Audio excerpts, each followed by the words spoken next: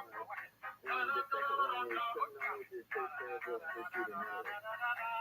There's a big difference in the government agency is seeing the virus. It's not protected yet, and so different people get different experiences from it. I think when it comes to something like activism, bringing people working against forces that are negative, people who are bad to say a lot of them, and also the statistics, and also negative spirits. I do think that's pain, meaning that you have to want to do that, you have to have some kind of a new time to do this kind of thing, and be willing to actually devote a good amount of time to it. Now, I don't know why this person didn't have the negative experiences. I'm just happy for her that she didn't. But I don't think that's a very good advice for spirits that are out there. You have good spirits and you have negative spirits. So it's possible to see marketing communications through this device. Positive spirits. This is also sort of a form of divination. And divination is not necessarily a bad thing to do, but it has to be done with a lot of perfection. I'm happy for her, but it's not reality when it comes to the amount of negative spirits out there. Most spirits are good and some are not. Most people are good and some are not. And so, if you just watch the good ones, that's great. But that's not what I do. I'm a problem solver. And so my job is to help people that are not feeling okay, whether it's negative emotional energy or they're under attack by other people that are feeling negative emotional energy out in the world or at play, or also negative spirits or demonic spirits that they're talking around. And that's a whole different ballgame. And I don't use those kind of devices or divination tools.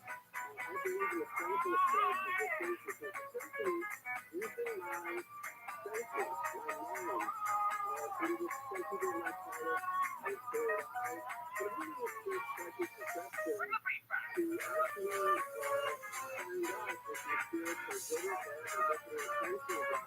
Good spirits you don't have to worry about. People don't tell you about good spirits, just like they don't go to a doctor and say, well, I'm feeling fine. They're going to call me and say, Jeffrey, there's something wrong with me.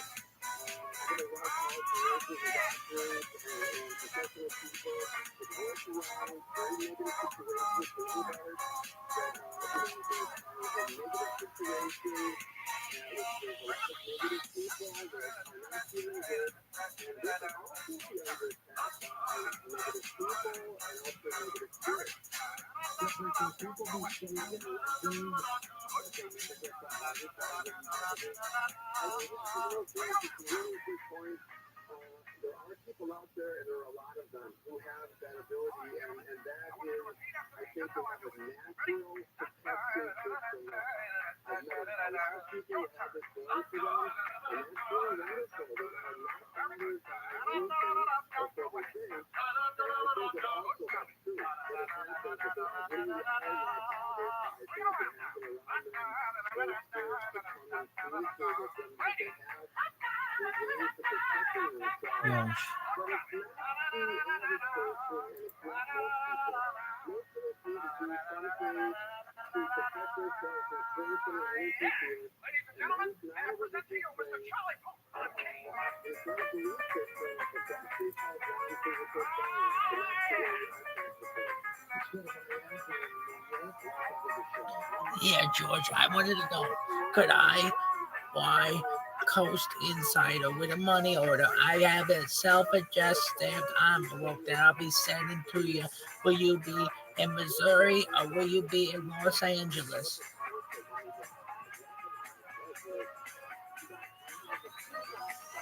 And I'll take my answer off the air. She's got to say it.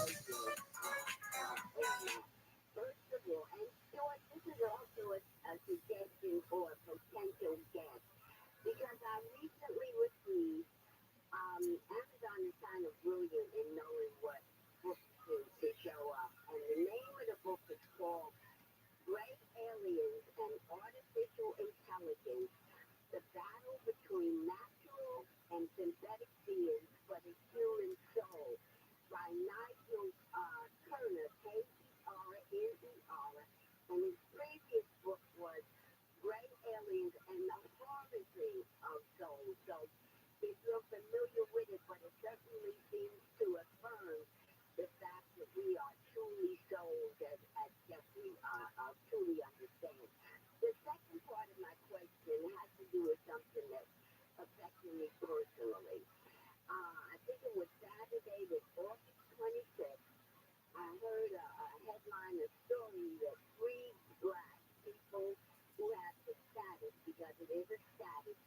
a social code. It has no biological basis, and we all come from people who would be known as blacks, including their great art and science and ancient chemists.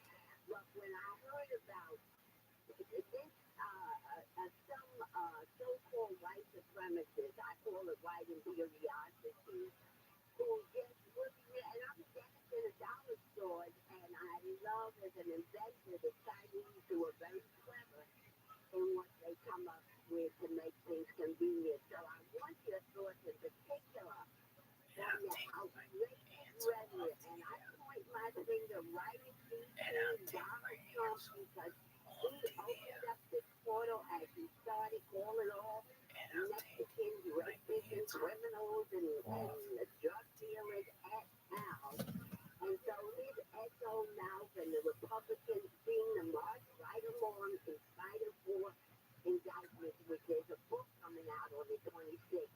Everyone needs to read that, including what happened to 2 black women who the so-called former mayor of New York City who caused the riot against a black mayor with the police and on and on. So I want to know, and also George had on, I can't say his name right now, but the brother who wrote the book, the Coming Ascension Wave. So that's on a more positive tip. But I want to know what we can do both individually and collectively to change this climate, because some of us are moving away from even wanting to be in the country. And if you have my concerns, and thank you, George, for someone who's so on point. I'll listen over the radio. Thank you. All right, take that part. Hatred is awful. Hatred of the innocent is an awful thing. Prejudice is an awful thing, and prejudice is learned behavior. We're not born with it. A terrible thing. And what we can do about it is to change ourselves. Essentially, so we're not participating in it. This is the answer. So we each have to take responsibility for what we say, what we feel, because our thoughts have a charge to it. And so if this person would take a little bit more of an introspective look at themselves, I think this would be a better world. Right now, there's a lot of awful things happening I don't agree with. And it's happening to so many people. I think that the great slay all day. She's gonna like whatever. I just want to be good. What? Why? She was supposed to be looking right for her. This time she saw me in town. Jonah, she's 15 years old. If you're not Ariana Grande or pretty, she's not into it. I'm like the guy who stole her mom away from her dad. Yeah, no, you're right. It's true. The guy who stole her mom away from her dad. Time she saw me in town. It was never addressed. Jonah, she's 15 years old. If you're not Ariana Grande or pretty, she's not into it. I'm like the guy who stole her mom away from her dad. Yeah, no, you're right. It's true. I was in a happy, fulfilling, blissful marriage that would have just gone on forever and ever if you hadn't swooped in and started whispering these Mark and stories into my ear and taking my panties straight. I'm just saying, I don't need to go. It's going to make it easier. I mean, between Anna and Adam. It's not going to be weird. Calm down. I want you to be there. It would be weird if you weren't there. Are you sure? Yes. Has she ever brought up the towel thing? Because it was tied pretty low. Let's make this nice.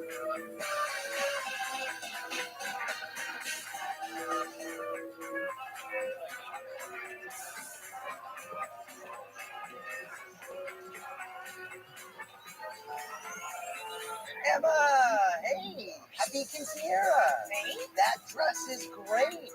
Somebody is ready for the red carpet. Okay. Hey, you too, can I get a photo? Yeah, sure. All right. Go ahead and smile. Go ahead and actually get close together. Oh, hey, Adam, how's it going, buddy? Hi. Emma, just take a little step forward, Dad. Go ahead and throw your arms around her. Ew, he's not. Yeah, you seem strong. I'm the father. Yeah, I'm just the boyfriend. Oh, no, the mother's boyfriend. I'm not. What? You know what? You should probably do this instead of me. The father-daughter photo? Yeah, maybe. Probably should. Oh wow, I'm gonna have to zoom out on that when you're so much taller. Right? Right there he is. Yeah, I like it. Yeah, you guys, you're both so beautiful. Thank you. That's right. All out. Yeah, it was gonna be a little small, but then I had promotion and I was like, do it. Bo really wanted to come, but one of his suits is at the dry cleaner, so the other one's haunted. And Amy, Jewish had to watch Rose, but there was no way that I was going to miss this celebration of Like, this is stupid. They should have just paid for their stuff. this transition I mean, the show. And the suit. from womanhood to womanhood with cultural roots in Mesoamerica. Thank you. Did you spend some time on Wikipedia? Yeah, I did. Where's Emma? She's over there. In her dress. I wore that dress to my quinceañera. I can't believe it. Just yesterday she was this baby and now she's this grown woman. I'm so sorry. I was doing excuse me. I don't think I've ever seen Amy show emotion before. I know, it's so weird. It's like, I once saw my genitalia at a stripper, and it was like, oh, you do have feelings. Amy doesn't cry often, but when she does, oh, boy. It's awful. But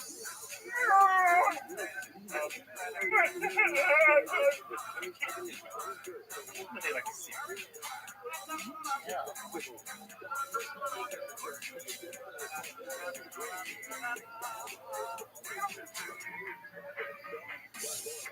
Why are you lurking in the corner? Not lurking, standing silently in the shadows. Lurking works. I'm just trying to stay out of everyone's way. Relax. It's party. You should be mingling. Go talk to someone about how the second season of Patriot does. See, this is a great conversation. Get out there. Oh, Mom! Dad, come here. You remember Jonah? Hey guys, hey, good to see you. It's been a while. Hi, yeah. Good to see you, honey. I love that dress. And somebody's ready for the red carpet. Thank you. You know, I think you're really nice. I don't think we were well. There's something really nice until I'm actually really nice and then it's too late. So I'm gonna go get some ice from outside. Excuse me.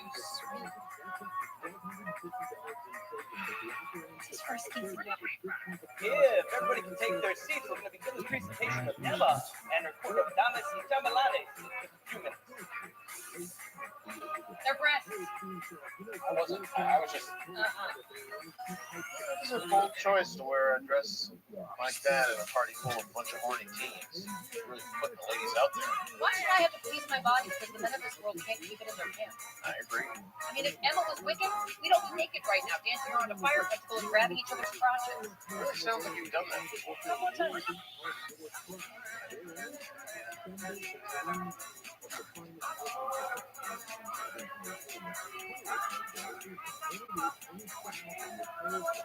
Put your hands together for Marco and Daniela.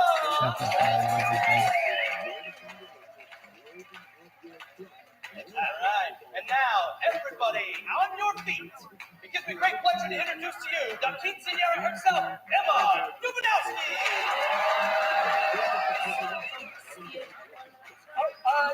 I'm sorry, I didn't realize you guys were. I'm so sorry. Oh, so sorry. I'm sorry, I was getting ice. We can see that big guy. Just get out of the way. Okay, I'm sorry. Oh, sorry.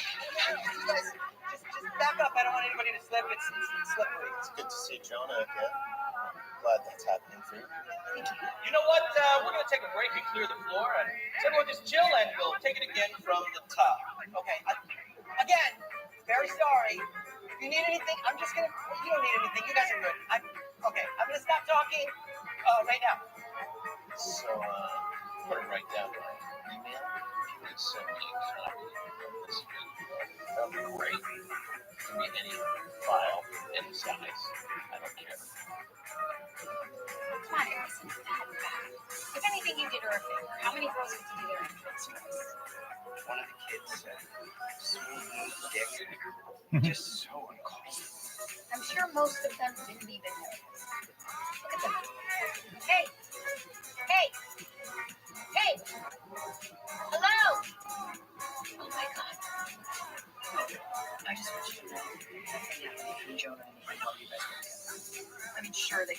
tornado, but I'm pretty sure it was it. Thanks for letting me know. Then, of course, there was the sex tape that happened before. If it helps, found out later, maybe didn't finish. Jonah didn't know. Sorry about that. Buddy, cut it out. What else? Dude, look, I was your age once. I was obsessed with breasts. I'm still a fan, but she's my friend, so stop staring at her. I wasn't. I don't care about some lazy fake boobs. Okay, all right. Well, they're real, but whatever. Totally fake. You can tell when they're too round like that. Dude, don't act like you know about breasts. I dated her. They're real. You dated her? So you've like seen them? Yeah. When adults date each other, they show each other their boobs. What are they like? Are they awesome?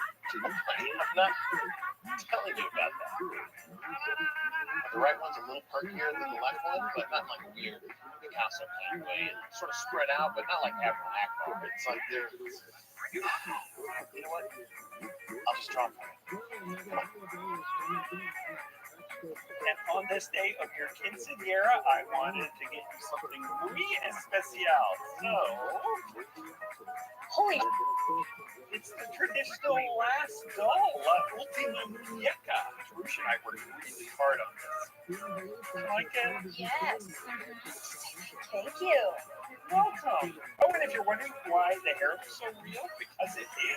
Yeah, Rush got her hair caught in the garbage disposal, so, you know, we saved it for you. Oh, baby. You're safe. Yeah.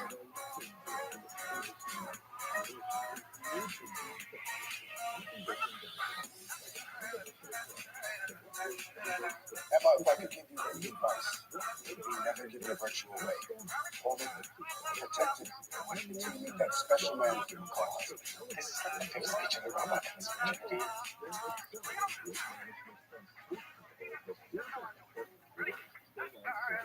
Emma, if I could give you any advice, you never give your virtue away.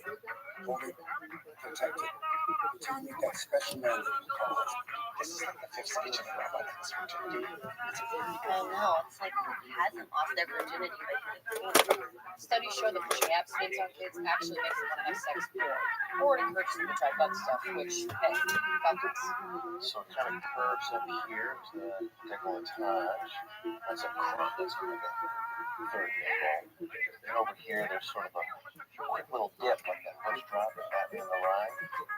And I know it seems like I'm spending a lot of time on the sternum, but it's really all about the negative space. Because losing the precious gift of trust would be the biggest mistake of your life. Almost as big a mistake as when this guy really gets it. Before, yeah, zing.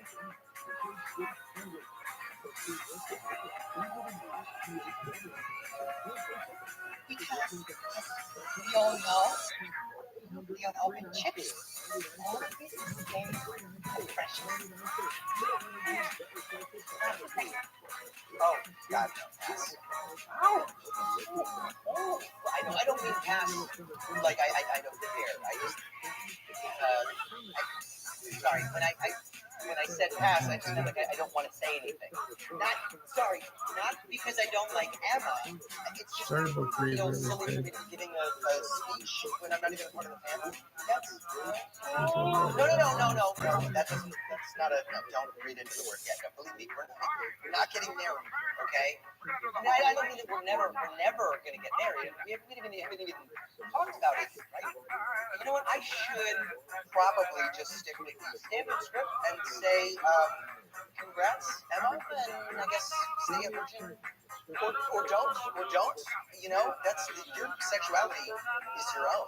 Okay, thank you for those kind words, Jonah. But we've got some more partying to do, folks. I budgeted 6 shrimp per person, so go to town. And if there aren't any more toast. Actually, maybe. Just want to say a few words on the topic of female pleasure. Oops.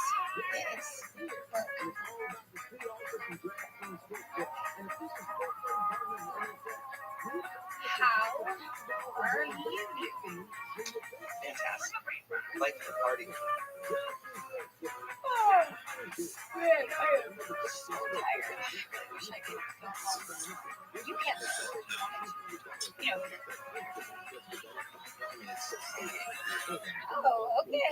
we ate 30 minutes of parts all night. I wish I could do that. Literally never read that the way Candy Crush is smart. It's maybe I should take it off. No. It's not what I want. I want you to be here. That's what I Excuse me. Were you the one who drew these dresses for my child? No. What? Who's your son? In the future, I'd appreciate if you didn't give pornography to my child. He's a child. Got it, child. Those are my breasts. What? No. I drew those from scratch. I think I recognize my own breasts. I have over 40 mirrors in my house. Okay, fine. Yeah, they're your breasts. It's just that this nerd kid who said that they were fake, and I was like, no, they're not. He's like, yes, they are. But Really impressive level of detail. Did you just do this, remember? Wow. I didn't realize how obsessed you are with me. what? It's almost sad. Poor Garrett, reaching out for a woman who barely knows he's alive. I think you are reading way too much into it, John. I draw Garfield too. I don't want to have sex with Garfield and not John. Stop. Emma is spinning imagery, by the way. I know. I'm trying not to cry. Yesterday, she was this little girl with pigtails running around the house, and now she's this smart, beautiful young woman. You must be so proud. And pretty soon you're going to be at her graduation, her wedding, and her funeral. Someday, not now. It's not going to live forever. Not like the old I heard. Okay. I'm gonna go bingo over there. You didn't mean that. Wow, he is a robot.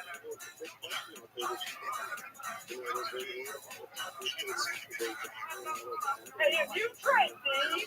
These are called pescately toasted taro. It's a traditional Honduran food. Those are pizza rolls. Huh? The Honduran food is here. Oh, well, that's what I want. I want some boring gringo. You know, well, give me the spice. Show me the mole. Oh, that's it. If you wanna know that you're my hero, Emma Hero. you really are. Let me know what life to be. Go home, go. She's your only daughter. I cannot find an eagle. Leave me a nest. He's never come back. You are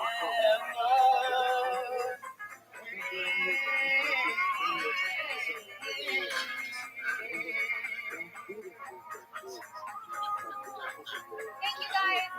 Very cool. Do you have the dead grandma's house, Coco? No. Maybe we should get back to the dance. I think you're going to want to hear You're going to want to hear this, definitely. Like at night when you fantasize about me, do you think this is a specific incident of us having sex, or is it more just picturing me there in the moment? Please stop. Alright. You're not obsessed with me, then I guess you won't care if I ask my cousin over there to dance. My guess. Okay, I will. Hey, acting, dance. Me? Yeah, sure. We did ballroom in gym one time.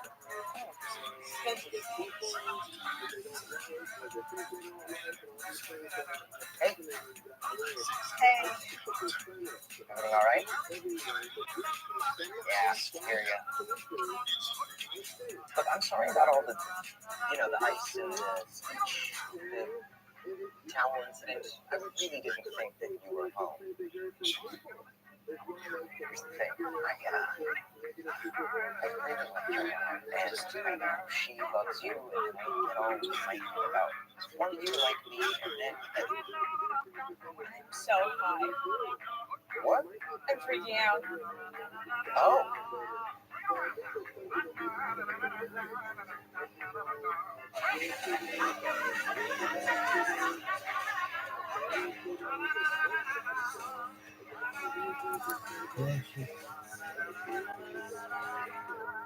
my cousin brought a vape pen, and at first I didn't feel anything, and so I did some more, and then I wasn't even sure if there was anything in it because Marco's a liar, and now I am very feeling something a lot. Okay, it's gonna be okay. I feel like my heart's filling with blood. And it's doing its job. Listen, you know what I'm gonna do? I'm gonna get your mom. You can't do it here. Right. Okay. Well, then we're just gonna sit here and try it out.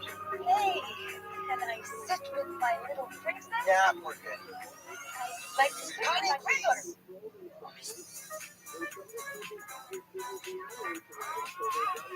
Kid says he thinks I'm hotter than Tia Carrere. What? No.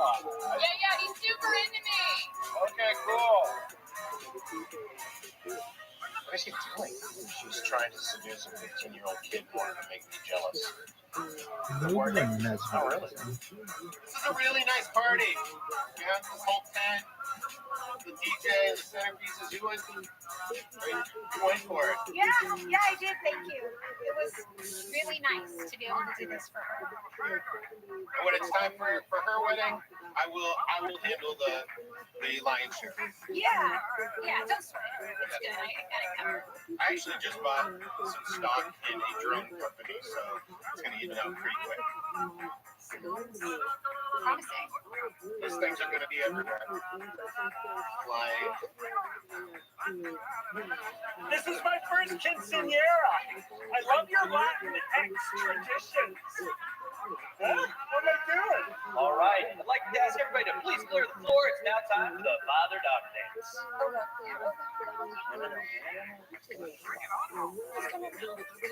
No, this is not gonna go. You can do this. It'll be great.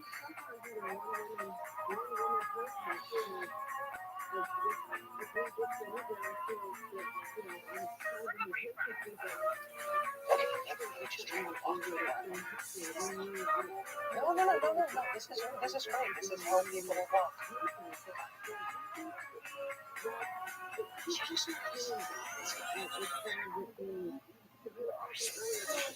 No. You know what? Sorry. I think I said we're gonna try and squeeze one in before the father-daughter. What? This is the song we practiced to. Yeah. We can play it again for you. I'm sure the DJ has a mute button on the thing. So. No. Not until this song is over, at least. And maybe just a few more after that, you know? You're making it weird, dog. Just let her go. Exactly. Not gonna happen, Connie. No, no. So this has 1 terabyte on it. You can just put all the raw footage on there. You don't have to edit it. I'll take care of that. This is fun.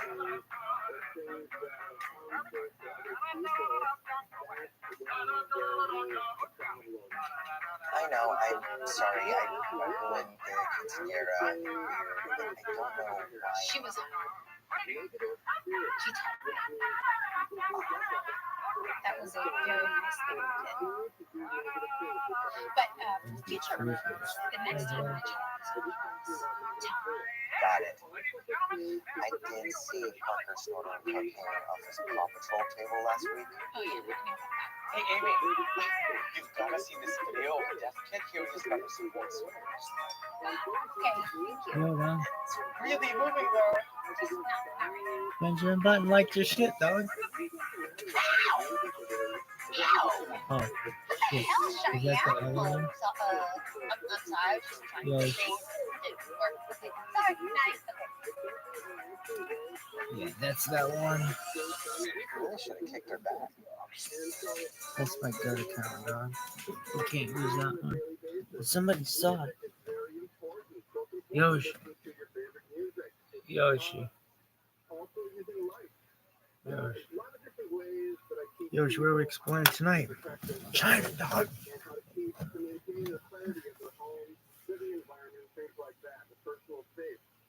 Is this the upstairs? It's okay if you're an activist, a normal person as well. We're all going to get angry. We just can't let our anger get out of control. No comment. Go to Mark in Roseville, California, west of the water. Yo, dog. Hey, Mark, go ahead. Yo, this is Rabbi. I'm from Irvine. I stream my lifetime Friday. 7 days a week. 300. I did a compass reading when the sun did 180-degree pole shift and how it affected the Earth's magnetic field, the positive and the negative side of it. Gold school. And again, Kind of like gold school. spin-wise, Yo, what is that? remember when I was gold school? Spin-wise, S-I-N-W-I-S. Oh my god, these signs are so scary. And there's no Joey definition of the word spin Look at wise, except Oh my god. spin and then wise. But it won't give you a definition of spin wise. Yo, dog. Well, I guess, the concept is that, sin would be doing something that we're not supposed to be doing.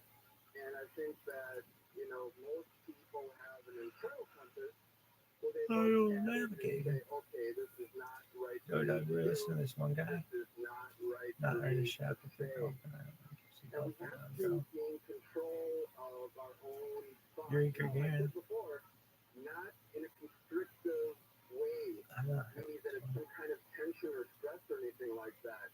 You're listening to an Airwave Media Yo, podcast. thanks, baby. You sound terrible.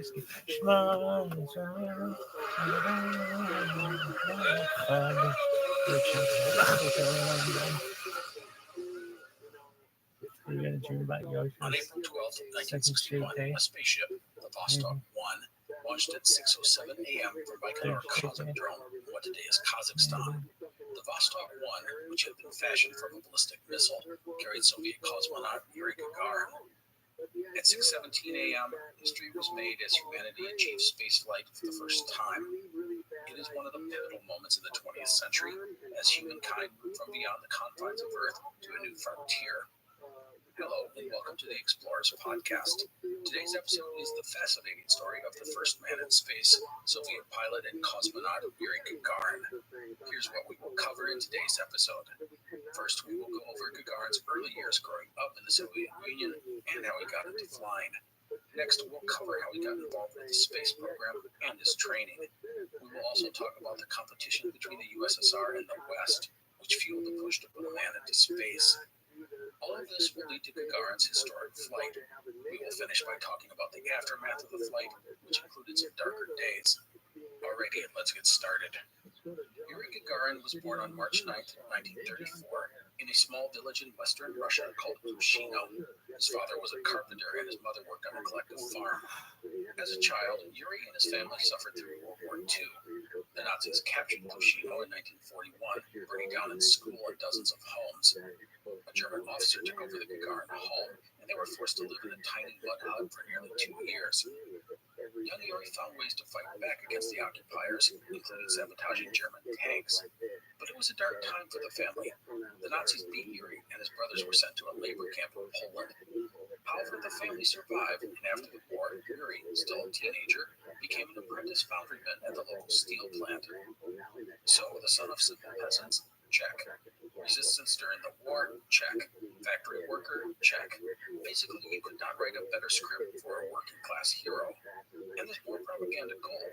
Gagarin was athletic, smart, charismatic, and handsome with a killer smile. And he would eventually marry Valentina Goryachiva and have 2 daughters, making him a respected family man as well. Always fascinated by planes and flying, Gagarin joined the local flying club and then was accepted into the Soviet Air Force School in 1955. After his training, he was stationed in Murmansk, near the Norwegian border. At the time, the competition between communist Russia and the capitalist United States was fierce. And I don't know if people today really understand how intense the Cold War between the East and West really was. You had people building bomb shelters in their backyards and conducting air raid drills.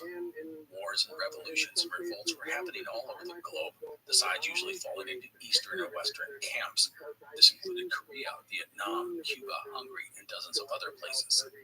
Many nations saw this conflict as a fundamental threat to their very way of life, and above it all hung the threat of nuclear war. A big part of this United States versus the USSR rivalry included both nations trying to gain an edge in space. On October 4th, 1957, the same time Gagarin was stationed in Murmansk, the Soviets shocked the world by launching the first satellite into outer space. The satellite was nothing more than a little metal sphere called Sputnik, but getting the first object into space was a great coup for the Soviet Union and sent shivers down the spine of the West. Both sides feared what would happen if the other gained supremacy of the stars. People envisioned their enemy hovering overhead in space stations with nuclear weapons, poised to obliterate them on a whim, and thus the space race kicked into high gear. The next great step in the race would be to put a man into space. And this takes us back to Yuri Gagarin, who at this time was a simple pilot in the Soviet Air Force. But that was about to change. One day, several mysterious men in suits came to Gagarin's Air Force base and recruited him for a top-secret mission. What that mission was, they didn't say, only that it was for a new type of flying machine. For the Soviets, Gagarin ticked all the boxes. He was a gifted pilot, and at 5'2" or 157 centimeters, he was short enough to fit into a tiny capsule. And perhaps most important, he was a loyal communist. Gagarin wrote in his autobiography that he wanted to make his first space flight as a member of the party. And so off Gagarin went on his new mission, which was a tightly controlled secret. He and his fellow recruits would be the vanguard of the new Soviet manned space program. These men had to endure a battery of grueling medical tests, both physical and mental. The doctors put them through some really awful stuff: poking and prodding, oxygen starvation, severe psychological stress. A lot of this was purely speculative, because let's remember, no one knew what weightlessness would do to the human body and mind. Would they be able to fly in such conditions? Would they hallucinate? Would their organs get all jumbled and float around inside their body in zero gravity? The doctors were testing for anything they could think of. I mean, up to this point, only a handful of animals had been sent into space, and most didn't come back alive. You couldn't be too careful. In the end, they whittled down the candidates from a couple of hundred to 20. These were the very best of the best, with the right stuff, which is a nod to the fantastic book and movie The Right Stuff by Thomas Wolfe. So within the space program, Gagarin would quickly rise to the top of the list. He had the physical profile desired, sure, but all the recruits did as well. But Gagarin would stand out due to his extraordinary discipline, determination, focus, and flying talent, plus his ability to stay calm and collected in difficult situations. Gagarin was so highly thought of, when the recruits were asked to vote who should be the first man to fly in space, besides themselves, of course, almost all of them chose Gagarin. Now, Gagarin and his fellow cosmonauts went through all kinds of training, much of it in a simulator on the ground, basically a mock-up of the spaceship. And with that, let's talk about that ship for a minute. It was called Vostok 1 and was a sphere, super cramped, with only a couple of meters or 6 feet of room inside. It was basically a hollowed-out warhead sitting on a missile built to carry nukes. There were some gauges and very simple controls, but Gagarin was not allowed to touch them without official permission from Moscow. Everything would be automated. But what if he lost radio contact and there was an emergency and he couldn't get permission to take control? Well, there was a plan for that. There was a keypad with a secret code to unlock the manual controls. The secret code, however, was hidden in an envelope tucked away in the cabin and was hard to reach on purpose. The thinking was that if a pilot could fish it out and enter the code, it would be proof that he hadn't gone crazy in zero gravity. In the end, probably recognizing how silly it was to make the guy risking his blood in space go hunting for a secret code that could save his life when every second counts, his colleagues ignored the bureaucrats in Moscow and just gave him the code. By the way, the Soviet paranoia gets even wackier. The Secret Service, the notorious KGB, actually wanted to put a bomb on board in case the rocket veered off course toward landing in the West, or worse, if Gagarin felt like defecting. But in the end, there was no bomb. Instead, if he did land in the West, Gagarin was under strict orders not to reveal anything. But if he landed in the wilderness, he had a gun and a knife for hunting, plus enough food and water to last 10 days. Just an aside here, I think the philosophy on spaceship design for the Soviets and the Americans really speaks to their different ideologies. Russia, even before the communist regime, was very much a top-down command structure. Power came from the top. Those on the bottom were expected to follow orders. The people on the top feared independent and free thinkers, as they were a threat to their power. This mindset extended to the space program, including all the way down to the construction of the spaceship. The communists had total control over everything from Moscow. Any flight would be automated. They wanted no deviation from the plan. As for the Americans, individual freedom was highly prized. The capsules were packed with joysticks and switches, and the astronauts were in the driver's seat. In the award-winning 1983 film, The Right Stuff, there's a great scene where the scientists first demonstrate the space capsule to the American astronauts, and it is the astronauts who demand and get the ability to actually pilot their own ship. That sort of thing would never have happened in the Soviet Union. Anyhow, that brings us to another difference between the two arch rivals, the launch pad. For the Soviet Union, the Space Center was at the aforementioned Baikonur Cosmodrome, which, by the way, is still in use today. This was definitely not NASA's famous Cape Canaveral on the Florida coast, with its beaches, pools, and strip malls. Baikonur was built in the harsh and unforgiving Kazakh desert by army workers, some of whom died in the construction. As the Soviets moved closer and closer toward launching their first manned space flight, the candidates were all ranked for their readiness to make the flight. On April 8, 1961, a state commission selected Gagarin as the pilot. German Titov was picked as his backup. Titov, by the way, became the second Russian to blast into space, just missing out on the glory. Gagarin and his fellow cosmonauts were moved to Baikonur before the launch, where some final medical checks were performed. The doctor said Gagarin was in good health and good spirits, listening to music and playing chess with the other cosmonauts. Still, Gagarin obviously knew the very real danger that was ahead and wrote a letter to his wife and daughters in case he didn't come home. It said, quote, "A simple man has been entrusted with a great national task to blaze a trail into space," end quote. And if the worst happened, Gagarin told his family, quote, "Do not waste yourself with grief. Life is life," end quote. Gagarin spent the night before the launch in a little cottage about a mile from the launch pad. He barely slept. The next morning, April 12, 1961, the weather was perfect. Light winds and clear skies. Gagarin gave a short speech thanking the workers, then put on a spacesuit. At the last second, someone had the idea to paint CCCP, the Russian acronym for USSR, in bright red letters on his helmet, but wasn't even dry. Some emotional farewells followed, including lots of hugging. I mean, no one was sure if they were ever going to see this guy again. And then Gagarin rode a bus out to the rocket. Vostok 1 was suspended over the launch pad by giant metal arms, which would snap away when the ship built up enough thrust to lift into the sky. The rocket was full of kerosene and liquid oxygen to be mixed together and ignited.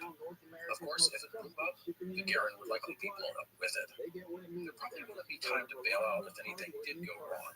And even if he could exit the ship, there was no fancy abort system, just a net to catch him if he jumped. So it was all pretty Spartan. Even the ignition system his life depended on was some explosive charges stuck to wooden sticks, like giant matches. No matter, into the capsule Gagarin went, and almost right away they ran into a problem sealing the hatch. As technicians fiddled with it during the final countdown, Gagarin remained a cool customer. He asked for some music and whistled along, even though he knew it might be the last song he ever heard. When the hatch issue was resolved, the countdown continued.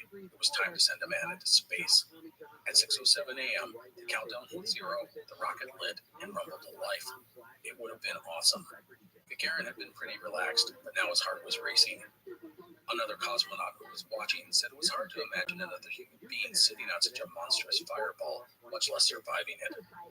As for our cool customer, Gagarin, well, he stayed that way under pressure, shouting, "Poyakale," which sort of means "let's go," or "off we go" in Russian. Very informal, very cool. And with that, into the sky rose the giant rocket. The flight of Vostok 1 would consist of 3 stages, and each of the engines burned out and then fell away.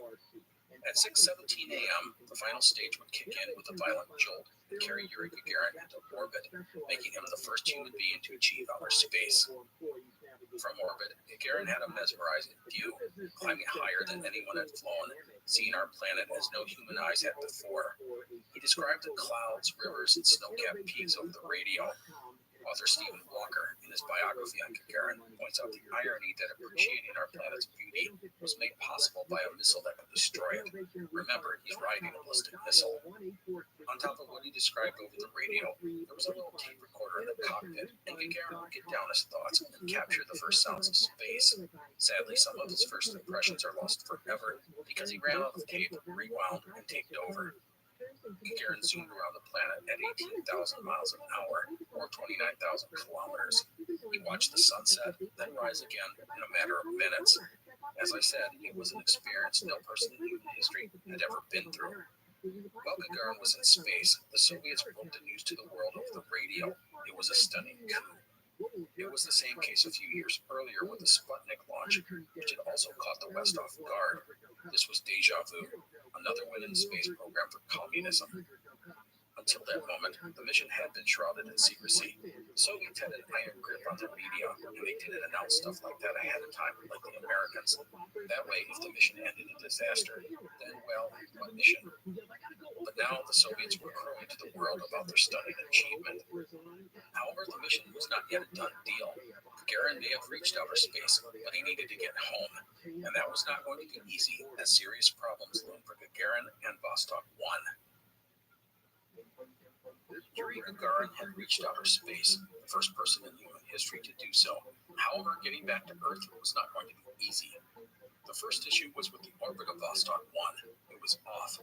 The rocket engine that had brought Gagarin into space had fired too long, so he was too high. Best case, he was going to land way off target. Worst case, he would wind up stranded in space and die. No one could do anything about it, so the guys on the ground decided not to tell Gagarin about the problem. In fact, they flat out lied. When Gagarin asked how his trajectory was, they told him he was fine. One of the men on the other end of the radio, back on the ground, was cosmonaut Alexei Leonov. If the name sounds familiar, it's because he did the world's first spacewalk a few years later. Anyhow, it must have pained him to hide the truth from his close friend and fellow aviator. Ultimately, no one would know how things would shake out until it was time to come home. And when that time came, there was, surprise, yet another major problem. As the ship prepared to re-enter the atmosphere, a small rocket fired to slow down the capsule, allowing Vostok 1 to slip back into Earth's gravity. Except at that moment, the spacecraft went haywire. It began rotating violently and tumbling back to Earth, with Gagarin basically along for the ride, powerless to control his ship. Soon, Vostok 1 would start re-entering the Earth's atmosphere, causing blistering temperatures. If the capsule, with its special heat shield, wasn't pointed the right way, Gagarin would be incinerated. Still, our cosmonaut was as cool as ever. When he tried to tell the ground he was spinning out of control, he couldn't get through on the radio, so he managed to type out some Morse code on a backup radio while the capsule was turning end over end. The reason for all of this was a design flaw. That little rocket for slowing down the capsule was supposed to come off and fall away once it fired. But some of the cables didn't disconnect, and it dangled there, holding the capsule upside down, with the crucial heat shield facing the wrong direction. Luckily, as the capsule began re-entry, the first thing to burn up were those cables. This allowed Gagarin and Vostok 1 to get upright again, the heat shield now properly aligned. Into the atmosphere Gagarin went. He never lost consciousness despite attaining 8 G of force. When he came out of the other side of that intense, fiery re-entry, Gagarin could see he was way off course. He could see he was over the Volga River, hundreds of kilometers from where he was supposed to land. And believe it or not, he was looking down on the town where he once worked in a factory. Small world. Literally, he had just made it smaller, circling the globe in record time. As for the people looking back up at him, well, I have to imagine they couldn't believe their eyes, seeing a capsule shooting across the sky like a comet, and a spaceman popping out of it. That was Gagarin ejecting about 20,000 feet up, with an ejector seat just like the ones fighter pilots have. Then a parachute came out. Vostok 1's own parachute would deploy a short time later. Now, if you thought Gagarin was out of the woods, well, you would be wrong. His parachute deployed just fine, but so did his backup chute. This nearly caused Gagarin's death, as the two parachutes almost got tangled. It would have been a terrible way to have ended it all. Our explorer having survived so much, only to plummet to his death back on Earth. But Gagarin would land safely in a farm field where an old lady was picking potatoes. Remember, his mission had been secret, and she had not heard the news on the radio. So when Gagarin told her he had just come from space, she must have thought he was a madman. What happened next is rather amusing. Gagarin had just traveled 18,000 miles an hour through space on the bleeding edge of scientific achievement, and to get to the nearest village, he took a horse and a cart. You can't make this stuff up. Anyhow, that is the story of humanity's first manned spaceflight. One single orbit of Earth, total time just over an hour and a half. Now, let us us talk about what happened in the aftermath of this flight that shook the world, plus Gagarin's sudden fame and his legacy. First of all, the mission instantly transformed Yuri Gagarin from an unknown pilot into a national hero and a global celebrity.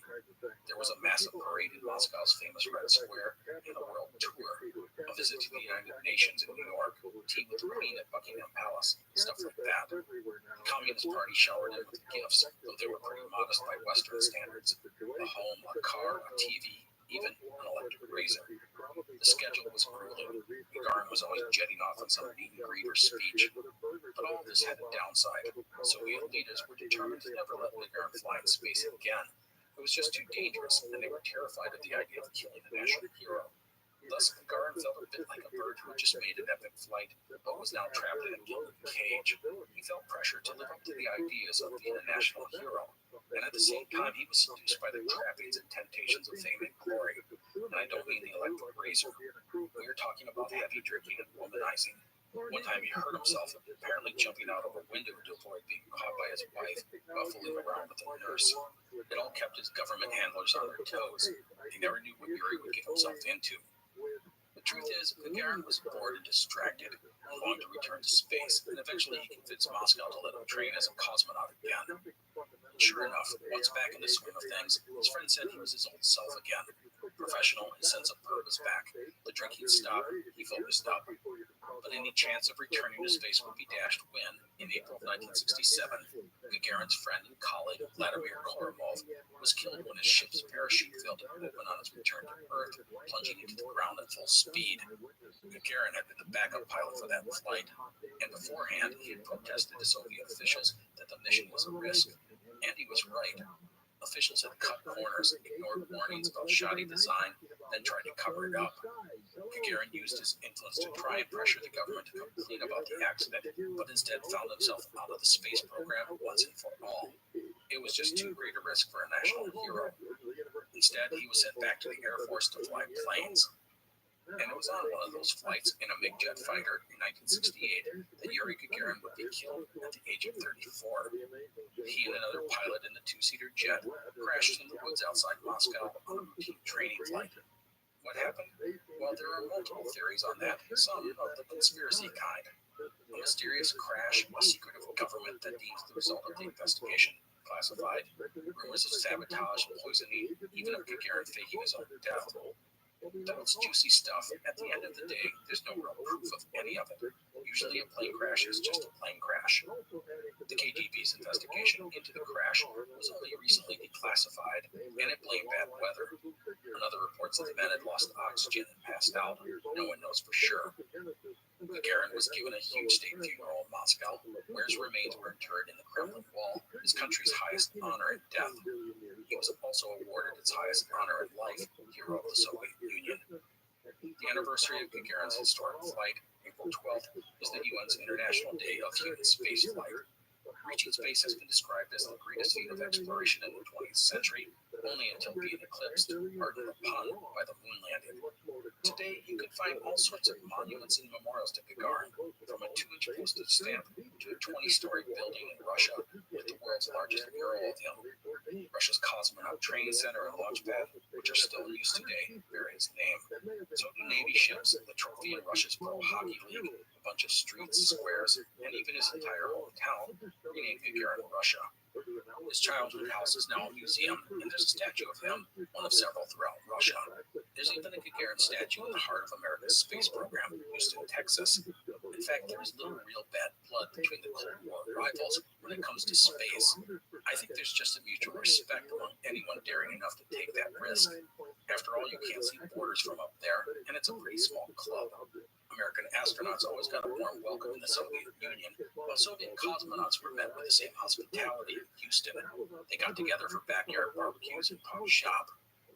Gagarin's accomplishments, by the way, pushed the U.S. to shoot for the moon as a way to top the Russians. And when NASA astronauts went to the moon in 1969, shortly after Gagarin's death, they even left some of his medals on the lunar surface as a memorial. As for the Soviets, they never got to the moon. After a head start out of the gate, they fell behind in the space race and never recovered. So that is it for this episode on Yuri Gagarin. Like so many of our explorers we cover, ventured into the unknown and changed the course of history. Soviet leader Nikita Khrushchev once called him a Russian Christopher Columbus. If you want to learn more about Gagarin, I recommend the biography by Stephen Walker, who goes into extraordinary detail in his book. A lot of the great nuggets in this episode come from his book. Also, a little side note, if you like this story, I highly recommend the book and the film The Right Stuff, which I mentioned a couple of times in this episode. It is the story of the Mercury program, roughly the first 5-6 years of America's manned space program. It is basically the American perspective of this space race. It is a fabulous story. So there you go, the life of Soviet cosmonaut Yuri Gagarin. I hope you enjoyed the show. I'll wrap up with a few notes. First, many thanks to Ross Arbor, who researched and wrote the script for this episode. Second, I want to mention that if you want to help out the show in a way that doesn't cost you anything but a minute of your time, go to wherever you get your podcasts, such as Spotify, Apple Podcasts, or wherever, and give us a nice rating and review if you're Apple Pals. I appreciate it. Otherwise, thanks again for being with us today. I wish you all good health. Please take care. I will see you next time. The Explorers Podcast is part of the Airwave Media Network. Go to airwavemedia.com to find other fun and engaging shows. This includes The Accidental Creative and Art Smart.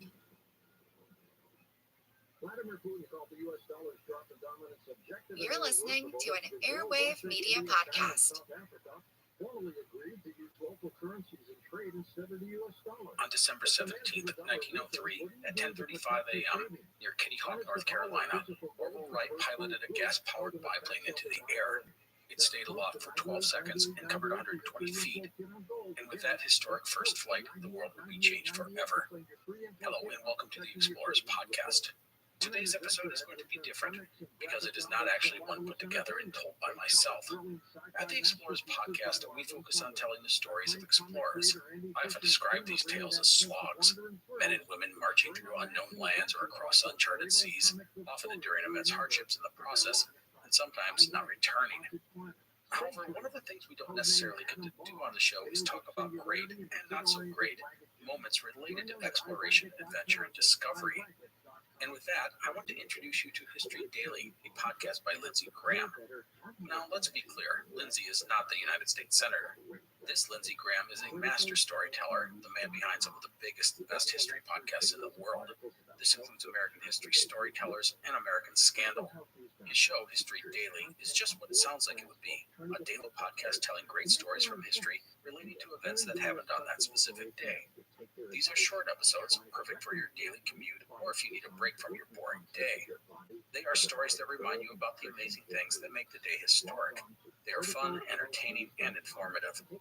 So today I'm going to deliver you a pair of episodes of History Daily, focusing on a couple of significant moments in aviation history. This includes the legendary flight of the Wright brothers, as well as the story behind Howard Hughes' notorious Spruce Goose. The latter is the largest plane in history ever to take flight, even if it was just for a single time. Anyhow, I hope you enjoy this little addition to the Explorers Podcast feed of shows. It's History Daily by Lindsey Graham. If you want to learn more about the show, just look it up on your podcast app. I also put a link in the show notes. It's a great show, easy to digest, and always entertaining. Here you go.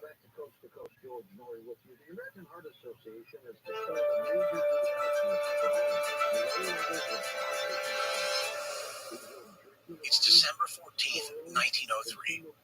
On a windswept beach a few miles outside the town of Kitty Hawk, North Carolina, a man with a thick black mustache and keen, inquisitive eyes pokes his head out of his tent and looks around frowning.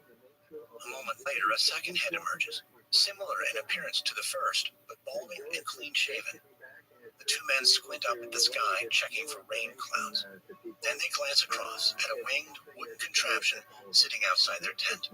Today, we would recognize the contraption as a rudimentary airplane, but on this day, December 14th, 1903, the word airplane does not yet exist. Instead, the two men simply call their invention the Wright Flyer. But whether or not it will fly remains to be seen. If it does, it will be the first piloted, engine-powered airplane flight in history. And its inventors, Orville and Wilbur Wright, two bicycle mechanics from Ohio, will become the unlikeliest of celebrities. With the help of 3 local Coast Guardsmen, the Wright brothers carry their machine to the foot of a nearby sand dune known as Kill Devil Hill. They flip a coin to decide who will make the first attempt. Wilbur, the bald one, wins the toss. He climbs into the cockpit and signals to his brother. He's ready. Orville pulls the propellers and the motors sputter to life. The machine rattles down the launching rail, picking up speed until, with a final lurch, it rises up into the air.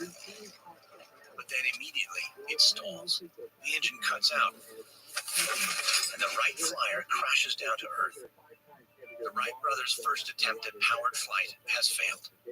Now they must repair their broken machine. The two brothers figure repairs will take about 3 days, meaning that the earliest their second attempt can be made is December 17th, 1903. And there's still no knowing who will by then win the race to the skies and who will be forgotten. From Noiser and Airship, I'm Lindsey Graham, and this is History Daily.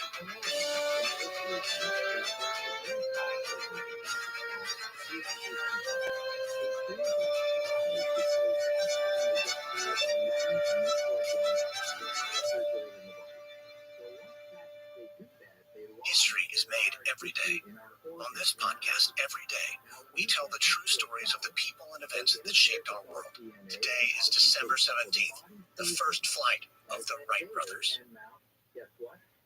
It's May 6th, 1896, 7 years before the crash of the Wright flyer. On a spring afternoon in the village of Quantico, Virginia, a houseboat floats on the serene waters of the Potomac River. Sitting on deck is a stern-looking elderly man in a dark three-piece suit. His name is Dr. Samuel Pierre Point Langley. He is the secretary of the Smithsonian Institution and the man who many believe will someday invent piloted, engine-powered flight.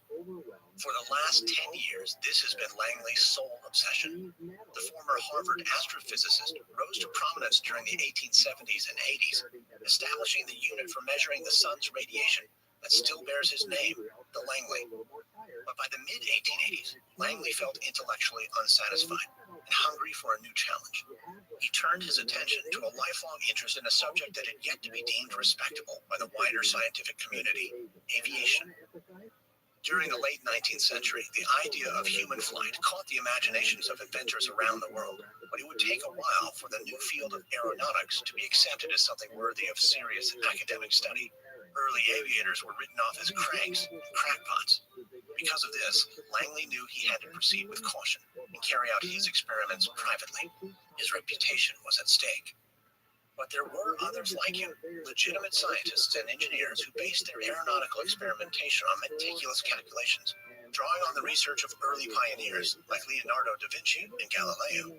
This burgeoning aviation community included Langley and Augustus Herring in the United States, Lawrence Hargrave in Australia, Louis-Pierre Mouillard in France, and Otto Lilienthal in Germany. The focal point of the community was a French-American engineer named Octave Chanute, who encouraged open communication between inventors. But out of all of them, Langley made the greatest strides toward the holy grail of aeronautics, piloted, engine-powered flight. And yet, for all his progress, Langley was still conducting his experiments in secret, fearing that if found out, his peers would ostracize him from the scientific community. Then in 1887, something happened that guaranteed Langley's place within the academic establishment. He was offered the role of secretary of the Smithsonian Institution, the most prestigious scientific position in the country. With this as his title, Langley was free to carry out his experiments at will. He assembled a team devoted solely to the invention of powered flight. Langley's workers found him domineering and obstinate, often dismissive of other people's ideas. But by May 1896, Langley had constructed a non-piloted flying machine, a four-wing wooden construction powered by a steam engine. He called it Aerodrome Number 5, and today is its first test flight. Langley fidgets nervously as his assistants position the launching rail aboard a houseboat on the Potomac River. The last four prototypes of the aerodrome all crashed just seconds after takeoff. If number 5 is a failure too, Langley's aviation career might as well be finished. Langley grips the railings of the boat as the aerodrome engines fire up. Observing the launch alongside him is the inventor of the telephone, Alexander Graham Bell. Langley hopes to achieve the same level of renown as his esteemed friend. And to his elation, the aerodrome number 5 is a success, staying aloft for 1 minute and 20 seconds before gracefully landing on the riverbank. It's a moment of victory for Langley. He receives a combined $70,000 grant from the War Department and the Smithsonian to develop a piloted version of the aerodrome. So Langley spends the next 6 years working on this machine. Each year that passes, he feels like he's getting closer to securing his place in the history books. And by October 7th, 1903, the piloted aerodrome is ready for its first test flight. But the machine barely makes it off the launching rail before it crashes into the Potomac River. A month later, on December 8th, a second attempt also fails. Langley will never make a third. In a few days, he will receive word from Octave Chanute, his fellow inventor, that somebody has beaten him to it. A stunned Langley will assume it's one of his rivals, Augustus Herring perhaps, or Lawrence Hargrave.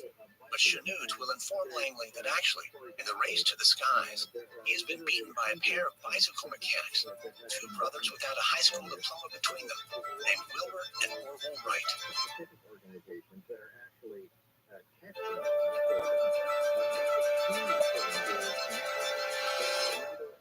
It's 1878 in Cedar Rapids, Iowa, 25 years before Samuel Langley's piloted aerodrome crashes into the Potomac River.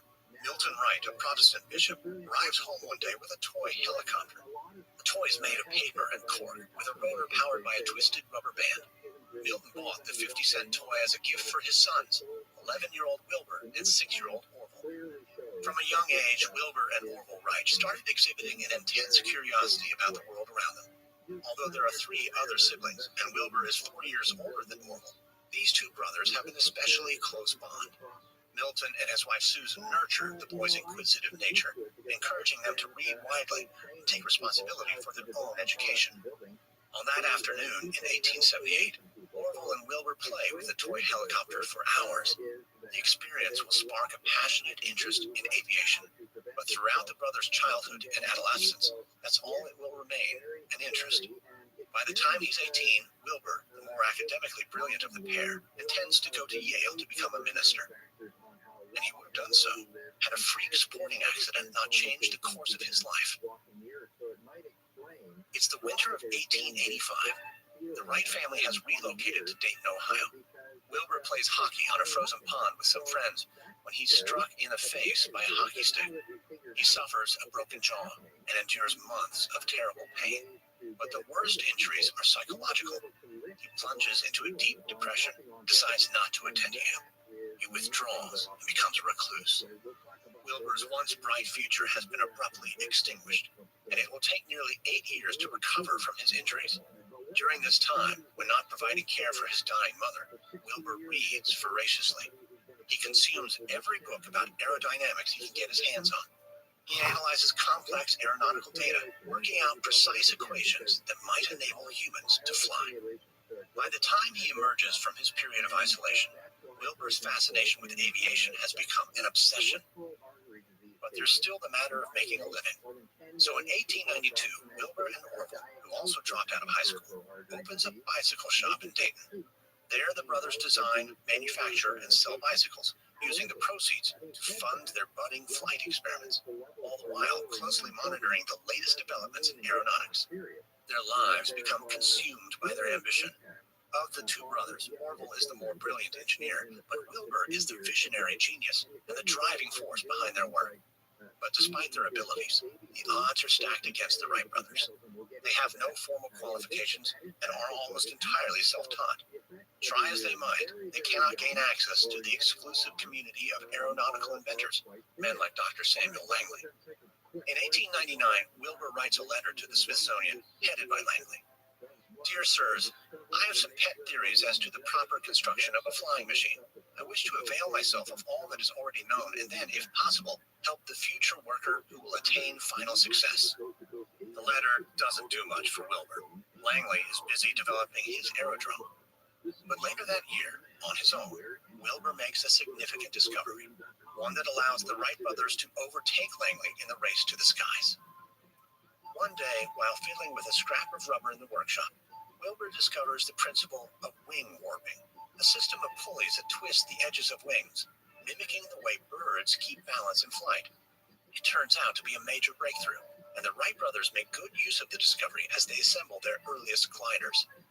Learning from the mistakes of their contemporaries, like Otto Lilienthal, who crashed and died in 1896, the brothers realized that control is the fundamental issue.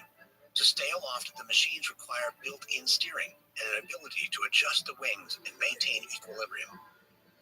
The brothers also need a suitable place to test their gliders. They settle on the coast of North Carolina, where the dunes outside the town of Kitty Hawk will provide a consistent breeze and soft, sandy landings. Kitty Hawk is also remote. There, they will be able to carry out their experiments away from the prying eyes of the press. The Wright brothers spend the next 3 years traveling between Dayton, Ohio, and Kitty Hawk, North Carolina. Slowly, methodically, they develop their gliders. They experiment with tilt, lift, and thrust. They adjust the curvature of the wings and design a movable rudder for steering. Eventually, they add a diesel engine built by Charlie Taylor, the mechanic from their bicycle shop. By 1903, they have built the Wright Flyer, a meticulously designed masterpiece of engineering. But when the first test flight ends in calamity on December 14th, Orville and Wilbur must contend with the possibility they've gotten something wrong. With the weather worsening and rival aviators closing in on the prize, there isn't time for a radical rethink. Instead, everything comes down to the next test flight.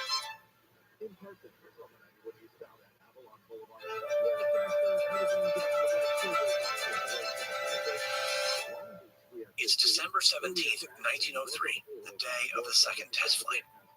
Wilbur and Orville emerge from their tent to a bitterly cold winter's morning. A freezing headwind whips in from the northeast and stings the brothers' faces.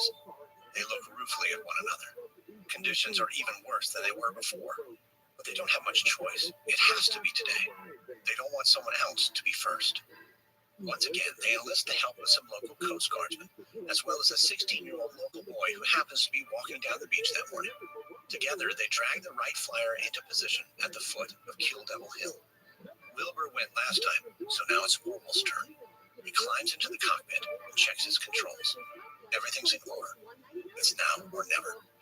Wilbur pulls the propellers. The motor starts running.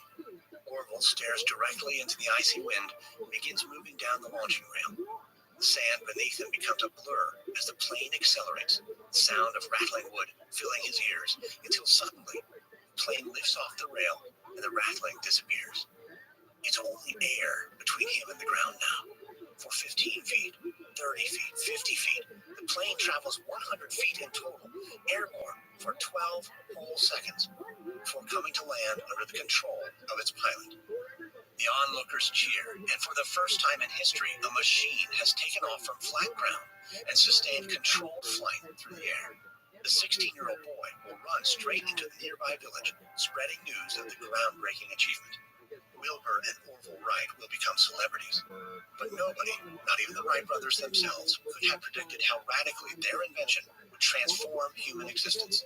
From international travel to modern warfare to space exploration, the age of aviation changed the way we live. And it all began on that windswept beach in North Carolina on December 17th, 1903.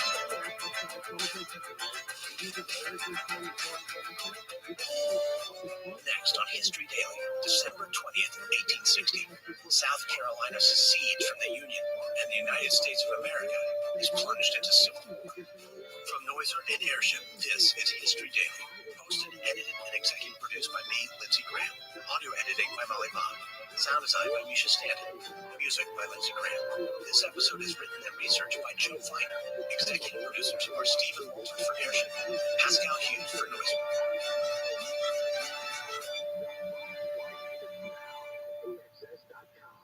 KFI, AM 640, more stimulating talk.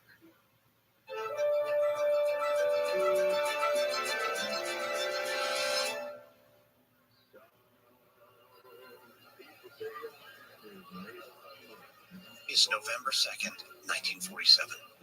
It's a typically golden morning on the southern coast of California.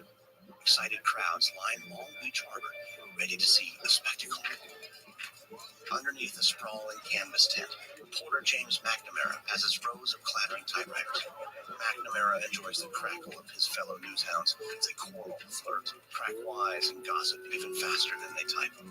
Today, the main topic of conversation is Howard Hughes, the famous American businessman, investor, and daredevil aviator. whether or not he's ruined, whether or not he's insane. McNamara and the rest of the reporters are here to cover the maiden taxi run of the world's largest and most expensive aircraft.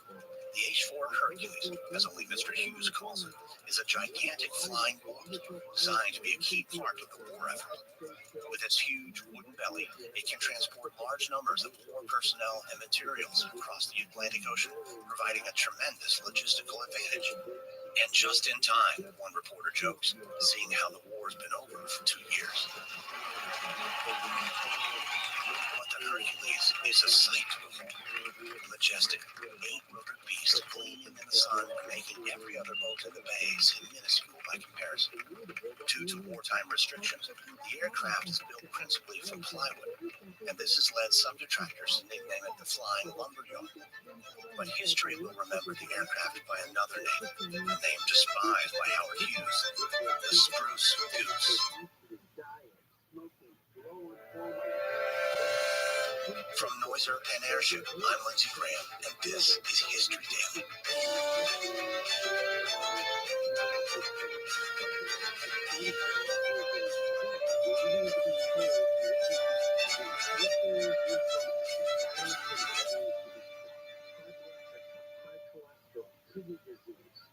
History is made every day. On this podcast, every day, we tell the true stories of the people and events that shaped our world. Today is November 2nd, the Spruce Goose. It's November 2nd, 1947, at Long Beach, California. On the harbor rim under the canopy, reporters are placing bets. This goose won't fly, one reporter says to McNamara. He'd have better chance of putting the Empire State Building into the air. The radio reporter lugs with him some heavy but portable recording equipment, including a turntable, a large storage battery, and cables. He and his engineer haul it toward where the giant aircraft is moored. McNamara is one of the lucky few reporters who've been allowed to board the Spruce Goose this morning. And soon McNamara is seated inside the spacious flight deck. Speaking into his microphone, he describes to listeners how the Sky Giant is cruising along the northwest course of the outer harbor. This marvel is over 200 tons and has a wingspan greater than 320 feet, bigger than any football field in America. The tail alone is 80 feet tall. But the most astounding fact is the price tag. According to some reports, the Spruce Goose cost in excess of $23 million, equivalent to $211 million today. That extraordinary figure includes $18 million in government funds that the project received way back in 1942 for 3 of such boats. The Spruce Goose has garnered a reputation as a useless money pit, and Howard Hughes, a shameless war profiteer. In fact, just 2 months earlier, Hughes was called before the United States Congress. They asked him to explain how he'd only managed to produce 2 prototypes of a now unnecessary aircraft. Howard Hughes came out fighting. He told the committee members, I put the sweat of my life into this thing. I have my reputation rolled up in it, and I've stated several times that if it's a failure, I'll probably leave the country, never come back, and I mean it.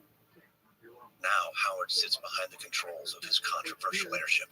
Today was billed as a simple high-speed taxi demonstration, and Howard plans to give his onlookers something more sensational than that. After all, this is a man who knows a thing or two about showmanship. As well as being a highly successful entrepreneur and inventor, he tried his hand at filmmaking and was, as far as he's concerned, very good, even if the critics didn't always agree. As the director and producer of the 1930 film Hell's Angels, Hughes staged spectacular aerial dogfighting scenes, even piloting planes above the action himself and coordinating maneuvers through radio direction. Later, when he directed The Outlaw, starring Jane Russell, he employed his engineering skills to design a new cantilevered underwire brawl, one to emphasize Russell's already impressive bust. The result was too uncomfortable for Miss Russell to wear, but that didn't faze Howard Hughes. He knows what the country wants to see. And today, on November 2nd, 1947, they want to get a glimpse of a great American hero. Howard certainly looks the part. He isn't dressed like a movie star. With his brown leather jacket, brown trousers, and matching fedora, he looks like the daring aviator a movie star might play on the big screen. But now, inside the hot, king-size cockpit, he's removed his hat and jacket. He's pushing at the throttle and picking up speed. McNamara, holding a microphone to his lips, looks out the side window. He reports that they're 30 feet above the ocean, even though they haven't taken off. But to Howard, who sits in the cockpit, the reporter might as well be a buzzing fly. Howard is partly deaf, and so he likely wouldn't be able to hear him, even without the roaring of the engines. It's a good thing, too, as McNamara is now reminding his listeners that Mr. Hughes' war contracts are still under investigation. Howard wants to play the part of the great American hero, but there are those in the press who describe Howard Hughes as anything but heroic. They point to the fact that he didn't even serve in World War II and yet made huge profits as a weapons manufacturer. He's a silver spoon kid, his detractors say, who inherited his fortune. He's not some great inventor. He's a spoiled hobbyist, and he's been indulging his own preoccupations at America's expense. But Howard, the idiosyncratic billionaire, has never slowed down in the face of criticism. Inside the cockpit of the Spruce Goose, he presses down on the throttle, determined to show a skeptical world that in the end, only a fool bets against Howard Hughes. My question was, everybody wants to know.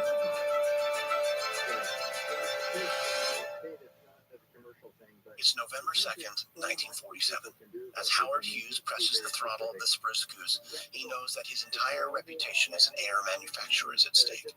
If this thing fails to fly this morning, he may have to make good on his promise and leave the country in disgrace. But the story of the Spruce Goose didn't begin with Howard. It was actually the brainchild of Henry Kaiser, a wealthy American boat builder renowned for his line of Liberty cargo ships. Throughout World War II, Kaiser's Liberty ships were mass-produced on an unprecedented scale, providing a vital resource for Allied forces. They transported everything from tanks to troops to wherever they most needed to be. But down in the depths of the North Atlantic, there lurked a problem. German U-boats were torpedoing Allied transport ships as they attempted to cross the sea. It became impossible to get any heavy payload through without risking destruction. The solution was obvious. Giant flying boats capable of taking off and landing on water and built to carry huge loads across long distances far above enemy subs.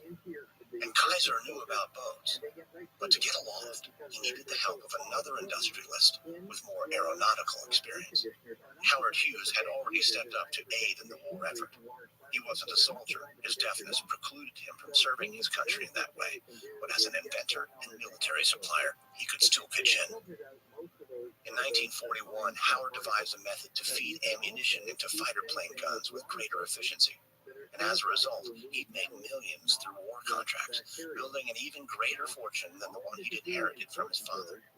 Howard Hughes Sr. had been the founder of the Hughes Tool Company and made his mark on the world in the drilling industry. And it was evident from an early age that Howard Jr. was going to be a chip off the old block. At age 11, with his dad's help, Howard, a native Texan, had built Houston's first ever wireless radio transmitter.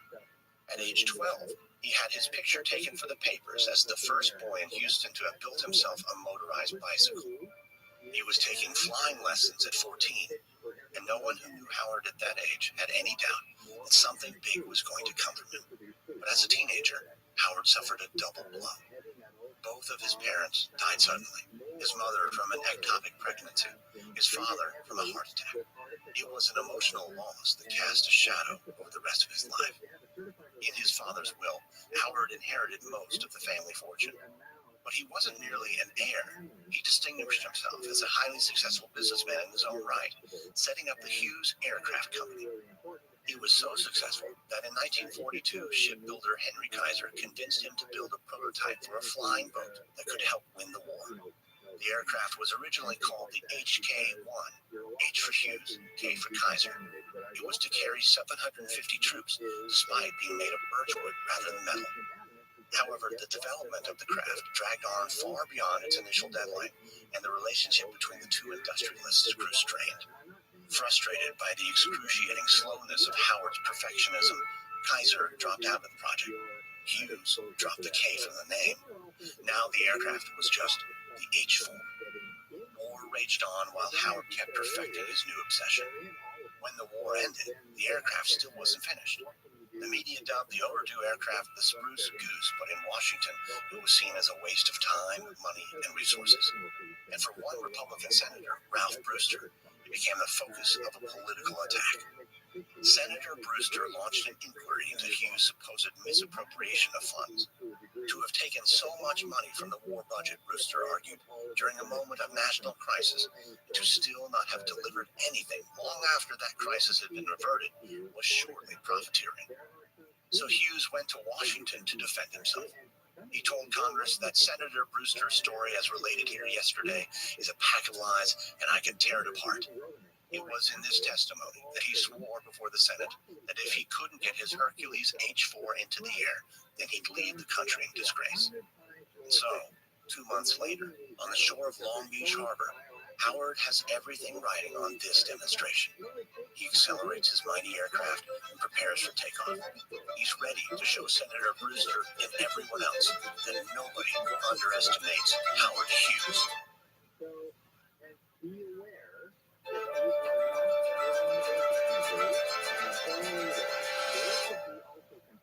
It's November 2nd, 1947, on the South Californian coast. On board the Spruce Goose, radio reporter James McNamara makes his way to the cockpit.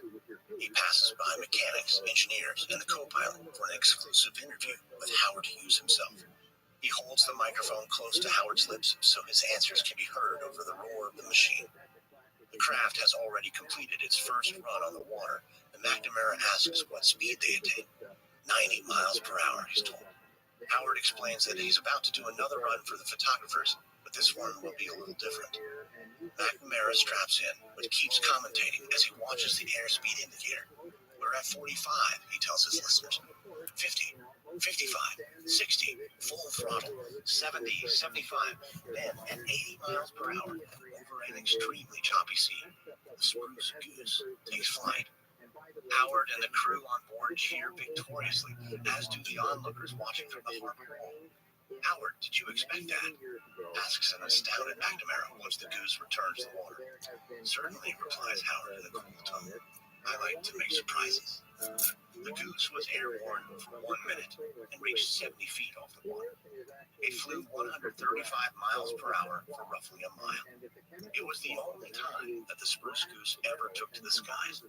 However, that demonstration was all that was needed to prove Howard's detractors wrong, and in the public eye, it vindicated his use of government funds. The H-4 Hercules, the Spruce Goose, is now the centerpiece attraction at the Evergreen Aviation and Space Museum in Oregon. It was originally commissioned to save Allied ships from German torpedoes, but because it arrived long after the U-boat menace had subsided, it never fulfilled its intended purpose. It could be argued, in fact, that the only thing the Spruce Goose ever really saved was Howard Hughes' reputation.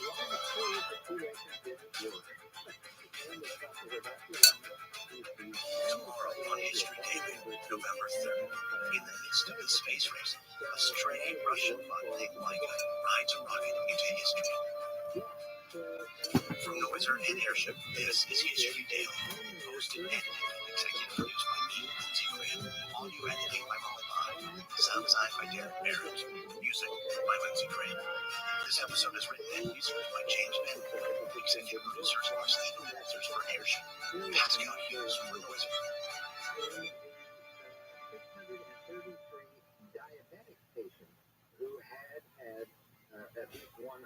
You're listening to an Airwave Media Podcast.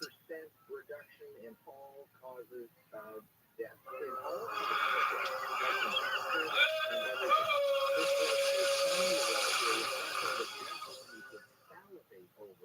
Hello and welcome to the Explorers Podcast. Today we start a new series. This on Norwegian Polar Explorer, Fridtjof Nansen. Nansen is, to be honest, a really extraordinary man.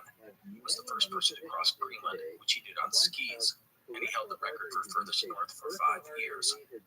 He's often viewed as one of the pioneers of modern polar exploration for his innovative approach toward conducting his expeditions. This included using skis and dogs, and an emphasis on developing and using modern scientific equipment. Also, he rejected the old approach of polar exploration of large, cumbersome expeditions. Instead, Nansen valued speed and mobility. But Nansen was not just an explorer. He was an accomplished scientist doing groundbreaking research in the fields of the central nervous system and oceanography. And I'm not done. He was also a diplomat, playing a role in the establishment of Norway as an independent nation. Before, well, let's give him the Nobel Peace Prize for his humanitarian work. And there's more, but you'll just have to wait for the details. Now, despite all of these really cool things, I want to note that Fridtjof Nansen was an immensely complex character. He was tall, athletic, and good-looking, the image of a Viking to the world. He had a brilliant mind and was passionate about the work that he did. However, he was also a very difficult man. He was overbearing and stubborn. Arrogant know-it-all might be a good description of the guy. We'll talk all about this and lots more in the rest of it. I do want to note that we will focus on Nansen's life as an explorer, because that is what we do on this show. But I will spend some time on the other aspects of Nansen's life, as it's pretty remarkable. Anyhow, that is it for today's introduction. Let's get started with our series on Fridtjof Nansen. Fridtjof Bertel Jarlsberg Nansen was born on October 10, 1861, in Christiania, now called Oslo, the capital of Norway. As a note, I'm going to use the name Christiania for this series, as that is the name used by Nansen throughout his life. So Christiania equals Oslo. Nansen was born into a rather strange political world. Norway was not an independent nation at this time, but part of the, quote, union between Sweden and Norway, end quote. But make no bones about it, Sweden was the boss in this relationship. The union between these two Scandinavian nations had happened in 1814, the result of the Napoleonic Wars. We should note that it wasn't as if Norway was terribly oppressed. It had its own autonomous government, and it was mostly independent, except for foreign affairs. But Norway had been free of outside lords before. People look back on those times and lamented the current situation. Add in the revolutions of the 1800s, and you have a land brimming with a strong streak of nationalism. This is the world Nansen would grow up in, and it will be important in his life. Nansen's parents were Baldur Nansen and Adelaide Johanna Tekla Isidora Bertel Jarlsberg, which is quite the mouthful. Their marriage was the second from both. Baldur's first wife had died in 1854 of puerile fever, a week after giving birth to the couple's only child. The child, a boy, who died at the age of 13 after a lifetime of health issues. Adelaide's first husband, an army officer, died in 1853 during a cholera epidemic, leaving her to care for the couple's 5 children. Nansen's mother came from an aristocratic family, of which there were not that many in Norway. She was criticized for marrying Baldur, as he was seen as beneath her socially. Many felt that she married him for security. Baldur was 41 at the time of the marriage, Adelaide 37. Baldur was seen as a smart and sensible man, but often consumed by monetary issues. Adelaide was known to be strong-willed and free-spoken. The big blended family would move into a large home just on the outskirts of Christiania, and there were more children to come, 3 boys. One died within a year of being born. Fridtjof was born in 1861, and Alexander a year later. I want to note that Norway was still a very rustic land at this time, almost a frontier. It was filled with mountains and glaciers and fjords. The upper third of the nation was, and still is, in the Arctic Circle. The northern regions were home to the Sami people, many living semi-nomadic lives as reindeer herders. Norway had fewer than 2 million inhabitants, with Christiania being the largest city, with a population of just 60,000. With all of this in mind, Norway would be the most innovative nation in one particular area, skiing. And I mention this because it's important to our story. Skiing had been done for centuries in Norway, but mostly for practical reasons. It was a way of getting around in the winter. Skis were critical to the survival of the Sami people in the north. In the 1800s, skiing emerged as the national pastime in Norway.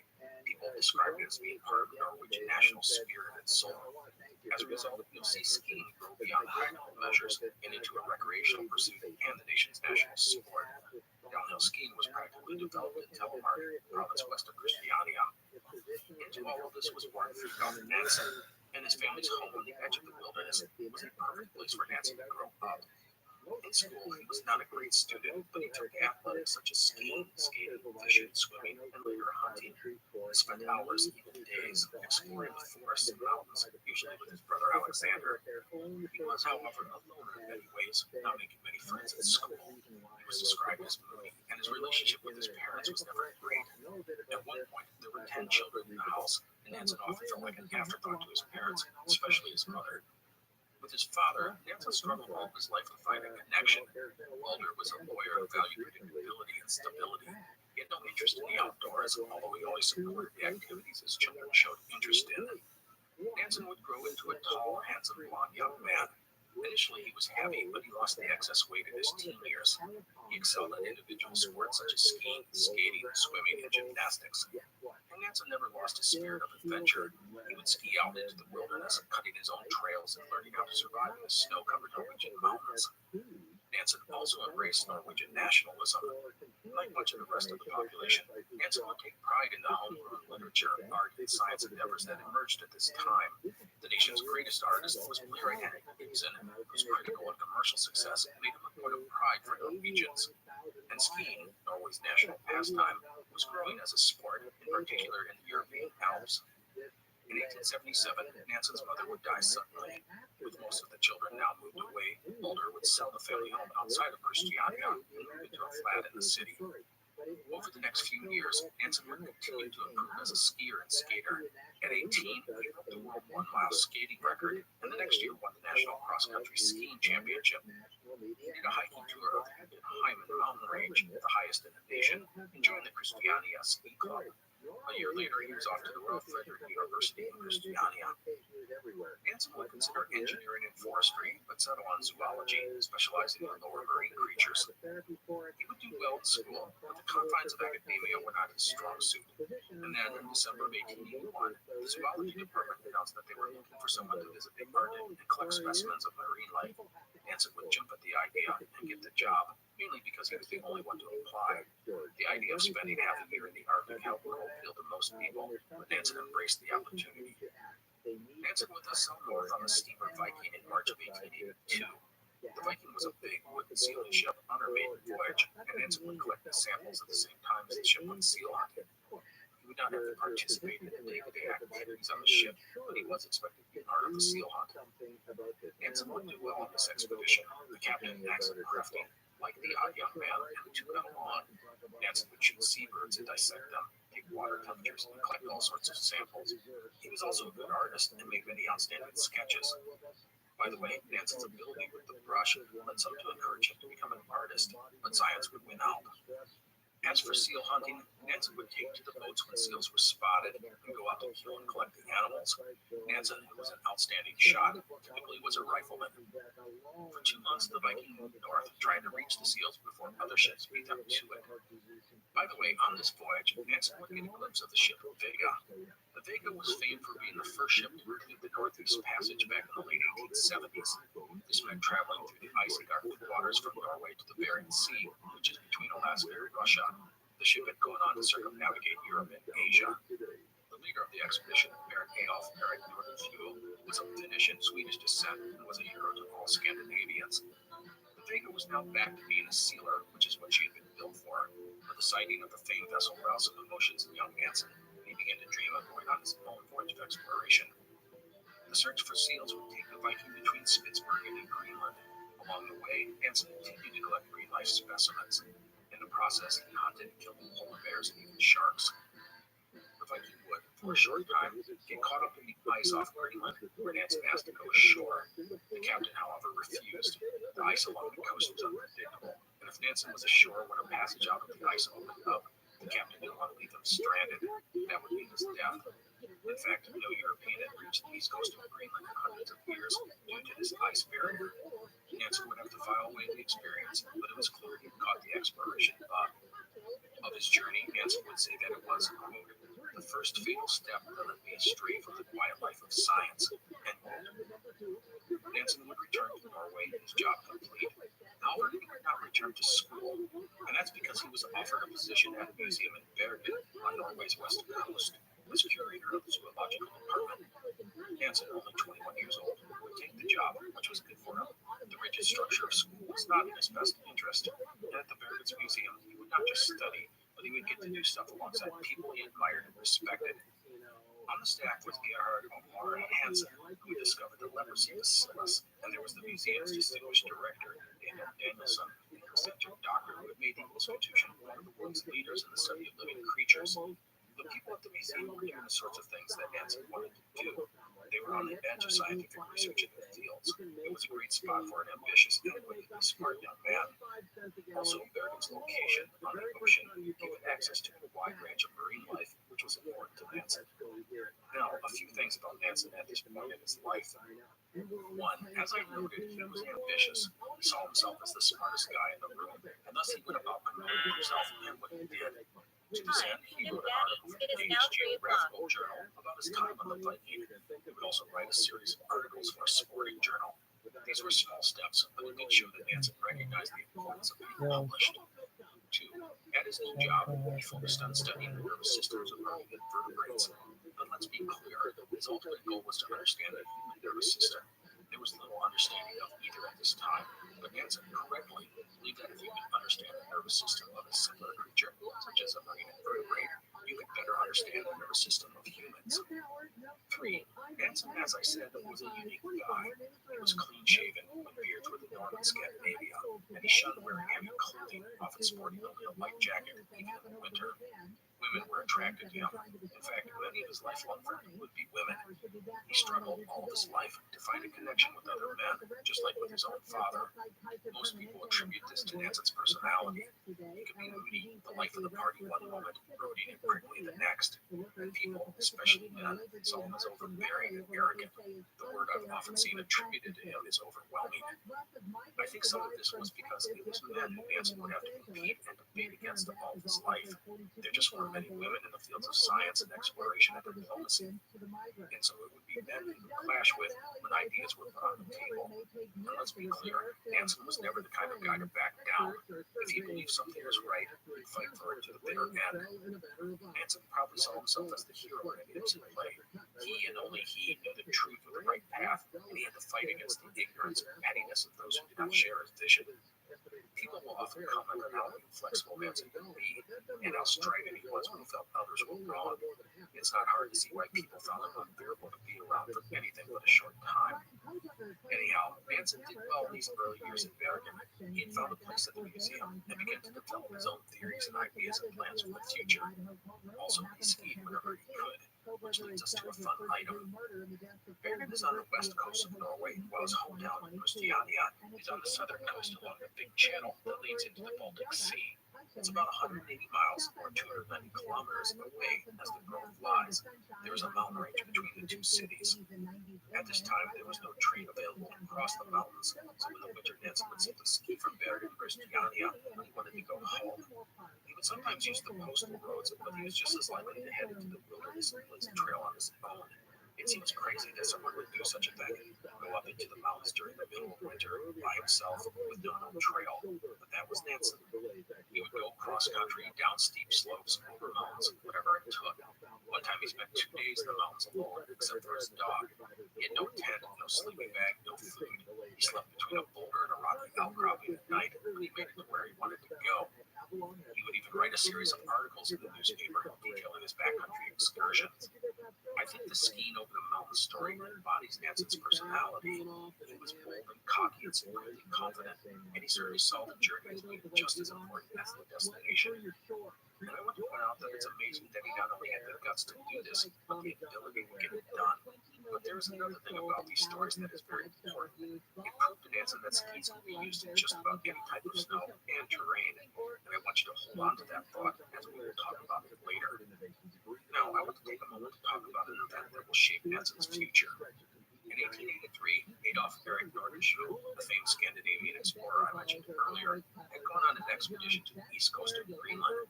His ship had made its way through the thick ice on the coast, and Nordenskiöld would be the first European to step on Greenland's eastern shore since the days of the Vikings. He would head inland onto the ice cap about 100 miles or 160 kilometers before turning around. Nansen was enthralled by the deed of writing and quote, "My wanderlust was roused again," end quote. In his mind, he began to formulate how he could conduct an expedition, such as crossing Greenland, but we will get to that shortly. In 1885, Nansen would spend some time in Christiania, completing his required military service. Also, in that same year, his father would pass away. Nansen had never gotten along well with his father, and his relationship with the rest of his family was not great either. His half-brothers and sisters were older than him, and while he was cordial with them, they were never that close. His brother Alexander was a different story. They were quite close as children, but as they got older, the relationship would be strained at times. Again, Friedrich's overbearing personality was likely to blame for much of this. Anyhow, Nansen would continue to work at the museum and publish his first scientific paper, Look at the Nervous System of a Tiny Bird Creature. The paper was well received. After After that, he would take a 6-month sabbatical from the museum, travel to the European continent to visit other leading scientists in his field. The idea was to broaden his horizons and forge his own path. The sabbatical was Nansen's first journey to continental Europe. He would travel first to Germany and then Italy. The result would be enlightening. Nansen had the chance to study and experiment alongside some of the great minds of Europe, many of them working in the same field of study, and he had access to the latest equipment. After a stint in Italy, Nansen would travel through Europe and then to England. He was then back to Norway to the American Museum. In August of 1887, Nansen, through the museum, published a paper on the nervous system. The paper, titled The Structure and Combination of Histological Elements of the Central Nervous System, was groundbreaking in its field, as it presents the modern nervous system as we know it today. Nansen showed the ability to be clear and concise in his report, something not always common in scientific journals at the time, or even now. The ability to simplify things was always a strength for Nansen. Also, in addition to writing the paper, Nansen had done the illustrations himself. Nansen's views were confirmed by 2 other independently published reports at this time, one by embryologist Philip and another by psychiatrist August Forel. These 2 men and Nansen thus helped establish the basis of modern neurology. Now, I am not going to lie to you and say that I understand all of Nansen's scientific work. I may have even gotten wrong some of the stuff I just said, but in the end, I can say that his work was exciting, bold, and innovative, and it made Nansen, who was just 25, one of the most interesting young scientists in Europe. In November of 1887, Nansen would submit the paper for his PhD. So here was Nansen, his views and paper causing a buzz in the scientific world. This surely would mean bigger institutions would come calling, and that's exactly what did happen. The first would be the University of Indiana in the United States, but he passed on the opportunity as he deemed Indiana too far away from the ocean to study marine biology. So where to next? Well, instead of the world of academics and research, Nansen was going to forge a different path, one that he'd been considering a long time. Fridtjof Nansen decided he was going to be the first person in history to cross Greenland. Greenland, the world's biggest island, had an attraction to Nansen and to other Norwegians. Greenland had first been settled by Vikings from Norway 1,000 years earlier, and while those settlements would fade into history, some Norwegians felt a sort of kinship to the land. So let's talk about Greenland. Greenland is, as noted, the world's biggest island. It is 2.16 million square kilometers, or 838,000 square miles, of mostly ice cap. On average, it is 2,000 meters, or 6,500 feet, thick. The western side of Greenland is the most accessible, as the weather is milder and the land more than just snow-covered. It is where, even today, most of the people live. No one had ever crossed Greenland, but it had been tried on at least 8 occasions. All of the attempts had begun on the western coast. The most recent attempt had been in the summer of 1886 under the command of American naval officer Robert Peary.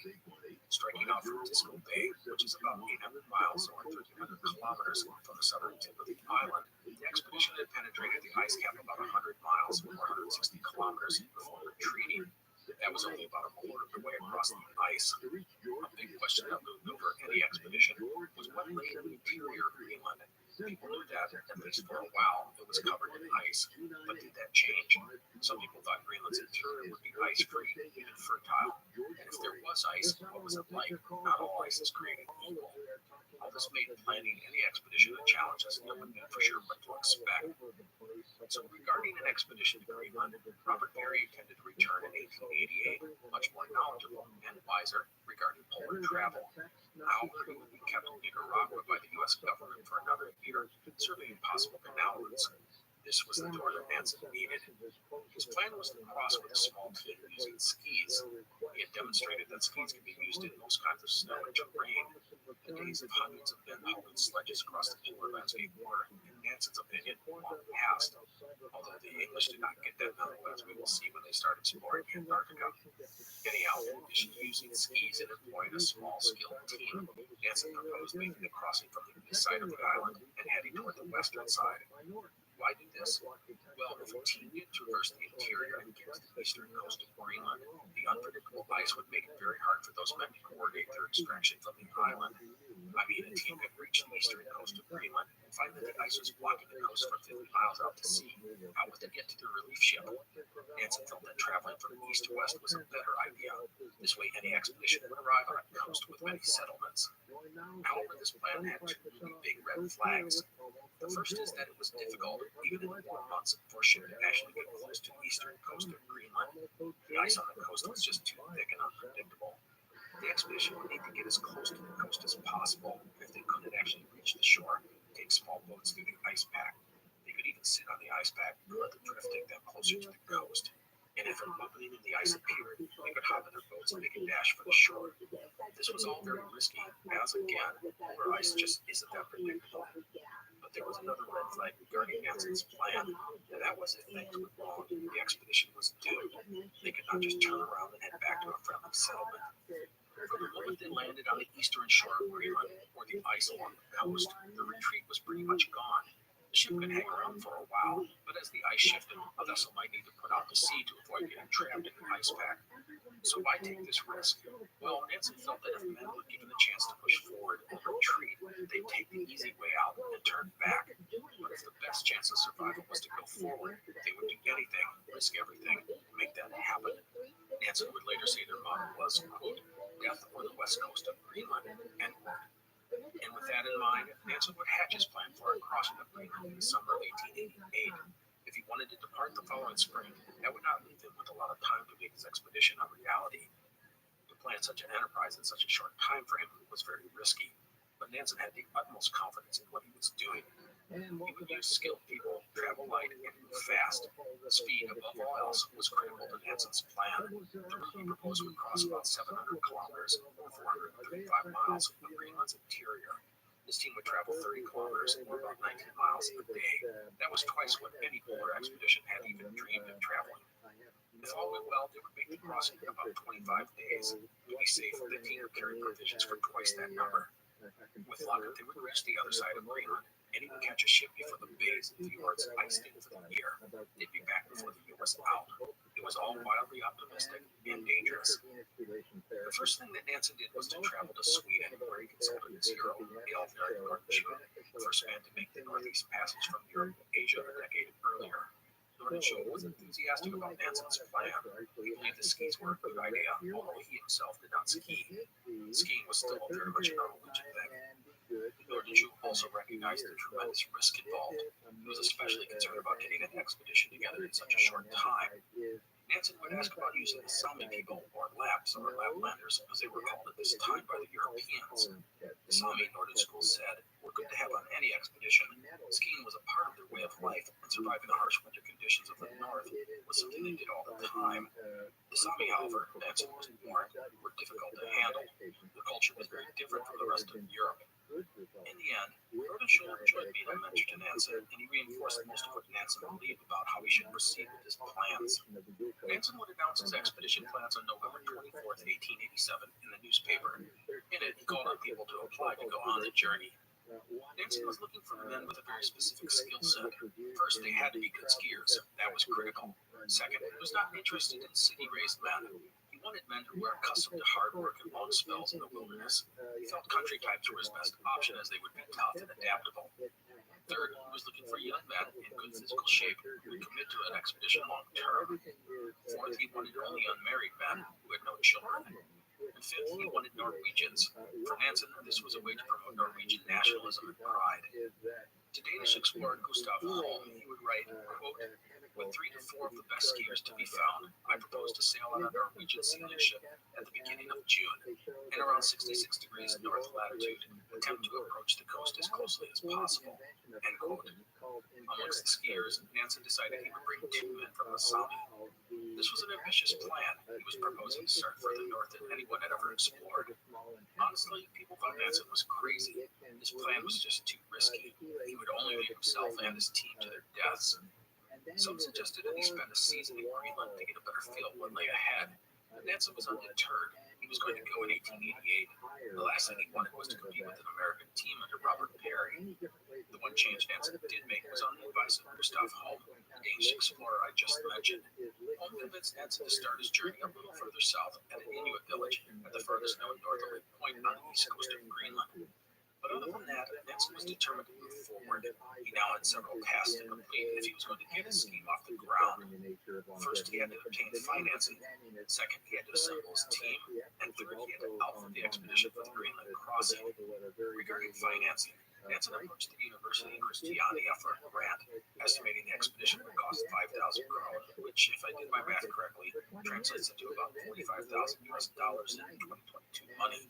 So fairly modest. He was prepared to pay for it all himself if necessary. However, if he got public financing, he thought it would give the expedition a sense of national approval.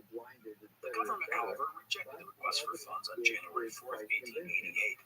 But a few days later, a wealthy Danish businessman, Augustin Gammel, reached out to Nansen after reading about his plans in the newspaper, expressing interest in financing the expedition. A deal would be struck, and Nansen would have the money in hand by the end of the month. So, with money in the bank, let's turn to Nansen's team. Nansen would try and recruit some of Norway's more well-known skiers, but he would have no luck. People saw his plan as too risky. Plus, the idea of being away for at least half a year held little appeal to most men. Still, in time, Nansen would form his team. The first person I'll talk about is Otto Sverdrup. Sverdrup was a 33-year-old sailor and outdoorsman. He had grown up on a farm between a mountain and a fjord and had gone to sea at 17. He was a rugged, resourceful man and had been recommended by Nansen's brother, Alexander. Due to his common sense and resourcefulness, Sverdrup would become the unofficial second in command of the expedition. The second member of the team was Olaf Christian Dietrichson, a 31-year-old military officer. The other two team members would come from the northern Sami people. Getting to Sami was difficult, as Nansen could not go and interview them himself. He would thus have to get someone to recruit them for him. The two Sami would not arrive in Christiania until April 16, 1888. They had traveled more than 1,000 miles to join their team. Their names were Ulla Nilsson Ragna and Samuel Johannesson Bolt. They showed up wearing the traditional clothing of the Sami, a blue jacket with red and yellow stripes. They spoke broken Norwegian. Neither man had ever been south of the Arctic Circle, and they had never heard of Greenland before being recruited for the expedition. They had been lured to the expedition by a salary of 800 kroner, but in reality, it had been difficult to find anyone interested in the job. The main issue was that no one wanted to go away from home for such a long time frame. All this meant that Nansen's recruits were not exactly what he wanted. Boltu was 27, but he was a river Sami, meaning he was settled. He was not one of the mountain Sami who were nomads and survived by following the reindeer much of the year. Nansen had wanted both of them to be mountain Sami. The second guy, Ragna, was a mountain Sami, but he was 46 years old and had a wife and 5 children. Nansen was tempted to send both the men back, but this late in the game, he had little choice but to accept them into the team. Now, late in the process of forming the expedition, Nansen decided to add one more member, who would settle on 23-year-old Christian Christensen. Christensen was a noted skier and sailor who was known and recommended by Sverdrup. With the addition of Christensen, the team was complete. That takes us to the outfitting of the expedition, and this is where Nansen will shine. Nansen studied all the reports of earlier polar explorers, seeking to find insight into how best to accomplish his goals, and thus outfitting the expedition was critical to him. Now, everything he was doing was to be done with speed, simplicity, and mobility in mind. Nansen would go on to design and build all sorts of his supplies and tools from scratch. Taking it out from the Sami, he designed the sleeping bags using reindeer fur so they would be light and warm. For transportation, he tested sledges used by the Sami and Inuit and settled on a design based on the kind used by Norwegian farmers. These had broad runners like skis and were versatile and durable. They used no iron. Instead, leather thongs were used to hold them together. These sledges would be pulled by the skiers. Nansen would test out one of the sledges by towing it from Bergen to Christiania. The result was a great success. Nansen's sledge design would be one of the most innovative aspects of the expedition. By the way, Nansen would never seriously consider using dogs, at least not yet. He toyed with using reindeer, but they would need to forage for food, which wasn't going to happen on an ice cap. Nansen also had new ski boots designed and built a stove that would work more efficiently in the cold and high altitude. As for clothing, he stuck to the idea of layers. Each man would wear 4 layers of light wool. This included underwear, a shirt, a sweater, and a jacket. The knee breeches and leggings were also made of wool. Nansen also had a wind jacket made. This was made of light cotton and based on the Inuit anorak. As for a tent, Nansen ordered it especially from Copenhagen. They are made from various pieces, which would allow the various parts to be used as sails for the sledges if the opportunity came up. The The other item on the list was food. Nansen was not too worried about scurvy, as the teen would theoretically not be on the ice alone for a long time. What he needed was a high-caloric diet, like that used by Norwegians on mountain tours. Thus, he would order canned pemmican, a staple of polar travel for decades. Pemmican is a dried meat mixed with fat and formed into solid cakes. They are high in calories and perfect for men working hard. There would also be more including skis, which we will talk more about next time. But I think you get the idea about Nansen's preparation. It was, to be honest, unlike most polar expedition in history. He had taken the available knowledge and tried to provide a logical solution to the challenges ahead. So many times, the men running expeditions in this era lacked vision. It's almost as if they started outfitting a polar trip by going to the local department store. But not Nansen. To him, preparation was so critical, and it would help him survive what lay ahead. So with all the planning coming together, much of it at the last minute, Nansen had two other things on his plate. The first was that he was taking Inuit language lessons from a woman, Christiania, wife of the retired governor of southern Greenland. That the expedition would interact with the Inuit was not a sure thing. Credit Nansen for preparing for any such encounter. The second item was his dissertation. Remember that? He had submitted his dissertation in previous November, and the staff at Christiania University had considered it for months. Now it was time for Nansen to defend his provocative paper. There would be 3 days of written exams, followed by Nansen's defense of his report. This entailed going through the devil's advocate process, where two opponents of the paper's results would essentially challenge Nansen and his findings. The date for his oral defense was April 28, 1888, just 4 days before he was set to depart for Greenland. Well, it's not like Nansen had anything else to do. Anyhow, the clash between Nansen and his opponents was fierce. The big thing was that Nansen was proposing some radical ideas that meant setting aside commonly accepted theories. Such thinking required an open mind, and in some ways, a leap of faith. To Nansen, he again probably saw himself as the hero in a Ibsen play, a scientist whose ideas are dismissed by the narrow-minded establishment because it threatens their own ideas and beliefs. No matter, despite recognizing the legitimate issues with Nansen's paper, the committee would also take note of his boldness and the deep ramifications of what he was proposing. They would thus grant Nansen his doctorate. Unfortunately, Nansen had departed for Greenland before the announcement was made. It will be many long months before Nansen finds out that he is now Dr. Nansen. And with that, Nansen and his team would set out on their expedition to cross Greenland. And that is where we will leave things for today. Next time, we will pick up Nansen as he heads to Greenland and begins his historic attempt to cross the world's largest island. I hope you've enjoyed today's episode. Please take care, and I will see you next time. The Explorers Podcast is part of the Airwave Media Network. Go to airwavemedia.com to find other independent podcasts, such as Attaboy Clarence and Ben Franklin's World. You're listening to an Airwave Media Podcast. But it's based on your experience also. You'd say,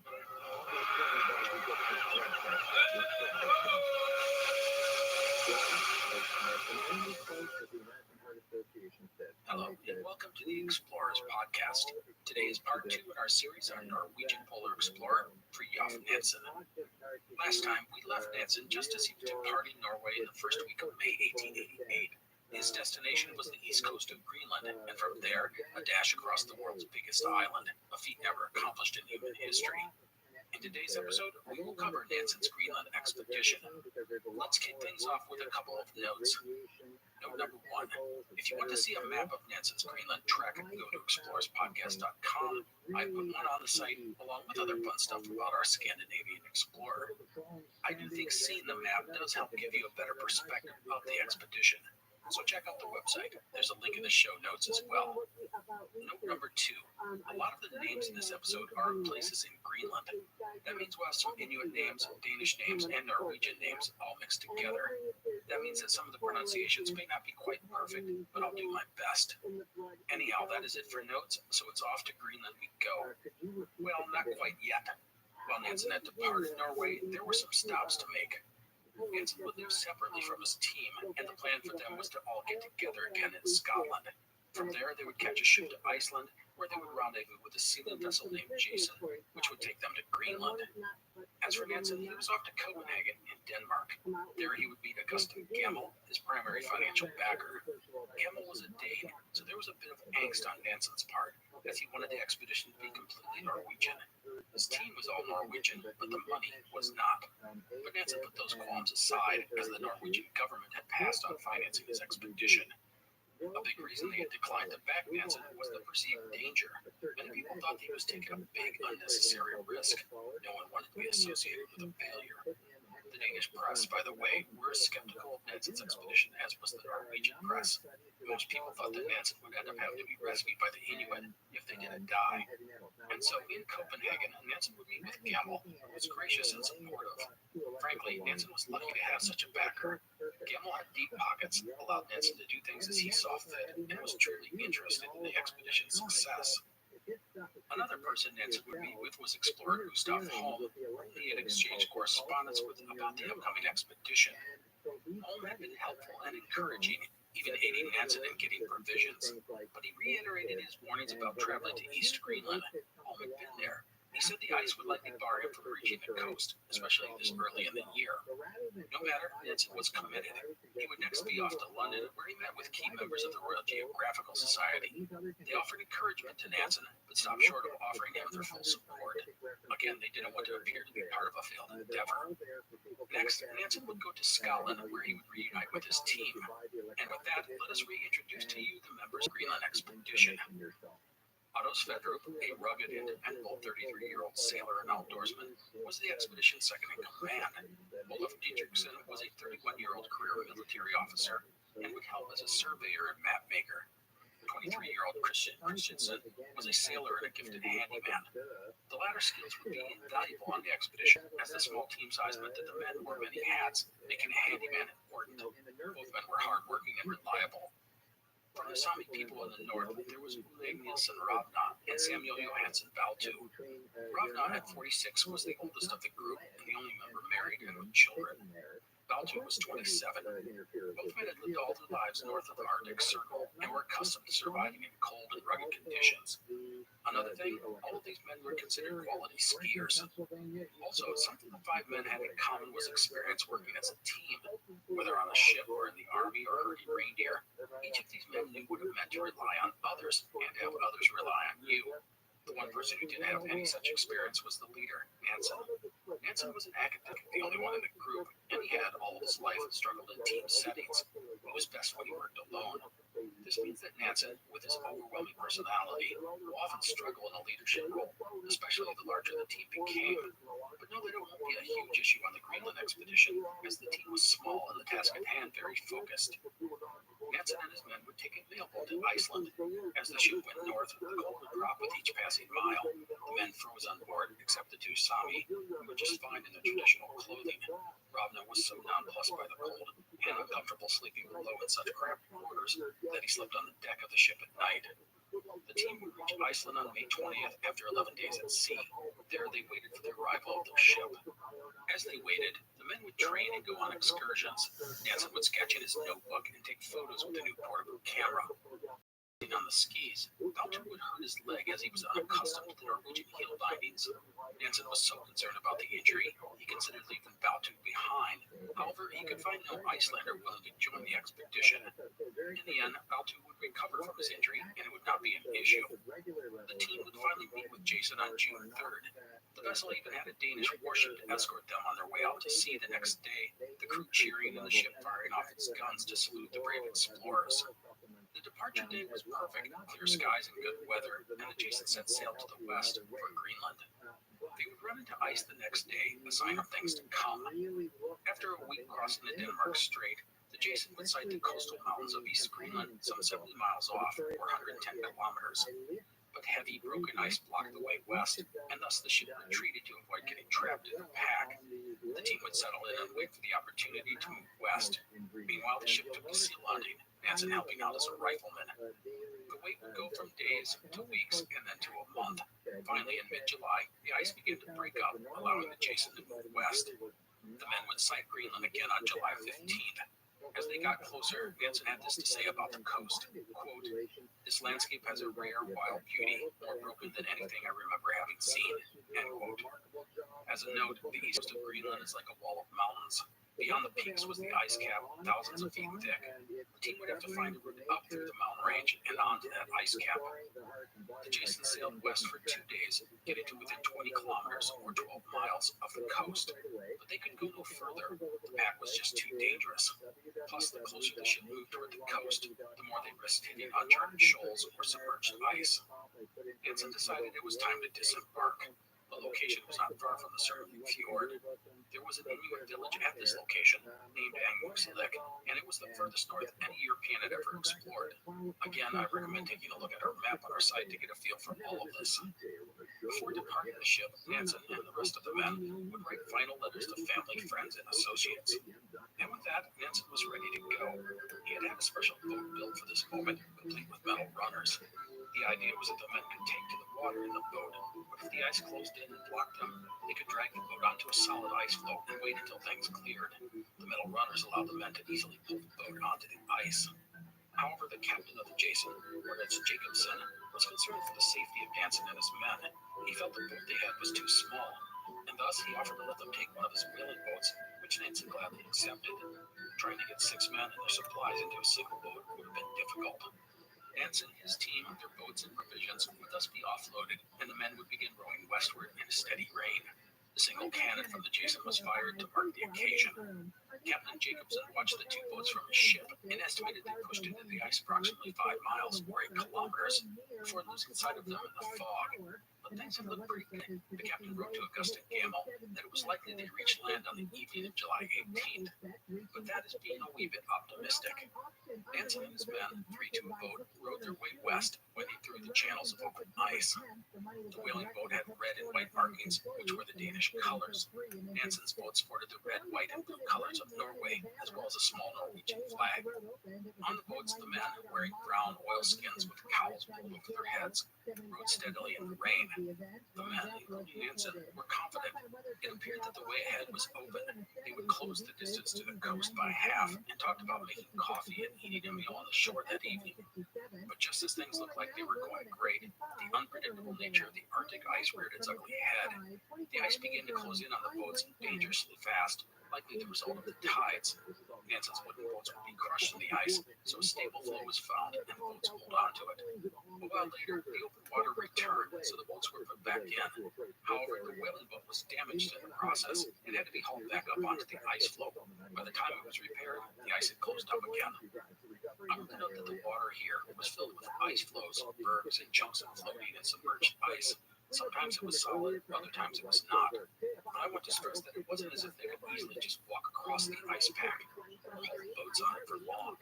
The ice constantly moved and shifted, breaking up and reforming. It made walking across it very dangerous.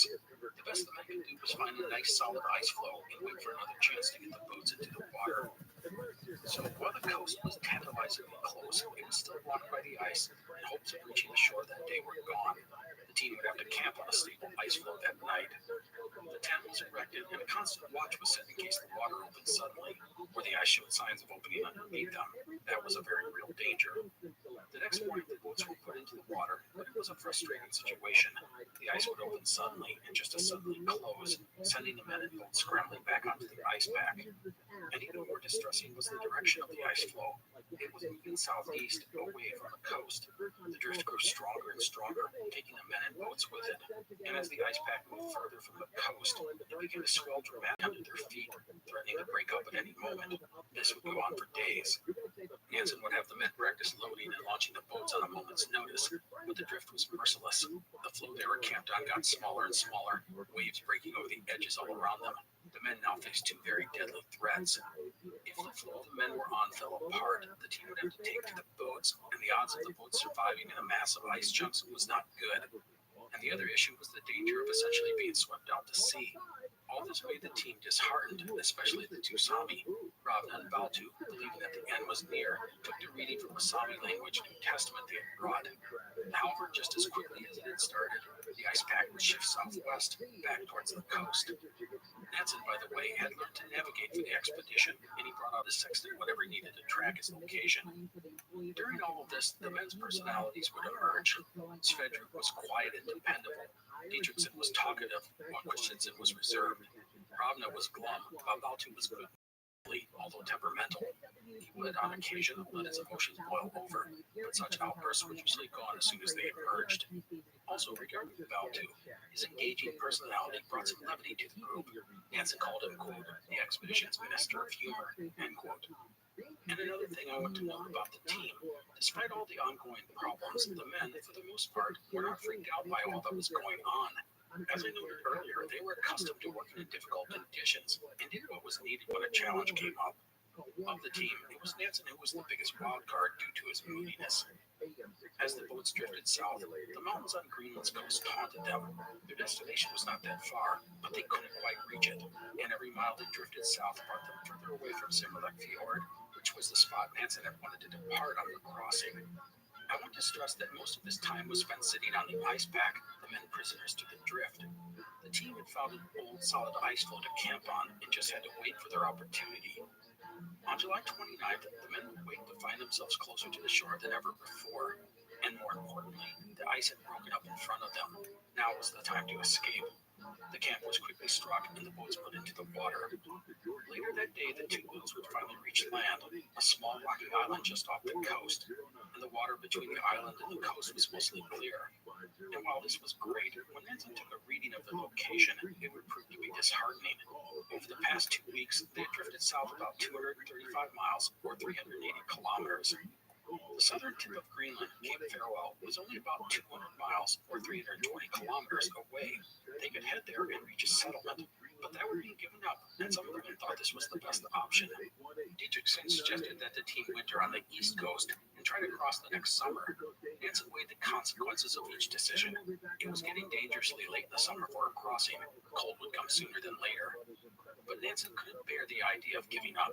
His obstinate nature and ego refused to yield to the idea of failure, not while there was still a chance. The expedition would thus move back north, rowing their boats along the shore. The goal was still to reach Simmerlek Fjord up the coast and to make the crossing to Disco Bay. That night, the men would have a special celebratory meal of chocolate, cheese, biscuits, and jam. And so up the coast the boats went. The way was mostly clear, but the men had their boat hooks ready to push aside ice as needed.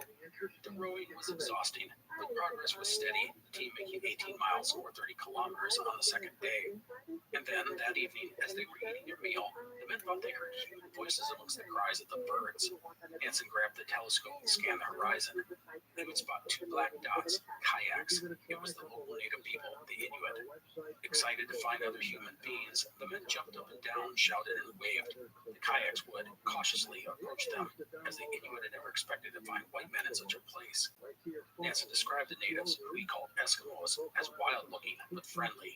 With the combination of Nansen's Inuit language skills and an Inuit phrase book and a lot of hand gestures, it was determined the natives were heading north to a large glacier called Pusortak. Nansen knew about the glacier, as Danish explorer Gustav Holm had encountered it on his travels. It was 6 miles wide, or 10 kilometers, its high, icy cliffs jutting out into the ocean. The glacier was feared by the Inuit because large fragments of ice would break off underwater and shoot up to the surface like projectiles. The glacier's name translates into where the ice rises to the surface. The kayaks would depart, but the next day Nansen and his boats would encounter them on the opposite side of Pusortak Glacier. It was a camp of 70 to 80 men, women, and children, as well as dogs. Nansen could not withstand the urge to visit the camp, which reeked of seal blubber. The men described the Inuit as wild and unkempt. They wore sealskin clothing, and their tents were made of sealskin as well. Kayaks were all around, as were 4 umiaks, bigger crafts made of sealskin and driftwood. The men were shocked to find the Inuit went naked in their tents, and they were appalled to discover that they washed with urine, as they had no access to soap or any other cleaning materials. But the natives were friendly and interested in the newcomers. They were especially fascinated by the fur reindeer boots that the Sami wore. The Inuit were actually 2 groups, one heading north, the other south. The ones heading south were going to trade with the Danish settlements. They especially wanted tobacco. Nansen noted that they possessed non-native items, such as beads and wooden crates. That night, Nansen and his men stayed at the Inuit camp. However, they didn't sleep much because the dogs howled endlessly. The Inuit would leave early the next morning, and Nansen would tag along with the northbound group. He wanted to use their expertise and knowledge to help them up the coast. The Inuit were happy to have their Norwegians and their big boats go along with them. One of Nansen's boats would take the point, pushing aside ice chunks as they went. This was helpful to the Inuit, whose kayaks and umiaks could easily get damaged by the ice. At one point, it started to rain, and the Inuit put ashore. Nansen, however, pushed on. The team would end up getting caught in a fjord filled with ice and swirling currents. It is a reminder to take the advice of the locals, even if you aren't sure why. They have a reason for doing what they do. The Inuit would eventually catch up and pass the Norwegians in the night. Nansen and his men would thus continue on alone. Along the way, they saw abandoned Inuit camps, often littered with the bones of seals, polar bears, fish, and dogs. And while the ice was always a challenge, the currents and winds were aiming south, meaning the men were fighting for every foot they advanced. When they pulled into a camp at night, all the men were exhausted. And there were other mishaps to delay them as well, such as the time Dietrichson fell off one of the boats, breaking an oar at the same time. On August 6th, the men again ran into some Inuit. They traded with them, offering the native sewing needles, something they prized. The boats would travel with the Inuit for a while before parting. On August 8th, the team would reach Bernstorff Fjord and work their way through a myriad of icebergs. Some of these were huge. In fact, the boats actually rode into a tunnel and through one big old berg. 2 days later, the team would reach Utvik Bay, a long fjord about 120 miles or 190 kilometers south of Cermalik, the fjord Nansen was originally aiming for. However, the men had been in their boats and on the ice for nearly 2 months, and they had been rowing for 12 straight days. The season was getting late. Nansen would scout up the fjord and find the ice appeared to stretch from the water's edge and onto the ice cap. Of it, he would say it was, quote, so simple that we had never hoped for anything better, end quote. With that, Nansen decided to make this their final landfall. From here, they would make the dash to Disco Bay. The team would set up camp on shore and have coffee and feast on some birds Nansen had shot. By the way, to this point, the team had avoided using a lot of the sledging rations. They had survived on hunting, mostly seabirds. The 6 men would spend 5 days at the camp, recuperating from their time on the ice and in the boats, plus preparing for their inland journey. Water had gotten into everything, and anything with steel parts on it, like the runners on the skis and sledges, was rusted, and many of the canned rations were encrusted in mold. Nansen would pack most of the supplies onto 5 sledges, but he did cache a collection of items, including 2 extra guns and ammunition. Under one of the boats, he left an account of the expedition to this point. It was now time to attempt the crossing of Greenland. It had taken Nansen and his men a month to reach the launching spot of their expedition, but it was now time to begin a crossing of Greenland. Let us take stock of the situation. They had at least 600 kilometers, or 370 miles, to go. They had to get onto Greenland's ice cap, which, on average, is about 6,000 feet, or 2,000 meters, thick. That meant that the men were going to have to go up. Mountains surrounded them, but they had a glacier that appeared to take them to the top of the ice cap. Now, because they had 5 sledges and needed to go up, the skis were not going to help them out, at least not yet. To start, everyone would have to trudge along on foot. The sledges would move well on the snow and ice at this point, but it took 3 men to haul them. That meant the team would have to pull a couple of the sledges forward and then go back and get 2 more, and then they would have to go back again for the final one. This made for slow progress as the men were covering the same ground over and over and going uphill. It makes for exhausting work, and that's even if the snow and terrain cooperated, which was not always the case. The path onto the ice cap was littered with chasms and crevasses, plus rocky ridges called unattacked by the Inuit. And it's not as if there were signs pointing them to their destination. It meant a lot of scouting ahead and trial and error. At times, the men would follow a path only to have to turn around when they came to an impassable crevasse, or they'd have to lift a sledge over a ridge. One of the frustrating things about snow and ice as it changes in elevation is that it breaks, creating all sorts of fissures and cracks and so forth. It's dangerous and unpredictable. As an example of the team's progress, one day over a 10-hour stretch, the men covered only 5 kilometers, or 3 miles, and an elevation gain of 200 meters, or 650 feet. And we cannot forget about the weather. At these lower altitudes, it was warm enough to rain. This made for miserable conditions as everyone and everything was soaked through and through. Plus, it made the snow soft, meaning hauling the sledges was even more difficult. At night, the men would sleep in a single tent, 3 men to a sleeping bag. Most of Nansen's specially crafted items were working well. The clothing, the wind jackets, the tent, the sleeping bags, all good. Which was important because after a long day hauling sledges, the last thing the men needed was to be cold or wet as they tried to sleep. By the way, the Sami would give Nansen a pair of their native boots, which were made of reindeer hide. Nansen found them amazing, his feet rarely getting cold, yet still staying dry even when he worked hard. The one item that struggled was Nansen's stove. While it was better than previous polar stoves, it took a long time to warm things up, especially as the men moved to higher altitudes. And this would be important when they had to melt snow for water. That was not necessary now, but sooner than later it will be an issue. The other problem was food. The men were getting a solid 4,000 calories a day, and while that was not bad, it's not great.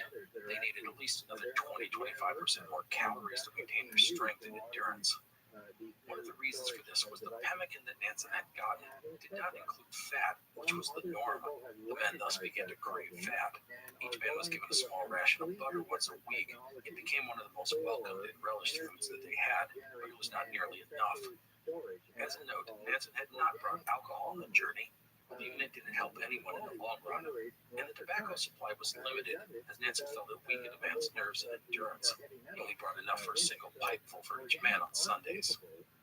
And so up the snow and ice the men went, their progress slow but steady, and soon the upward gradient eased, meaning only 2 men were needed to haul one sledge. On August 20th, they passed the fissured edge of the ice cap, and before the men was the unbroken surface of the interior. It was like a sea of ice, with long frozen waves across the horizon. This was a big moment as the surface was hard and polished and even. A single man could now pull a sledge, no more relaying back and forth. However, 3 days later, the snow would change. It became fine and crystalline and rough. It clung to the iron-shod sledges. Nansen would say, quote, "The going is miserable. The snow became stickier and stickier and deeper and deeper. We sank 4 inches." End quote. The Inuit, by the way, had a method for dealing with such conditions. They would coat the runners of a sled with a thin layer of ice, and it would help it slide along. But Nansen knew nothing of this, and thus the sledges struggled except for in moderate conditions. The team, by the way, was still rising in elevation, just at a more gradual rate. The expedition plodded on as summer waned. By now, there was no rain, just snow and harsh winds. Nansen said the grains of snow could be needle-like and slash exposed skin in high winds. It was like being in a sandstorm in the desert. And with no available water, snow had to be melted on the inefficient stove, and dehydration set in. Dehydration saps a person of so much. They get weak and disoriented. They suffer from a wide variety of symptoms, including muscle cramps, headaches, and exhaustion. And there were other issues as well. Both Baltu and Rabbi had developed snow blindness. Nansen gave them cocaine-infused eye drops to help with the pain. The men, as you can imagine, were miserable. They had not signed up for this sort of thing. They had viewed the expedition as a ski tour, not a slog up mountains and glaciers. Heck, they had barely used their skis at this point.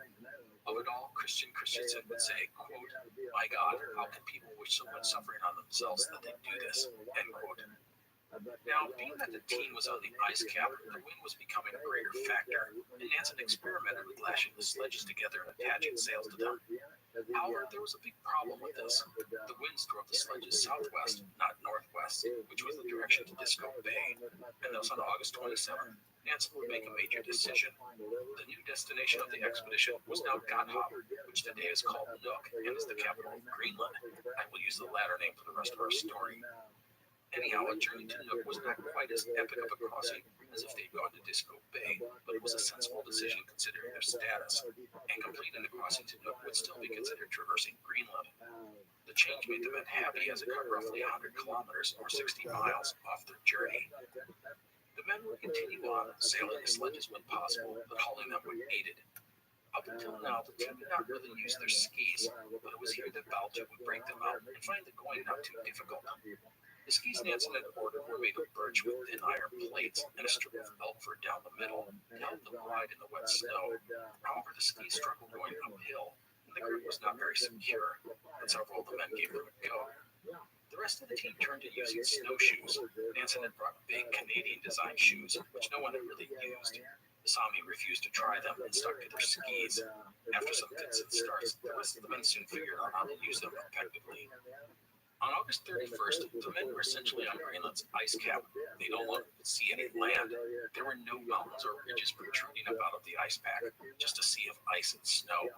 They were at an elevation of about 2,500 meters, or 8,200 feet. They had spent 17 days plodding upwards to get to this point. In short order, all the men would be on skis, and progress would be much smoother and steadier. However, this high up, the cold and wind got brutal. On September 4th, the temperatures dropped to negative 18 Celsius, or 0 degrees Fahrenheit. The wind chill was a balmy negative 50 degrees Celsius, or negative 58 Fahrenheit. At first, it was even more of an issue as melting snow became extremely difficult. Luckily, the clothing and tent kept the men warm and dry. Here's a crazy story I wanted to share with regards to the extreme temperatures. On a bright day, Nansen took the temperature of the shady side of the tent. It registered negative 40 degrees Celsius. The Fahrenheit equivalent is negative 40 degrees as well. Nansen then took the temperature on the sunny side of the tent. It registered at 40 degrees centigrade. Not negative 40, but 40. That's 104 degrees Fahrenheit. No matter, as long as the weather was okay, the men were making around 15 kilometers or 9 to 10 miles a day.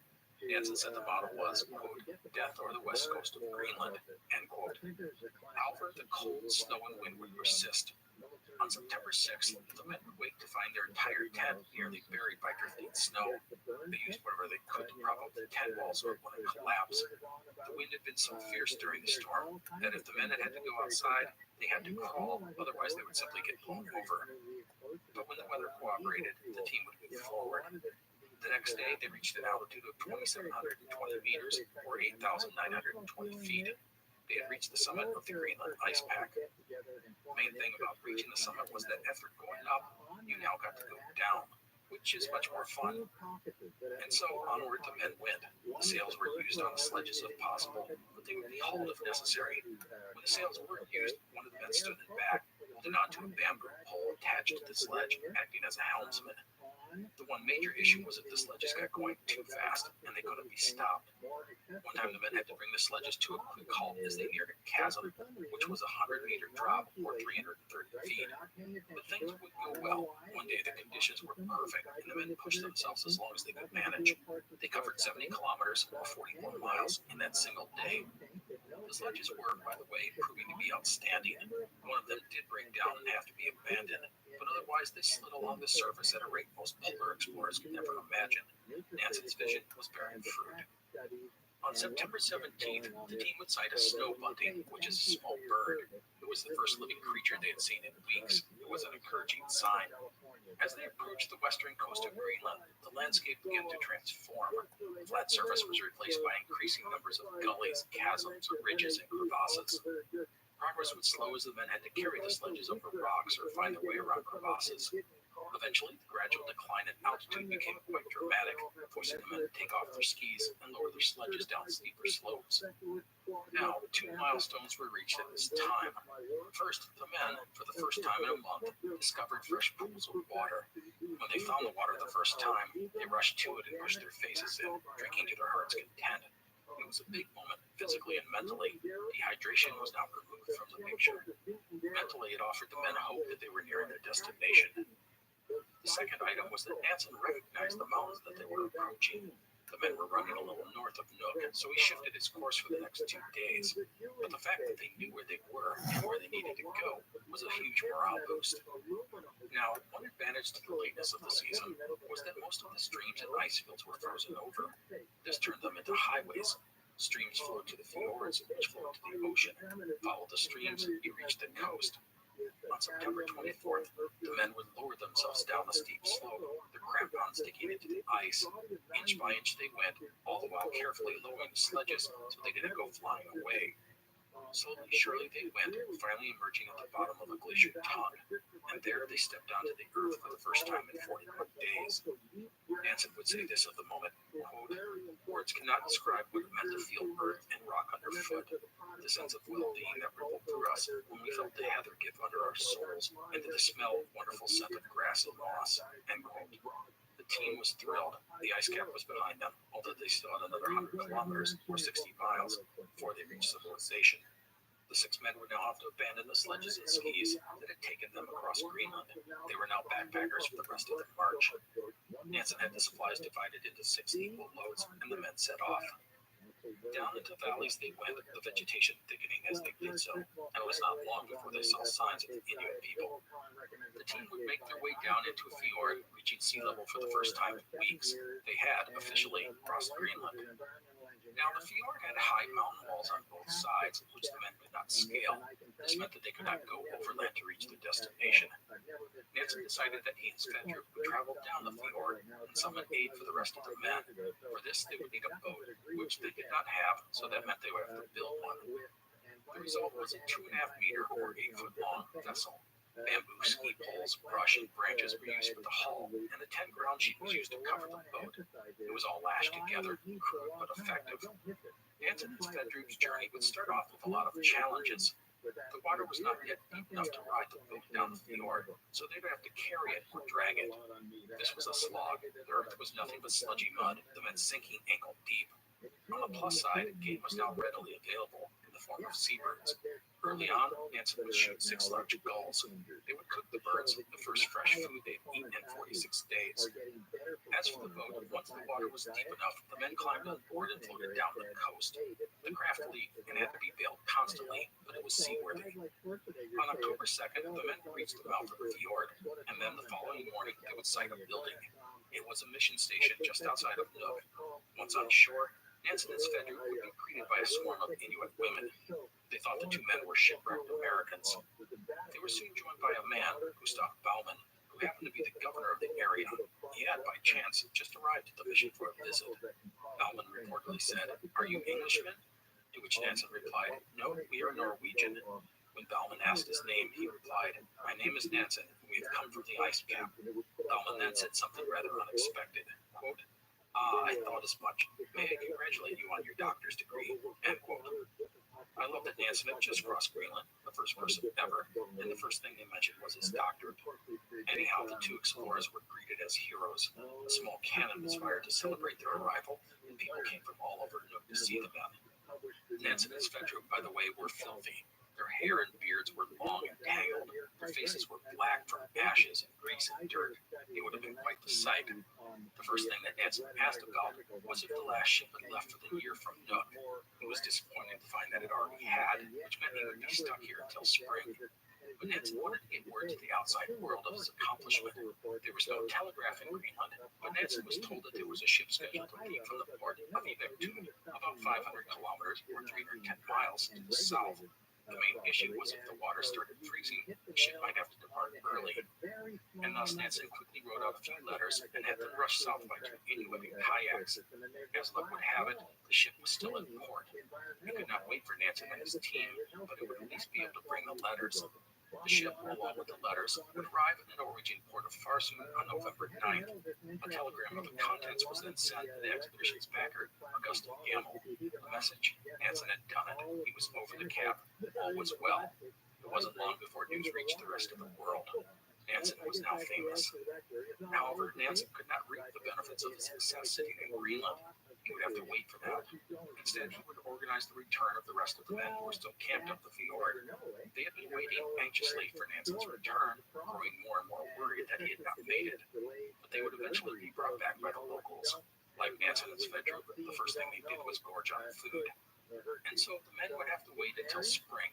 Nansen adopted Inuit dress that winter and learned how to survive in a polar environment. He learned to throw an Inuit harpoon, how to use a kayak, and even the language. He found the Inuit to be highly adapted to their world. Now, some of this was Nansen simply being fascinated by something new, but it was also a hint of what was brewing in his mind. Already, Nansen was plotting out his next great adventure, a run at the North Pole. But that will be for next time.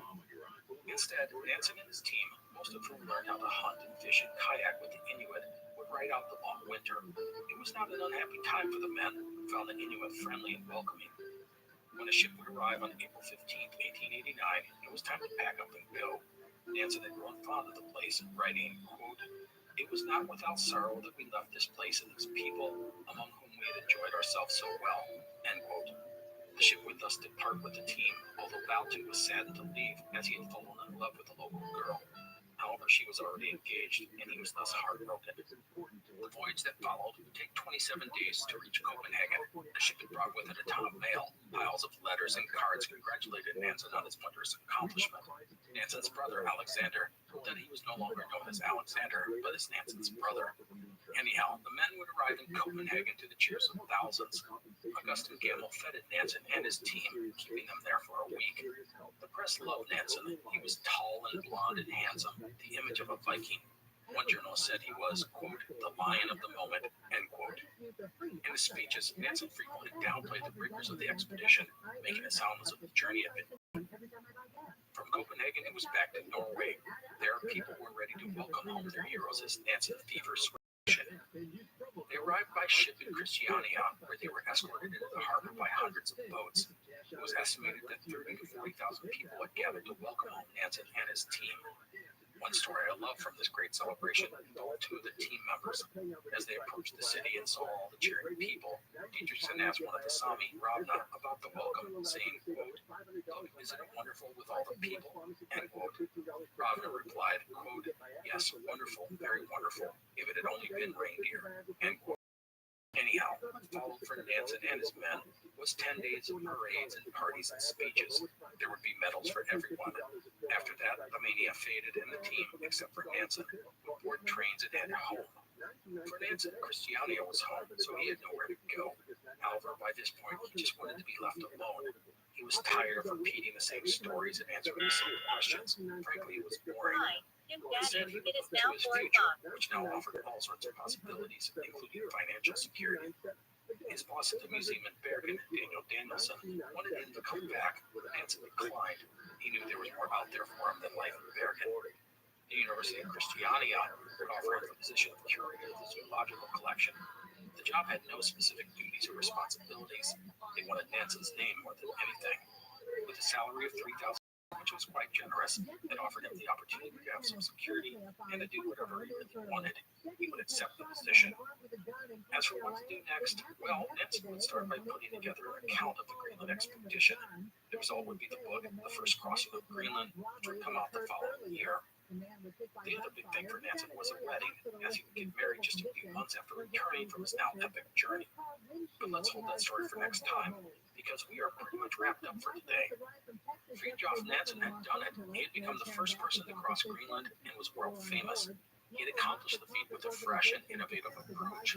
His use of skis, specially designed sledges and gear, had been a great success, and he had done it without the loss of life, rare for such endeavors.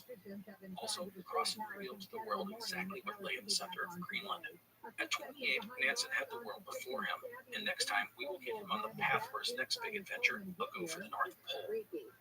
Now, before we end today, I want to visit with a few of the people in our story, because most of them we are done with, but I want to let you know about their fates. Otto Sverdrup, the expedition's second in command, we will hold off on, as he will be on Nansen's next expedition. Olaf Dietrichson, our military officer, would head back into the army and have a long and successful career, rising to the rank of Major General. He would die in 1942. Christian Christensen was invited on Nansen's next expedition, but by then he would have a wife and a family, and he would ultimately pass on the opportunity, even if he was sorely tempted. He would go on to work as a foreman at a timber yard as well as on a farm, before spending most of his life working for a shipping company. He died in June of 1943.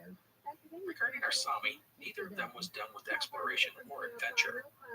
Ola Nielsen Ravna would apply to be on Nansen's next expedition, but was passed up due to his age.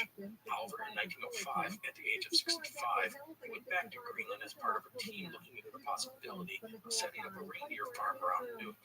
He would return to Norway, but died the following year. The last member of our team was Samuel Baltu, the excitable Sami whose good humor had been a great source of relief on the Greenland expedition. Baltu would go on to write a book on the expedition. It was honest and interesting, and provided us with a lot of great insight into the endeavor. Nansen would even use some of Baltu's text in his book. In some ways, Baltu struggled to adapt to life after the expedition. His home in the north was now very small after having done and seen so much. He wrote Nansen about coming on his next expedition, but his lack of sailing experience plus his unpredictability made him ill-suited for such a large endeavor. His offer would be declined. Baltu would spend some time in Alaska, helping expand the reindeer herds brought from south. He would also do some gold prospecting. Baltu ultimately returned to Norway and get married. He died in 1921. Side note relating to Baltu. In 1925, diphtheria broke out in Nome, Alaska. 20 mushers and 150 dogs were organized to carry the medicine across Alaska to save the city's population. The lead dog on the final stretch of the journey was named Baltu in honor of our Sami explorer. Baltu the dog would go on to become one of the most famous canines in the world. And so that wraps up the story of Fridtjof Nansen's 1888 Greenland expedition.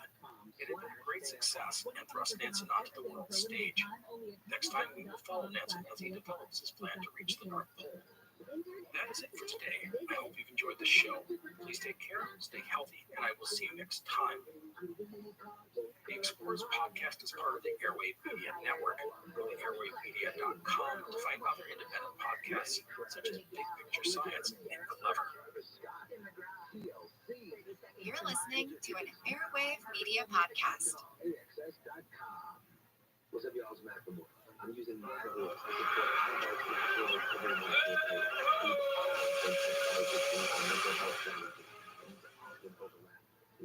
Hello and welcome to the Explorers podcast. Today is part 3 in our series on Norwegian explorer Fridtjof Nansen. Last time we got Nansen home from a successful crossing of Greenland, making him the first person to ever accomplish that momentous task. Nansen was now famous, the toast of Europe. He had a new position at Christiania University as the curator of the zoological collection, but there were no real responsibilities associated with it. He got a nice paycheck, the university got his name. It would give the 27-year-old Nansen a bit of financial security, but it's not like he was rich. So it was the summer of 1889.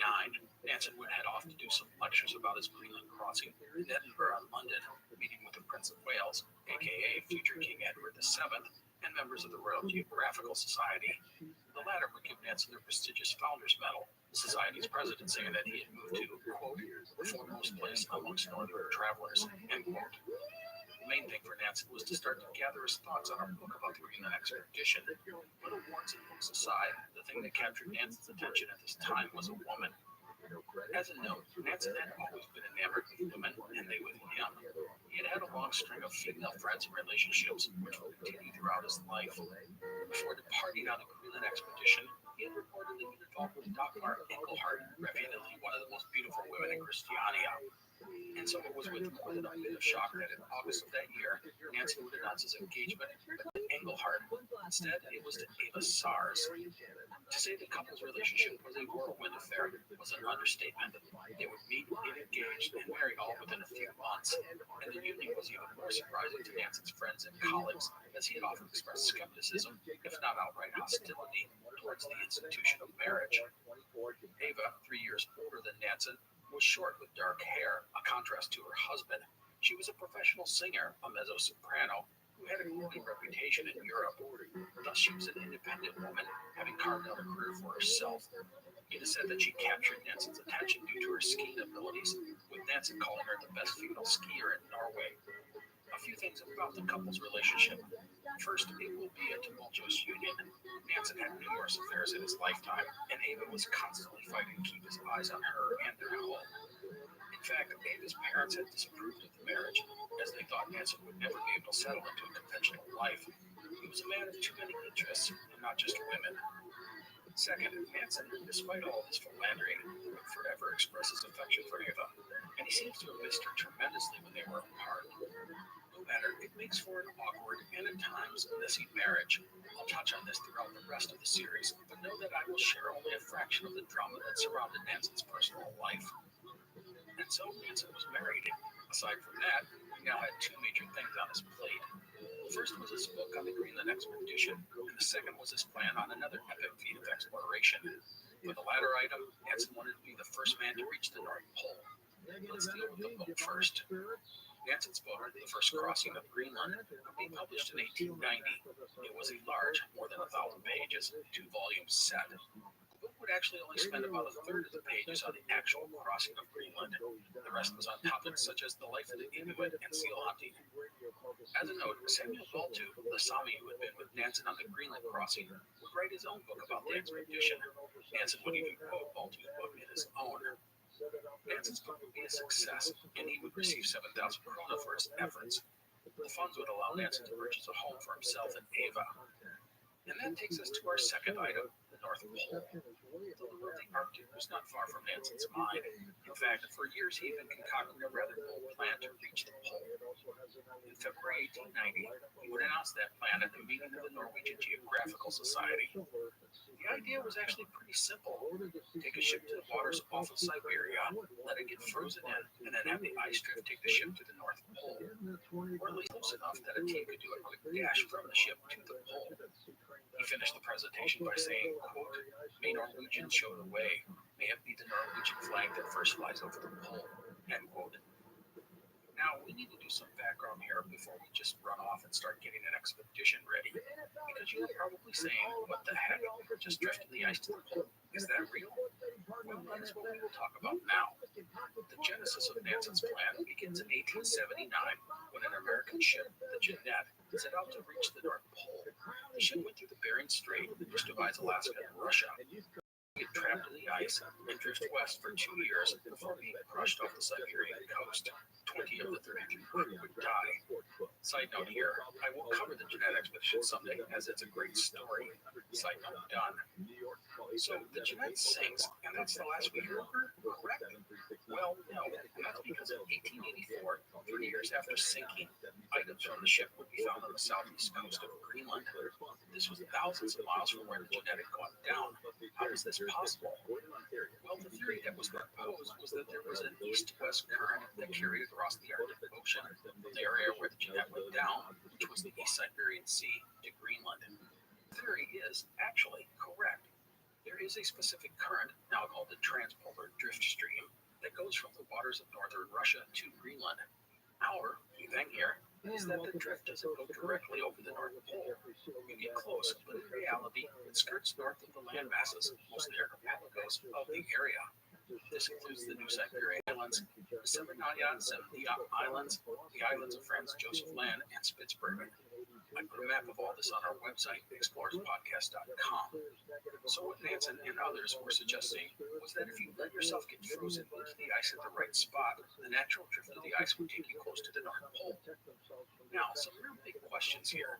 First, this assumes that there is no solid land in the north, like at the South Pole, as a continent doesn't drift. But based on the information available, Nansen believed that the Arctic was only a frozen pack of ice, not a solid mass of land.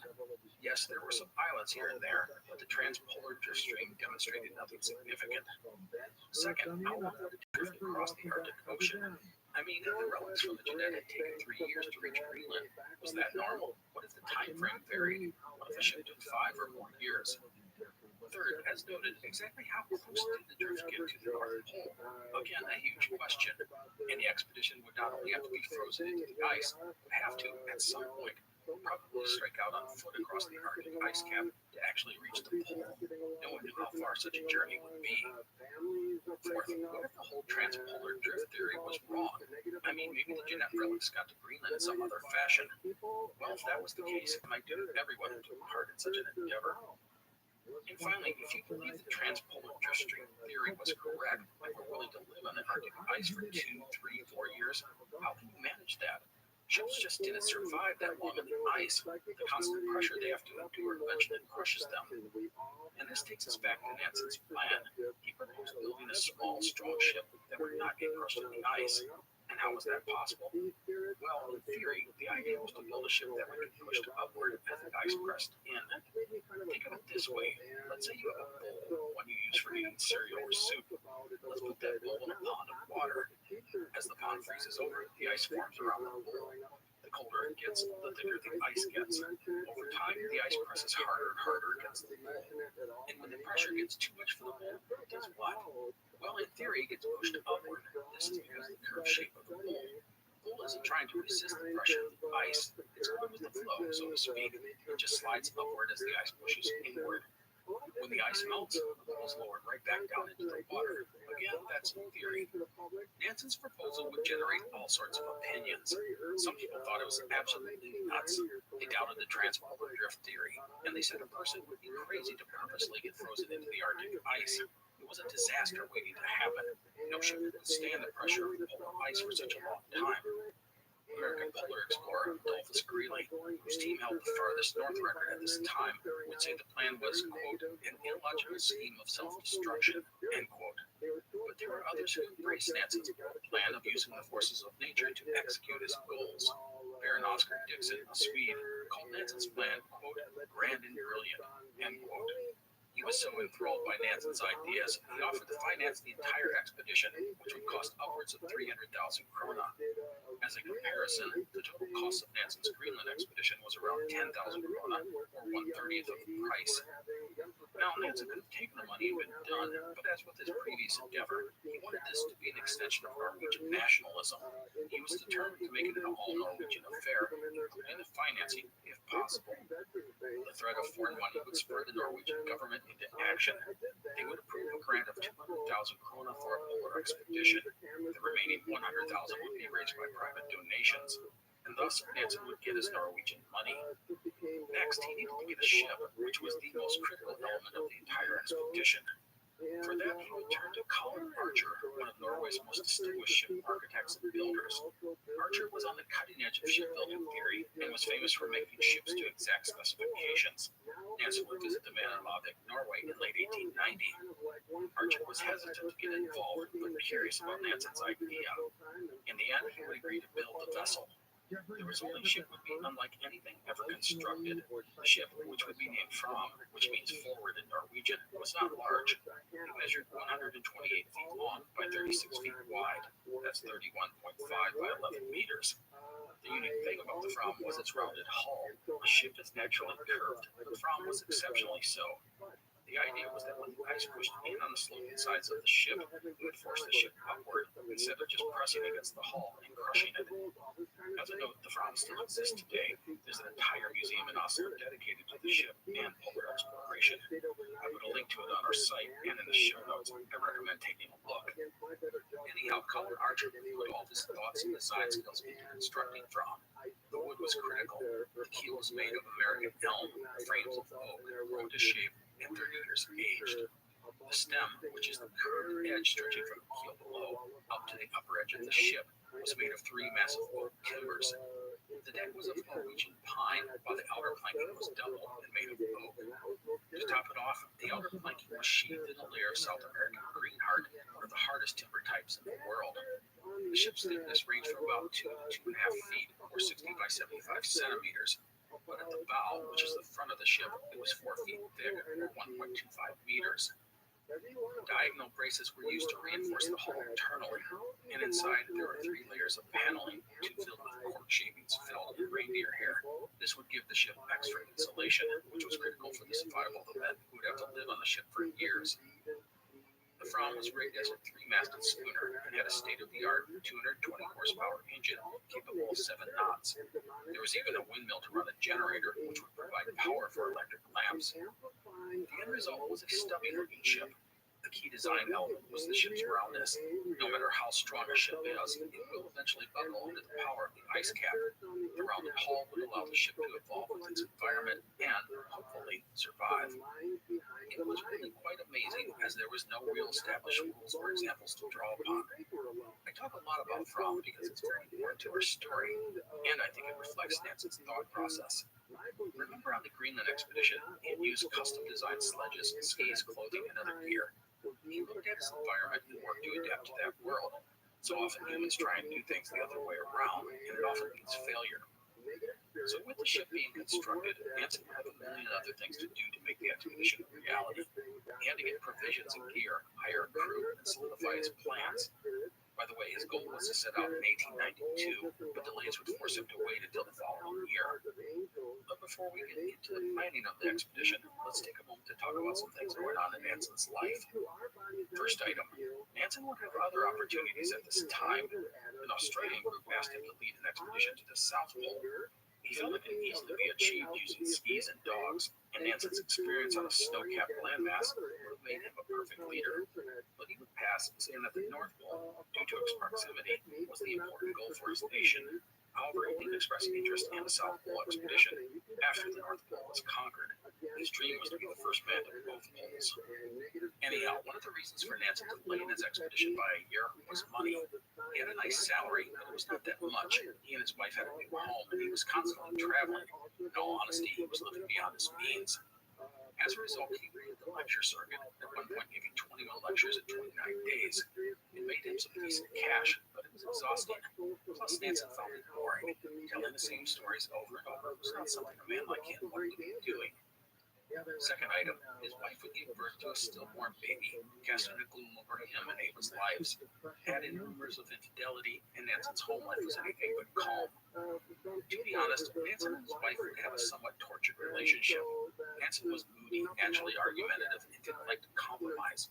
She would work hard to manage his moods, but it wasn't always easy. The two relished each other's company, but travel and demands on Nansen kept him away, which upset both of them. Nansen was always writing to Ava and saying how much he missed her. He would send him into bouts of depression. As for Ava, she dreaded losing him. She had heard the rumors of his flings, and every time he traveled, those fears only grew. On the flip side, after recovering from the stillbirth, she got back into singing and started to give singing lessons. Also, whenever possible, she joined Nansen when he traveled, which helped both of them. However, one thing she dreaded was Nansen heading off on his expedition. She knew he would be gone for years. That idea scared both of them. Okay, let's put that stuff aside and get back to Nansen's proposed polar expedition. Nansen's goal was to reach the North Pole. Here are the details of his plan. The team consisted of only about a dozen men, specialists at their jobs. Again, Nansen was eschewing the traditional approach of dozens or even hundreds of men on this kind of endeavor. Now, the initial idea was to sail all the way around South America and come up to the Bering Strait, just like the Jeanette had done a decade earlier. The idea was to follow the footsteps of the ship, but Nansen would make a change to this part of the plan. The ship would instead sail up the Norwegian coast and go east and skirt along the Russian coastline. They would then reach where the Jeanette had been frozen in ice, just from the opposite direction. That sounds logical, but I want to point out that only one ship had ever sailed that far east along the coast. That was the Vega under Adolf Nordenskjöld, who was the first person to complete the Northeast Passage, which we discussed previously. Anyhow, the idea was a good one, as long as the Fram could make it that far east, which wasn't a given as the ice was hard to predict. The ship would then make its way north and let itself get frozen in, and then they would wait. With luck, the drift would take the ship close to the North Pole. Just how close was a great question. No one knew for sure. No matter, Nansen was pretty sure he would have to get out onto the ice and make a crossing at some point. For that, he would bring along sledge dogs. The idea was that Nansen would use skis and dogs to make a dash to the pole. The ship would continue to float along with the drift, hopefully breaking out of the ice around Spitsbergen. As for Nansen and anyone else on the North Pole trek, well, once they turned around, they would have to cross the frozen ice to land, likely the collection of islands called Franz Josef Land. From there, they would make their way to Spitsbergen, which was frequented by whaling and fishing vessels. So that was the plan. The theory behind it all were sound, but they were still just theories. As I said, most people thought Nansen was a bit crazy to try such a thing. But as we've seen, the guy never lacked confidence. So Nansen would thus have to outfit his expedition and assemble his team. As with the Greenland expedition, he scoured through books and journals and tried to discern all he could from previous expeditions, anything for an edge. One of my favorite stories involved American polar explorer Robert Peary. If you recall, Peary had initially planned on crossing Greenland in 1888, but had been held up by the United States Navy with surveying work in Central America. Nansen had used that delay to launch his own expedition and steal Peary's thunder. While Peary was more than a little upset by Nansen's opening on what he thought was his territory, he felt that since he had made an earlier reconnaissance mission, that gave him priority to do a crossing. That aside, Peary would eventually return to Greenland in 1891 and make a rather epic crossing, much further north than Nansen's route. Peary would go across Greenland and back, traveling 4 times longer than Nansen. It was really quite amazing. And while everyone would praise Peary for what he had done, it stung that it was Nansen whose name was in the record book. Now, Peary had used dogs successfully on the crossing. Nansen would thus write to the man and ask him a bunch of questions about the experience. What had he thought of the dogs? What sledges had he used? What kind of food? That sort of thing. Perhaps it was a bit cheeky to go ask the guy he was just bested for advice, but it might have been that Nansen was oblivious to such niceties and traditions. Anyhow, Peary would ultimately respond, but he was clearly not thrilled. In his biography of Nansen, Owen Huntford wrote this, quote, Perry eventually replied that he stuck to pemmican as a staple diet and that his sledge was based on Nansen's model. His letter was curt and reserved. He saw Nansen as a deadly rival. He was consumed by resentment toward those who, as he considered, had forestalled him in his first crossing of Greenland and robbed him of his rightful due. End quote. By the way, Perry had his own designs on the North Pole and would ultimately claim the prize, but not for another decade and a half, and not without controversy. In the end, Nansen would work hard outfitting the expedition. As before, this was critical to him. He would pick and test the food, the clothing, the gear, pretty much everything. He actually loved the planning part of the expedition. He tested the rifles and guns and ammunition. He tried out all sorts of food options. For skis, he abandoned the telemark style, as he felt it was more for downhill skiing. He would ultimately bring 50 different kinds of skis to test on the ice cap. One fun thing was chocolate. In his book on the Greenland expedition, Nansen had written how wonderful the chocolate was that they had taken. It had been a great treat anytime it was eaten by the men. Well, the chocolate he had brought was made by Cadbury in England. The company was so thrilled by Nansen's poetic descriptions of their product, he gave them all that he requested for free. One other item I want to mention, as it is very important to this and future polar expeditions, was the Primus stove. The Primus had only been invented in 1892 by a Stockholm mechanic. It was, to be honest, revolutionary. It would be the first portable stove to efficiently burn liquid fuel, paraffin, and produce an intense heat. It was 5 to 6 times better than anything else on the market. It was light, compact, and portable, practically a miracle. It will be a staple on polar expeditions in the future, and Nansen was the first explorer to use it. And so, as the ship and supplies and gear was put together, Nansen would have to settle on a team. The ship would have a crew of 12.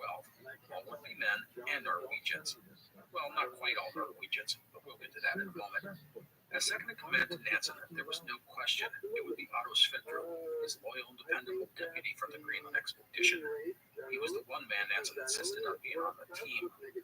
Sverdrup had gotten married in 1891 and was hesitant about going, but Nansen agreed to have the man's wife taken care of financially if he didn't return.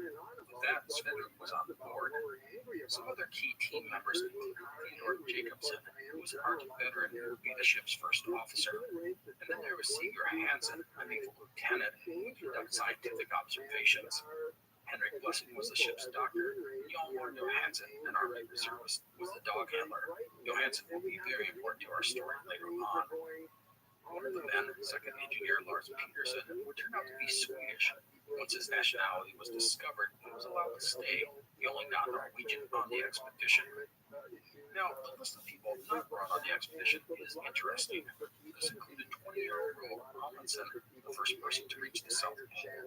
He had applied, but his mother had stepped in and stopped her son from going. Another fascinating person was English explorer Frederick Jackson. Now, Jackson would be turned down because he was not Norwegian. So I remember him because he was so keen to be part of a polar expedition, he would go off and organize his own enterprise.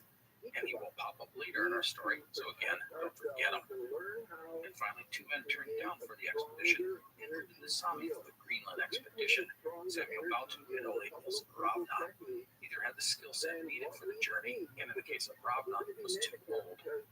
I do want to note that Nansen's team will, for a variety of reasons, change right up to the point of departing the last port in Norway. We'll talk about that when it happens. Now, I want to stress that all that I'm talking about, getting provisions and gear, hiring the team, building the ship, it was all happening at the same time over the course of 1891 through 1893. And that takes us back to Nansen's ship. The Fram would be launched in Lavik on October 6, 1892. Nansen's wife, Eva, would do the christening. The ship would be towed to Christiania, about 75 miles or 120 kilometers away. There, it would be fitted and ready for sail. All the preparations would be completed by April 1893, and the first trials at sea went well. The ship could make 7 knots, and it was highly maneuverable. The round design didn't cause the ship to roll uncomfortably when in open sea. That was an acceptable trade-off. All in all, Colin Archer's design and build had been outstanding, and everyone was thrilled with the results. And so Nansen and his crew prepared to set off on their epic journey. However, 2 issues would arise. The first was money. The expedition was over budget. The price had risen from 300,000 krona to almost 450,000. This would cause a bit of a scramble right before launch. Ultimately, the Norwegian government would pony up 80,000 more, and the rest would be raised from private sources. Oscar II, the King of Sweden and Norway, would donate 20,000 krona and visit the Fram while in Christiania. This and other donors would step up, alleviating the issue, not until the last minute. The other problem was the dogs. Nansen had had difficulties obtaining sled dogs. He would ultimately settle on getting them from Russia. However, they had not arrived in Christiania and would instead have to be picked up on the Siberian coast. In fact, Nansen's contacts had arranged for 2 groups of dogs to rendezvous with the ship. Extra dogs were never a bad thing. All of this was troubling as it was something out of Nansen's control, and the dogs were an important part of his plan. He would just have to trust that everything would work out well. So that gets us up to June of 1893 as the Fram prepared to depart Christiania. For the 32-year-old Nansen, leaving now was a troubling proposition. His wife, Eva, had given birth to a baby, a girl, in January of that year. The idea of leaving his wife and infant daughter was almost unbearable. Put him in a dark mood much of the time. But there was not much that could be done about things at this point. The ship was ready, the men were ready. As a reminder, the ship would sail up the Norwegian coast and push toward Russia. The good part about this is that there were ports all along the coast, which meant they weren't quite heading off alone, at least not yet. On June 24th, 1893, the Fram departed from Christiania. The ship would stop in Bergen for a spell before continuing up the coast. In reality, this part of the voyage was one long, drawn-out farewell. Fram would stop at various ports, each town celebrating their brave native sons as they headed out into the wild. On July 12th, the ship reached Tromsø, a key port on the northern tip of Norway. It was a major center for whaling and sealing ships. A few things would happen here. First, some last-minute gear and supplies would be brought on board. This included boots, sleeping bags, and other clothing made by the Sami people, much of it from reindeer fur. Second, anyone on board not heading into the Arctic waters would depart. This included someone I have not mentioned in today's episode, and that is Christian Christensen, who had been on the Greenland expedition. Nansen had wanted Christensen, a dependable man, on this upcoming endeavor. And Christensen had seriously considered the offer and had traveled to Tromsø, still undecided as to what he was going to do. The idea of spending 3 or 4 years away from his home was not attractive, but the clincher was when he met with Nansen and spent some time with him and the team. Christensen realized that he could not endure years under Nansen's command. Nansen's inability to relate to others, especially men, was just too great an obstacle. He would thus pass on the offer, which stung Nansen, who had been counting on Christensen to be a reliable and dependable part of the team. The final item was that Nansen would have to add a couple of replacement crew members, including one to take Christensen's place. So when things filled up, Nansen decided to leave Tromsø on the morning of July 14th, but he would have to delay departure for half a day because the men had went out the night before and got roaring drunk. On July 18th, the ship would reach Vardo, the last port of call in Norwegian territory, and the final bit of civilization on their itinerary. Nansen would get a telegram from his wife at the last moment. He would write her back saying, quote, "I kiss it in you 1,000 times, and depart thinking of you with bright, cheerful thoughts," end quote. But honestly, bright, cheerful thoughts were not easy for Nansen. He knew he would not see his wife for several years, and he had an irrational fear that Eva would die while he was at sea. That thought put him in a dark frame of mind. Anyhow, the locals would give the men a big farewell party. The men would, again, get wildly drunk. This forced the ship to delay the departure by another half a day. Once out at sea, Nansen unloaded on his crew. He never liked drinking that much, and he was furious at the men's behavior of the past few days. And it wasn't just the getting drunk part. It was delaying the ship's departure twice, and some of the men, while drunk, had stolen beer and food from the ship's stores. The rebuke was an unusually harsh one. The men were heading out into the ice, prepared for being away for years from their family and friends, not to mention risking their lives. That they went off as they did should not have been unexpected. Nansen's fury may have been related to the pressure of getting Fram underway, and the anxiety of leaving behind his wife and young daughter. It put everyone on edge, and it was a sign of things to come. The truth is that Nansen understood little about these men, and they didn't understand much about him either. He was a self-righteous, argumentative, prickly jerk who thought he was better than all of them. Of course they disliked him. Anyhow, we will explore the relationship between Nansen and the crew in our next episode. And so the Fram was underway on what would be a milestone voyage of polar exploration.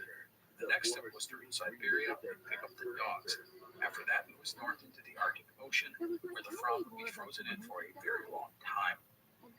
So that is it for today's episode. I hope you've enjoyed it. I want to say thank you to everyone who supports the show. Your contributions help make Big Sports Podcast a reality. I want to thank our upper tier patrons, including Dave, Donnell, Thor, Eric, Jesse, Adam, Elizabeth, Andrew, Benjamin, Cameron, Catherine, Christopher, Collier, Craig, David, Michael, Eamon, Eileen, George, Gregory, Peter, Philip, Ralph, and all the rest of our patrons and donors. Thank you so very much. If you are interested in helping out the show financially, please visit explorerspodcast.com. Otherwise, thanks again for listening. Please join us next time for part 4 in our series on Fridtjof Nansen. I will see you then. Please take care. The Explorers Podcast is part of the Airwave Media Network. Go to airmedia.com to find other cool podcasts, including the Daily Meditation Podcast and The Constant. You're listening to an Airwave Media Podcast. So if we do these things anyway, might as well make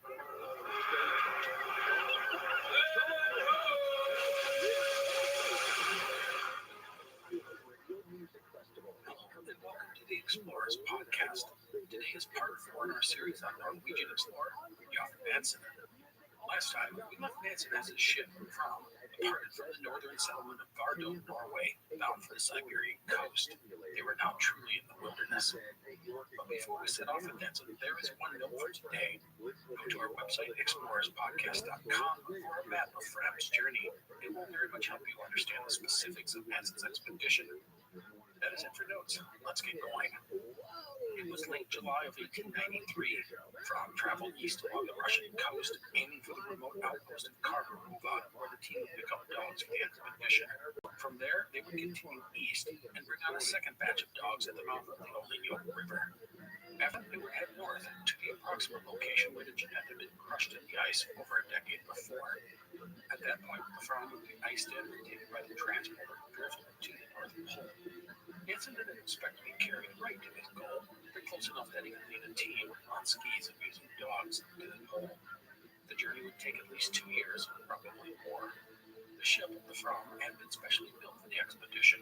It had a crew of 12, although Svedrud was the expedition's second in command. The Fram departed Vardø on July 21st in the early morning hours. Many of the men had gotten drunk the night before, and Nansen lit into them for their actions.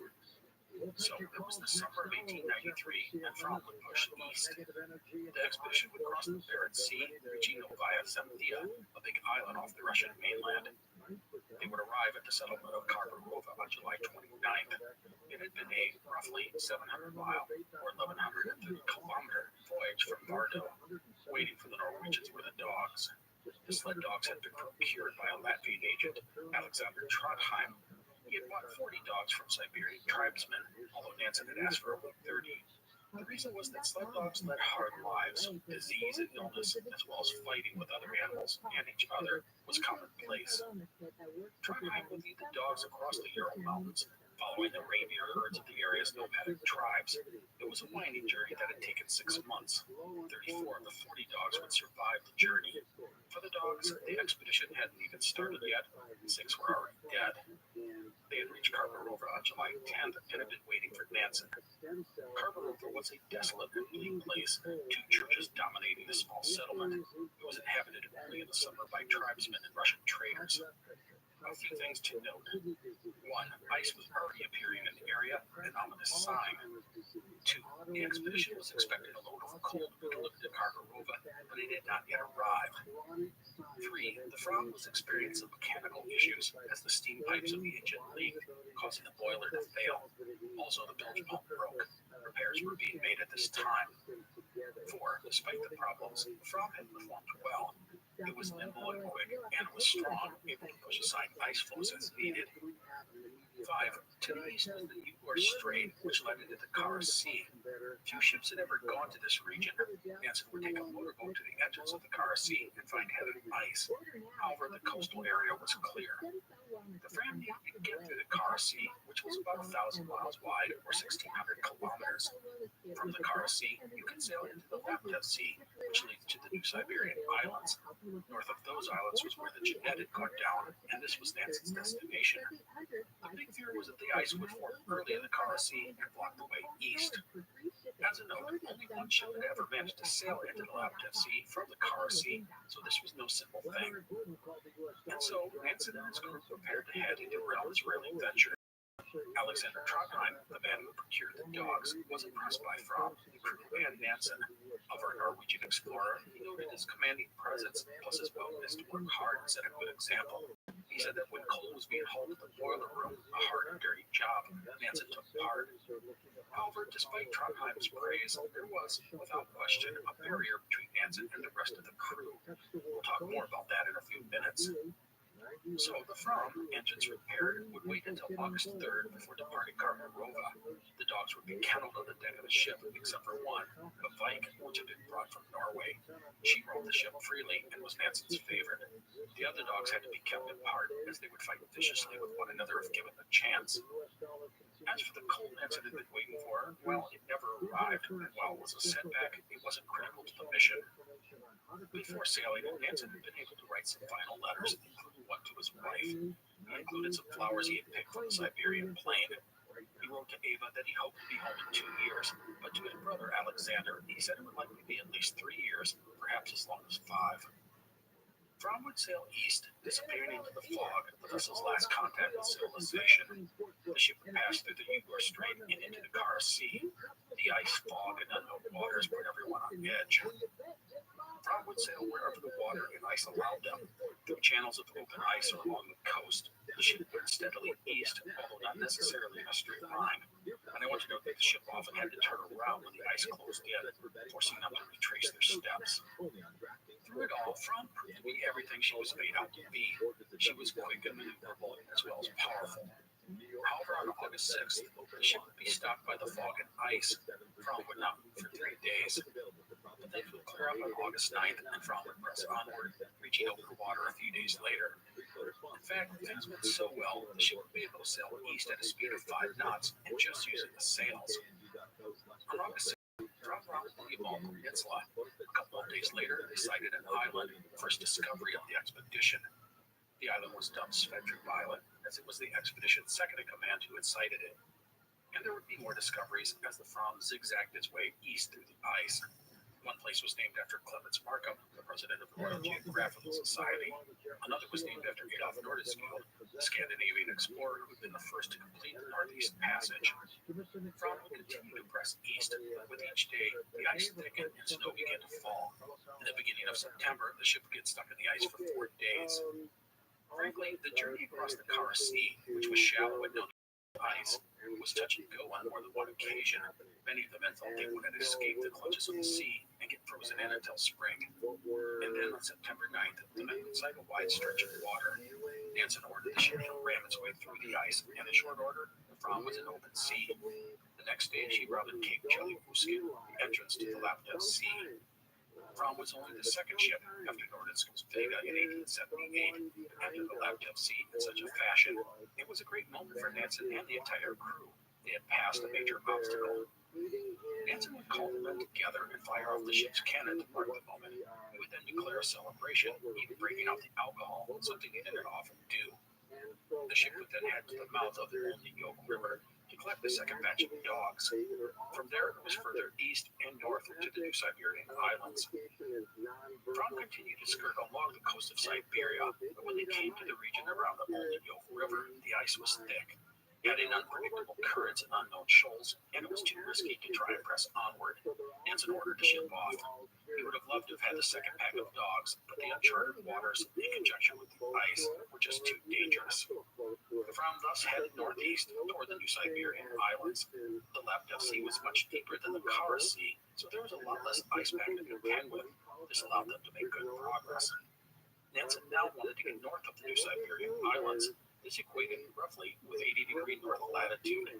He needed the ice to hold off just a little longer to reach his goal. But luck would not be Nansen's friend. The ice would thicken, especially to the north and east. Then, on September 20th, Nansen would write, quote, "Ahead lay the edge of the ice, massive and tight pack, gleaming in the fog," end quote. The Fromm could go no further. The northeast, which was where Nansen had wanted to reach, was blocked by solid ice. Faced with an impassable option to the east, Nansen decided to push northwest, where the ice wasn't yet completely packed tight. This would take the Fram further away from the current that Nansen had expected, but he decided that getting further north was the most important thing at this point. In reality, it would not matter too much, and that's because within a day, the ice closed in around Fram. To the men, it seemed inevitable that this would be where the ship would get iced in for the future.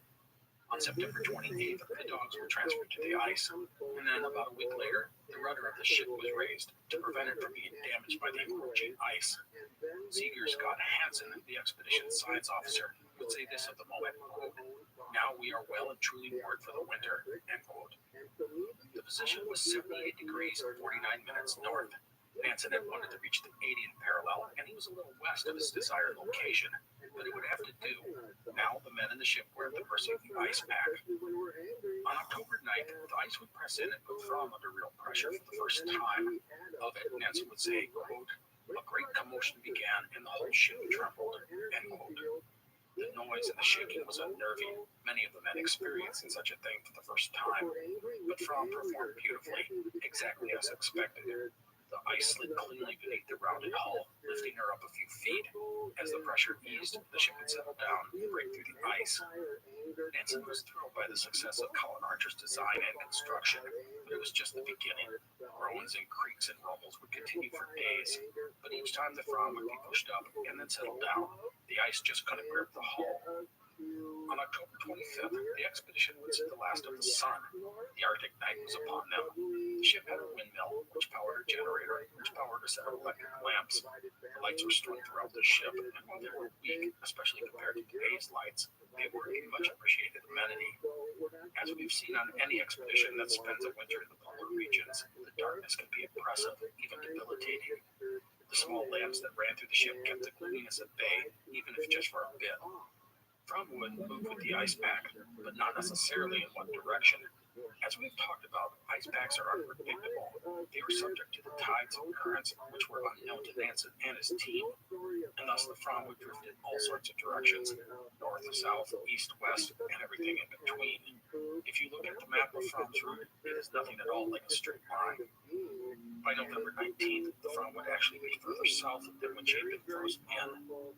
But now, the biggest issue facing the men of Fram was boredom, plus the prospect of not seeing their homes for 2 or 3 or 4 years. To battle the gloom, the ship maintained a standard watch, and duties were assigned and completed in a regular fashion. Scientific readings were taken, laundry was done, repairs were made. The idea was to keep the men occupied and engaged. Also, each man on the ship had to undergo a medical exam every month under the eye of the ship's doctor, Eric Blessing. Each man was tested for anemia and watched for signs of scurvy. The latter was a common problem on polar expeditions. At the time, no one knew that scurvy was caused by a lack of vitamin C, but it was known that certain foods helped battle the disease.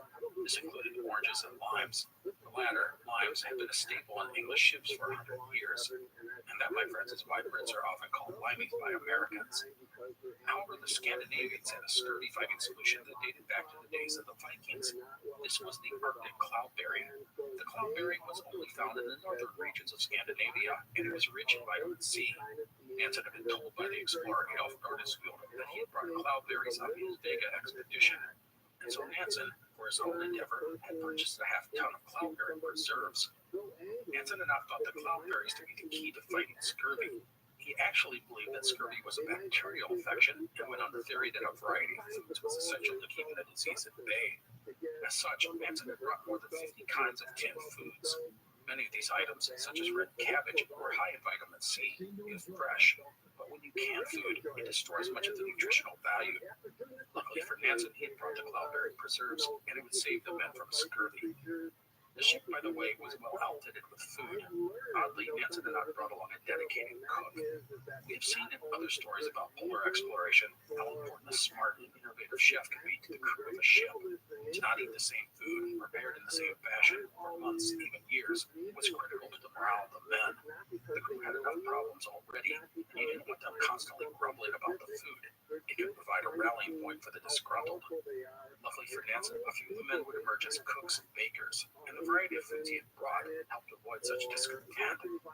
Side note here, years ago I got to spend a night on a docked World War II era submarine with my son. We did a tour of the sub, and the guy told us that, with regards to the health of the crew, the two most important people were the doctor and the cook.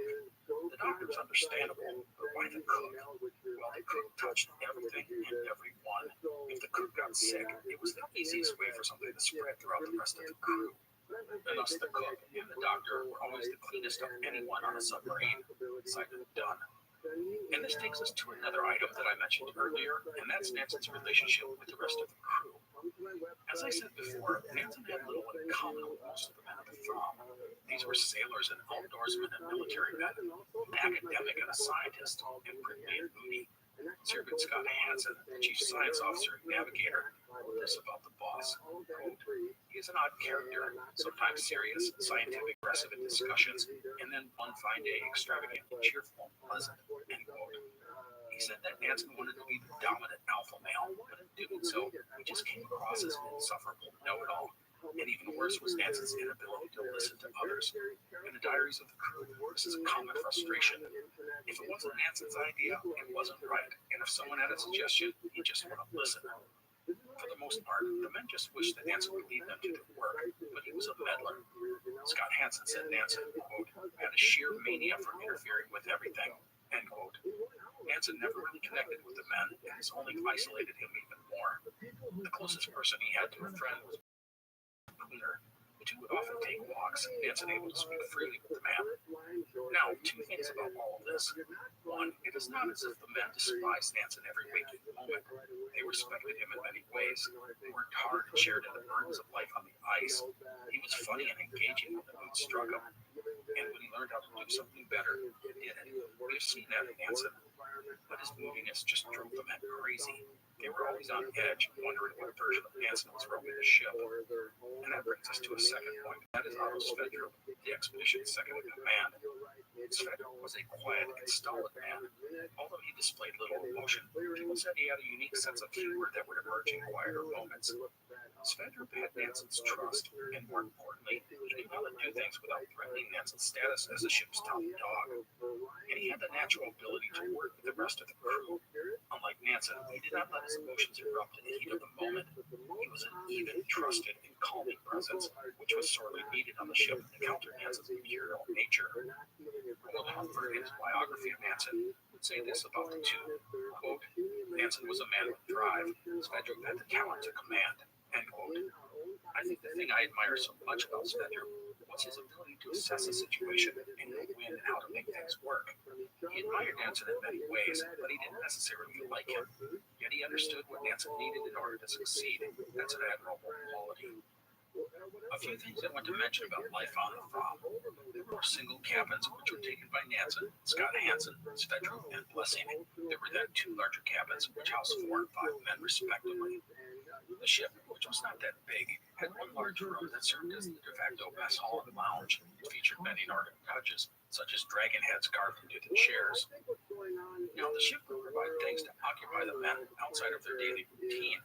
There was a library with more than 600 books. And Nansen tried to get a newspaper going called the Throm Review, but interest was middling. Only 8 issues were published. Another distraction was an organ. When Nansen played, it invariably caused all the dogs to begin to howl along with him. I love that image. This tiny spot of the Throm in the dark of the Arctic, the sound of music and howling dogs drifting over the forward cap. And speaking of the dogs, they were another welcome distraction.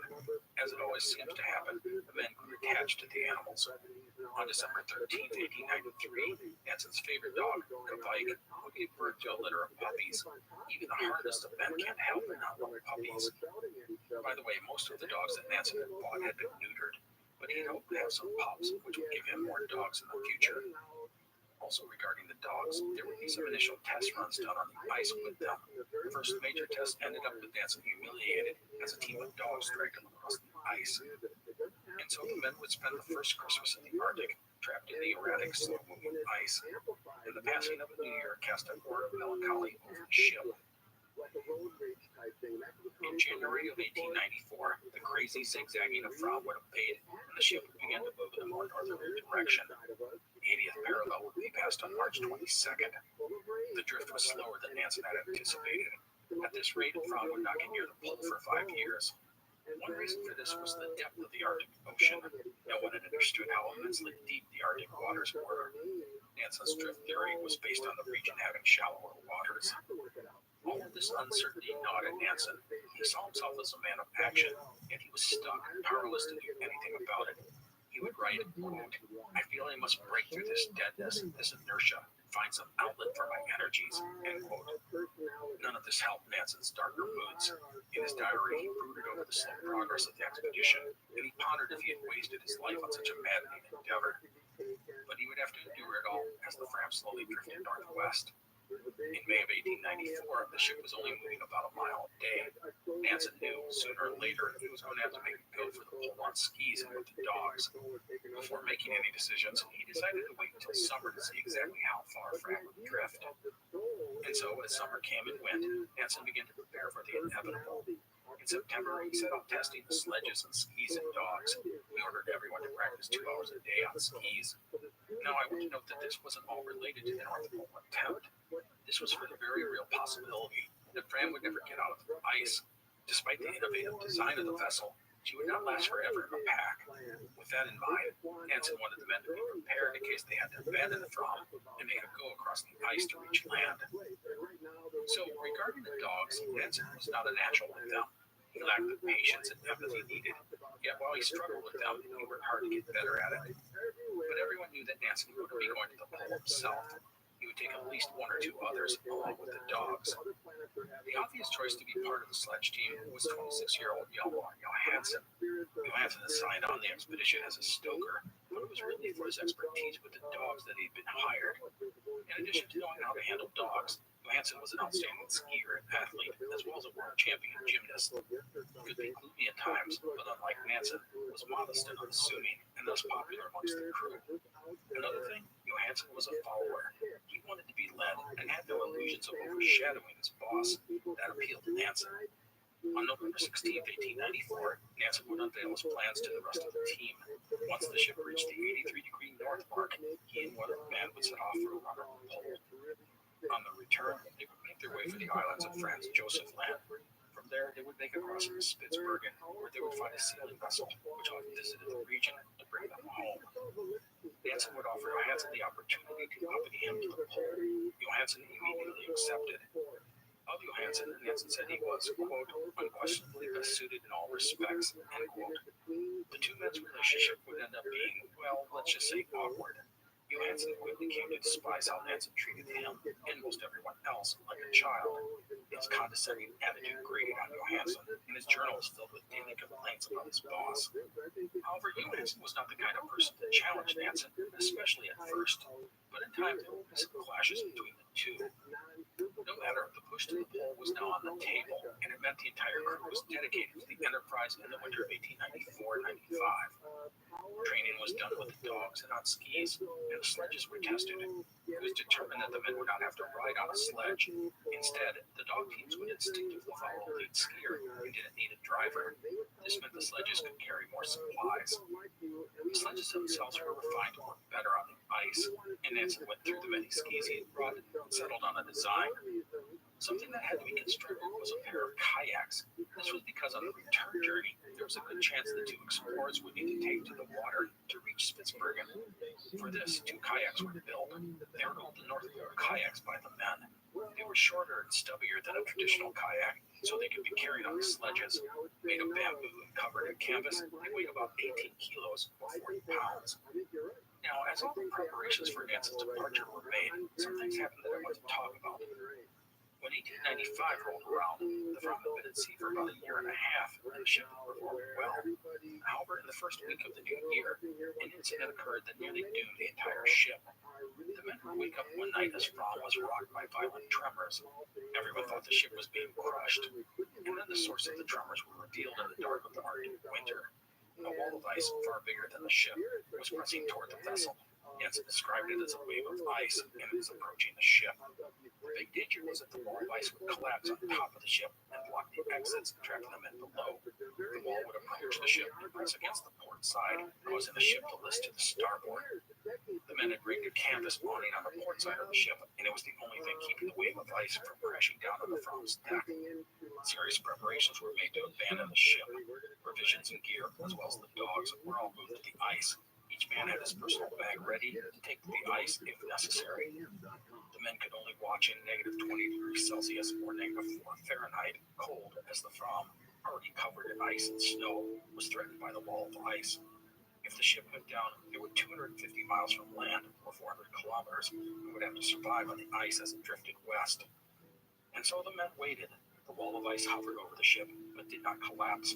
At night, due to the intense cold, the men slept on board, fully clothed and ready to abandon the ship at a moment's notice.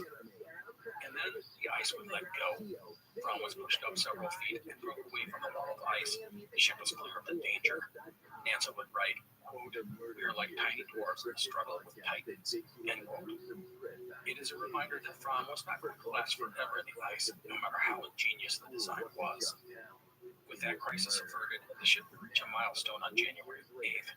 It was here that the expedition reached 83 degrees 34 minutes north, setting a record for farthest north, besting a dolphin's Greeley. No matter what happened going, Nansen at least had that record in the bag. Nansen targeted departed for the pole in late February. Even to the last moment, he was tweaking things, which drove the men nuts. And the closer they came to departing, the more manic Nansen became. He was combative and fussy, insisting his ideas were the best, often ignoring the suggestions of others. Unbearable word used to describe him. Johansson would write, quote, "My friends on board predict it will be a miserable tour with him," end quote. The truth is that Nansen was overwhelmed, which is understandable, but his inability to compartmentalize his feelings and anxiety made him unpleasant to be around.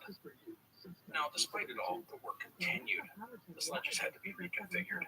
They would be shod in German steel, with false maple runners attached over them. The wooden runners would be removed when the temperatures got warmer and the snow changed. On February 14th, Nansen and Johansson slept out on the ice to test things out. The temperature would fall to negative 43 degrees Celsius or negative 45 Fahrenheit. They found the two sleeping bags were not warm enough. Thus, more insulation was added, and they were combined into a single bag that the men would share. The dogs were also ready for the journey by being fed as much food as they wanted. This included a steady diet of polar bear blubber. By the way, the ship had, during its time on the ice, run into bears on several occasions. These moments could turn deadly as dogs would die in these encounters. Nansen prepared by reading everything he could find about Franz Josef Land, which would be his target on the return journey.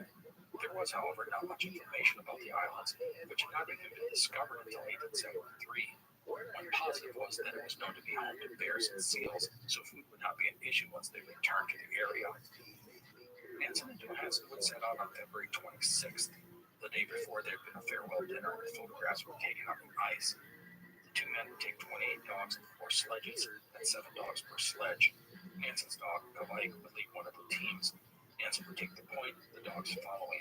A group of men on skis from the ship would travel with them for a while. The team did great on even surfaces, but it quickly became obvious that the sledges were inadequate for the task at hand. They came to a halt when presented with obstacles, and they were hard to get going once they had stopped. One sledge would break when it tried to go over a small ridge, called a hummock. Another was damaged. Nansen would have to turn around and return to Fram. The problem was the weight. The sledges were overloaded. Thus, Nansen elected to take 2 more sledges, reducing the weight of the load from 280 to 200 kilos, or from 615 to 440 pounds. The dogs would work in teams of 5 or 6. Also, the sledges were reinforced by having boards fitted to the underside. Nansen would set out a second time 2 days later. The results were not good. The sledges were still too heavy, so 150 pounds of pemmican was abandoned. The other issue was the dogs worked better in larger teams. In the end, there were too many sledges and too much weight. By March 3rd, they'd only made 8 miles or 13 kilometers. Nansen elected to return to Fram and regroup. It would have been an embarrassing moment for Nansen, seeing his carefully laid plans blowing up in his face. But let's not forget, the man wasn't an idiot. And while he was stubborn and opinionated, he knew when he had to adapt, and thus he would start again. The first thing he did was to go with just sledges. These were reinforced to withstand the rougher landscape. and the weight of everything was carefully calculated. Some things were cut from the provision list. As a note, Nansen had been oddly really cavalier with regards to weighing things. He had sort of eyeballed the loads of the sledges before, but now the men meticulously weighed each item.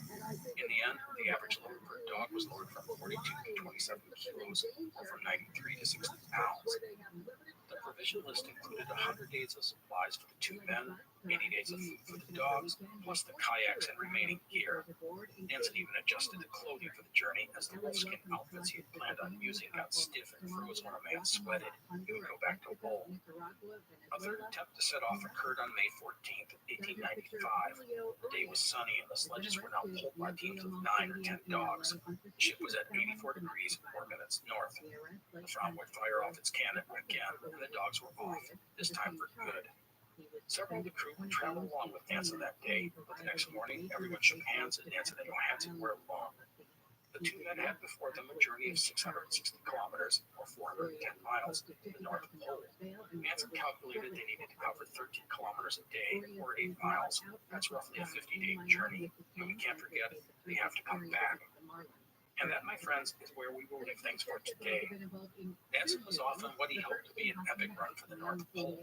We will follow him and Johansson in our next episode. And we won't forget about the Fram. The ship, now under the command of Otto Svedrup, was still in the clutches of the Arctic ice pack. We will keep tabs on them as well. So that is it for today. I hope you enjoyed this episode. Please come back next time, and we will continue the story of Fridtjof Nansen and the Fram expedition. Thank you for listening. Please take care.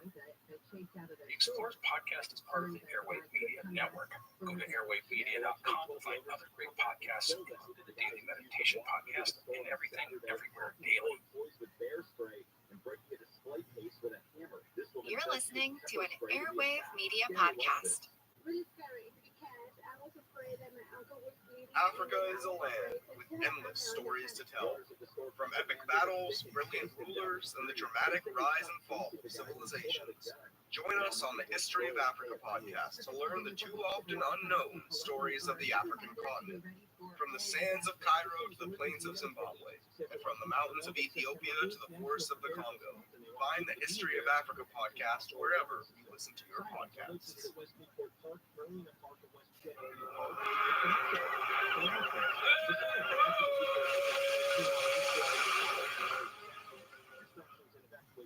Hello and welcome to the Explorers podcast. Today we are continuing with the story of Fridtjof Nansen and the Fram expedition. 2 notes to start. First, as usual, there is a map of Nansen's route on our website, explorerspodcast.com. I recommend checking it out. And second, today's episode is going to cover Nansen and Hjalmar Johansson's attempt at the North Pole, as well as their return journey. We will look at the fate of the Fram, which was still stuck in the ice, in our next episode. That's it. Notes are done. Let's roll. Last time, we left Nansen as he and Johansson set off onto the polar ice with 3 sledges and 28 dogs. Their goal was to reach the North Pole. They had left the Fram at the location of 48 degrees and 4 minutes north. The pole was about 660 kilometers, or 410 miles away. Nansen figured it would take about 50 days to cover the distance. At that point, they would head back south, aiming for Franz Josef Land, an archipelago in the Arctic Ocean.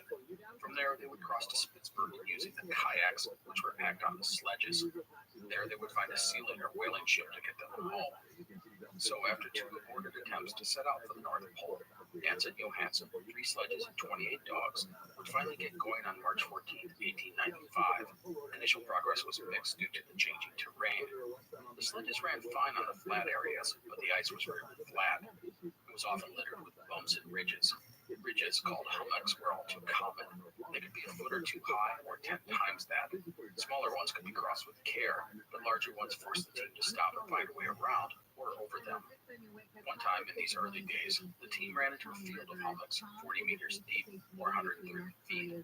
There was no way around the field, so the men had to carry the sledges through the field, sliding them along when possible, and lifting them over the outcroppings.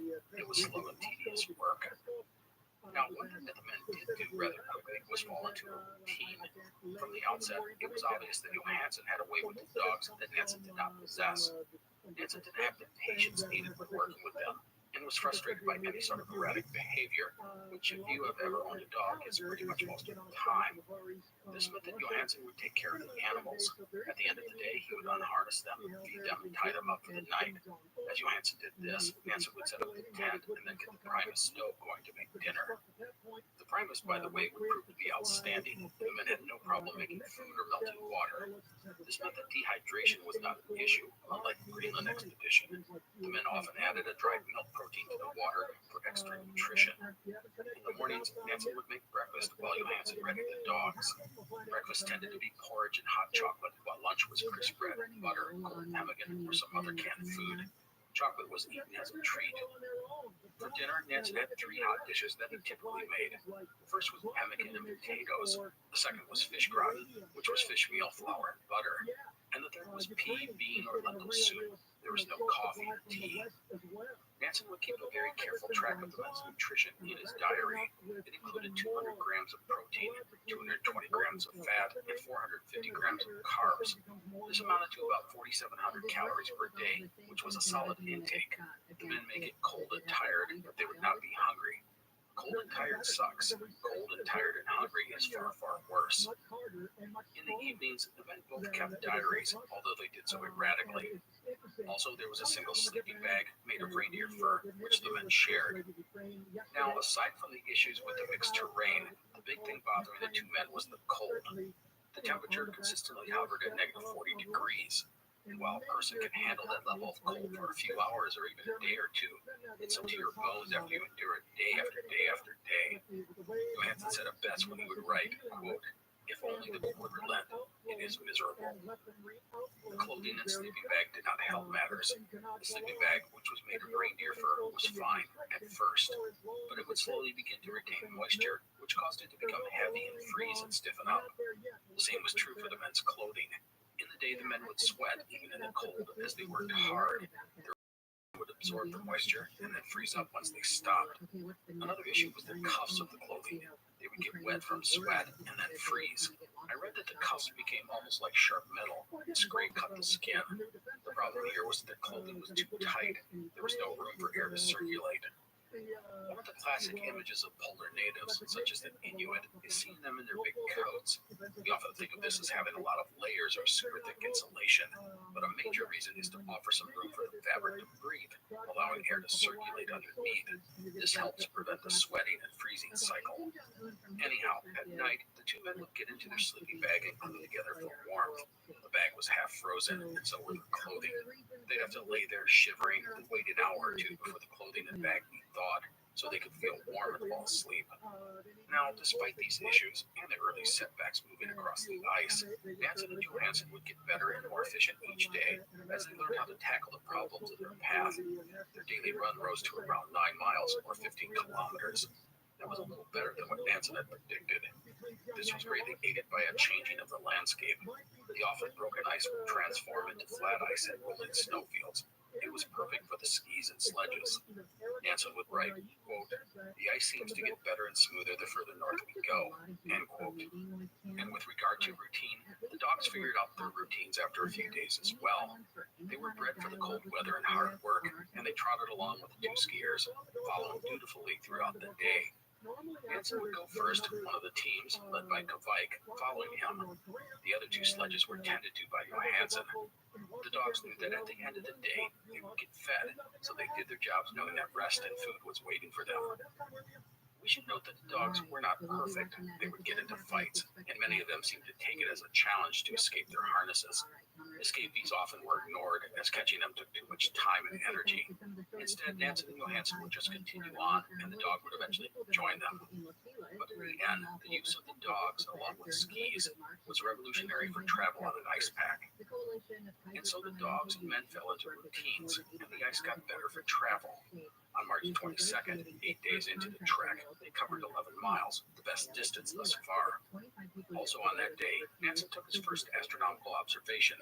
They had reached 85 degrees, 9 minutes north. In doing so, they had covered about a sixth of the way to the pole. That was good progress, and the men were confident. Johansson wrote, quote, "It's going gloriously." He could have added, other than the cold, which refused to let up.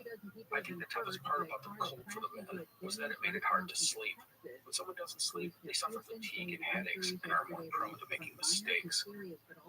Now, in addition to the intense cold, there were a few other signs of trouble.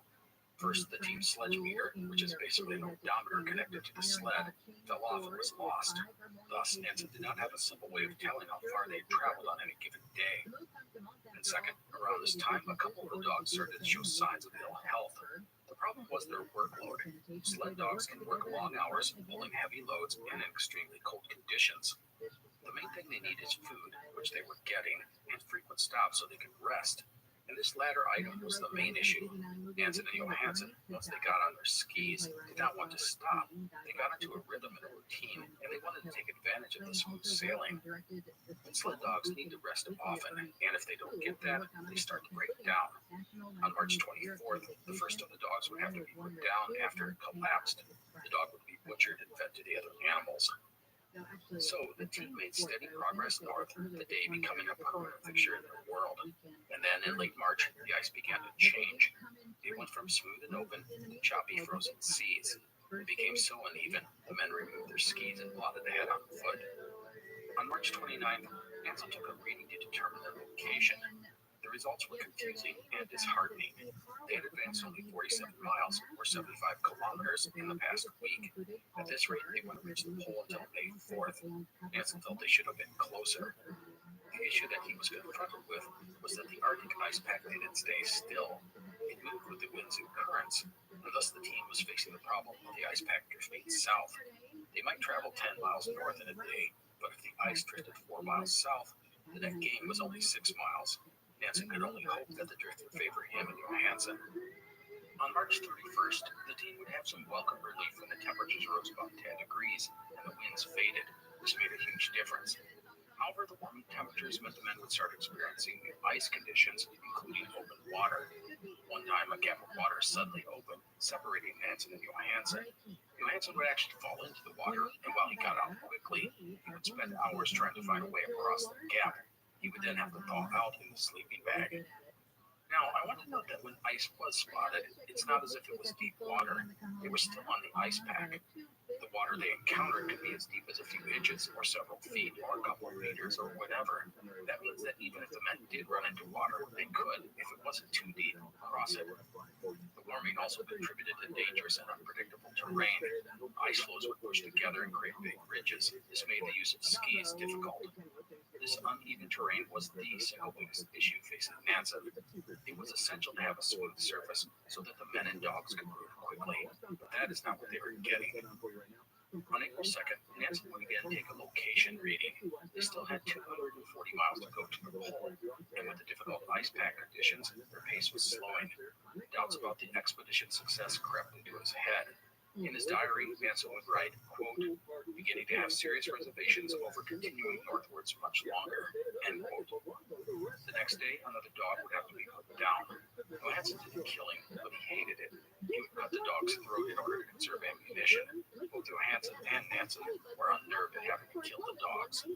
The team continued north, but things did not go well. The current was pushing them south, and the ice was not smooth. In fact, it got worse, becoming so convoluted, they advanced only a couple of miles on April 6th. Nansen wrote, quote, the ice is growing worse and worse. Yesterday, it brought me to the brink of despair, end quote. The following day, the conditions deteriorated even more. Nansen would scout ahead to see what lay in the distance. It was not good. He wrote, quote, I went ahead a good distance northwards on skis, saw no reasonable way ahead, and from the top of the highest serac, no other kind of ice could be seen right up to the horizon, end quote. This means he was seeing nothing but broken and choppy ice, hummocks, crevasses, and seracs. The smooth, flat, wide-open ice pack he had predicted was in the north, just didn't exist. Nansen knew it would be foolish to go on. They were still 230 miles, or 370 kilometers, from the pole. They could push north and gain a bit more ground, but with this terrain, there's no way they were going to make it to the North Pole and return alive. It was time to turn around. That day, Nancy and Johansson were having farthest north celebration, feasting on hot stew, chocolate, and pudding. They had reached 86 degrees 13 minutes north. It was the biggest single advance the farthest north in 400 years. They set up 2 flags, a Norwegian one and another of the Swedish Union. Now they had to get back to civilization. For that, they had to make a political call for Antioch's land, which had been easily by only a handful of people in American history. It was not about giving a crowd some calendar. Many people thought Antioch's land was just 1 or 2 big islands. Nancy didn't know that the southwestern edge of the region got closest to Spitsbergen, which was their ultimate goal. Plus, near the same spot was a place called Ira Harbor. Earlier explorers had placed a supply depot at this location. They would like to find food and provisions, perhaps even a boat or other materials to help them crossing Spitsbergen. The journey south went well in the first few days. Currents were built up and the weather was warming, making things much more bearable. Terrain turned into smooth and open stretches of ice. However, on April 13th, the wind potentially making us gaff. Progress was steady, and in the desire to press onward, Nancy and Johansson would let their watches stop.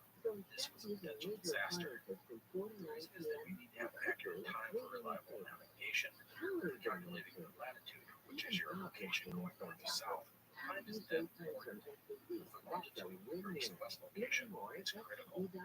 Nancy would have to estimate how long his watch had stopped, take calculations from there, but it was only an estimate. If he was wrong, he could end up going too far east or west of Franz Josef Land. If the man did that, there was nothing but ocean before them. If that wasn't enough, other issues arose. The temperature was rising by the day, and the sun was intense. This caused the ice conditions to get worse. There were more ridges, and snow became warm and sticky, not great for sledges or skis. Also, the currents shifted again, pushing the ice north. On April 18th, the expedition would press on for 16 hours, weaving its way through the twisted terrain of crevices, ridges, and underwater. The dogs were visibly straining. However, the men would find signs of encouragement.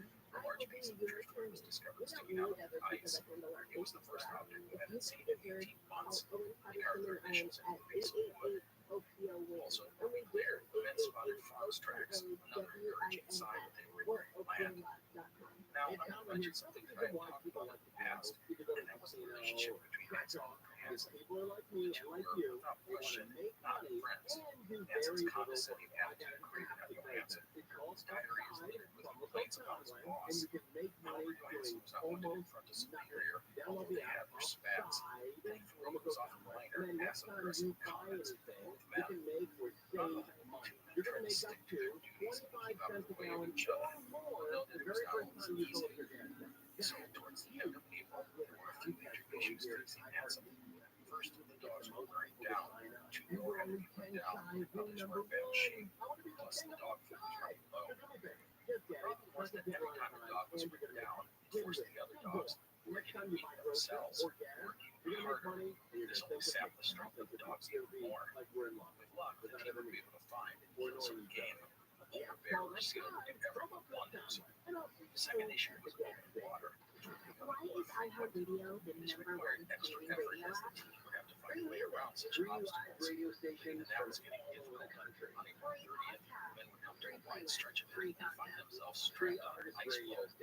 Unable to move on, Nancy would elect to rest for a day. It was the first day the team had rested since they had started nearly 7 months earlier. The men would prepare their boots and clothing, just try and relax. The next day they would set out with the water closed up. By the way, that same day would bring a blizzard. Apparently, which meant it got run into a snowstorm since they had started. And so the men went south, even as the drifting back pushed them north. Also, food was running low, especially for the dogs. However, on the bright side, it was warming. On May 8th, the temperature was recorded at -8 Celsius or 80 degrees Fahrenheit. On May 13th, Nancy would decide to abandon one of the 3 sledges. A major reason was the condition of the dogs. Only 12 remained. Tired dogs per sled just wasn't working. Plus, they were shedding supplies and lightning as they had moved south. Loads of the dogs were being distributed amongst the two sledges. All of us were healthy dogs and Johansson now only had to manage a single sledge. Food remained the main issue. The men on the lookout for game. On May 17th, they spotted a narwhal. Hanson would snatch up a harpoon and race to the water's edge, but the narwhal never got within range, and the opportunity would pass. As we waned, the men would see more positive signs. Polar bear tracks, birds, whales, and even a seal were sighted. Life was all around them. Unfortunately, nothing got within range for the men to hunt. This was taken toll on the dogs. By the end of the month, about 8 remained. Amongst those moved down was the suspicious Viking. He was crushed by this. He adored the dog, which was his last thing to hold. Like the other dogs, which he had worked their heart out, but could go no further. Hanson would say that the only solace in her death was that she would provide 3 days of food for the remaining dogs. Now, the other thing that the end of May brought was warming temperatures and changing conditions. The ice was becoming loose and slushy. The men stayed on their skis, but it was slow going. If they tried to walk, they simply sank 1 or 2 feet into the wet snow and melted ice. Trailing on the skis distributed their weight of the men and kept them from sinking. Also, there were fewer and fewer solid ice floes to travel on. Hanson described the terrain as changing from fine channels into a confusing mesh like the delta of a meandering river. As if to put an exclamation point on the statement, on May 31st, the men would again find themselves marooned on an ice floe. At this point, the men had to wait for the floe to drift into another larger section of ice, and that signaled it was time to prepare for the future, and that meant unpacking the kayaks. As a reminder, Hanson had brought 2 kayaks with him. These had been made special so they could be packed on the sledges. Now, as the men waded out the drift of the ice, it was time to refit and prepare the 2 boats. The past 2.5 months have been hard on the kayaks. They'd endured brutal cold, endless jostling, and far too many crashes when the sledges tipped over. Thus, each kayak was relashed by hand, holes were repaired, and seams resealed. The big question that faced the men was the reliability of the boats. They had never been tested before if there could go over water available. The time on the ice floe allowed the men and dogs to rest, but as you can imagine, it was a major concern. Hanson would cut his Johansson's rations for the first time. Johansson, by the way, managed to shoot down a couple of seagulls during this time. It wasn't much, but it was better than nothing, and it was the first fresh food they'd had in months. On June 8th, the ice floe the men were on connected up to another floe, and the entire expedition could get moving. The team was now down to 6 dogs. Temperature would rise above freezing for the first time in months, which was welcome. However, it meant that travel conditions were terrible. The ice floes would crumble under the feet. The team plowed through the mess, more dogs dropping as they went. By June 16th, only 3 were still alive. Hanson and Johansson, desperate for fresh food, ate one of the dogs that had collapsed. They said it made them feel like cannibals. Going forward, the men worked with the surviving dogs to load the sledges. To be honest, the problem was waning. Conditions were bad. Open water was thwarting them consistently. The dogs were almost all dead. Fuel for the Primus stove was nearly gone, and food was running low. On June 21st, the ice conditions were so bad, the men could not use their skis. Hanson had to make a change. They needed to reach land soon. It was time to take to the kayaks. Now, the men didn't just toss the kayaks into the water and start rowing. Instead, they would take the 2 sledges and put them between the kayaks and lash them all together, creating a catamaran sort of thing. This meant that the men would sit in their kayaks, and the sledges created a platform between the 2 boats for transporting supplies and dogs. The 3 remaining dogs, by the way, hopped right onto the catamaran without any hesitation, and the kayaks were soon rowing in open water. And the kayaks, well, they were not great, but they worked. They didn't do badly, even had to constantly bail them, but at least they worked. Now, the big question facing Hanson was where to go. He didn't know exactly where he was. He thought he was on the eastern edge of Franz Josef Land. He was not positive. In the end, Hanson headed over southwest, hoping to sight land. They couldn't stay in the kayaks for long. They were taking on too much water. As the makeshift catamaran made its way toward a large submarine ice floe, the team needed a much needed gift, a large bearded seal. Curious about the odd-looking object floating on the water, popped up its head.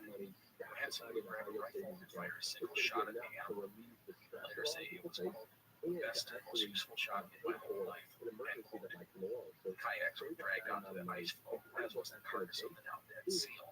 Nancy said that he and Johansson did a celebratory dance around the prize. The shooting of the seal was a blue, Nancy, Johansson, and the surviving dogs. Everyone would gorge themselves on selfie. And the seal blubber was used in the private stove to conserve paraffin, and leftover meat was cut up and used for traveling rations. Nancy would make pancakes using seal's blood. Fried them with blubber. Johansson would brag about the most wonderful meal we had had during the whole trip. The second seal would be shot 4 days later, and on that same day, the team found a pool of fresh water. It was the first time they had drinking water without melting it. On this ice floe, Nancy and Johansson would relax and recuperate. They took the time to regain their strength and get ready for the new journey. Nancy needed the ice to come together to give you and Johansson a solid path to walk or ski on, or you needed the water to clear up the ice so they could use the kayaks to see what was happening. The stay on this big ice floe would turn from days to weeks. The men called the place home sickness camp, as their idle time allowed them to think of better days of family and friends. By the way, the temperatures were now steadily freezing and rain was common. On July 6th, the men were waiting to find a polar bear sitting around the camp.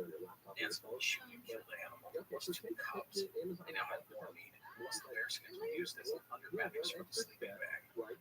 Also, another dog rabbit was down. While there was now plenty of food, it had simply lost the will to keep going.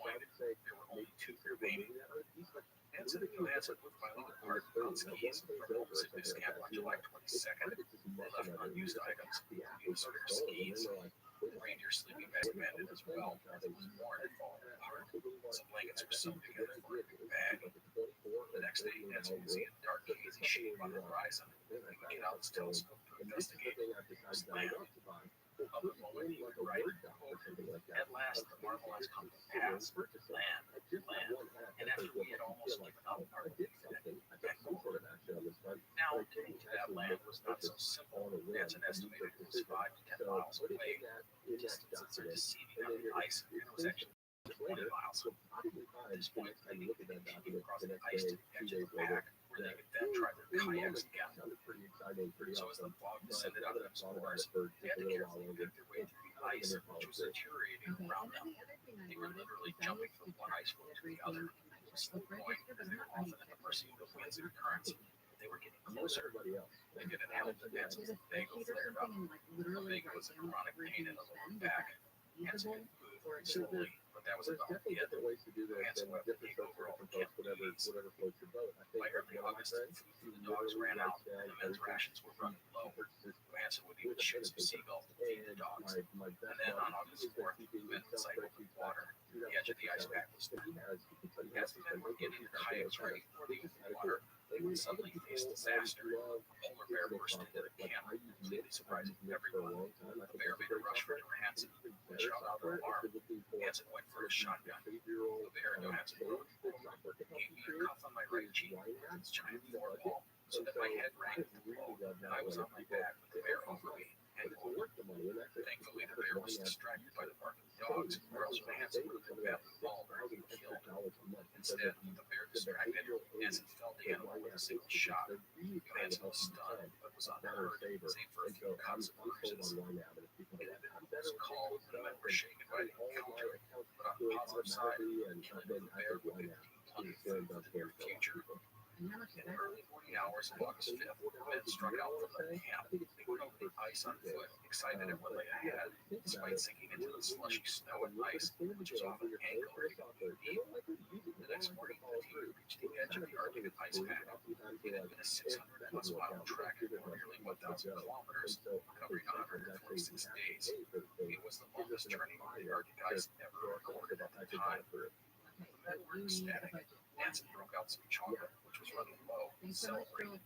After that, they didn't dally. They wanted to move on while conditions were good. And thus, as before, they fixed the sledges to the kayaks, making the Nil's catamaran. It was time to go. But there was one last dreaded task to be done. 2 remaining dogs were no longer needed. Each of the men would shoot one of the dogs, and at times used valuable cartridges for such a thing. Both Nansen and Johansson were close to tears when they put the kayaks into the water. Johansson would write, quote, "You were faithful to the last, and if you come to another world, yourselves some eternal hunting grounds. End quote. The deed was done. Two men moved on, alone. The kayaks on the open water were nothing short of amazing. A bamboo pole with a makeshift sail was raised on the catamaran, and the men glided effortlessly across the surf. Nancy would write, quote, "For 2 years we have not seen such a stretch of water," end quote. And let's be clear, the Arctic ice pack was done. This water they were on was more of the sea. There were still plenty of ice floes and bergs around them. The ice pack was behind, and land was on the horizon. Now, what land was before them, we didn't know. As an old to his friends Joseph Lamb, he wanted to use an undiscovered archipelago. But that didn't matter a lot at this point. They were free of the pack. Johansson would write, "It wasn't a rough change from the struggle of the ice pack, and we were as happy as children of having finished with it." End quote. The land that you met near would not be easily gained. The island half of them was covered with ice, and glacier walls lined the coast before them. It was going to be difficult to find a place to land. Again, I recommend looking at a map on our site to understand its progress. Anyhow, the two men head west and then south. They did not land on any of the islands they saw due to the high glacial walls. They needed to set up camp and sleep. Kayaks would be pulled onto a stable ice floe. For several days, the kayaks were moving forward. Where exactly they were going, Nancy wasn't sure. And then, after 3 days of heavy fog, they would get one more day. Nancy would climb to the top of the big ice floe and sight 3 more islands. It was not what he had expected. He was now coming to the realization that Franz Joseph Land was a collection of islands, not one big island. As a note, Nancy, despite his doubts, had indeed reached Franz Joseph Land. He was in the northeastern corner of the region, and his suspicions that Franz Joseph Land was an archipelago were correct. It actually consisted of 2 islands. In normal times, sighting of previously unknown islands could be discussed in this segment. Discovering stuff was cool. Now Nancy was focused on where he wanted to go. That was the western edge of these islands. To the western side of Franz Joseph Land, and then take the kayaks to Spitzbergen. The latter, by the way, was a huge undertaking, as Spitzbergen was at least 200 miles away, or 320 kilometers. Again, the thing is that the 2 men needed to set out for Spitzbergen sooner than later. They wanted to reach out before the winter ice took over the region. Once it got too cold and the ice set in, the ships stopped coming to Spitzbergen until next spring. Thus, there was a sense of urgency to move on. By the way, one note for you. I mentioned Spitzbergen often in this story. I'd like to point out that Spitzbergen is the biggest island of the Svalbard archipelago. Svalbard consists of 9 main islands. Each one of those islands, and it's relatively easy to get to Spitzbergen. Anyhow, I just wanted to make sure that was clear. So the men moved on, and all around them they saw signs of life. There were bear and fox tracks, and birds were everywhere. They could hear and see whales, and they saw seals all the time. Horses were often viewed basking in the sun on passing ice floes. This was encouraging, as it meant the men wouldn't starve. However, the latter animal, the walrus, proved to be a threat to the travelers. The walrus is the most impressive animal in these waters. The walrus, unseen in a catamaran, was not averse to chasing it away to the forest territory of borders. And it was not uncommon for the walrus to get close to the catamaran and even attack it. In just a couple of days, the men would shoot at 2 attacking walruses. One would flee, the other would be killed. So by the middle of August, dropping temperatures in short days would signal the end of summer. Also prepare for the drought. New snow parts were used to make some overlaps, which, as you can imagine, ran out of rubber. Those levels were not as efficient as the Primus, but they could produce enough and give off some warmth. On August 15th, men would reach 2 milestones. First was 35 years kayaks like on the actual land. It wasn't much, but it was significant for them, as it was the first dry land that stepped onto in 2 years. Nancy was almost overjoyed at being on land again. In his diary, he described the landscape with flowers. Nancy would raise a Norwegian flag to mark the occasion. Thus, they would have a special meal. The second item was actually the day after, when the men were around the piece of land and jumped out into the ocean and see nothing but water on the western horizon. They had reached the eastern edge of Franz Joseph Land. Nancy would write this in the wood. At last we arrived at Mount Tory, and our hearts jumped for joy. Only water to the west, and even more important, Nancy was pretty sure he knew where it was. He identified the heifer as Cape Felder, visited by earlier explorers. At this point, Nancy had 2 options. First was to sail directly west towards Spitzbergen. This was a distance of about 300 miles or 480 kilometers. Such a long voyage would be immensely risky. The second option was to follow the western edge of Franz Josef Land, which goes southwest. The advantage of this was that it actually gets you quite closer to Spitzbergen. Also, we can't forget that there was a supply depot at Island Harbor at the southern edge of the islands. Getting to those supplies would make the crossing much more manageable. But let's be honest, there really wasn't much of a choice. Trying to cross the ocean now was a non-starter, and thus Nancy would head southwest down the line of islands up the archipelago. Progress would be erratic and fast. Storms kept the men in one location for days. During that time, ice packed in around the coast. Any dreams of getting home that year were now dashed. Still, the men held out hope. Reach Ira Harbor before winter set in. The existing structures and supplies would make for excellent forwarding orders. It was not looking good. The ice was thick and heavy, and the winds were picking up. On August 21st, a polar bear tore through the tent wall. The men had to shoot the animal, and there would be other attacks. These were walruses who came after the men's kayaks. Luckily, the rifles would keep the big animals away. On August 26th, the team came to a spot that the men judged would serve as a good winter's quarter. Nancy would take it. The Arctic winter was coming, and preparing was invited would require time. Nancy would say they were preparing for the third and worst polar night. They now need to gather food and build a shelter. For food, there was plenty of game. Within days, they would get 6 polar bears and a pair of walruses. The walruses were such easy picking when caught on shore. Nancy felt like it was murder. However, they were so large they could not be moved and had to be butchered where they had been shot. Next to the shelter, the men had limited tools, so they had to adapt to what they had for the task at hand.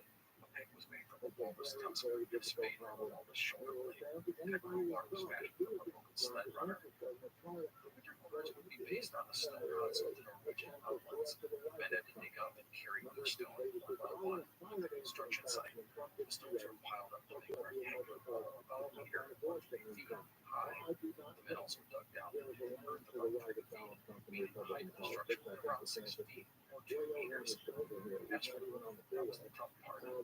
They found one log on the island, which provided support for the roof, which was made of walrus hides. By the end of September, the hut was complete. It measured about 10 by 6 feet or 3 by 2 meters. The men could stand in the hut, and there were no windows. It was called the hole by the men. The final thing that Nancy and Johansson did was to get more food for the winter and fuel. They would shoot 5 more bears and 2 more walruses. This would have a ton of meat for the winter ahead.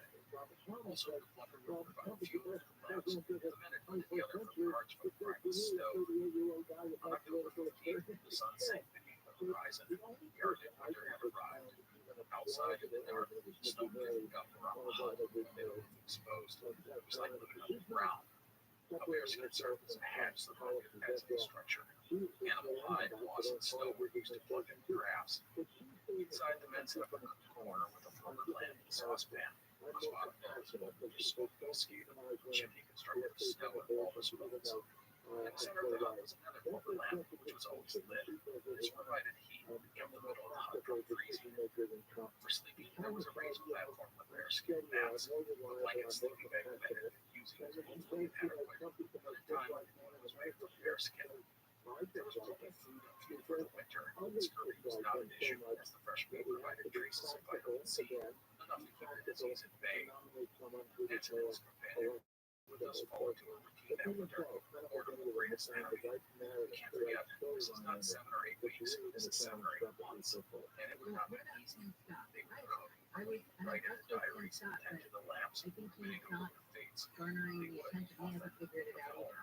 Nancy's thoughts brought on Ava, his daughter. As long as the weather wasn't too bad, the women left the hut to walk and stretch their limbs, plus to get away from each other for a spell, and there were daily readings down with a thermometer and barometer. Nancy and Johansson seemed to have gotten along with their private quarters. Perhaps it was that Nancy had nothing to be concerned about, didn't need constantly. The 2 men had always been very formal together. They addressed each other as Professor Nancy and Mr. Johansson. Now they fell into a first-name basis. The men also slept a lot. They were lethargic like any other hibernating animal. Like the men were the foxes. They would visit the hut regularly, often just chewing on the bear carcasses.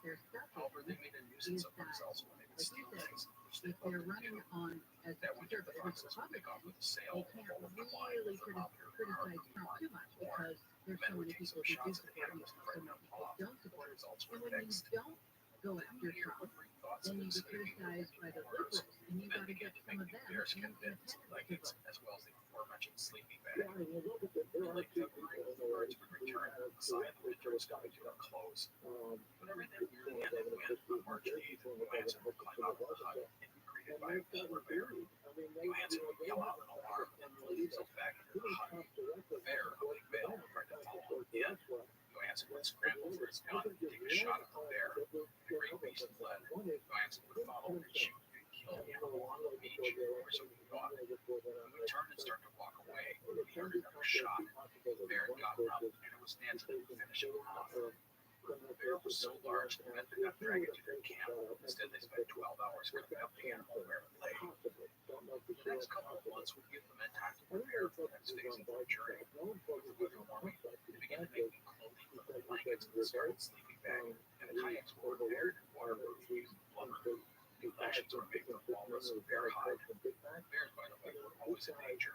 As the foxes were gone, they took ground and nested birds on the cliffs, as they were easy for pickings. By May 12th, the men were ready to depart. The weather was warming, and they had food and fuel. They knew they were to hunt as they moved on. After a few delays, they would finally set out a week later. Before leaving, they photographed the hut they lived in for nearly 8 months. Nansen's final act was to leave a note in the hut and said, quote, "We are going southwest along the land to cross over to Spitzbergen," end quote. There was still a lot of ice around the islands, so the men would begin by manhauling their sledges. It was hard work, but they were thrilled to be on the move again. However, it was not long before a storm would hold them for several days.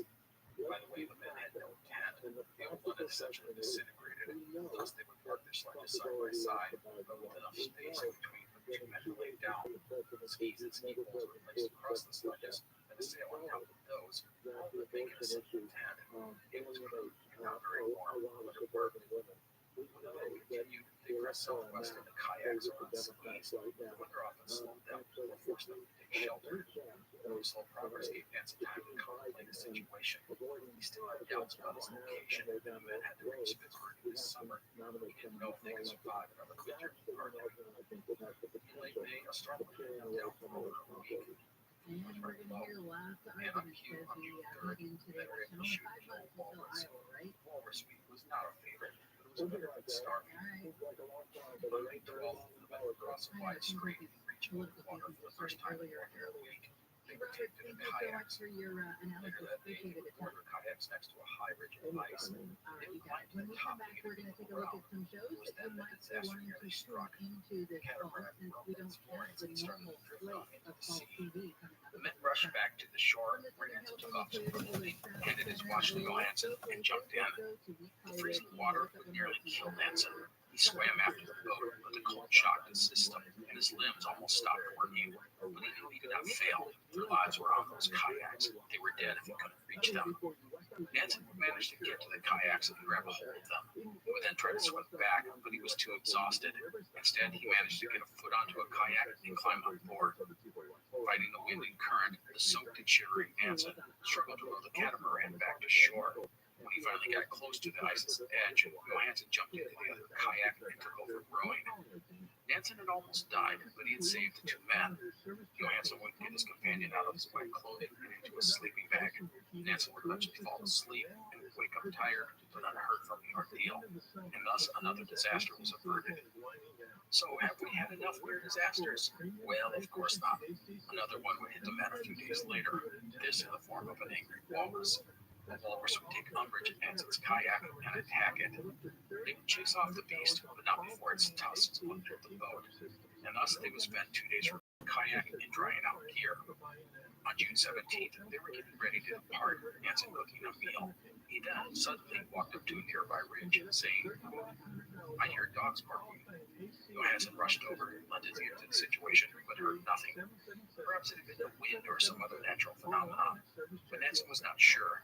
He decided to go investigate on skis, taking with him a telescope and a gun, the latter in case he ran into a bear. It was risky for Nansen to go off alone, but they didn't want to leave the kayaks and the gear undid. Nansen Nansen would proceed inland, now digging into his mind, until he heard it again, the bark of dogs. That was followed by something else, a human voice. Nansen said at that moment, he, quote, jumped up on a hummock and shouted with all the power of my lungs, end quote. Then he heard the voice again, this is shout, and soon he saw a shape, a dog. It was quickly followed by another shape, a human. The man was calling to him in English. The man approaching Nansen was Frederick George Jackson. He would say about their meeting, quote, as I approached, I saw a man on ski with roughly made clothes and an old felt hat on his head, covered with oil and grease and black from head to foot. His hair was very long and dirty, end quote. Jackson had thought the man was a walrus hunter whose boat had been forced ashore by bad weather or ice. And as he got closer, Jackson saw the man better and realized who it was. He would say, you are Nansen, are you not? And the reply would be, yes, I am Nansen. The two men greeted each other, with Nansen, according to Jackson, saying, quote, by Jove, I am devilishly glad to see you, end quote. Nansen, by the way, spoke excellent English. 2 episodes ago, I mentioned Frederick Jackson. He had applied to go on the Fromm expedition, but he had been rejected due to his nationality. But here he was, face to face with Nansen. Jackson was probably best described as a Victorian gentleman adventurer. He was 35 years old and had the backing of an English newspaper magnate. He had left on his own expedition to Franz Josef Land in 1894, a year after Fromm. Jackson's team, 7 other men, came up to greet Nansen. They gave him 3 cheers before setting off to go collect Johansson. It was here that Nansen learned that he had indeed reached Franz Josef Land. They were now at Cape Flora on North Cook Island, not far from Nansen's destination, Bay. His calculations and estimates had been pretty spot on, which was pretty impressive due to the snafu of letting his watch stop. Nansen would also find out that Jackson had departed for the area, and would perhaps run into Nansen. He had even brought a letter from back home, which he gave to Nansen. Nansen was downcast when the letter turned out to be from his brother, Alexander, and not from Ava. However, Alexander's letter would explain that Ava and his daughter were in good health, and Ava had not written because she could bear to send a letter that might not reach him. News of his wife and daughter's good health lifted Nansen's spirits. And so when Johansson returned, the 2 explorers would eat to their heart's content. There was bread, butter, milk, sugar, and coffee, and before the men cleaned up, a photo was taken of each of them. There was even a posed photo of Nansen on his skis, recreating the moment he and Jackson had met and shook hands. After that, it was hot baths, shaves, and haircuts. Olin Huntford, in his biography of Nansen, said, quote, out of the sooty troglodytes from the warm winter in the half-buried hut, there emerged 2 fresh-sprouted, barely recognizable Europeans, end quote. Now, Jackson's ship was not near the base, which consisted of about half a dozen huts, so it's not as if Nansen could depart Franz Josef Land, at least not yet.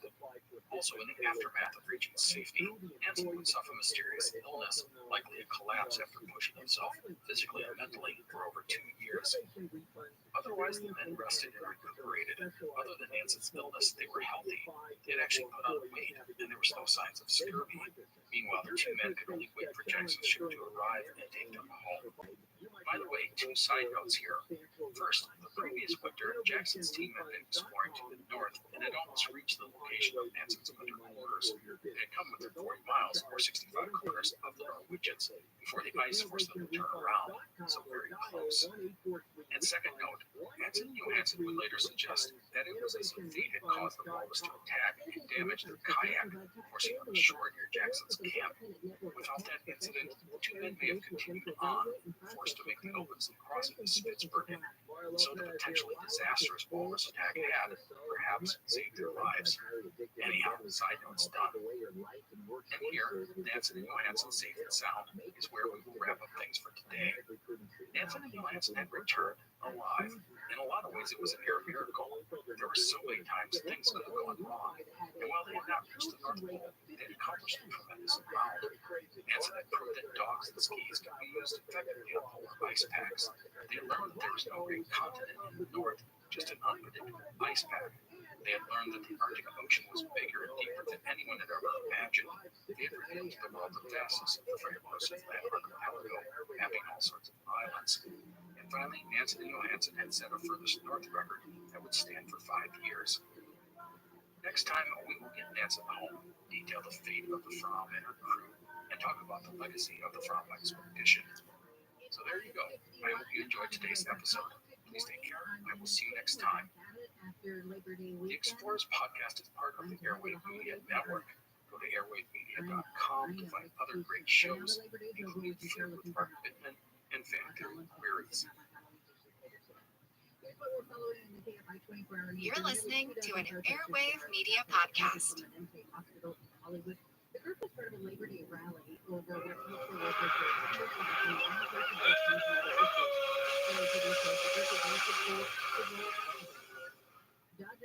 Hello and welcome to the Explorers podcast. Today we are going to wrap up the story of Fridtjof Nansen's Fram expedition. Let's get right to things.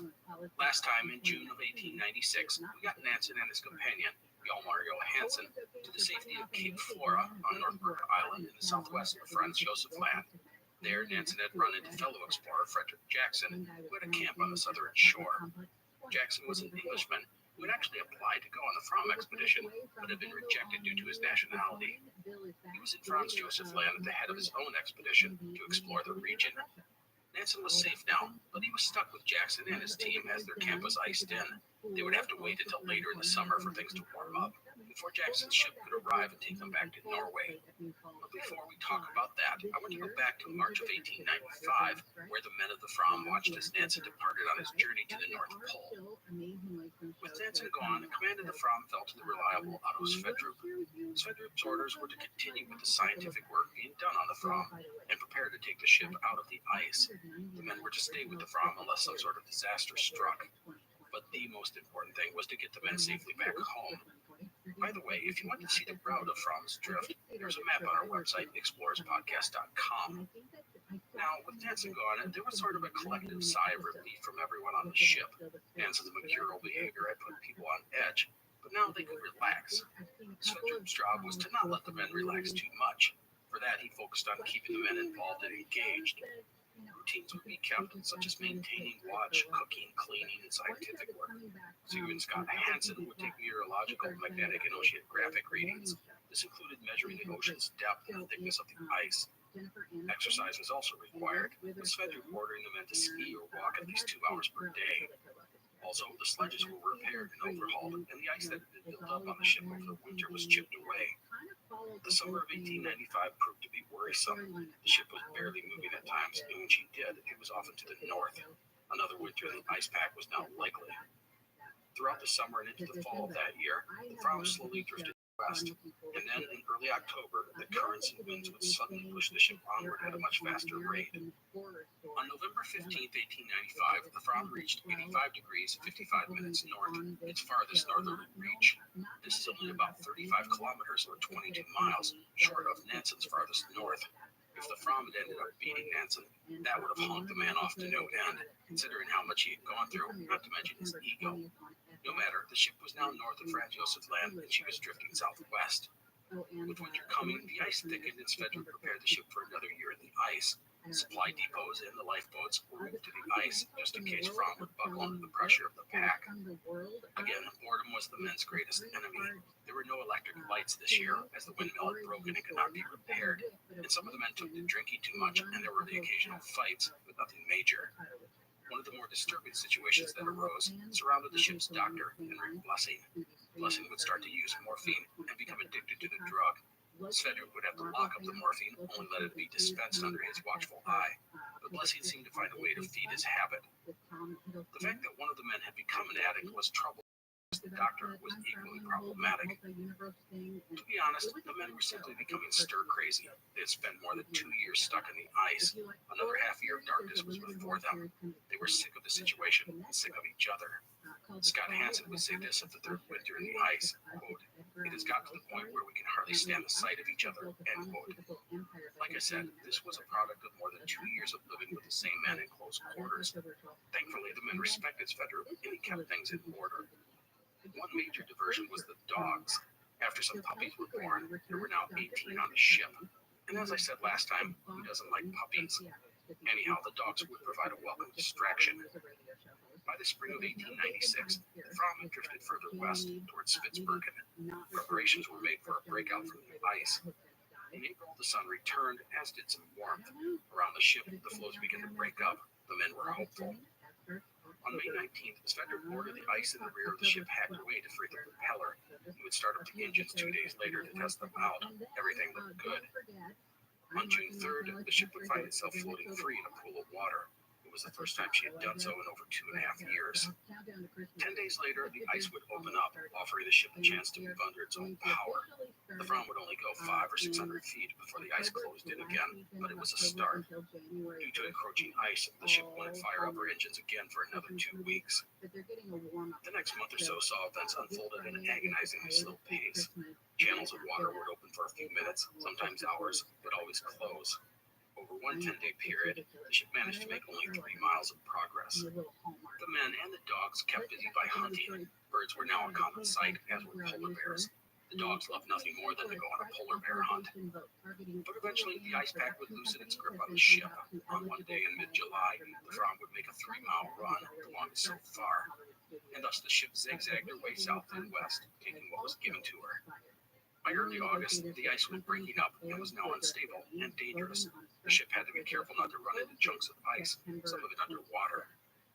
On August 3rd, the Fram would enter an area of water littered with a field of ice floes and bergs.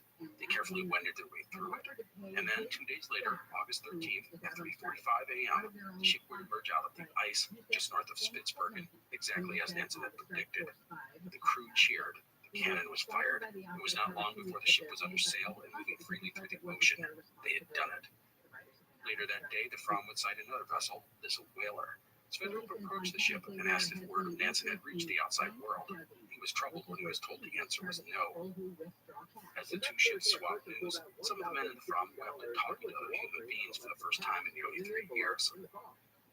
Next, Svendrup would guide Fram to Spitsbergen, reaching it on August 14th. The stay would be a short one. One side note here, at Spitsbergen, Svendrup would meet Swedish explorer/engineer Solomon Andre.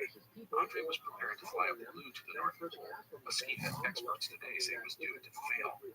Anyhow, Andre would run into issues with his balloon and have to wait until the following year to attempt his flight. I mention this because people at the time were unsure if Andre's scheme would work. For Nansen, he was worried that Andre would fly off, reach the pole, and make him yesterday's news. By having to wait until 1897 to attempt his flight, it would give Nansen at least a year to exploit his achievements. Spoiler here, Andre's balloon flight was doomed to fail. He and his 2 companions would take off and not be heard from again until their bodies were found on the remote island of Katikeo in northeast Svalbard. From the journals found with the bodies, the balloon had stayed afloat for just over 2 days before crash landing on the ice. The men had died after making their way to the island.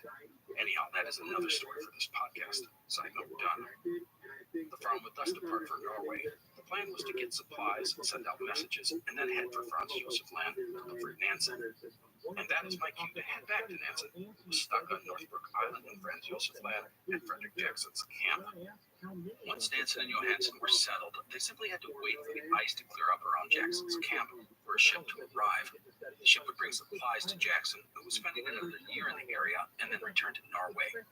Nansen fell ill for a while once at Jackson's camp, likely a collapse from the mental and physical fatigue of the past 3 years, but it was nothing serious, and he would soon be preparing for his journey home.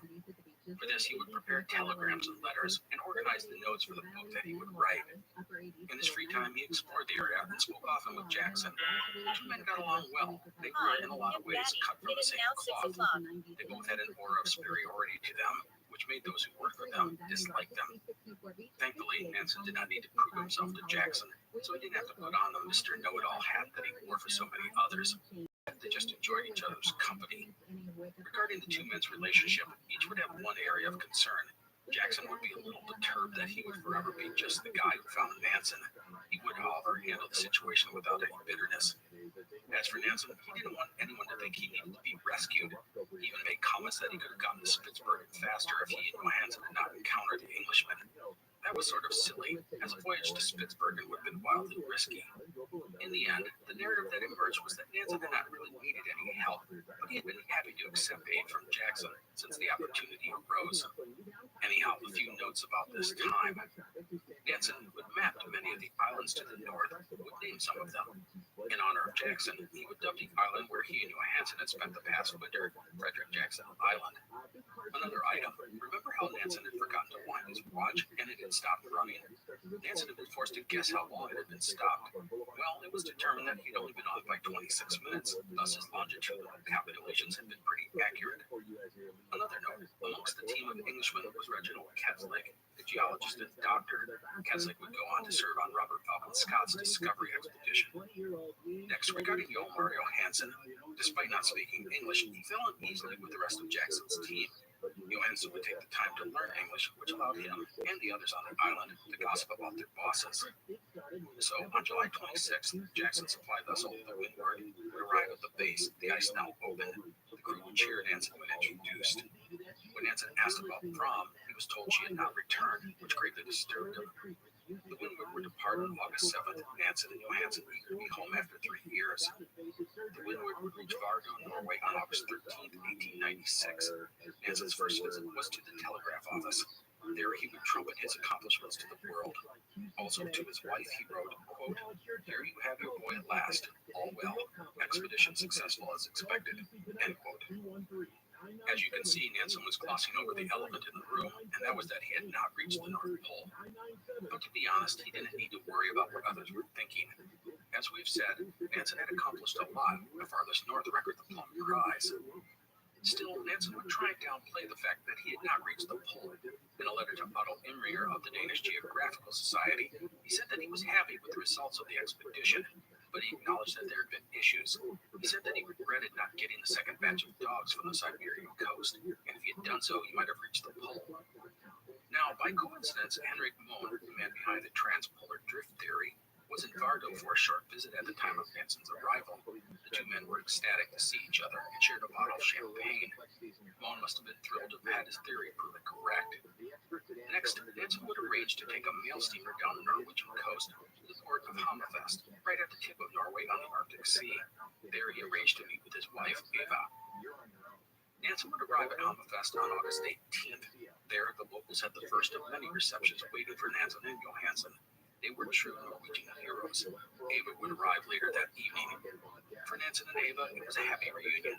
Issues that might have plagued them were sidelined for now.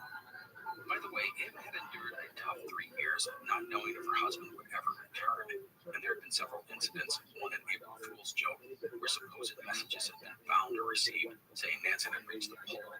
They had all been false, so that the couple was now reunited was an amazing moment. 2 days later, Nansen would get a much welcome telegram. Fram had reached the port of Sharber, only about 70 miles west of Hammerfest. Nansen was thrilled and relieved to find that the ship and her crew were safe. The same was said for Sverdrup and the crew of the Fram. That Nansen had returned meant their mission was almost done. They wouldn't have to go searching for Nansen and Johansson and Franz Josef Land. Fram would head west to the port of Tromsø, Nansen on her heels. The next day there would be a joyous reunion, a celebration that would last for days. After that, it was down the Norwegian coast, parties and celebrations at every stop. That Nansen did not reach the pole was a big deal to these people. He had made a great step forward in the process, and he had returned home after he thought he would never come back alive. The Fram would sail into Christiania on September 9th, 1896, escorted by naval warships and hundreds of boats of all sizes. It was reputedly the biggest gathering in the city's history.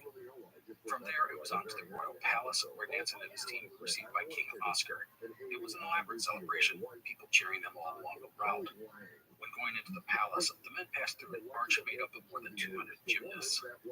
At the palace, Nansen was met by his daughter, Liv, the first time he had seen her since she was an infant 3 years earlier. And so Nansen mania swept up Norway and the world. All around the globe, newspapers hailed the accomplishments of the Nordic hero. The public ate up the daring tale. It didn't hurt that Nansen was a tall, handsome Viking, image of a hero in the minds of many. In the immediate aftermath of the Fram expedition, Nansen would become a very in-demand guy. He would begin writing a chronicle of the expedition and prepare for the inevitable return to the lecture circuit. As for Nansen's crew, they would technically be done, but he would fight to have them all paid an extra year's salary, a way to recognize what they had done and the sacrifice their families had made. Something I want to mention regarding Nansen and the crew, he was very loyal to them. Over the years, he would help various members get jobs and even loan them money when needed. And the animosity that existed between him and the men faded over time, at least for some. Now that they were home, they remembered the good times, the things they had accomplished. One of the ship's officers, Sigurd Scott Hansen, would later write this, quote, There was a time when I hated Nansen to such an extent that I almost dare not think of it, but now the feeling has faded to a memory, vague as a fog, of a dark period, and has given way to an ordinary, polite sympathy, which makes me concentrate on the good aspects. End quote.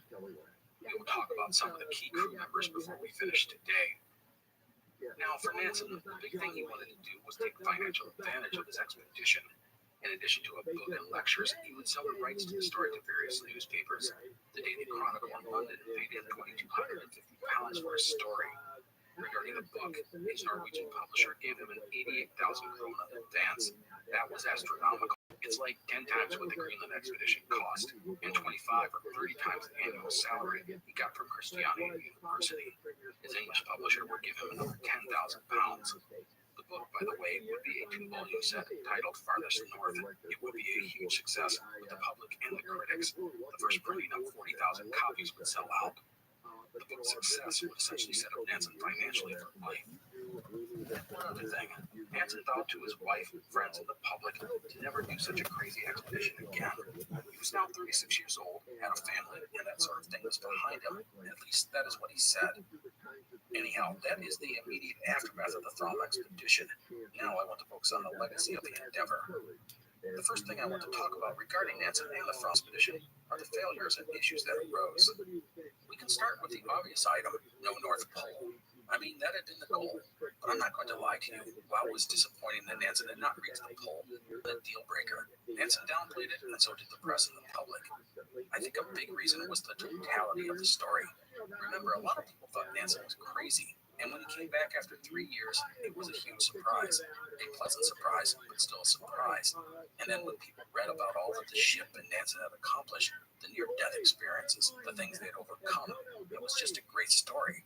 Surviving such a thing makes for great drama, and people loved it. It didn't hurt that Nansen looked good on the front page of the newspaper. The second item I want to mention is a piece of criticism that was leveled at Nansen from various quarters, and that was his decision to head to Franz Josef Land on his retreat from his farthest north location. I want to remind you that Nansen's push to the North Pole lasted just over 3 weeks. He had budgeted 50 days for the journey. Some felt that he should have tried to go back to Throm. He was the leader after all. It was his job to stay with the ship. Nansen was sensitive to accusations he had abandoned his team. People said that he had taken an easy way out by heading for Franz Josef Land. Personally, I can see both points of view. However, the big issue I have is that if Nansen had tried to return to Throm, he didn't know exactly where the ship was. Remember, we're on drifting ice. That makes finding the ship a bit dicey. Now, perhaps it wouldn't have been that hard, but it seems like an obvious flaw in the trying to return to Throm. No matter why I understand the argument, I can certainly see and agree with Nansen's ultimate decision. And with that, let's talk about the positives of the Throm expedition, which were many. First and foremost, Nansen and Johansen had achieved a new farthest north record, 86 degrees and 13 minutes north. They had bested Adolphus Greely by nearly 200 miles, or 320 kilometers. That was a big leap. The record would stand for 5 years. Next, with regards to polar travel, Nansen had demonstrated that dogs and skis were the most promising way to conduct travel over the ice. Nansen set the template for such expeditions. He used small, skilled teams, traveling light and fast. He had gear and supplies designed for the specific needs of the team. Over the next 15 years, the North and South Poles would be achieved in this exact fashion. Now, regarding scientific and geographic discoveries, the Throm expedition had come back loaded with information. The Throm had gone farther north than any ship in history, and the crew had been taking meteorological, oceanographic, and magnetic readings for 3 years. That was a boon to science. They found that the Arctic Ocean was far deeper than anyone realized, and because of this depth, it proved that there was no great landmass at the North Pole. Also, the voyage proved the transpolar drift theory was correct. And regarding discoveries, Nansen had mapped all sorts of islands in Franz Josef Land, and he'd helped prove it was an archipelago. And we can't forget that the Throm had sailed along the Siberian coast, discovering and mapping all sorts of islands and coastline. It opened the world's eyes to places we knew very little or nothing about. And another thing, Nansen had done it all without losing a single life. That's admirable. The attention to planning and outfitting the expedition was outstanding. This includes the design of the ship, which was revolutionary. The thought put into all the preparations allowed the expedition to succeed. Now, 2 final items I want to mention with regards to the legacy of the expedition. First, the success of the Fram expedition was a great boost to Norwegian pride. As we noted, Norway was the junior partner in a union with Sweden. Well, the emergence of men like Nansen and his deeds would help fuel Norwegian pride and nationalism. And in less than a decade, Norway would be an independent nation. Nansen will play a role in the creation of what is the modern Norwegian state, but we will talk about that next time. And the second item is that Nansen's Fram expedition would be one of the biggest sparks in the push for exploration of the polar regions. The heroic age of Antarctic exploration would get started in 1897. Men and nations began to make plans to conquer both poles.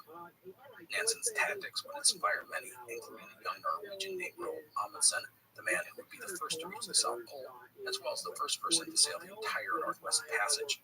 These would be the glory days of polar exploration, and Norway was at the forefront.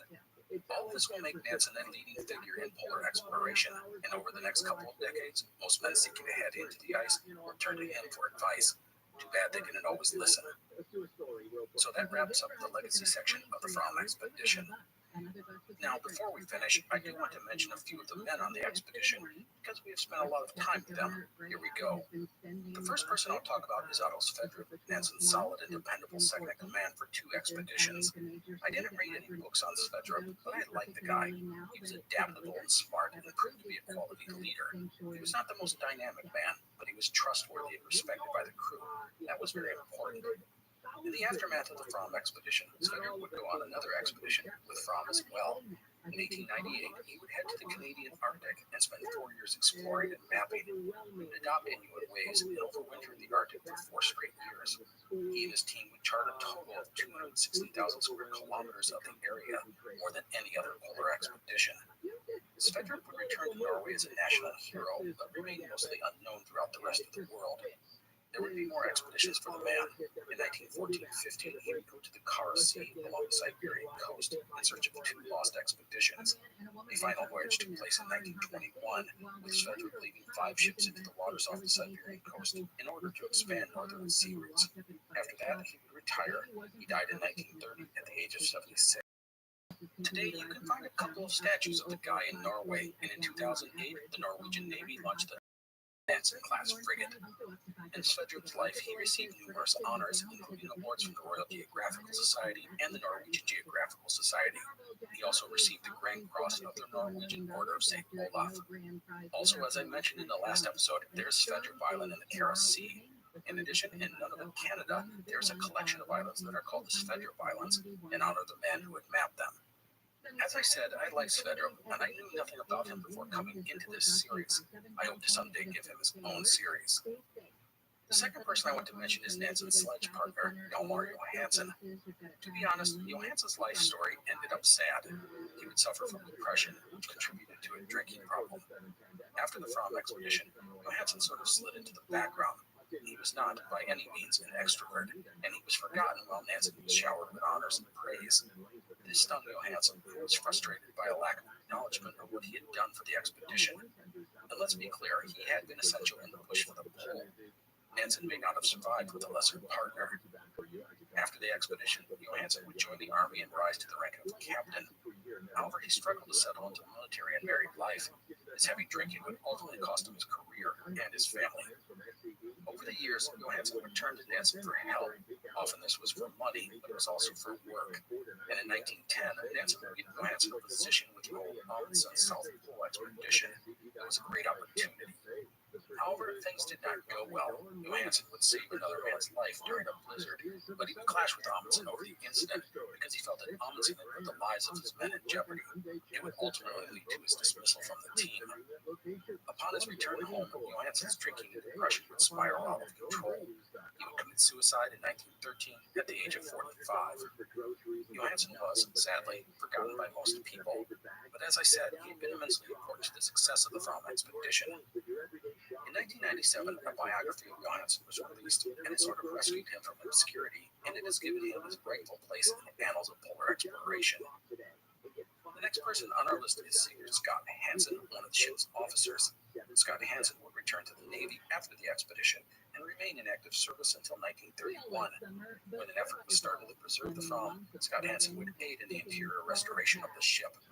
Scott Hansen would die in 1939. 3 small islands on the Kara Sea off the Siberian coast are named after him. They are very cleverly named the Scott Hansen Islands. The last person I want to mention is Frederick Jackson, the gentleman explorer who encountered Nansen in 1896. Jackson's work would prove that Franz Josef Land was an archipelago. This would get Jackson a knighthood, and he would write a book about his experience. After that, Jackson would be done with polar exploration. He would join the army and rise to the rank of major in World War I. Later, he would travel across the Australian deserts. He died in 1938 at the age of 78. Despite all the work he did mapping Franz Josef Land, he is best remembered as the man who found Fridtjof Nansen. As I mentioned earlier, the island that Nansen and Johansen wintered on in 1895-96 was dubbed Frederick Jackson Island by Nansen in honor of Jackson's role in the Fram expedition. And so, that is a wrap-up of the people of our story, but there's one final thing to talk about, and that is the Fram. The Fram is a unique character. Her innovative design would prove to be critical to the success of Nansen's expedition. After her epic polar drift, Fram would go on multiple polar expeditions over the next 15 years. This includes Frederick's years-long stay in the Canadian Arctic and Amundsen's South Pole expedition. The ship would go into storage in 1912 and fall in May, and then in the late 1920s, an effort was started to preserve the historic vessel. Others Frederick was one of the men who helped get the preservation efforts going. In 1935, the Fram Museum would open, the centerpiece being a historic vessel. I have, sadly, never been to the museum, but people say it's amazing. Ross, who edits the Explorers podcast, has actually been there, and he attests how awesome this place is. You can even go check out the website, where there are tons of photos and videos where you can go through the ship. I put a link to the museum in the show notes, as well as on our website. And so that wraps up part 6 in our story on Norwegian explorer Fridtjof Nansen. This is the final chapter in the epic Fram expedition. However, we are not done with Nansen. There will be one more episode about the man. He is done with big expeditions, although he will toy with the South Pole endeavor. But beyond that, he will be very important in the world of polar exploration. Over the next couple of decades, Scott, Shackleton, Amundsen, and others would turn to him for advice and guidance. Wikipedia dubbed him a polar oracle. So we'll cover that, plus his extensive scientific work, which will shift primarily to oceanography. And we will touch on Nansen's personal life, plus his time as a diplomat and politician. And we won't forget his humanitarian efforts, which will net him a Nobel Peace Prize. So that is it. I hope you enjoyed today's episode. Please take care. I will see you next time. The Explorers podcast is part of the Airwave Media Network. Go to airwavemedia.com to find other first-rate independent podcasts, including Fork in the Road and Good Job Brain. You're listening to an Airwave Media podcast.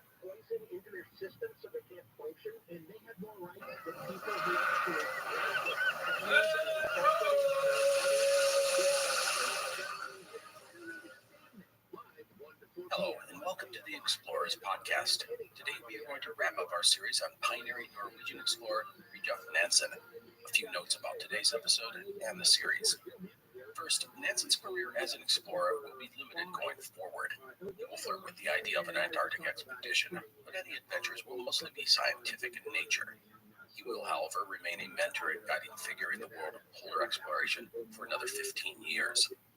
Second, in today's episode, we are going to cover the rest of Nansen's life, which is really pretty extraordinary.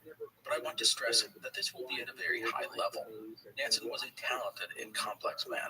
His life was fascinating and frustrating as well. His public achievements are many, but they were not without controversy at times, and his personal life was tumultuous. I will touch on these things in this episode. With all of that in mind, I very much recommend reading a biography on the man. Roland Huntford's book on our Norwegian explorer, titled Nansen, the Explorer as Hero, is the acknowledged gold standard biography of the guy, at least in English. It is exhaustive and well done, and I very much recommend it. The third thing I'll mention is the length of the Nansen series, 7 episodes. Nansen led just 2 expeditions in his life, so it might seem like we've gone a bit slow with things, and the reason for this is the outstanding source material. Nansen wrote detailed books on his journeys, and they are very reliable. Add in material from his peers, and it means we really end up with a lot of details. This seems to be the case with more recent explorations, especially when our subjects don't vanish on their journeys. Anyhow, I love getting into all the minutiae of these expeditions, just not too much. Again, if you want to really nerd out, read Huntford's biography or Nanson's own books on his expeditions. No matter, that is it. Let us talk about the rest of the episode. Today we're going to touch on several major areas of Nanson's life. This includes the following: his personal life, which includes his relationship with his wife and children, his accomplishments as a scientist, his importance to the world of polar exploration, his role as a diplomat, and finally his role as a humanitarian, which will lead him to be awarded the Nobel Peace Prize. So let us start with the return of Nansen to Norway in 1896. The Fram expedition had left Nansen as the most important and respected man in the world of polar exploration.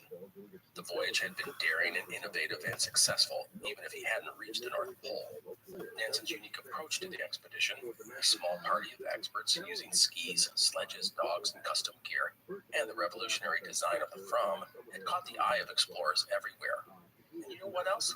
All of his men had come home alive. That was a rare thing. As for Nansen, he would beg off any questions about returning to the Arctic or his own expedition to Antarctica, saying he was done with such endeavors. Instead, he would focus on exploiting the story of the Fram expedition. This meant a book, newspaper stories, and lectures. 7,000 people turned out at Albert Hall in London to hear him speak, 5,000 in Paris, thousands more in Berlin and other European cities. In the UK alone, Nansen did 41 lectures in 42 days. A tour of the United States would net him $14,000, a small fortune when you consider the average American made less than $1,000 annually at this time. All of it would make the man some serious money. He even bought himself a yacht, a sign of his growing wealth. Nansen now had fame, fortune, and respect throughout the world, and his acclaim brought recognition of the cultural and scientific work being done in Norway. In 1897, Nansen was awarded a professorship in zoology at the Royal Frederick University in Christiania, and while the title said zoology, his focus would move to oceanography and would pretty much remain there for the rest of his life. The position would allow Nansen to begin compiling all the scientific research from the Fram expedition. The end result would be published in 1901 in a 6-volume series. It was detailed and pioneering work in the field and well regarded by the scientific community. Now, despite all of this, I want to add that Nansen would be described by people who knew him as moodier and touchier than before the Fram expedition. Nansen was already a moody person, but his return from the Arctic only seems to have deepened those bouts of melancholy. We've seen this kind of thing before with men like Shackleton. They think success and recognition will make them happy, yet they often find themselves never truly fulfilled. The end of the expedition creates a void in their lives, and they end up looking for the next conquest or achievement. Luckily for Nansen, he had more than exploration. He had science to fill his life, although he will never lose his itch to explore. In 1900, Nansen became the director of the International Laboratory for North Sea Research and helped found the International Council for the Exploration of the Sea, which is the world's oldest intergovernmental organization. That same year, Nansen returned to Arctic waters for the first time since the Fram expedition, when he journeyed to Iceland and Svalbard to conduct oceanographic research. By the way, in April of 1900, Nansen's farthest north record would be broken by an expedition led by Italian mountaineer and explorer Luigi Amadeo, more commonly known as the Duke of Abruzzo. The Duke bested Nansen's farthest north by just 20 miles. When word reached Nansen of the new record, he was philosophical about handing over the crown, saying, quote, "What is the value of having goals for their own sake? They all vanish. It is merely a question of time," end quote. But let's not fool ourselves. Each time something like this happened, it stung Nansen. His star shined just a bit less, and he lamented missed opportunities. By the way, Abruzzo had consulted with Nansen before undertaking his expedition, as had other explorers. Robert Falcon Scott had done so before his 1901 Discovery expedition, and Ernest Shackleton had visited Nansen before his 1907 Nimrod expedition. And Roald Amundsen had come to Nansen to drum up support for his proposed expedition to sail the length of the Northwest Passage, which had never been done. Nansen liked Amundsen and had lent his fellow countrymen money and connected him to other investors. Amundsen would complete the passage in 1906. Nansen would be thrilled for Amundsen, but it was, again, another man chipping away at Nansen's seat as the world's preeminent polar explorer. Regarding Scott and Shackleton, Nansen was dumbfounded by their unwillingness to use dogs and skis. He felt that the South Pole could easily be obtained if someone only brought along some good skiers and properly trained dogs. As a side note, the British had a disdain for using dogs. They felt it wasn't sporting. And while both Shackleton and Scott would bring some on their expeditions, they never brought with them the required experts to exploit them effectively. It was sheer arrogance that these guys thought they could bring along dogs and skis. and think they could master them in a few days. And when they, as you could imagine, couldn't, they dismissed them as inefficient or not worth their time. Side note done. Which leads us to another side note. Adrian de Gerlache, who was the leader of the 1897 Belgica expedition to Antarctica, had come to Nansen for advice before undertaking his expedition, which is considered the first of the heroic age of Antarctic exploration. I mention it because the ship's cat was named Nansen after our Norwegian explorer. The cat would die on the voyage and be buried in Antarctica. Second side note done. Now, regarding Nansen heading back out on his own expedition, he considered it more than once. Nansen had promised Ava that he was done with such things, and he would, in the end, keep that promise, but now without some temptation. For Nansen, he toyed with the idea of conducting an Antarctic expedition. He felt that as Antarctica was a continent and not an ever-shifting pack of ice like the North Pole, it would be easy to obtain. When Shackleton met with Nansen before his expedition, he said he could see the restlessness in the Norwegian. It was as if Nansen, now in his mid-40s, was toying with one more grand adventure. But Nansen never got beyond the planning stages. He would approach Colin Archer, the man who had designed and built the Fram, about making a pair of new vessels for such an enterprise, but nothing would ever get off the ground. By the way, one of the things about Nansen, in contrast to many other explorers, such as Scott, Amundsen, and Shackleton, was that his world was not tied to his life as an explorer. For these other men, exploring was what they did. It was all they would ever do. They were explorers, not much else. That meant they had to head into the breach one more time, over and over, in order to find fulfillment in their lives. But not Nansen. He had other things he was passionate about, things to fire his imagination. And one of those things was Norwegian nationalism. Nansen, by and large, disdained politics, but he had always been very much a proponent of an independent Norway.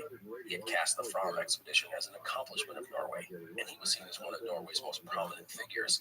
And thus, as the 20th century dawned, Nansen would be a leading voice for Norwegian independence. Now, I'm not going to go into the details of the breakup of the Swedish-Norwegian Union, only that the independence movement would grow at this time. In many eyes, the only question was when it would happen and how it would happen. Politicians would try to get Nansen involved in the process, but he refused outright political jobs. The more Nansen got involved in politics, the less he liked it. He had little patience for the games of politics. He especially disliked politicians saying, quote, "One acquires more distaste for the breed, the more one has to do with them," end quote. As a note, Norwegian independence was a concern for much of Europe. Since the formation of Belgium in 1830, no new nation had been created in Europe. If Norwegian got independence, who would be next? Finland would love to be divorced from the Russian Empire, and much of Ireland from Great Britain, and one of the multi-ethnic entities such as the Austro-Hungarian Empire or Russia. European monarchies shivered at the idea of their empires being broken up. Another issue was republicanism. Most of Europe's nations were monarchies. The last thing they wanted were calls for things such as self-determination, republics, and the rule of the people. Anyhow, Nansen would lend his support and voice to the cause of a free Norway. He would write a series of articles supporting independence, which captured the mood of the people and energized supporters of a free Norway. Many people called for Nansen to take the lead in these efforts. Nansen, however, would stay away from running for public office, even turning down a cabinet position with the current government. He would, however, accept the role of private emissary, working in Germany and then London to secure international support for Norwegian independence. Nansen, by the way, was very comfortable in England. He spoke the language well, and he admired the English way of life. To call him an Anglophile would not be inaccurate. Anyhow, a referendum was ultimately held in Norway in August of 1905, the overwhelming majority of the population voting for independence. A second referendum would determine that the newly independent Norway would have a monarchy rather than a republic. This was a compromise for men like Nansen, who favored a republic, but the nations of Europe would be more likely to agree to a free Norway if there was a king as the head of state. The new king would be Prince Charles of Denmark. Charles was married to the British Princess Maud, daughter of England's Edward VII, and he was related to the Russian and German royal families. Charles, however, only reluctantly accepted the Norwegian throne. He was concerned that he and his wife would not be welcomed, or worse, the populace would toss him out the first chance they would. Minority Leader Mitch McConnell to address his health situation. Rose up last week while talking with reporters in Kentucky. He also had a freezing spell in July. We'll check the 71 with the KFI in the sky now.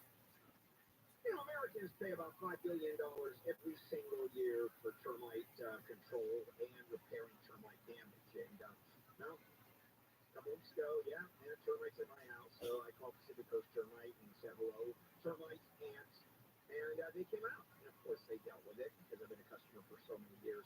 You know that termites cause more property damage every year than every natural disaster combined, which is why I'm suggesting you call the folks at Pacific Coast Termite. They're going to come out and give you a free home inspection. Certain restrictions apply and tell you one of two things. You don't have termites. Yay, great news.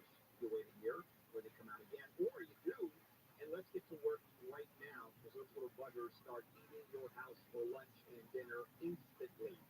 Call 800 Pacific, 800 Pacific, and they don't send. Oh yeah, that's the other thing I want to share with you. No tinting. PacificCoastTermite.com. Pacific Coast Termite. Just termite. The clean, friendly way. Southland weather, KFI, low clouds this morning, then sunny, highs in the 70s to the beaches, 80s inland, about the same for tomorrow. We're going to heat up a bit as we head through the week, with highs in the 70s and 80s at the beaches and metro areas, 80s to mid-90s for the valleys, IE and Emerald Valley. Triple digits are expected again for inland areas this weekend. It's 65 in Anaheim, 67 in Laguna Beach. We've got a crash in Pomona on the 71. Northbound right around, it looks like just before the 10 actually. It's going to be middle lanes that are blocked, and that's why you're seeing Franklin type drive. On the 71 and northbound as you come away from the 60 go to the 57 as well. So that's seeing a few more cars going to you there. Westbound side of the 60 going to be a rough go for your time. Overall, out of Ontario from well before the 15. Heavy stretches in the Great Dime Bar till the 57, and the 57 southbound out of Moreland and Temple. Heavy stretches is running for your drive all the way through Fullerton as you make your way toward the 91. KFI in the sky helps get you there faster. I'm McCauley of Peace. Store big on sleep and savings during Mattress Firm's best sale of the year. Save up to $700 on select Tempur-Pedic adjustable beds.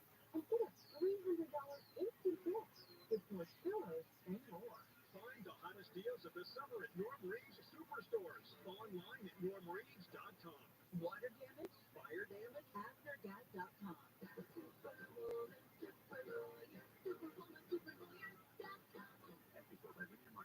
Are you drowning in debt? Are you struggling to make minimum payments? Did you know that on average a household with at least one credit card struggles with over $17,000 in credit card debt?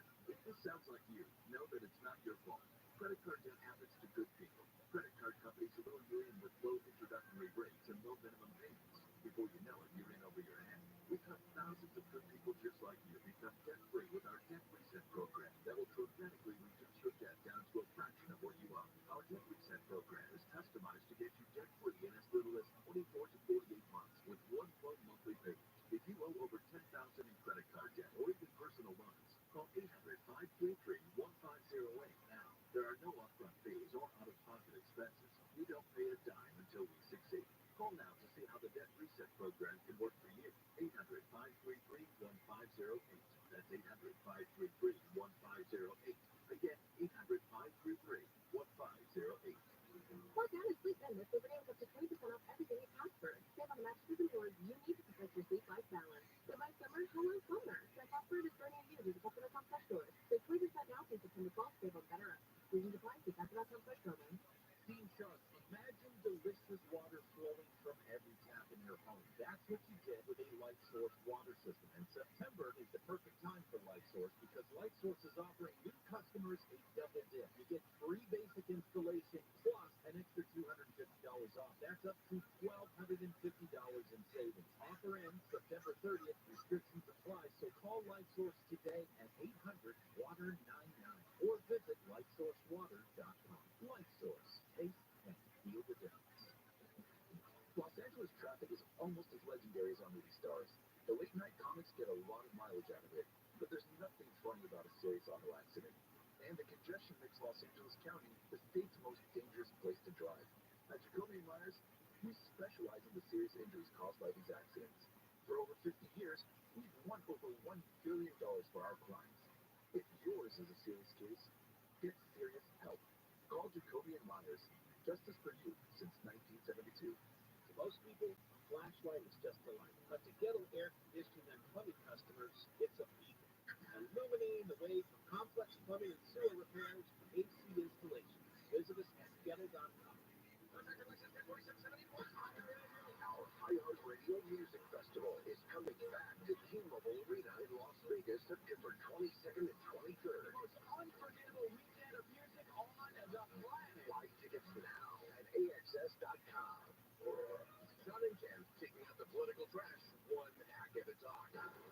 Dumpster Friday afternoon at 3:30 on KFR.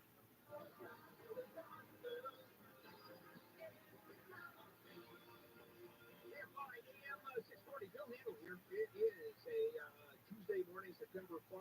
One handle on the news. Indicate Fred Rogan and this week and me.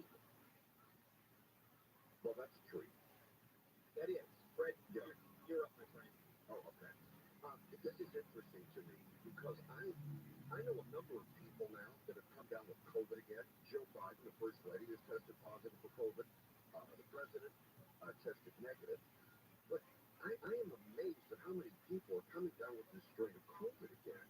And I really believe after we've had all of the vaccinations, and I am not suggesting to you to do anything against your beliefs or anything that doesn't make you comfortable. But you have to understand, I'm the kind of person that if somebody is giving something away for free, I get it. I just take it. If they were giving away, for example, menopause medication, I would take it. It was free. It does not matter to me. So, Phil, I've had every vaccine. Yeah, as I have, you're getting a new one that's coming out. I don't know if I will. That's free. Well, it's, I don't know if it's still free. I think the government's paying for it. And incidentally, to those, I'm not telling people also whether to get vaccine or not. But here's the bottom line. You don't get vaccinated, you're going to die. Okay, now that might be a bit extreme. That might be a little bit over the top. Well, if you don't get vaccinated, you're going to die. I know many people that were not vaccinated and are still alive. Yeah, it's just a question of time. Well, if that's the case, Phil, you're going to die anyway at some point, whether you have the vaccine or not. Yeah, that's a question of time. Okay. Have you noticed the cashiers are external, friendly, and flirty at Trader Joe's? Oh my God, I have one right around the corner. They're the nicest people in the world. Well, and they all wear Hawaiian shirts. They do, and apparently some people think they're getting hit on by their cashiers.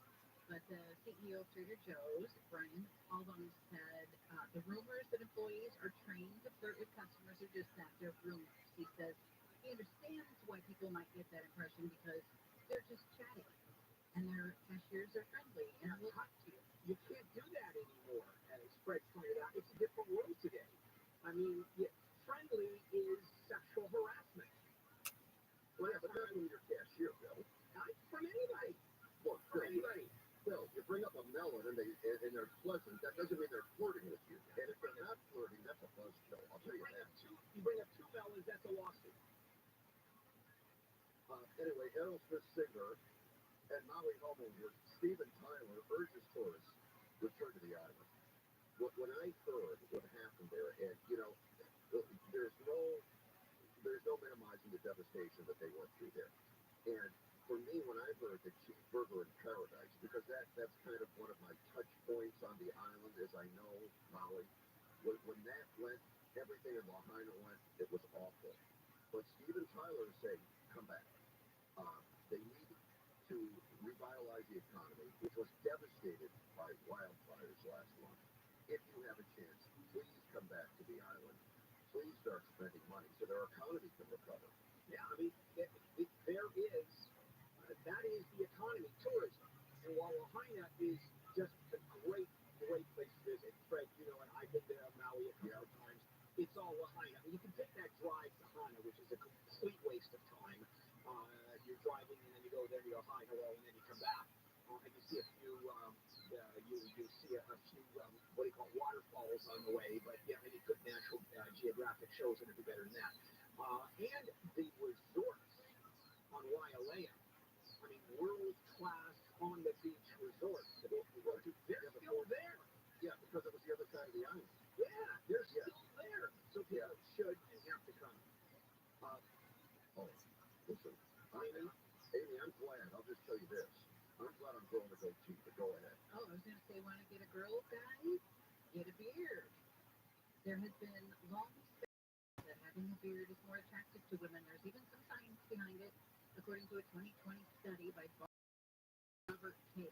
Brooks, the study showed that facial hair is more attractive to men who have it. Apparently feel more confident, and that shows because women like confidence.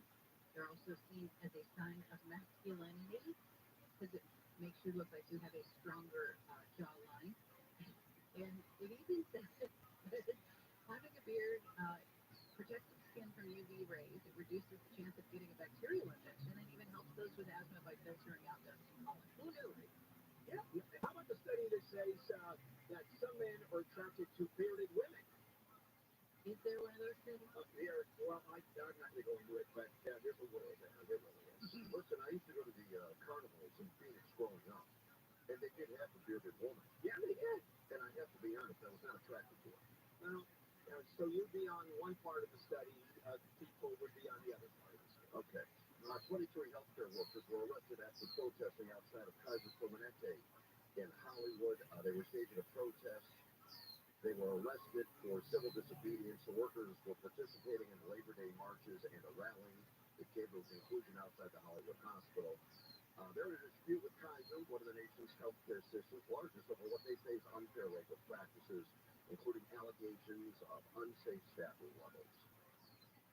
I would say every hospital, no matter where you go, and I don't know if you frequent them, I try not to frequent the hospital, but I've been to a few in my life, and at any point in time, I have to tell you, they're understaffed. Because if you go to the hospital, the minute you walk in the hospital, you need immediate attention. It doesn't matter if you have a cold, if you're suffering a heart attack, or if you go in and you clip your fingernail. When you go to the hospital, you think it's pretty serious, and you need immediate attention, and you get sick in the emergency room for 3.5 hours. 3.5 hours? How about 8, 9, 10 hours? It's so crazy. Jim Keeney, our go-to doctor here, who works at the ER, who runs the ER at Mission Hospital, will tell you it is hour after hour after hour. It's not really an emergency room. It's really not even an urgent care center.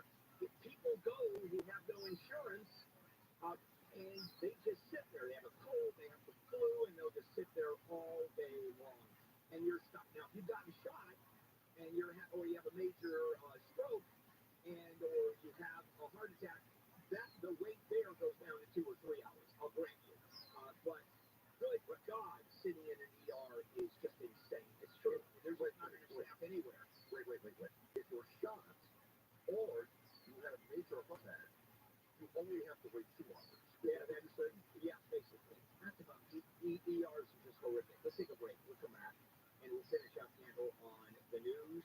In the meantime, let's check with Amy live in the KFI 24-hour news. SAG-AFTRA members involved with video games are going to be getting information mailed to them on a strike authorization vote. Contract negotiations are set to start up again later this month. The video game agreement is separate from the contract that covers striking film and TV actors. A man and woman have been killed when their car crashed into an LA County fire truck in West Rancho Dominguez. The crash happened around 12:30 this morning. Another car may have been involved in the crash that didn't remain seen. LA Lakers owner Jimmy Buck is married to comedian Jay Moore. The couple got married in a small ceremony in Malibu over the weekend. About 20 people were there, no players. Buck and Moore have been dating since 2017. She was once engaged to former Lakers coach Phil Jackson, but they broke it up in 2016. Sunny with highs in the 70s to mid-80s at the beaches and metro areas, 80s for the valleys, IE, and Antelope Valley. This report brought to you by Big O Tires. We've got a crash in Pomona on 71. Good morning. Such a great morning here in Pomona on that 78-1. It's always some traffic going on. It's the northbound side this time. Right before the 10, a crash there in the number 2 lane. That's coming from the left. It is slow back in the 60. A big problem on Surface Street in West Rancho Dominguez. This is Avalon Boulevard, completely shut down both directions between East Boulevard and Rosecrans, all because of an earlier crash. You see Central Avenue has a call for that.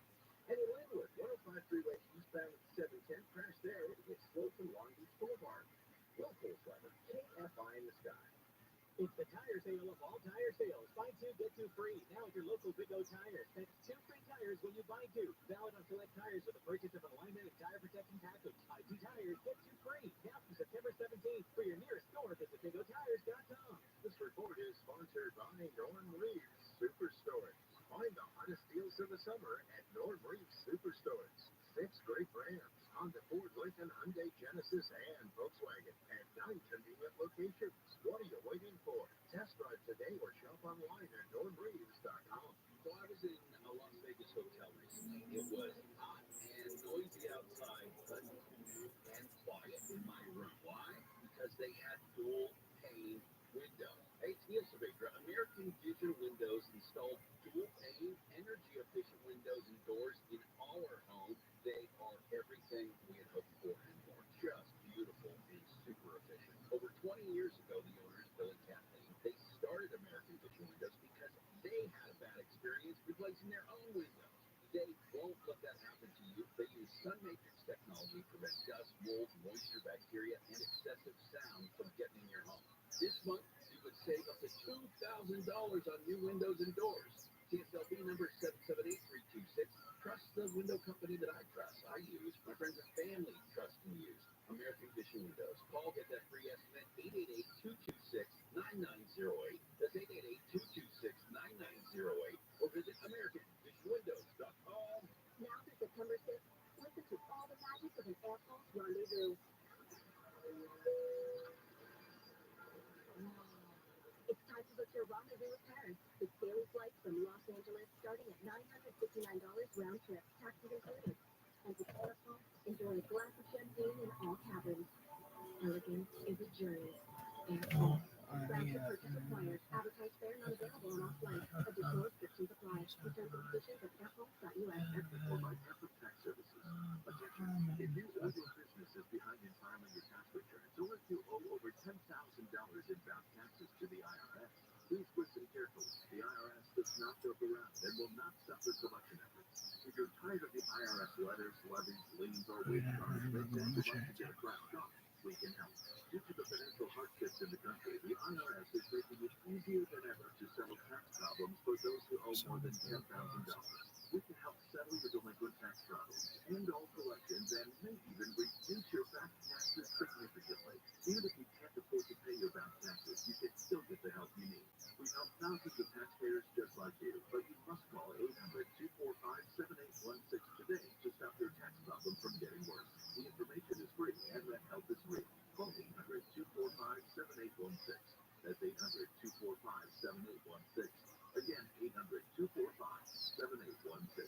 When you drive the most dependable mass market brand, you can stop thinking about what you can't do and start doing what you never thought possible.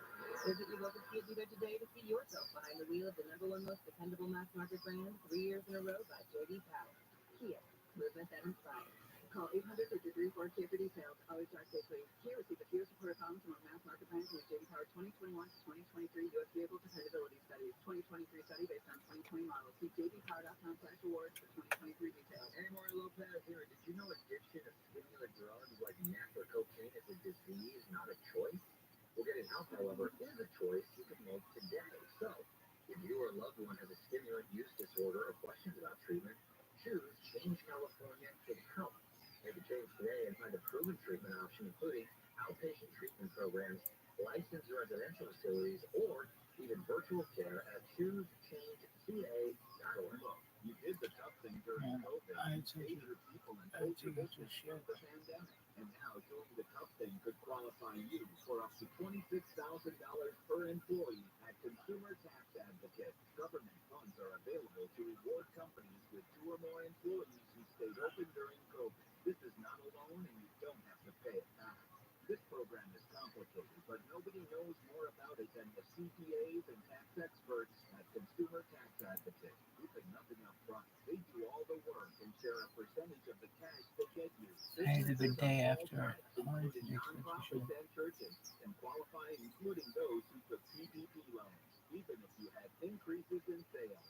You did the tough thing for your employees during COVID. Dial pound 250 and say the keyword refund to see if you qualify for up to $26,000 per employee. Dial pound 250 and say refund. That's pound 250 refund.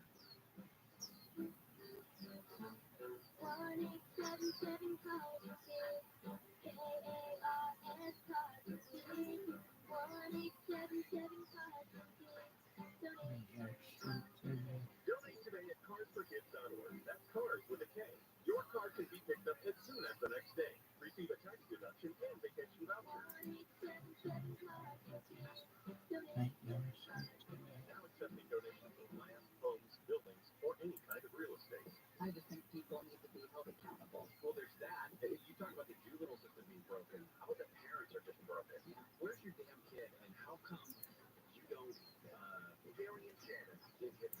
live live 9 to 1 p.m. on KLR and on demand anytime on the iHeartRadio app.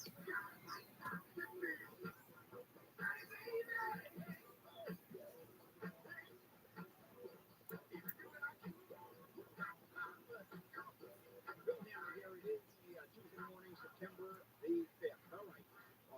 We finished handle on the news with Amy King, Fred Rogan in this week for Wayne. Always fun.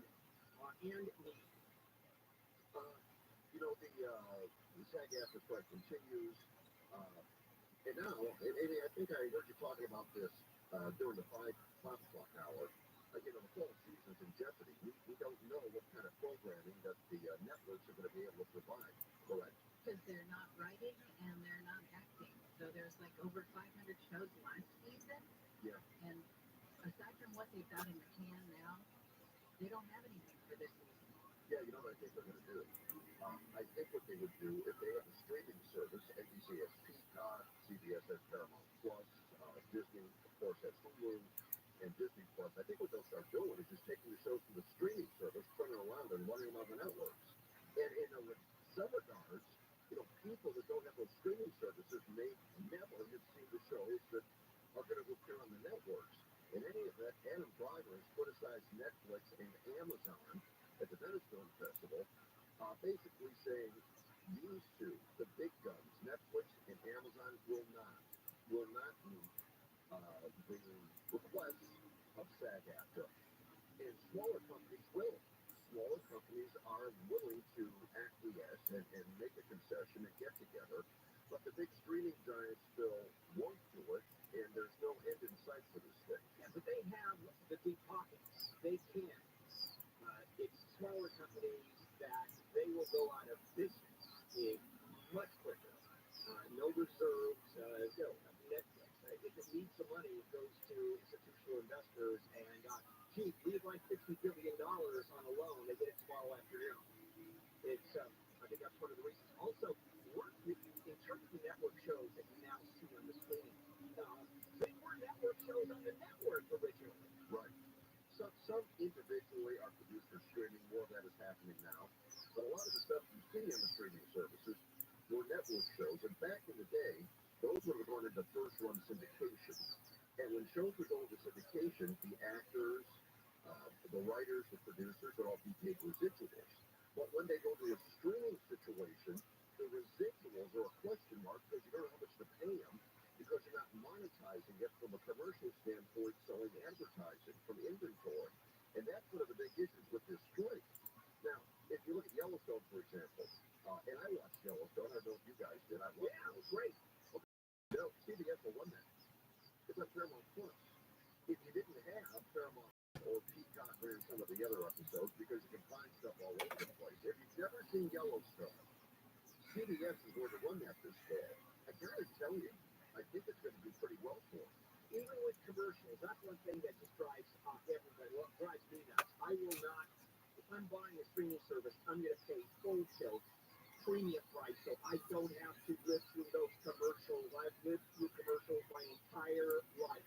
Much like you can listen to this show, and you, Fred, have listened to commercials their entire life. So it pays you. Look, commercials. For like on Hulu, it has like one or maybe. Yeah, so they don't do 21-minute break, commercial breaks, slots like we did. Got it.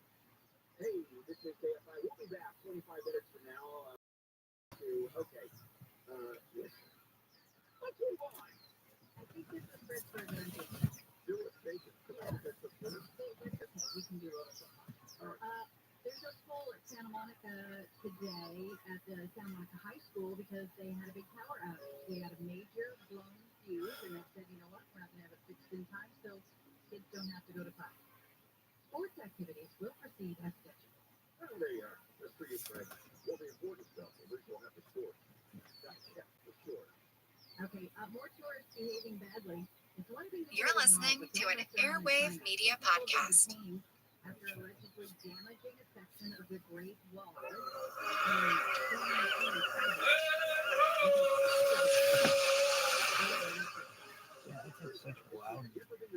Hello and welcome Explorers podcast. Today we started a new series. This on Norwegian polar explorer, Fridtjof Nansen. Nansen is, to be honest, a really extraordinary man. He was the first person to cross Greenland, which he did on skis, and he held the record for furthest north for 5 years. He's often viewed as one of the pioneers of modern polar exploration for his innovative approach toward conducting his expeditions. This included using skis and dogs, and an emphasis on developing and using modern scientific equipment. Also, he rejected the old approach of polar exploration of large, cumbersome expeditions. Instead, Nansen valued speed and mobility. But Nansen was not just an explorer. He was an accomplished scientist doing groundbreaking research in the fields of the central nervous system and oceanography. And I'm not done. He was also a diplomat, playing a role in the establishment of Norway as an independent nation. Need more? Well, let's give him a Nobel Peace Prize for his humanitarian work. And there's more, but you'll just have to wait for the details. Now, despite all of these really cool things, I want to note that Fridtjof Nansen was an immensely complex character. He was tall, athletic, good-looking, the image of a Viking to the world. He had a brilliant mind and was passionate about the work that he did. However, he was also a very difficult man. He was overbearing and stubborn. Arrogant know-it-all might be a good description of the guy. But we will talk all about this and lots more in our story. I do want to note that we will focus on Nansen's life as an explorer, because that is what we do on this show. But I will spend some time on the other aspects of Nansen's life, as it's pretty remarkable. Anyhow, that is it for today's introduction. Let's get started with our series on Fridtjof Nansen. Fridtjof Nansen was born on October 10, 1861, in Christiania, now called Oslo, the capital of Norway. As a note, I'm going to use the name Christiania for this series, as that is the name used by Nansen throughout his life. So Christiania equals Oslo. Nansen was born into a rather strange political world. Norway was not an independent nation at this time, but part of the union between Sweden and Norway. But make no bones about it, Sweden was the boss in this relationship. The union between these two Scandinavian nations had happened in 1814 as a result of the Napoleonic Wars. We should note that it wasn't as if Norway was terribly oppressed. It had its own autonomous government, and it was mostly independent, except for foreign affairs. But Norway had been free of outside lords before. People look back on those times and lament the current situation. And in the revolutions of the 1800s, we have a land brimming with a strong super nationalism. This is the world Nansen would grow up in, and it will be important in his life. Nansen's parents were Balder Nansen and Adelea Johanna Tekla Isidor Uling Verdal Jarlsberg, which is quite the mouthful. Their marriage was the second for both. Balder's first wife had died in 1854 of puerperal fever, a week after birth to the couple's only child. The child, a boy, would die at the age of 13 after a lifetime of health issues. Adelea's first husband, an army officer, died in 1853 during a cholera epidemic, leaving her to care for the couple's 5 children. Nansen's mother came from an aristocratic family, of which there were not that many in Norway. She was criticized for marrying Balder, as he was seen as beneath her socially. Many felt that she married him for security. Balder was 41 at the time of the marriage, Adelea 37. Balder was seen as a smart and sensible man, but often consumed by monetary issues. Adelea was known to be strong-willed and free-spoken. The big blended family would move into a large home just on the outskirts of Christiania, and there were more children to come, 3 boys. One died within a year of being born, while Fridtjof was born and Alexander a year later. It is now 7 o'clock. Norway was still a very rustic land at this time, almost a frontier. It was filled with mountains and glaciers and fjords. The upper third of the nation still is in the Arctic Circle. The northern regions were home to the Sami people, many living semi-nomadic lives as reindeer herders. Norway had fewer than 2 million inhabitants, with Christiania being the largest city, with a population of just 60,000. With all of this in mind, Norway would be the most polluted nation of the particular area, skiing. And I mention this because it's important to our story. Skiing had been done for centuries in Norway, but mostly for practical reasons. It was a way of getting around in the winter. Skis were critical to the survival of the Sami people in the north. In the 1800s, skiing emerged as the national pastime in Norway. People described it as being part of the Norwegian national spirit and soul. As a result, you see skiing grew beyond practical measures and into a recreational pursuit and the nation's national sport. Downhill skiing was practically developed in Telemark, province west of Christiania. Into all of this was born Fridtjof Nansen, and his family's home on the edge of the wilderness was a perfect place for Nansen to grow up. In school, he was not a great student, but he took to athletics such as skiing, skating, fishing, swimming, and later hunting. He spent hours, even days, exploring the forests and mountains, usually with his brother Alexander. He was, however, a loner in many ways, not making many friends at school. He was described as moody, and his relationship with his parents was never great. At one point, there were 10 children in the house, and Nansen often felt like an afterthought to his parents, especially his mother. With his father, Nansen struggled all of his life to find a connection. Mulder was a lawyer who valued predictability and stability. He had no interest in the outdoors, although he always supported the activities his children showed interest in. Nansen would grow into a tall, handsome, blond young man. Initially, he was heavy, but he lost the excess weight in his teen years. He excelled at individual sports such as skiing, skating, swimming, and gymnastics. And Nansen never lost his spirit of adventure. He would ski out into the wilderness, cutting his own trails and learning how to survive in the snow-covered Norwegian mountains. Nansen also embraced Norwegian nationalism. Like much of the rest of the population, Nansen would take pride in the homegrown literature, art, and science endeavors that emerged at this time. The nation's greatest artist was playwright Henrik Ibsen, whose critical and commercial success made him a point of pride for Norwegians. And skiing, Norway's national pastime, was growing as a sport, in particular in the European Alps. In 1877, Nansen's mother would die suddenly. With most of the children now moved away, Mulder would sell the family home outside of Christiania and move into a flat in the city. Over the next few years, Nansen would continue to improve as a skier and skater. At 18, he broke the world 1-mile skating record, and the next year won the National Cross Country Skiing Championship. He did a hiking tour of the Hyman mountain range, the highest in the nation, and joined the Christiania Ski Club. A year later, he was off to the Royal Frederick University in Christiania. Nansen would consider engineering and forestry, but settled on zoology, specializing in lower marine creatures. He would do well in school, but the confines of academia were not his strong suit. And then, in December of 1881, the zoology department announced that they were looking for someone to visit the Arctic and collect specimens of marine life. Nansen would jump at the idea and get the job, mainly because he was the only one to apply. The idea of spending half a year in the Arctic held little appeal to most people, but Nansen embraced the opportunity. Nansen would thus sail north on the steamer Viking in March of 1882. The Viking was a big wooden sealing ship on her maiden voyage, and Nansen would collect the samples at the same time as the ship went seal hunting. He would not have to participate in the day-to-day activities on the ship, but he was expected to be part of the seal hunt. Nansen would do well on this expedition. The captain, Axel Crafty, liked the odd young man, and the two got along. Nansen would shoot seabirds and dissect them, take water temperatures, and collect all sorts of samples. He was also a good artist and made many outstanding sketches. By the way, Nansen's ability with the brush led some to encourage him to become an artist, but science would win out. As for seal hunting, Nansen would take to the boats when seals were spotted and would go out to kill and collect the animals. Nansen, who was an outstanding shot, typically was a rifleman. For 2 months, the Viking moved north, trying to reach the seals before other ships beat them to it. By the way, on this voyage, Nansen would get a glimpse of the ship the Vega. The Vega was famed for being the first ship to complete the Northeast Passage back in the late 1870s. This meant traveling through the icy Arctic waters from Norway to the Bering Sea, which is between Alaska and Russia. The ship had gone on to circumnavigate Europe and Asia. The leader of the expedition, Baron Adolf Erik Nordström, was of Finnish and Swedish descent and was a hero to all Scandinavians. The Vega was now back to being a sealer, which is what she had been built for. But the sighting of the famed vessel roused some emotions in young Nansen. He began to dream of going on his own voyage of exploration. The search for seals would take the Viking between Spitsbergen and Greenland. Along the way, Nansen continued to collect marine life specimens. In the process, he hunted and killed polar bears and even sharks. The Viking would, for a short time, get caught up in the ice off Greenland, where Nansen asked to go ashore. The captain, however, refused. The ice along the coast was unpredictable, and if Nansen was ashore when a passage out of the ice opened up, the captain didn't want to leave him stranded. That would mean his death.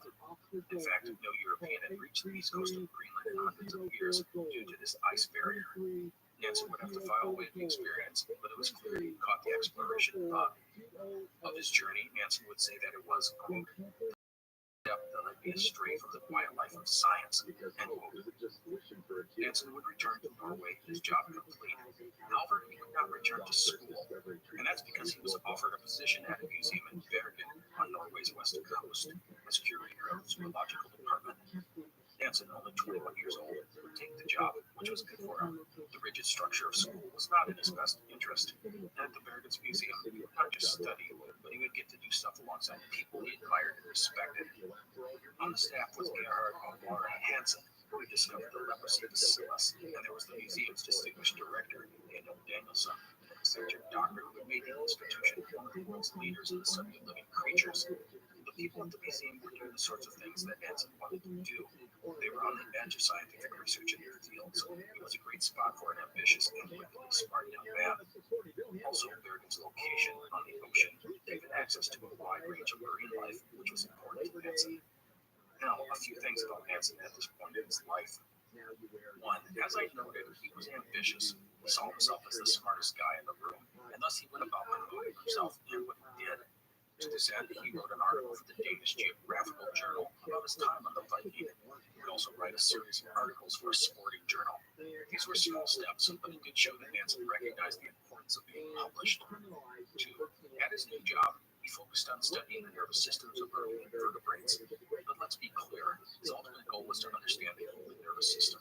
There was little understanding of either at this time, but Hansen correctly believed that if you could understand the nervous system of a simpler creature, such as a marine invertebrate, you could better understand the nervous system of humans. 3. Hansen, as I said, was a unique guy. He was clean-shaven, with beards were the norm in Scandinavia, and he shunned wearing heavy clothing, often sported only a light jacket, even in winter. Women were attracted to him. In fact, many of his lifelong friends would be women. He struggled all of his life to find a connection with other men, just like with his own father. Most people attribute this to Hansen's personality. He could be moody, the life of the party one moment, brooding and prickly the next. And people, especially men, saw him as overbearing and arrogant. The word I've often seen attributed to him is overwhelming. I think some of this was because it was men Hansen would have to compete and debate against all his life. There just weren't many women in the fields of science and exploration and diplomacy, and so it would be men he would clash with when ideas were put on the table. And let's be clear, Hansen was never the kind of guy to back down. If he believed something was right, he'd fight for it to the bitter end. Hansen probably saw himself as the hero in an Ibsen play. He and only he knew the truth of the right path, and he had to fight against the ignorance and pettiness of those who did not share his vision. People will often comment on how inflexible Hansen could be, and how strident he was when he felt others were wrong.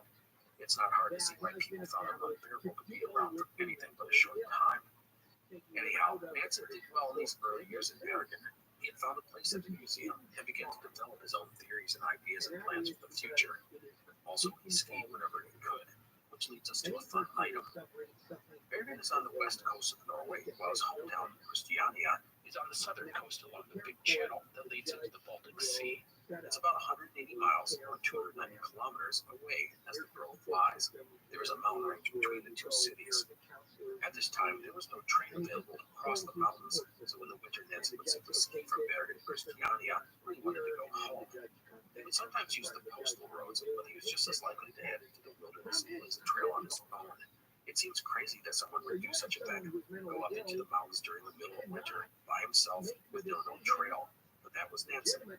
He would go cross country, down steep slopes, over mountains, whatever it took. One time he spent 2 days in the mountains alone, except for his dog. He had no tent, no sleeping bag, no food. He slept between a boulder and a rocky outcropping at night, but he made it to where he wanted to go. He would even write a series of articles in the newspaper detailing his backcountry excursion. I think the skiing over the mountain story embodies Hansen's personality. He was bold and cocky and supremely confident, and he certainly saw the journey as being just as important as the destination. And I want to point out that it's amazing that he not only had the guts to do this, but the ability to get it done. But there is another thing about these stories that is very important. It proved to Hansen that skis can be used in just about any type of snow and terrain, and I want you to hold on to that thought as we will talk about it later. Now, I want to take a moment to talk about an event that will shape Hansen's future. In 1883, Adolf Erik Nordenskiöld, the famed Scandinavian explorer I mentioned earlier, had gone on an expedition to the east coast of Greenland. His ship had made its way through the thick ice on the coast, and Nordenskiöld would be the first European to step on Greenland's eastern shore since the days of the Vikings. He would head inland onto the ice cap about 100 miles or 160 kilometers before turning around. Hansen was enthralled by the deed of writing, quote, "My wanderlust was roused again," end quote. In his mind, he began to formulate how he could conduct an expedition, such as crossing Greenland, but we will get to that shortly. In 1885, Nansen would spend some time in Christiania, completing his required military service. Also, in that same year, his father would pass away. Nansen had never gotten along well with his father, and his relationship with the rest of his family was not great either. His half-brothers and sisters were older than him, and while he was cordial with them, they were never that close. His brother Alexander was a different story. They were quite close as children, but as they got older, the relationship would be strained at times. Again, Friedhoff's overbearing personality was likely to blame for much of this. Anyhow, Nansen would continue to work at the museum and publish his first scientific paper, a look at the nervous system of a tiny marine creature. The paper was well received. After that, he would take a 6-month sabbatical from the museum to travel to the European continent to visit other leading scientists in his field. The idea was to broaden his horizons and forge his own path. The sabbatical was Nansen's first journey to continental Europe. He would travel first to Germany and then Italy. The result would be enlightening. He studied and experimented alongside some of the great minds of Europe, many of them working in the same field of study, and he had access to the latest equipment. After a stint in Italy, Nansen would travel through Europe and then to England. He was then back to Norway and the Bavarian Museum. In August of 1887, Nansen, through the museum, would publish a paper on the nervous system. The paper, titled The Structure and Combination of Histological Elements of the Central Nervous System, was groundbreaking in its field, as it presents the modern nervous system as we know it today. Nansen showed the ability to be clear and concise in his report, something not always common in scientific journals at the time, or yet even now. The ability to simplify things was always a strength for Nansen. Also, in addition to writing the paper, Nansen had done the illustrations himself. Nansen's views were confirmed by 2 other independently published reports of his time, one by embryologist Wilhelm His and another by psychiatrist August Forel. These 2 men and Nansen thus helped establish the basis of modern neurology. Now, I am not going to lie to you and say that I understand all of Nansen's scientific work. I may have even gotten wrong some of the stuff I just said, but in the end, I can say that his work was exciting, bold, and innovative, and it made Nansen, who was just 25, one of the most interesting young scientists in Europe. In November of 1887, Nansen would submit the paper for his PhD. So here was Nansen, his views and paper causing a buzz in the scientific world. This surely would mean bigger institutions would come calling. And that's exactly what did happen. The first would be the University of Indiana in the United States, but he passed on the opportunity as he deemed Indiana too far away from the ocean to study marine biology. So where to next? Well, instead of the world of academics and research, Nansen was going to forge a different one that he'd been considering a long time. Friedhoff Nansen decided he was going to be the first person in history to cross Greenland. Greenland, the world's biggest island, had an attraction to Nansen and to other Norwegians. Greenland had first been settled by Vikings from Norway 1,000 years earlier. While those settlements would fade into history, some Norwegians felt a sort of kinship to the land. So let's talk about Greenland. Greenland is, as noted, the world's biggest island. It is 2.16 million square kilometers, or 838,000 square miles, of mostly ice cap. On average, it is 2,000 meters, or 6,500 feet thick. The western side of Greenland is the most accessible, as the weather is milder and the land more than just snow-covered. It is where, even today, most of the people live. No one had ever crossed Greenland, but it had tried on at least 8 occasions. All of the attempts had begun on the western coast. The most recent attempt had been in the summer of 1886 under the command of American naval officer Robert Perry. Striking out from Disco Bay, which is about 800 miles or 300 kilometers from the southern tip of the island, the expedition had penetrated the ice cap about 100 miles or 160 kilometers before retreating. That was only about a quarter of the way across the ice. A big question that loomed over any expedition was what lay in the interior of Greenland. People knew that, at least for a while, it was covered in ice. But did that change? Some people thought Greenland's interior would be ice-free, even fertile. And if there was ice, what was it like? Not all ice is created equal. All this made planning and the expedition a challenge, as no one knew for sure what to expect. So regarding an expedition to Greenland, Robert Perry intended to return in 1888, much more knowledgeable and wiser regarding polar travel. However, he was kept in Nicaragua by the U.S. government for another year, surveying possible canal routes. This was the door that Nansen needed. His plan was to cross with a small team using skis. He had demonstrated that skis could be used in most kinds of snow and terrain. The days of hundreds of men hauling sledges across the polar landscape were, in Hanson's opinion, long past. Although the English did not get that memo, as we will see when they start exploring Antarctica. Anyhow, in addition to using skis and employing a small skilled team, Hanson proposed making the crossing from the east side of the island and heading toward the western side. Why do this? Well, if a team did traverse the interior and get to the eastern coast of Greenland, the unpredictable ice would make it very hard for those men to coordinate their extraction from the island. I mean, a team could reach the eastern coast of Greenland and find that the ice was blocking the coast for 50 miles out to sea. How would they get to the relief ship? Hanson felt that traveling from east to west was a better idea. This way, any expedition would arrive on a coast with many settlements.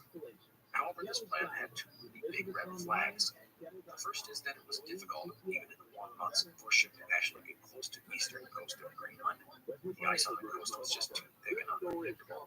The expedition would need to get as close to the coast as possible if they couldn't actually reach the shore, take small boats through the ice pack. They could even sit on the ice pack and let the drift take them closer to the coast. And if an opening in the ice appeared, they would hop in their boats and make a dash for the shore. This was all very risky, as again, polar ice just isn't that predictable. But there was another red flag regarding Hanson's plan, and that was if things went wrong, the expedition was doomed. They could not just turn around and head back to a friendly settlement. From the moment they landed on the eastern shore of Greenland, or the ice along the coast, the retreat was pretty much gone. The ship could hang around for a while, but as the ice shifted, a vessel might need to put out to sea to avoid getting trapped in the ice pack. So why take this risk? Well, Hanson felt that if men were given a chance to push forward or retreat, they'd take the easy way out and turn back. But if the best chance of survival was to go forward, they would do anything, risk everything, to make that happen. Hanson would later say their motto was, quote, death for the west coast of Greenland, end quote. And with that in mind, Hanson would hatch his plan for a crossing of Greenland in the summer of 1888. If he wanted to depart the following spring, that would not leave him with a lot of time to make his expedition a reality. To plan such an enterprise in such a short time frame was very risky, but Hanson had the utmost confidence in what he was doing. He would use skilled people, travel light, and move fast. Speed, above all else, was critical to Hanson's plan. The route he proposed would cross about 700 kilometers, or 435 miles, of Greenland's interior. His team would travel 30 kilometers, or about 19 miles, a day. That was twice what any polar expedition had even dreamed of traveling.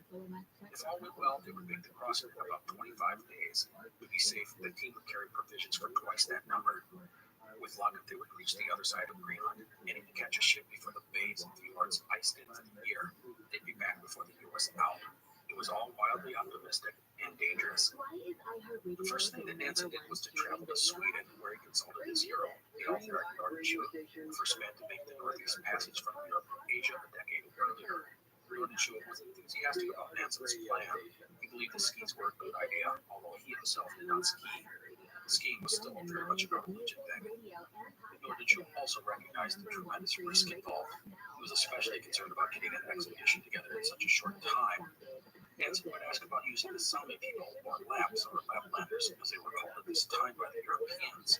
The Sami, Nordenskiöld said, were good to have on any expedition. Skiing was a part of their way of life, and surviving the harsh winter conditions of the north was something they did all the time. The Sami, however, Hanson was warned, were difficult to handle. Their culture was very different from the rest of Europe. In the end, Nordenskiöld enjoyed being a mentor to Hanson, and he reinforced most of what Hanson believed about how he should proceed with his plans. Hanson would announce his expedition plans on November 24th, 1887, in the newspaper. In it, he called on people to apply to go on the journey. Hanson was looking for men with a very specific skill set. First, they had to be good skiers. That was critical. Second, he was not interested in city-raised men. He wanted men who were accustomed to hard work and long spells in the wilderness. He felt country types were his best option, as they would be tough and adaptable. Third, he was looking for young men in good physical shape who would commit to an expedition long-term. Fourth, he wanted only unmarried men who had no children. And fifth, he wanted Norwegians. For Hanson, this was a way to promote Norwegian nationalism and pride. To Danish explorer Gustav Holm, he would write, quote, with 3 to 4 of the best skiers to be found, I propose to sail on a Norwegian sealing ship at the beginning of June, and around 66 degrees north latitude, attempt to approach the coast as closely as possible, end quote. Amongst the skiers, Hanson decided he would bring 2 men from the Sami. This was an ambitious plan. He was proposing to start further north than anyone had ever explored. Honestly, people thought Nansen was crazy. His plan was just too risky. He would only lead himself and his team to their deaths. Some suggested that he spend a season in Greenland to get a better feel of what lay ahead. But Nansen was undeterred. He was going to go in 1888. The last thing he wanted was to compete with an American team under Robert Peary. The one change Nansen did make was on the advice of Gustav Holm, the Danish explorer I just mentioned. Holm convinced Nansen to start his journey a little further south at an Inuit village at the furthest known northerly point on the east coast of Greenland. But other than that, Nansen was determined to move forward. He now had several tasks to complete if he was going to get his scheme off the ground. First, he had to obtain financing. Second, he had to assemble his team. And third, he had to outfit the expedition for the Greenland crossing. Regarding financing, Nansen approached the University of Christiania for a grant, estimating the expedition would cost 5,000 kroner, which, if I did my math correctly, translates into about $45,000 in 2022 money. So fairly modest. He was prepared to pay for it all himself if necessary. However, if he got public financing, he thought it would give the expedition a sense of national approval. The government, however, rejected the request for 4th, 1888. But a few days later, a wealthy Danish businessman, Augustin Gamble, reached out to Nansen after reading about his plans in the newspaper, expressing interest in financing the expedition. A deal would be struck, and Nansen would have the money in hand by the end of the month. So, with money in the bank, let's turn to Nansen's team. Nansen would try and recruit some of Norway's more well-known skiers, but he would have no luck. People saw his plan as too risky, plus the idea of being away for at least half a year helped appeal to most men. Still, in time, Nansen would form his team. The first person I'll talk about is Otto Sverdrup. Sverdrup was a 33-year-old sailor and outdoorsman. He had grown up on a farm between a mountain and a fjord and had gone to sea at 17. He was a rugged, resourceful man and had been recommended by Nansen's brother, Alexander. Due to his common sense and resourcefulness, Sverdrup would become the unofficial second in command of the expedition. The second member of the team was Olaf Christian Dietrichson, a 31-year-old military officer. The other two team members would come from the northern Sami people. Getting to Sami was difficult, as Nansen could not go and interview them himself. He would thus have to get someone to recruit them for him. The two Sami would not arrive in Christiania until April 16, 1888. They had traveled more than 1,000 miles to join the team. Their names were Ulla Nilsson Ravna and Samuel Johannesson Bolt. They showed up wearing the traditional clothing of the Sami, a blue jacket with red and yellow stripes. They spoke broken Norwegian.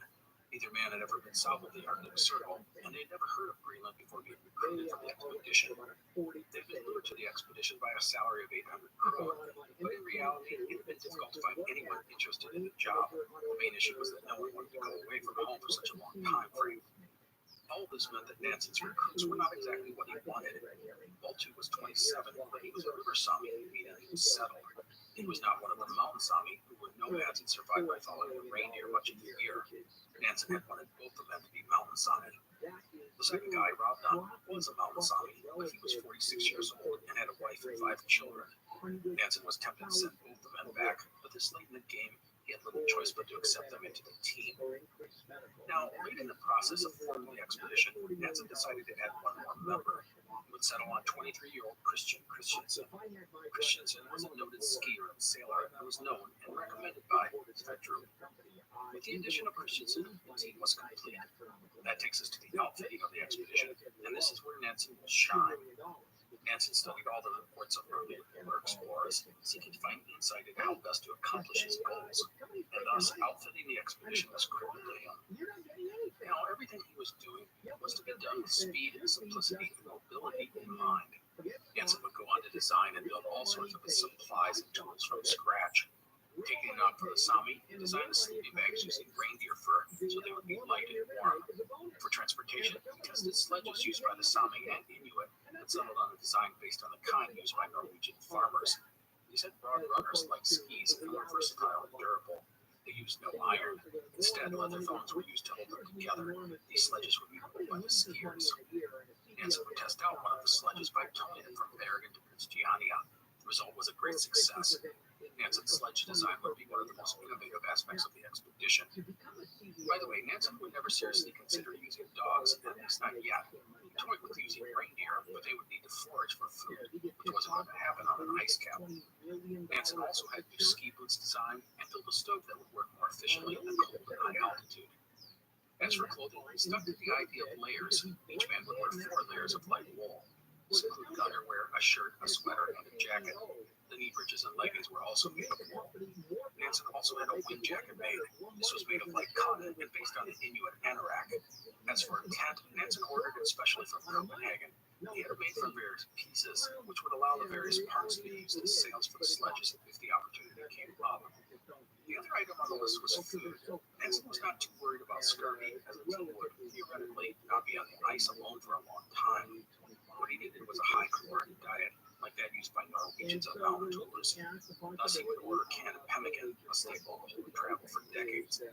Pemmican is a dried meat mixed with fat and formed into solid cakes. They are high in calories, perfect for men working hard. There would also be more, including skis, which we will learn more about next time. But I think you get the idea about Nansen's preparation. It was, to be honest, unlike most polar expedition in history. He had taken the available knowledge and tried to provide a logical solution to the challenges ahead.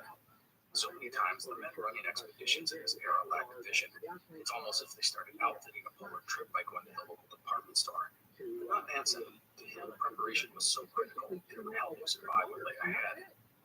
So with all the planning coming together, much of it at the last minute, Nansen had 2 other things on his plate. The first was that he was taking Inuit language lessons from a woman, Christiania, the wife of the retired governor of southern Greenland. That the expedition would interact with the Inuit was not a sure thing. Credit Nansen for preparing for any such encounter. The second item was his dissertation. Remember that? He had submitted his dissertation previous November, and the staff at Christiania University had considered it for months. Now it was time for Nansen to defend his provocative paper. There would be 3 days of written exams, followed by Nansen's defense of his report. This entailed going through the devil's advocate process, where 2 opponents of the paper's results would essentially challenge Nansen and his findings. The date for his oral defense was April 28, 1888, just 4 days before he was set to depart for Greenland. Well, it's not like Nansen had anything else to do. Anyhow, the clash between Nansen and his opponents was fierce. The big thing was that Nansen was proposing some radical ideas that meant setting aside commonly accepted theories. Such thinking required an open mind, and in some ways, a leap of faith. To Nansen, he again probably saw himself as the hero in a losing play, the scientist whose ideas are dismissed by the narrow-minded establishment because it threatens their own ideas and beliefs. No matter, despite recognizing the legitimate issues with Nansen's paper, the committee would also take note of his boldness and the deep ramifications of what he was proposing. They would thus grant Nansen his doctorate. Unfortunately, Nansen had departed for Greenland before the announcement was made. It will be many long months before Nansen finds out that he is now Dr. Nansen. And with that, Nansen and his team would set off on their expedition to cross Greenland. And that is where we will leave things for today. Next time, we will pick up Nansen as he heads to Greenland and begins his historic attempt to cross the world's largest island. I hope you enjoyed today's episode. Please take care, and I will see you next time. The Explorers podcast is part of the Airwave Media Network. Go to airwavemedia.com to find other independent podcasts, such as Attaboy Clarence and Ben Franklin's World. You're listening to an Airwave Media Podcast.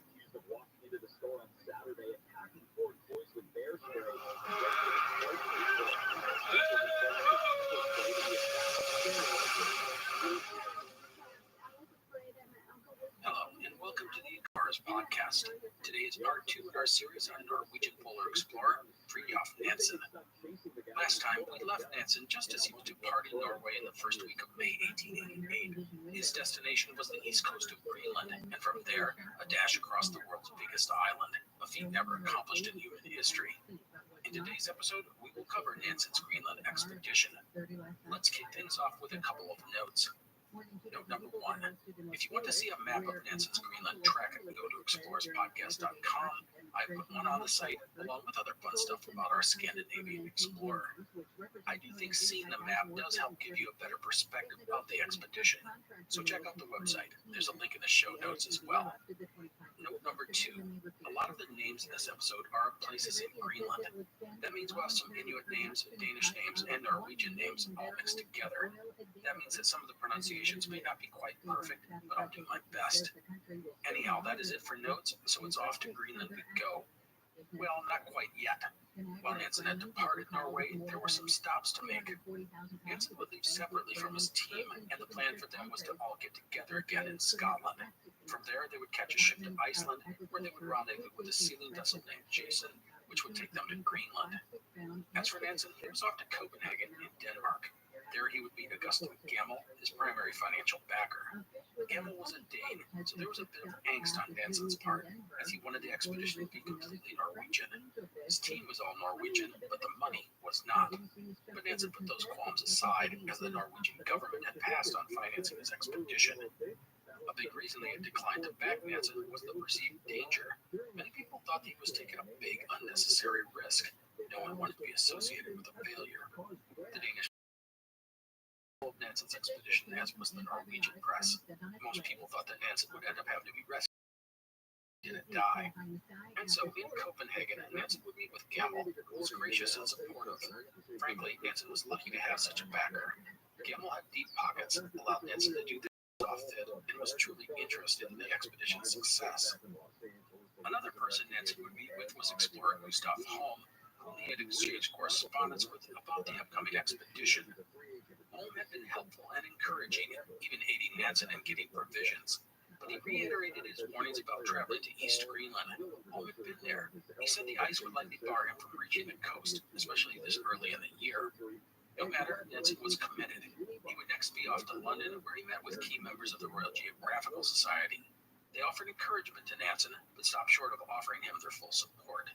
Again, they didn't want to appear to be part of a failed endeavor. Next, Nansen would go to Scotland, where he would reunite with his team. And with that, let us reintroduce to you the member of the Greenland expedition.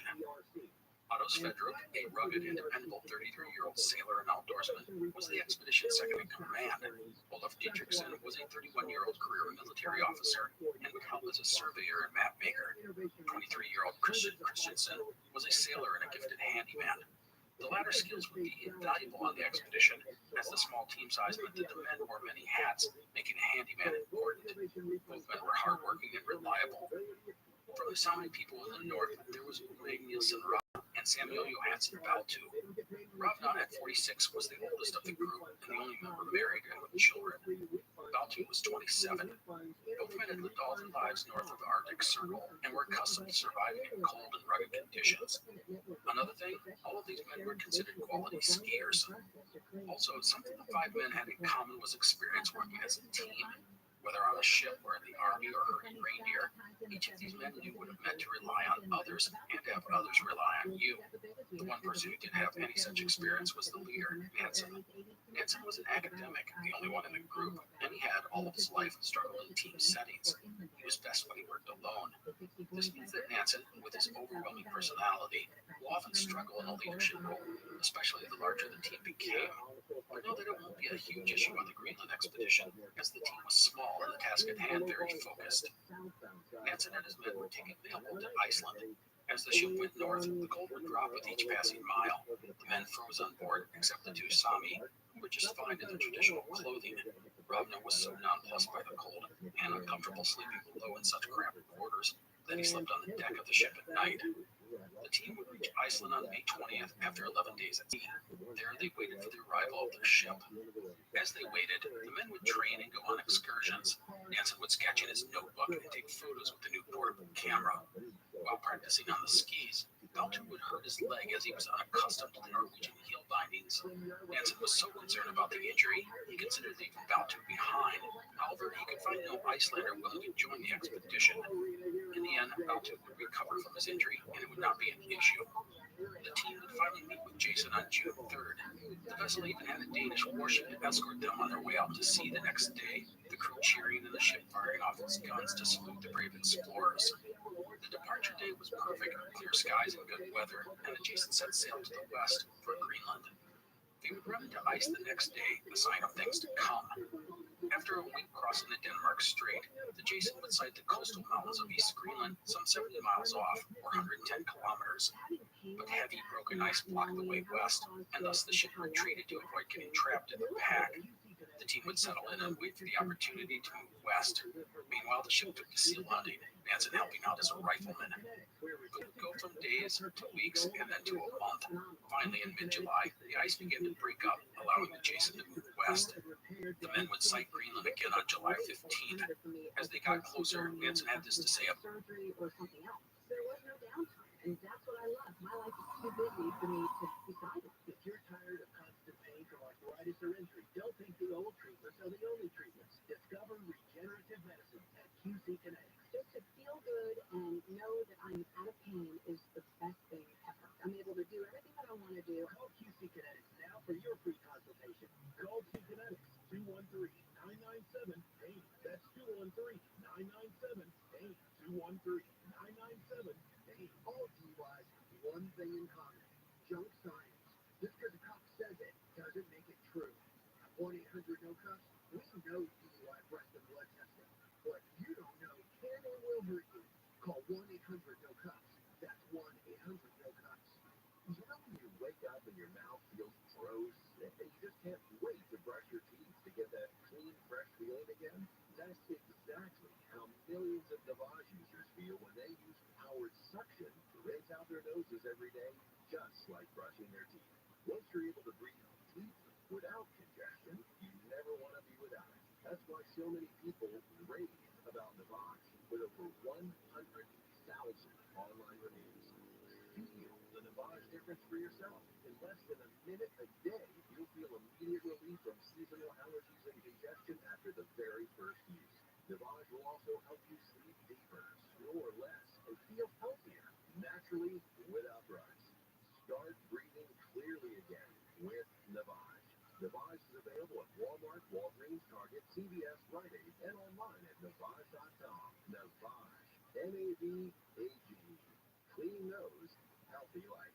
Hey, it's Dean Sharp. Are you sick of chlorine in your water? A Light Source water system is your solution. And September is perfect timing because Light Source is offering new customers a double gift. You get free standard installation plus an extra $250 off. That's up to $1,250 in savings, but the offer ends September 30th. Restrictions apply, so call Light Source today at 800-WATER-99 or visit lightsourcewater.com. Light Source. Taste and feel the difference. February calendar. Today, September 5th. It's National Cheese Pizza Day and National Cellulite Day. So you choose what you want to celebrate. It's also World Samosa Day, the little fried pyramids famous in the Middle East and India. And Alaska. And it's International Day of Charity. If you can, donate to a charity you love and make the world a better place. Happy September 5th from KFI AM 640.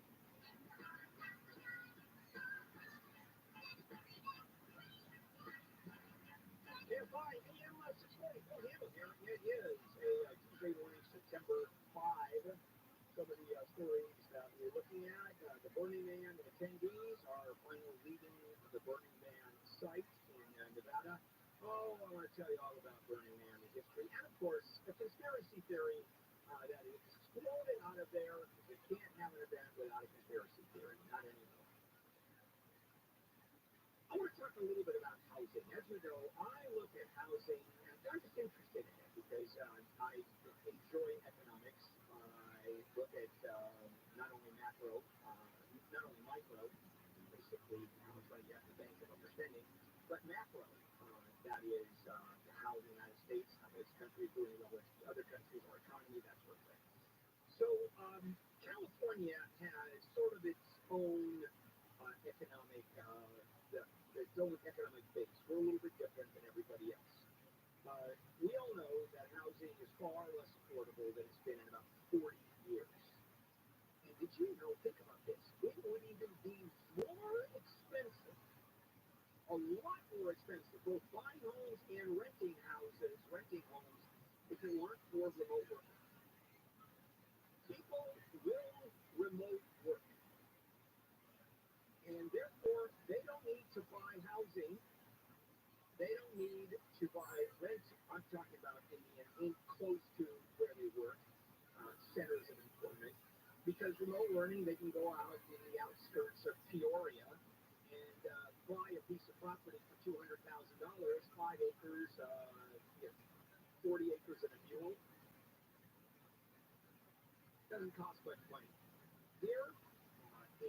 Southern California, it's ridiculous. In Los Angeles, Orange County approaching $1 million for a small house. I mean, really crazy. So the story here is that housing, because of remote working, is relatively inexpensive. Can you imagine that? And far cheaper than it would be if remote working. This is because the pandemic kicked in. And it's sort of evened out. Of course, during pandemic, everybody was working, going to school remotely.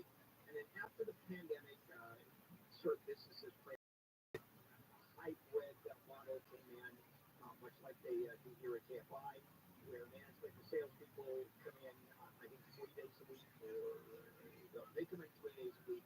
Certainly the salespeople I'm connected with, who I talk to them all the time, and they are at home remote working 2 days a week. And that's the hybrid model.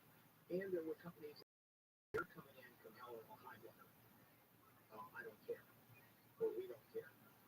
And it sort of has leveled off, where there is remote working, there are hybrid models, and you got to be near where you work. And those people are stuck, they have to rent, they have to buy, keep their homes. And so there are a couple of reasons why, houses have become astronomically expensive, because there's so few out there. Because anybody that has a low 3.5 to buy a house when it was 3% money, they're not getting rid of it. It just doesn't make any sense. And so that keeps the inventory down. On the other hand, if you're selling, there's so few people that are able to afford it. Those that are jump on that. And those people that are working remotely, they're getting out of Dodge. I mean, they're done because it is so expensive. I was looking around housing, and I just studied the differences. A house in Orange County, in a very nice area in Orange County, is about $1 million less than a house in the San Fernando Valley. Now, we're talking pretty stratospheric numbers. So a $2 million house, which, by the way, is not crazy in Southern California anymore. A $2 million house in Orange County costs about $3 million in the San Fernando Valley, and on the west side it's just out of control. And so it's all about inventory, it's all about remote working, it's all about interest rates, and the bottom line is more remote workers are willing to move because people still get the money remote working and still have expenses and do not want to pay 30 or 40% of their salary, their income on housing. Used to be affordability was not the first factor. I mean, there were other factors in housing. For example, neighborhoods, schools, how close are you to a store, walking distance to where you want to go. That's all gone. It's all about affordability now. It's all about affordability. That's it. Boycotts are coming, or they're here, and they're mainly conservative boycotts. It used to be the liberal boycotts. I'm going to share some stuff with you, and for those of you who've been around for a while, who was no. The smell, Cornell is going down. Cornell, how old are you? 22? 34. Really? Yeah, I just looked down. No good genes. Yeah, well, you have that beard, so you look more attractive. You're sexually more attractive. Thank you. Yeah, and quite the fruit package I may have, too. So you're looking pretty good. We're going to come back and talk about the conservative boycotts. This is KFI. Let's check in with Amy King, live in the KFI 24-hour newsroom. Santa Monica High School will be closed today for a power outage. District officials say a major fuse blew on Saturday and repairs still haven't been completed. Sports scheduled for this afternoon and evening will go on as scheduled. A woman is okay after fighting off a naked man who broke into her apartment in Santa Monica. The woman says she woke up to the man standing next to her bed on Saturday. The same guy was apparently seen at her apartment complex twice the day before. He has now been arrested. Grocery stores in Paris will have to replace candy and other sugary goodies and drinks near the registers with healthy snacks under new city law. They have until the start of next year to do it. Paris is the second city in the United States to pass a law like this. Berkeley was the first. Sunny with highs in the 70s at the beaches, 80s inland. This report brought to you by week. KFI in the sky. Will, what do you got going in Corona? Well, the 91, kind of slow getting all the way out of Riverside. Really, it slows starting at about Danbury as you make your way westbound, all the way to downtown Corona. Gets better once you get past the 71, and you will have some off and on brake lights from the 241 out towards the 55. Good news, our earlier crash through Sherman Oaks, northbound 405, connected to the northbound 101, so that is going to be helpful for you. If you are trying to get through mid-city LA to head westbound before La Cienega, yes, that crash involving motorcycles. It's slow from normally around here to try to clear that. Will points well. KFI in the sky. Justice for All is such an amazing brand in the solution. We've been saying it since we were little kids. I'm Susan Owen, managing partner at Owen Patterson & Owens. If you've been injured, call Owen Patterson & Owens, 888-OPL-WIN, OPLLaw.com. This video is sponsored by Staples Stores. Staples has great prices on everything you need for back to school. Right now, a 24-pack of Crayola crayons and compotes are just 50 cents each, and select notebooks are just 35 cents each. In-store only, offer ends 9/16, 11/30. School on, save on at Staples. Why should you choose Sweet Change if you're hurt in a car, motorcycle, or trucking accident? You choose Sweet Change because results matter. Here are some of the settlements won for injured victims by the attorneys at Sweet Change.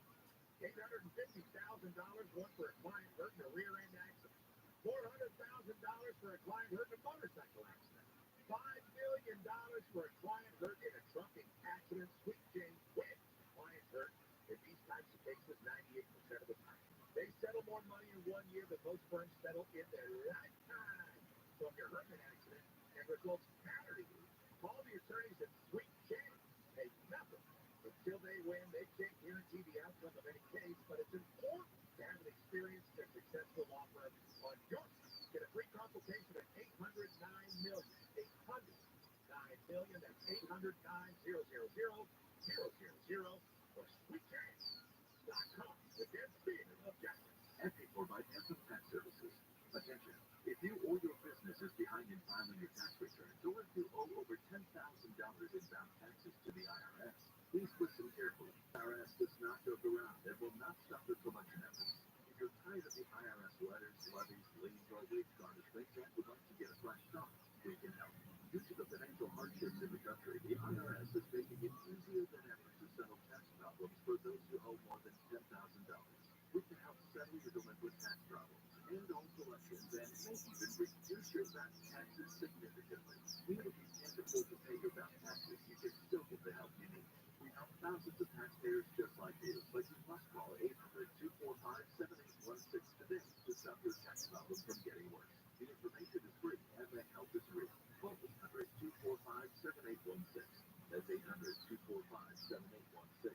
Again, 800-245-7816. Labor Day was exhausting. The pool parties, the 24/7 casino action, the food. You better stay another night at Verano the rest of it. And now the top 5 reasons to visit Orlando. Number 5. This resort deal is for real. Get a room, Lake Havana, and $20 in slot play for as low as $199. Number 4. Kick off football season at Sideline Sports Bar with the best food, the best cocktails, and the best tequila. Well, duh. 3. More. Right. The 15th and 16th. Get your tickets now. And the number 2. Survivor Gift Giveaway. Get a cool Andy Cooper set when you earn 500 points on your reward card as well. And the number 1 reason. Good times in the palm of your hand. You can win a weekend stay, $200 in dining, and a spa session. Just download the new Orlando app and you'll automatically be entered. One winner every day. Orlando, good times for everybody. Look, you did the tough thing during COVID. You paid your people and pulled your business through the pandemic. And now doing the tough thing could qualify you for up to $26,000 per employee at Consumer Tax Advocate. Government funds are available to reward companies with 2 or more employees who stayed open during COVID. This is not a loan and you don't have to pay it back. This program is complicated, but nobody knows more about it than the CPAs and tax experts at Consumer Tax Advocate. You pay nothing up front. They do all the work and share a percentage of the cash they get you. Businesses of all types, including nonprofits and churches, can qualify, including those who took PPP loans, even if you had increases in sales. You did the tough thing for your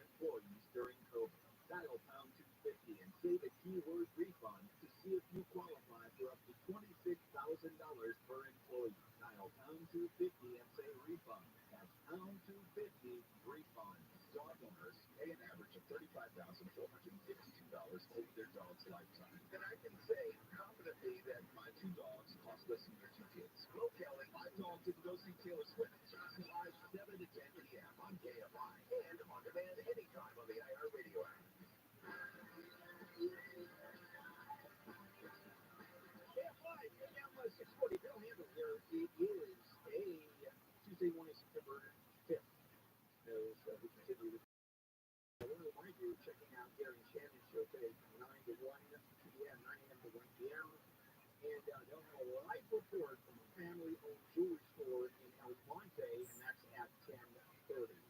Also at 8:30, we'll do a real fun topic about the Burning Man, the event in Nevada, and also coming up at the top of the hour, Rich DeMuro with Tech Tuesday. So there's a lot going on still. Boycotts are kind of fun to look at because they're sort of the American songbook, if you will. They've been around for a long time, and sometimes they're insanely effective. And that I'm thinking of go back decades and decades, and the phrase "Ubas no," breaks no. That was all about the United Farm Workers and boycotting or asking people to boycott breaks, because they were in an awful fight with the grape growers, the association, and the grape growers themselves over payment. And the grape pickers were abused, underpaid. They were put up when they come seasonally, they come and they're put up in, I won't even see barracks. I think their housing is akin to, look at it, akin to the slave housing prior to the Civil War. Those ramshackle, just made out of wood and maybe tin roofs and no running water. I mean, that's literally the way they were housed. And so the boycott started. Went on for years, too. And people just stopped buying table grapes. And finally, I mean, after years, it came. The farmers came. By the way, Cesar Chavez was the head of the farm workers, and that's why you have Cesar Chavez tweets all over the place, because he's considered he should have gotten the Nobel Prize for what he did. At least I think so. There's a lot of Cesar Chavez stuff out there. So now, this boycott, do they work? The boycott really is now in the conservative stance. It used to be in the liberal stance. Now it's conservative. Look what happened to Target. Look what happened to Anheuser-Busch when they went. And it was a tiny little ad campaign that they had with the trans influencer. It exploded. Conservatives just went crazy with an ad campaign with Colin Kaepernick, NFL quarterback. It just kept on going. Sometimes it backfires. And so conservatives are doing most of the boycotting, and it is working sort of, kind of. Now, they're not winning every battle because it's woken work time, and there have been boycotts. Disney, for example, didn't particularly get boycotted or was attempted to. You've got Hobby Lobby. The folks that own Hobby Lobby are very conservative, very religious, anti-abortion, and they're the ones that took to the Supreme Court the issue of whether a company can withhold insurance benefits if an abortion is being provided. And the court said absolutely. You also have Home Depot, CEO of Home Depot, is leaving in his will, he's a billionaire. He's leaving in his will his money to Donald Trump. Because Donald Trump needs his money. I mean, that is completely crazy. So what's going on right now is the political front. Why are they, the conservatives, being more effective, and why are they involved in more boycotts? Same thing for the political reasons. Why is former President Trump so far ahead of everybody? Why is the conservative movement, why does it control the Republican Party? Why are the conservatives control state legislatures? Because those followers, those believers are much, much more engaged. They care more, they're more involved, they're certainly more aggressive about their political position, and guess what happens? When you have a group of people that are true believers, and by the way, that's usually tried, but in this case, right now in society, the true believers are the conservatives, and are willing to go to the ends of the earth. For example, you had those that overran the Capitol, all true believers, all fanatics about their cause. Whatever, whether it was the election or whether society was going into the toilet completely, whether we're no longer a constitutional democracy, it's a question that will get involved. So now we look at the boycotts, and some work, some don't. It used to be that most just didn't. Do people follow boycotting and not buy products when they want the product or it's cheaper, or do they really follow the boycott, the political position in purchasing something that you want? It's something you want from a company or a place that you can't get anyplace else. Yeah, we vote with our pocketbook. We walk with our pocketbook. And there's another one, Chick-fil-A. Very religious folks. I know people that won't eat Chick-fil-A. They won't eat anything at Chick-fil-A. You know, I'm not a big fan of their beliefs. I'll still eat chicken now. I don't go to Hobby Lobby only because I don't go to Hobby Lobby. So that's what's going on. Let's boycott. Who buys? No. I was screaming out a whole lot when I was a whole lot younger. Coming up, Rich DeMuro and Tech Tuesday right here. KFI AM 640 live everywhere on the iHeartRadio app. The more you know, the easier it is to avoid the idiots around you. KFI. And KOST HD2. Los Angeles, Orange County. Live everywhere on the iHeartRadio app. Florida's arrested. I'm Amy King, live from the KFI 24-hour newsroom. Dodgers pitcher Julio Urias has been arrested near BMO Stadium in LA on suspicion of felony domestic violence. The arrest late Sunday was the second for Urias for the same charge. He was suspended for 20 games in 2019 for violating Major League Baseball's domestic violence policy. He posted $50,000 bail and was released shortly before 5 a.m. yesterday. Urias will not be with the team in Miami as they face a 3-game series against the Marlins starting tonight. News brought to you by Pacific Coast TRUMAN. LA County Sheriff's deputies have shot and killed a man in Hacienda Heights who allegedly stabbed his father to death. The shootings happened early yesterday. Deputies have been called out about a family disturbance. People in Boyle Heights say they've been seeing dead ducks on Hollenbeck Park. KFI's Blake Crowley reports live. One neighbor says the birds appear to have been poisoned. That neighbor says that's because the ducks are dying slow. People in the area began noticing the dead ducks over the weekend. They claim at least 15 have died. One bird expert says water in the park's pond may be contaminated and possibly by toxic algae, which is common in hot summer months. We've reached out to LA County Animal Care to see if it's investigated the death. We've also reached out to the California Department of Fish and Wildlife. Reporting live in Boyle Heights, Blake Crowley, KFI News. The Spanish Soccer Federation has fired the women's national team coach, George Gilda, in the wake of a scandal in which the Soccer Federation president, Luis Rubiales, kissed a player on the lips when the team won the World Cup championship. Rubiales has been suspended. An official from the U.S. says North Korea's leader, Kim Jong-un, plans to meet with Russia's President Putin this month. Hi, I'm Daddy. It is now 8 o'clock. In support of its war in Ukraine. ABC's Martha Raddatz says Russia is desperate for more weapons. The New York Times is reporting that Kim would provide artillery shells and anti-tank rounds in exchange for advanced technology for its own satellites and submarines. Raddatz says the meeting would likely happen in a port city close to North Korea. Kim met with Putin there in 2019. The impeachment trial of Texas Attorney General Ken Paxton is starting in Austin.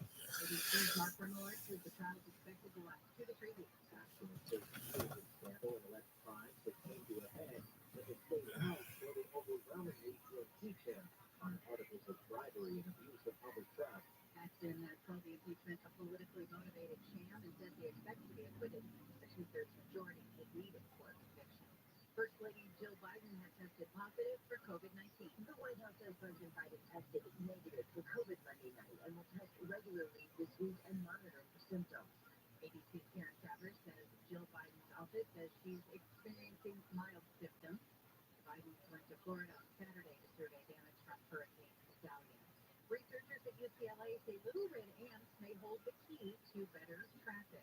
They spent 18 months studying data on 31 species of ants. Really what I understand is the way that the space that ants create affects the way that their society works. Charlotte Fallon's an ant scientist. Yep, it's legit. Anyway, O'Fallon said ants have to move food and information within a densely populated space, much like larger cities. The larger your society gets, the harder it is to make it well connected.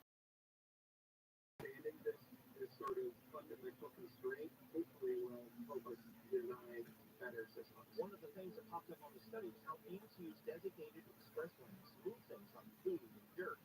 And when I asked how many ants were studied, maybe about 4 million ants, and no answer were mine. O'Fallon says he hopes to get the study in front of some city planners. Steve Gregory, testifying in it. Southline weather from KSI. Sunny skies this afternoon, highs in the mid-70s at the beaches. Around 80 for Metro LA and Inland OC, low to mid-80s for the valleys, and Antelope Valley, upper 80s to low 90s for the Inland Empire. About the same for tomorrow, then we'll gradually heat up through the rest of the week with highs in the 70s and 80s at the beaches and metro areas, 80s and 90s inland, and we should be back to triple digits for inland areas by the weekend. It's 66 in Anaheim, 66 for Redondo Beach, 66 in West Covina, 63 in Rancho Cucamonga. The KFI Financial Report sponsored by Jacoby & Myers Injury Attorneys. The Dow is trading down 50 points. The Nasdaq is off 2, S&P 500 down 7. Don't wait. That's my short compensation after an accident. Call Jacoby & Myers now. Justice for you since 1972. Checking KFI in the sky where people in cars probably look like ants. One of them stopped torn. Construction island. This is going to be the 405 northbound at Western Avenue. Stall there. The right lane is blocked. And then there will be some slowing as you approach the scene there. One of our slowest freeways is the 10 in Big City. It's going to be the westbound side of the 10. Right before Washington, the Boulevard crashed in the left lane. A motorcycle was involved, possibly some injuries. Slow from Normandy Avenue, so we'll consider that. Also, an El Monte crash on the 10 freeway westbound at Santa Anita in another 2 lanes. And just FYI, if you're coming out of the high desert, expect to spend a little extra time on the southbound side of the 15 going through the Cumberland Pass. It's slow, but Highway 395 down past Highway 138. Well, for the starter, KFI in the sky. People by Linear Market Group. Are you drowning in debt? Are you struggling to make minimum payments? Did you know that on average, a household with at least one credit card struggles with over $17,000 in credit card debt? If this sounds like you, know that it's not your fault. Credit card debt happens to good people. Credit card companies are luring you in with low introductory rates and low minimum payments. Before you know it, you're in over your head.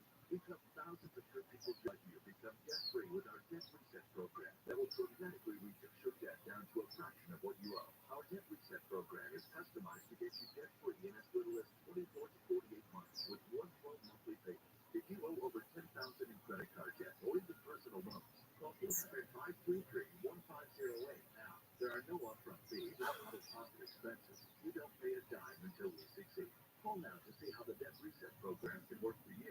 800-533-1508. That's 800-533-1508. Again, 800-533-1508. Not an exaggeration. QC Kinetics can change your outlook on life. You can live again without that chronic joint pain, without broken surgery. You don't want to go under the knife. QC Kinetics is advanced regenerative medicine. They take your body's own concentrated healing properties and put it right into your joints to restore and repair that damaged tissue that's causing you all that pain. Patient satisfaction reports are astonishing. Finally, a real alternative to the old ways of dealing with pain. And unlike surgery, there's no downtime with QC treatment. If you have constant pain in your knees, hips, shoulder, or back, you need to call, get a free consultation from the medical professionals at QC Kinetics. Imagine this fall, moving around pain-free, doing the things you love again, walking and hiking, playing with the kids. Call QC Kinetics and see how the latest advances in precision regenerative medicine can attack your pain and bring you lasting relief. QC Kinetics in Glendale, Orange, Mission Viejo, and now in Costa Mesa.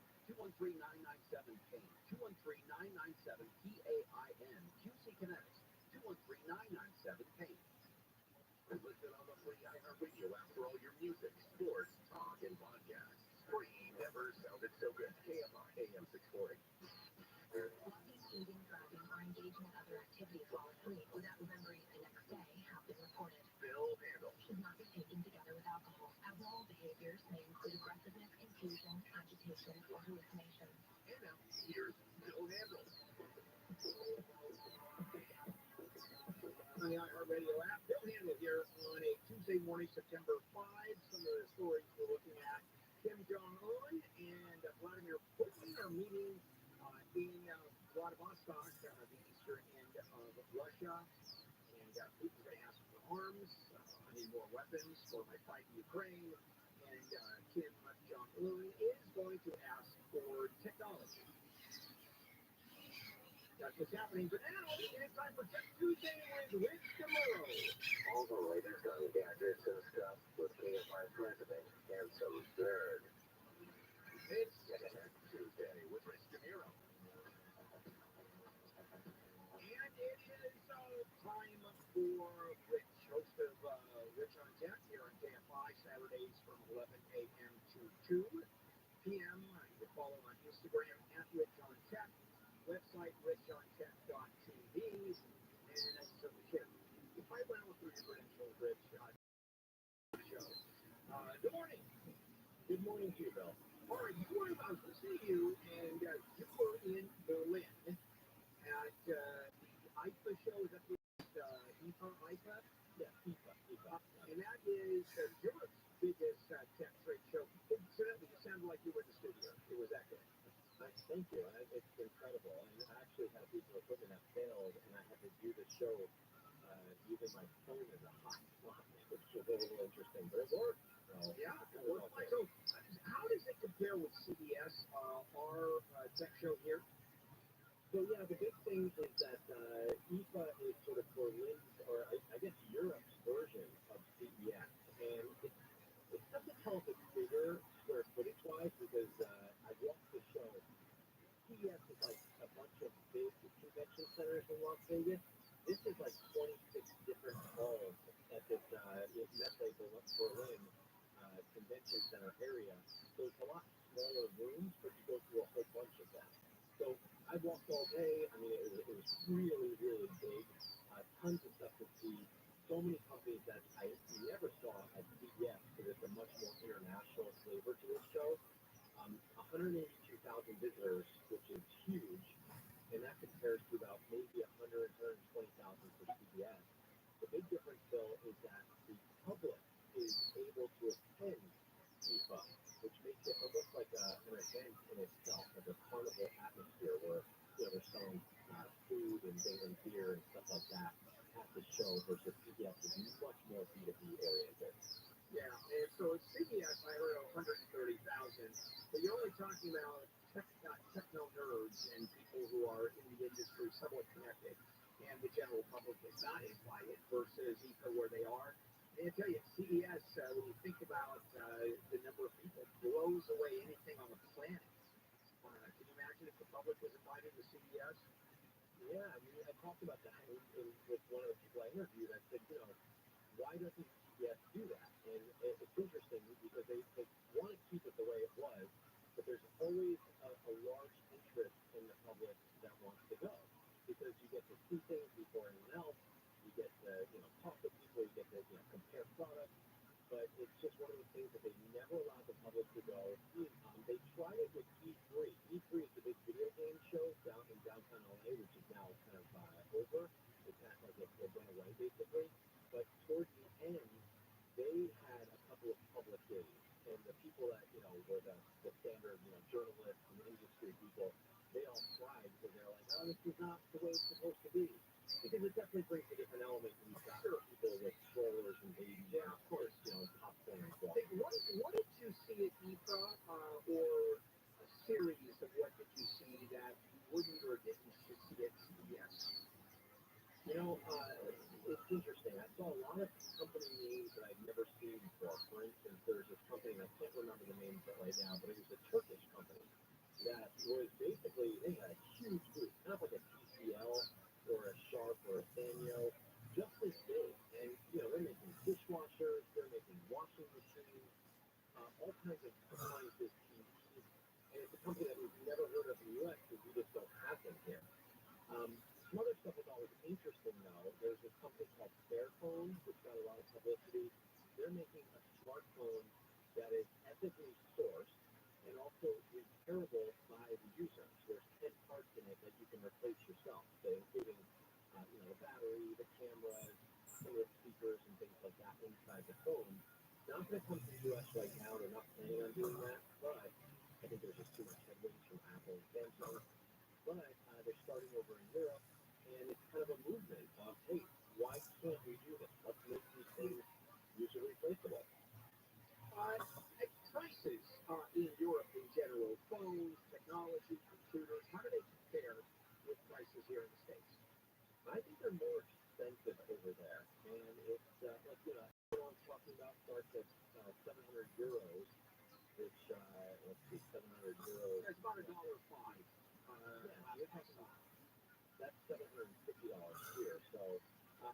maybe that's cheaper. I don't know. I mean, it just seems like the prices are a little bit higher in other places at this point, like Canada and Europe.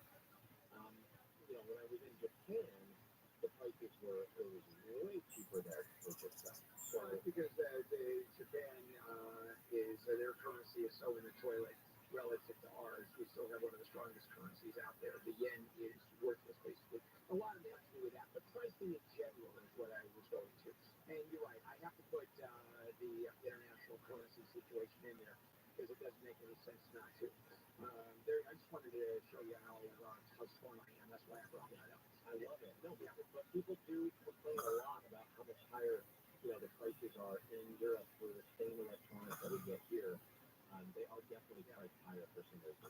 Now, pizzas are much cheaper in Italy than they are here. Wine is much cheaper here by a long shot. 100%. I went out to eat at sort of like steakhouse kind of restaurant, and I couldn't believe the prices. They were so cheap. Like, you know, period. If you're drinking wine or beer out at a restaurant, you're basically paying double, triple, or quadruple what you pay if you bought it in the store. There, the prices are on par with what you pay in the store. And by the way, they're not even asking for a tip. I mean, there's not even when I cashed out my bill, there's not even an opportunity to tip the person on the receipt. They just tap your card and go. Yeah, very different animal over there. All right, let me come back and talk about those two events coming up on September 12th and October 4th, and we can dive into that for our second segment of Tech Tuesday. Let's check in with Amy King live in the KFI 24-hour newsroom. A three-judge panel has struck down Alabama's rational map for a second time, saying it was an unlawful dilution of the power of black voters in the state. The panel said it was disturbed the maps didn't get redrawn after the Supreme Court's ruling in June that the congressional map violated the Voting Rights Act. Gas prices continue to rise in LA County up to $5.40 a gallon. That follows a record high price for Labor Day. Prices in Orange County also up to $5.36 a gallon. AAA says production is down because of maintenance at the state's refineries, and that is driving prices up.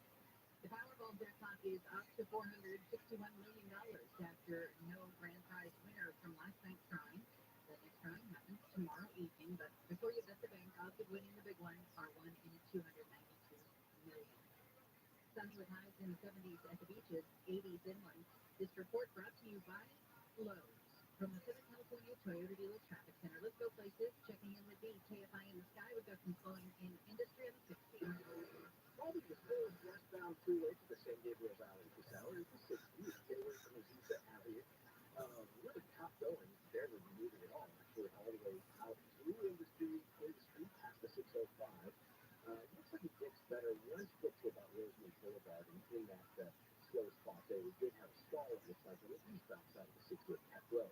Now, in Lake City, LA, no fun there. They're working on a crash, still turning, and westbound at Los Angeles ago. It is slow all the way back, really into the East LA interchange on that westbound 10, so that's no fun. Northbound side of the 405, you're going to have some friends there from Century Boulevard, barely moving on up through Venice Boulevard into the 10. Real quick driver, KFI in the sky. Right now, during Labor Day savings at Lowe's, get up to $1,500 off select major kitchen appliances. Lowe's knows home improvement. Value through 9/6. Savings vary based on purchase amount. Exclusions apply. See Lowe's.com for details. This report is sponsored by CarsForKids.org. Donate your old vehicle in any condition to CarsForKids.org to make a difference in the lives of kids. Throwing is free. CarsForKids.org. Right off the car, not the kid. When it comes to protecting your personal information, there's one simple step you can take. Shred it.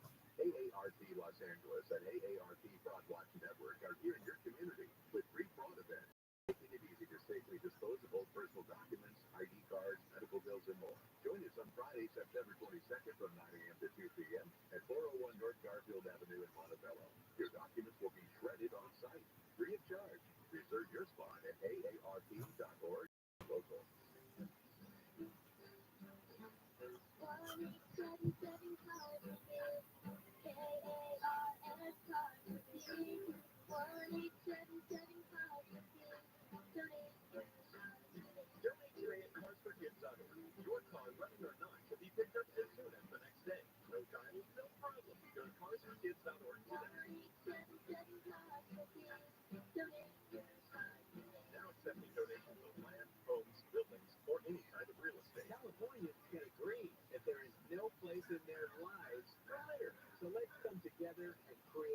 Litter Free California.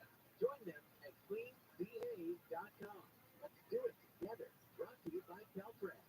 Summer is here and the heat is coming. Call SolarMax, get a custom designed SolarMax system with a 10 N-phase IQ8 microinverter and 10T grid-tied battery for only $99 a month. Now, pound 250 on your cell and say that keyword SolarMax. Pound 250 SolarMax and go to solarmaxtech.com. Something number 97208. Paid for by the Fence Owners. Attention Marine, military personnel, families, and contractors who are stationed at Camp Lejeune. Were you present at Camp Lejeune between August 1953 and December 1987? You may be entitled to significant compensation. For nearly 34 years, those on Marine Corps base Camp Lejeune were exposed to contaminated drinking water, resulting in devastating injuries, including several forms of cancer, adverse birth outcomes, Parkinson's disease, and more. North Carolina's procedural laws have prevented victims from getting the justice they deserve. The passage of the Camp Lejeune Justice Act of 2022 would allow you or loved one to file lawsuits seeking compensation for illnesses and injuries linked to the toxic water. Call today for your free consultation. 800-917-1181. Let our experienced attorneys fight to get you the compensation you deserve, and you pay nothing unless there's a recovery in your favor. Call 800-917-1181. That's 800-917-1181. Again, 800-917-1181. Hey, we're here though. We make OTC hearing aids about the size of your fingernail. So small, no one can tell you're wearing it. But what's huge is all the innovative hearing tech we packed into them, and all the customizable settings, and all the lifetime customer support, unlike standard budget devices. Earbuds are tiny, but definitely mighty. In fact, they're everything you'd expect of a high-end hearing aid, almost a high-end pricing, starting at just $14.50.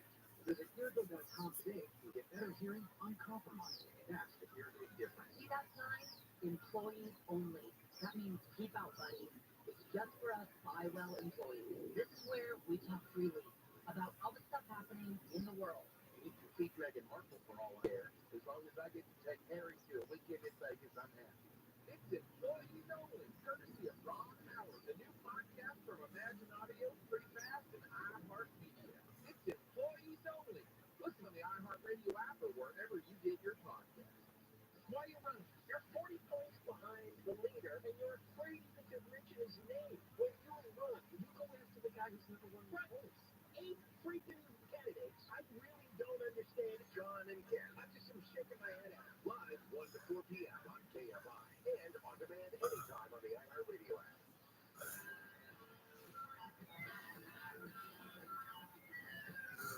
KFI EM 640 Good Handle. It is a Tuesday morning, September 5. Back we go to Rich DeMuro, host of Rich on Tech here on KFI, Saturdays 11 a.m. to 2 p.m. And he is the KTLA tech reporter also. So Rich sort of has been around the block a few times. Right, Rich? Oh, yeah.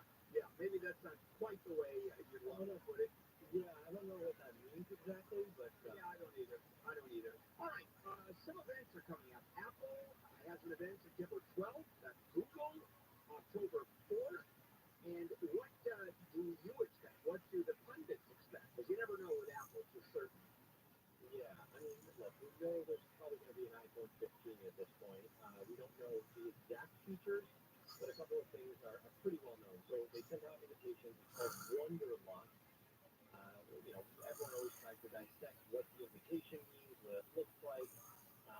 But the main thing to know with these new phones is that the iPhone 15 Pro and Pro Max are getting the majority of the new features. They're going to get better screen technology. They're going to get new titanium finishes, which makes them lighter. And they're also going to get, the Pro Max is going to get more zoom. Now, Samsung's up to 100 times zoom on its top-of-the-line phone. Apple's definitely not going to do that, but they probably will go up to like 5 times zoom, which I know doesn't sound like a lot. I mean, the phones actually go up to like 30x, but that's digital, not optical. So, and look, do you really need 100 times zoom on your phone? Probably not. Yeah, 100 times. Explain to me what 100 times zoom is. You buy a pair of binoculars, and it's 3-5 times zoom, and you're pretty impressed with that. 100 times zoom. Is that basically you're looking at something 10 miles away and it's crystal clear? Well, okay, but no, it's not crystal clear. That's the problem. So if the optical zoom is actually 10, but then we use software to get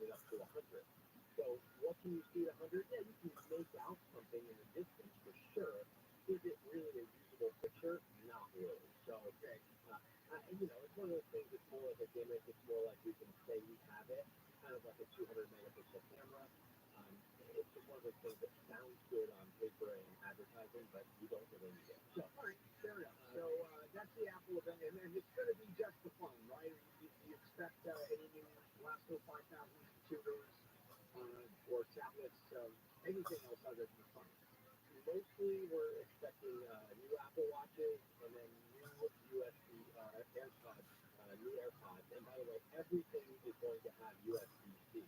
So that lightning cable that has been used for the past decade to charge your phone, that will be switching to USB-C, which has been standard on Android for a long time. Apple doesn't want to make this switch, but they're being forced to because over in Europe they're requiring the switch to USB-C, and so Apple's thinking, okay, you know what? We're just going to do it across the board. We're not going to make two different phones, one for Europe, one for the rest of the world. And they can't, I'm assuming they can't change the configuration of the plug like they do every 10 minutes. No, and that's, it's a little bit more complicated to change that. So they're going to keep it the same uniform across the world. Now, again, this is all speculation, what the analysts and pundits, like you said, expect. We don't truly know until Apple unveils stuff. They typically do not give people a heads up. Right. Google, yeah, this is happening on October 4th. Yeah. And this is in New York City. We're talking about Pixel 8, Pixel 8 Pro. These are known to have some of the best cameras on a smartphone. Every single tech person I talk to carries around a Pixel for some really great pictures, even though most of them use an iPhone. So Pixel from Google really does set a standard for just incredible photos. Their cameras their phones are more and more popular around the world.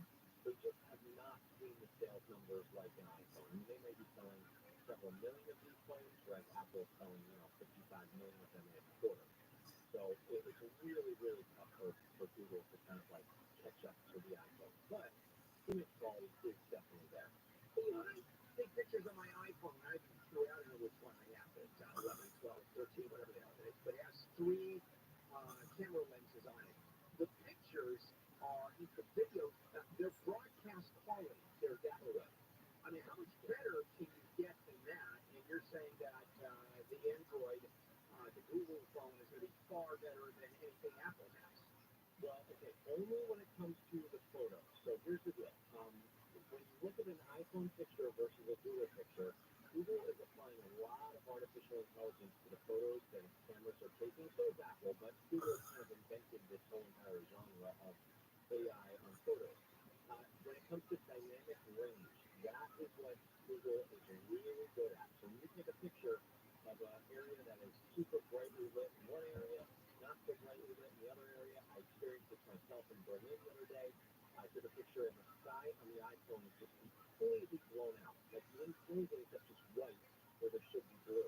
Whereas the Google Pixel is really good at handling those different light ranges and making a really nice picture. Does that mean you should go out and get it? Not necessarily, but the pictures do pop and they look good. Now when it comes to video, Bill, I think that the iPhone is incredible. We are shooting a large part of our stories for TV on the iPhone because back there. So let's talk about prices. It's, I find phone prices astronomical. I mean, compared to what I'm assuming you do too, because we go back to the days when you got a free phone if you signed up with Verizon or AT&T. I know it's not free, you explain that, but it's still in the few $100 range, $200, $300, $400. Now it's $1,000 more than that. Oh yeah. Well, I mean, look, the new iPhone, some people are expecting price increases on the new iPhone. I don't know if Apple will do that because I feel like we're in a really tough place right now with the market for smartphones. The sales are really, really down. And so I think if you hear on the news that these prices are up, that's going to keep people away. So I think they're going to try to keep the prices starting at the same, but we'll see. So right now, the standard iPhone starts at $800. The Pro models start at $1,000. The foldable phones are starting at $1,800. And Google, with its Pixel phones, are always priced a little bit less than the iPhone. You get more for your money. But again, people want the iPhone. It's just the way of the world here in the U.S., and especially when it comes to premium phones, Apple has 100% cornered that market. Anywhere you go in the world, if you want a premium device, the most premium you can get, people are buying iPhones. The rest get to up to Samsung and up to Google and all these other Chinese manufacturers that are making different phones as well, that a lot of them are not available here in the U.S.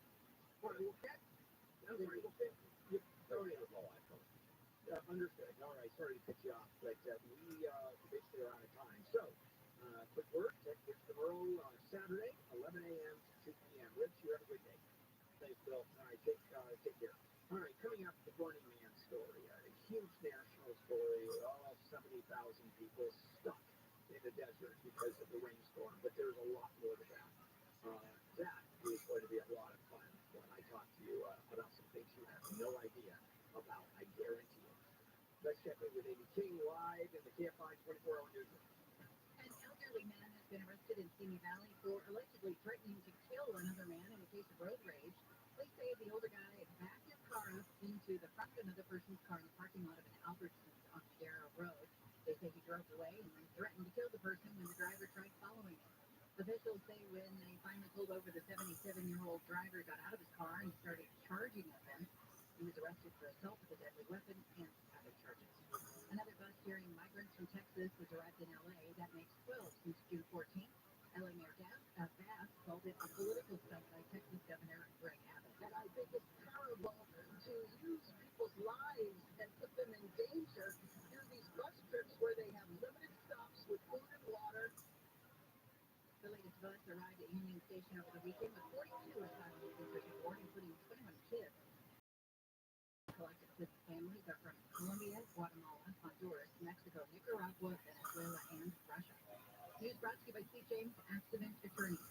Montana police say there's been an increase in bank jugging. That's where thieves target people who have just withdrawn cash. Investigators say a person pulled out $1,060, then went to Walgreens but left the cash in an envelope in the car. Surveillance video shows a truck pull up in July. A thief got out, smashed the window, took the cash all within the 8 minutes the person was in the store. Montana PD says people should ditch earphones while at the bank or ATM and pay attention to suspicious people or cars following them. Transfer the cash from the bank envelope to something that isn't obviously holding cash. Keep car doors locked and maybe don't leave cash in the car. Or Ben Carson, KFI News.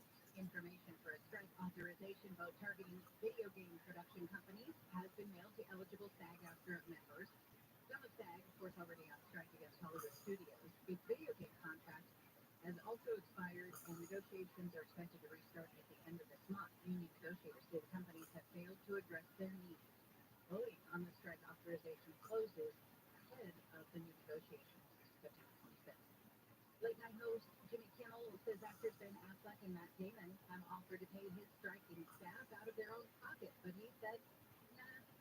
Kimmel said on the Strike Force 5 podcast that he was flattered by the offer to cover 2 weeks of his staff's pay, but he declined because he felt it was the actor's responsibility. The writers have been on strike since May 2nd. We'll check some problems with the 210 with the KFI in the Sky after sports with Rabbi. Hey, Andy, good morning to you. The Dodgers are in Miami opening a road trip today. Julio Urias, the left-handed pitcher, is not there. Urias charged with felony domestic battery by LAPD on Sunday night. Major League Baseball is investigating, as are the police department. Urias will not return to the club until this has been resolved. If at all, you remember some years ago, he was suspended 20 games for domestic violence. And congratulations to Laker owner Jeannie Buss. She has finally decided tonight with her longtime boyfriend, comedian Jay Moore. That's for Kim. If you were looking to sell your house, obviously it's a good time to sell. Because the prices are on your side. But it's typical. You know, it's expensive to buy a house today. Interest rates are crazy. And so let me give you a fun, well, not fun, but certainly an easy way to sell your house. And that's with directbuyers.com. Directbuyers.com will buy your house for a fair price. No one even walks through your house. Other than that, another way of doing it is to list it with a real estate broker. And you get to paint, repair, and clean. And the fun one is paying 6%. And the other fun one is the house has to be spotless. If prospective buyers walk through for weeks at a time, you can't even be there. Well, directbuyers.com eliminates all of that. They'll get to pay you in cash within 10 days or less. No one even walks through the house. Boy, that's an easy way of doing it. You're listening to an Airwave Media Podcast. $1,000 before closing to help with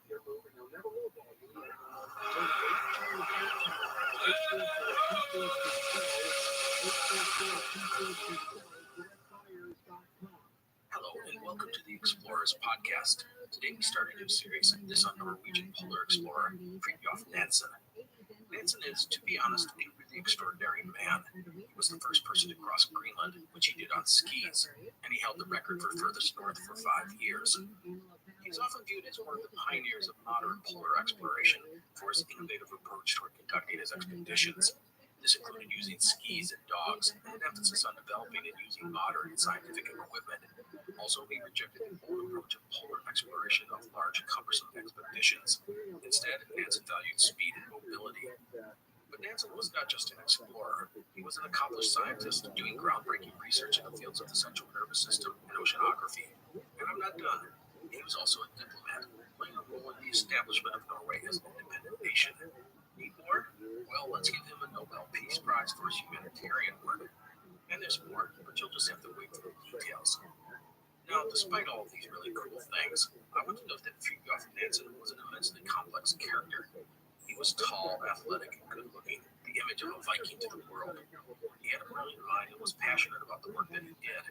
However, he was also a very difficult man. He was overbearing and stubborn. Arrogant know-it-all might be a good description of the guy. But we will talk all about this and lots more in our story.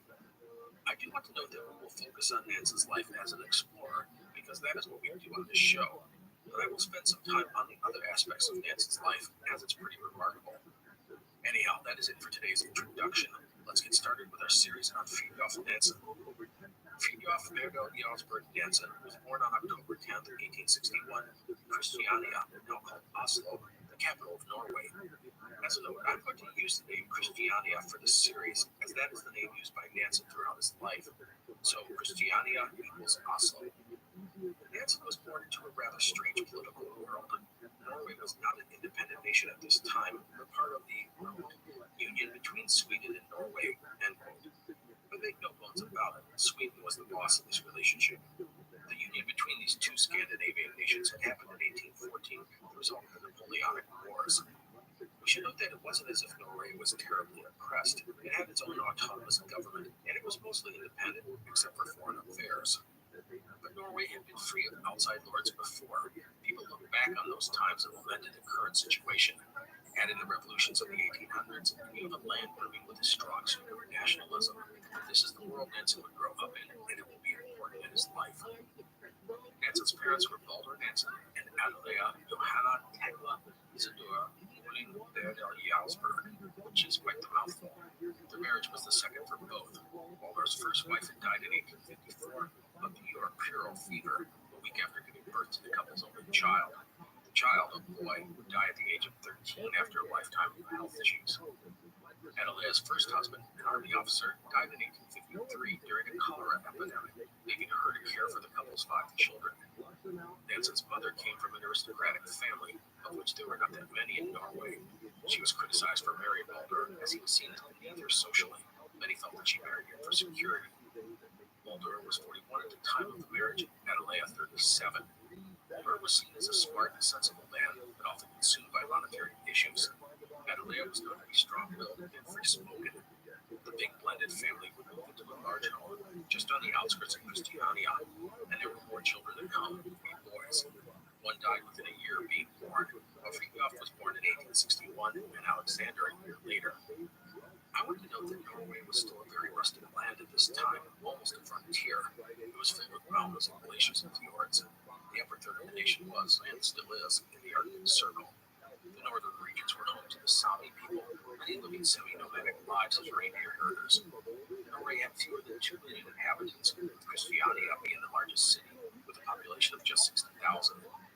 With all of this in mind, Norway would be the most innovative nation in one particular area, skiing. And I mention this because it's important to our story. Skiing had been done for centuries in Norway, mostly for practical reasons. It was a way of getting around in the winter. Skis were critical to the survival of the Sami people in the north. In the 1800s, skiing emerged as the national pastime in Norway. People described it as being part of the Norwegian national spirit and soul. As a result, you'll see skiing grow beyond practical measures and into a recreational pursuit and the nation's national sport. Downhill skiing was practically developed in Telemark, the province west of Christiania. Into all of this was born Fridtjof Nansen, and his family's home on the edge of the wilderness was a perfect place for Nansen to grow up. In In school, he was not a great student, but he took to athletics such as skiing, skating, fishing, swimming, and later hunting. He spent hours, even days, exploring the forests and mountains, usually with his brother Alexander. He was, however, a loner in many ways, not making many friends at school.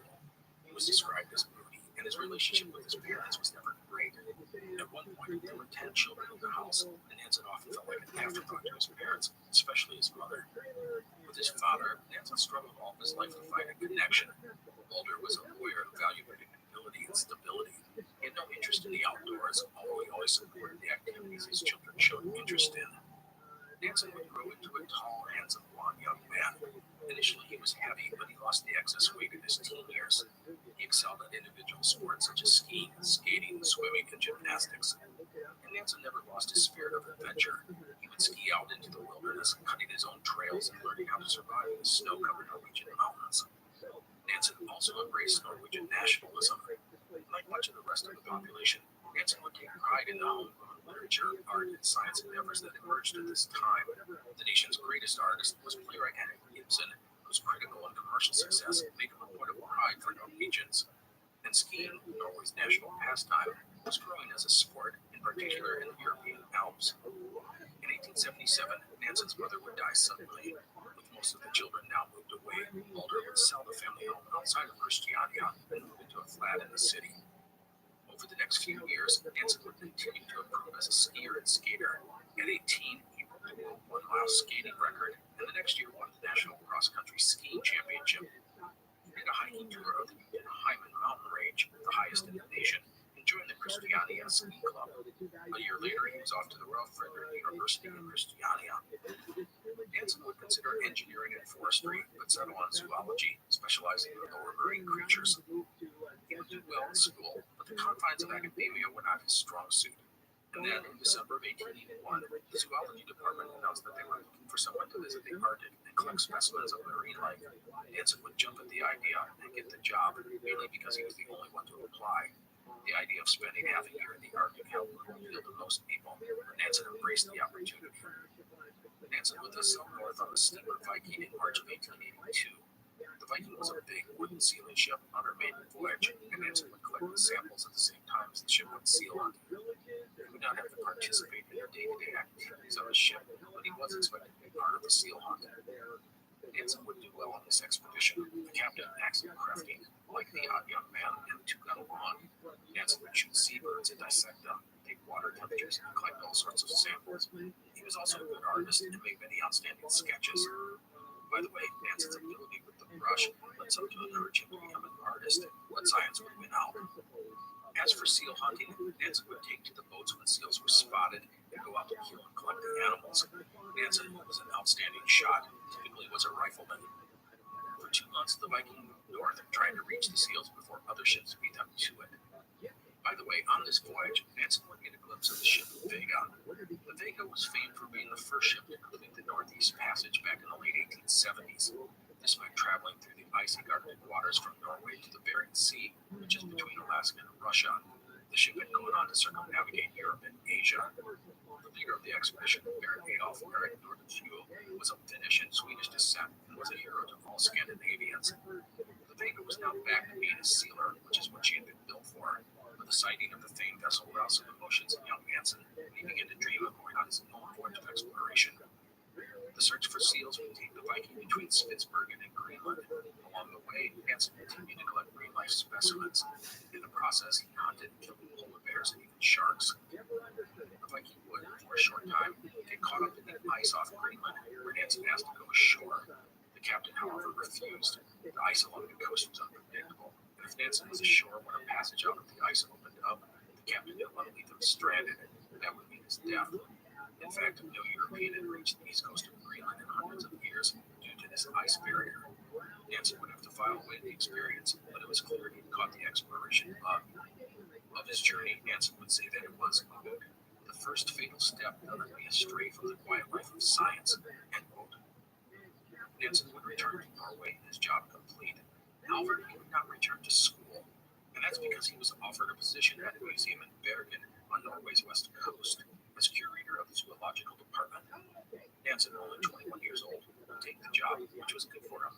The rigid structure of school was not in his best interest, and at the Bergens Museum, he would not just study, but he would get to do stuff alongside people he on the staff was Gerhard Homer Hansen, who discovered the leprosy bacillus, and there was the museum's distinguished director, Daniel Danielson, an eccentric doctor who had made the institution one of the world's leaders in the study of living creatures.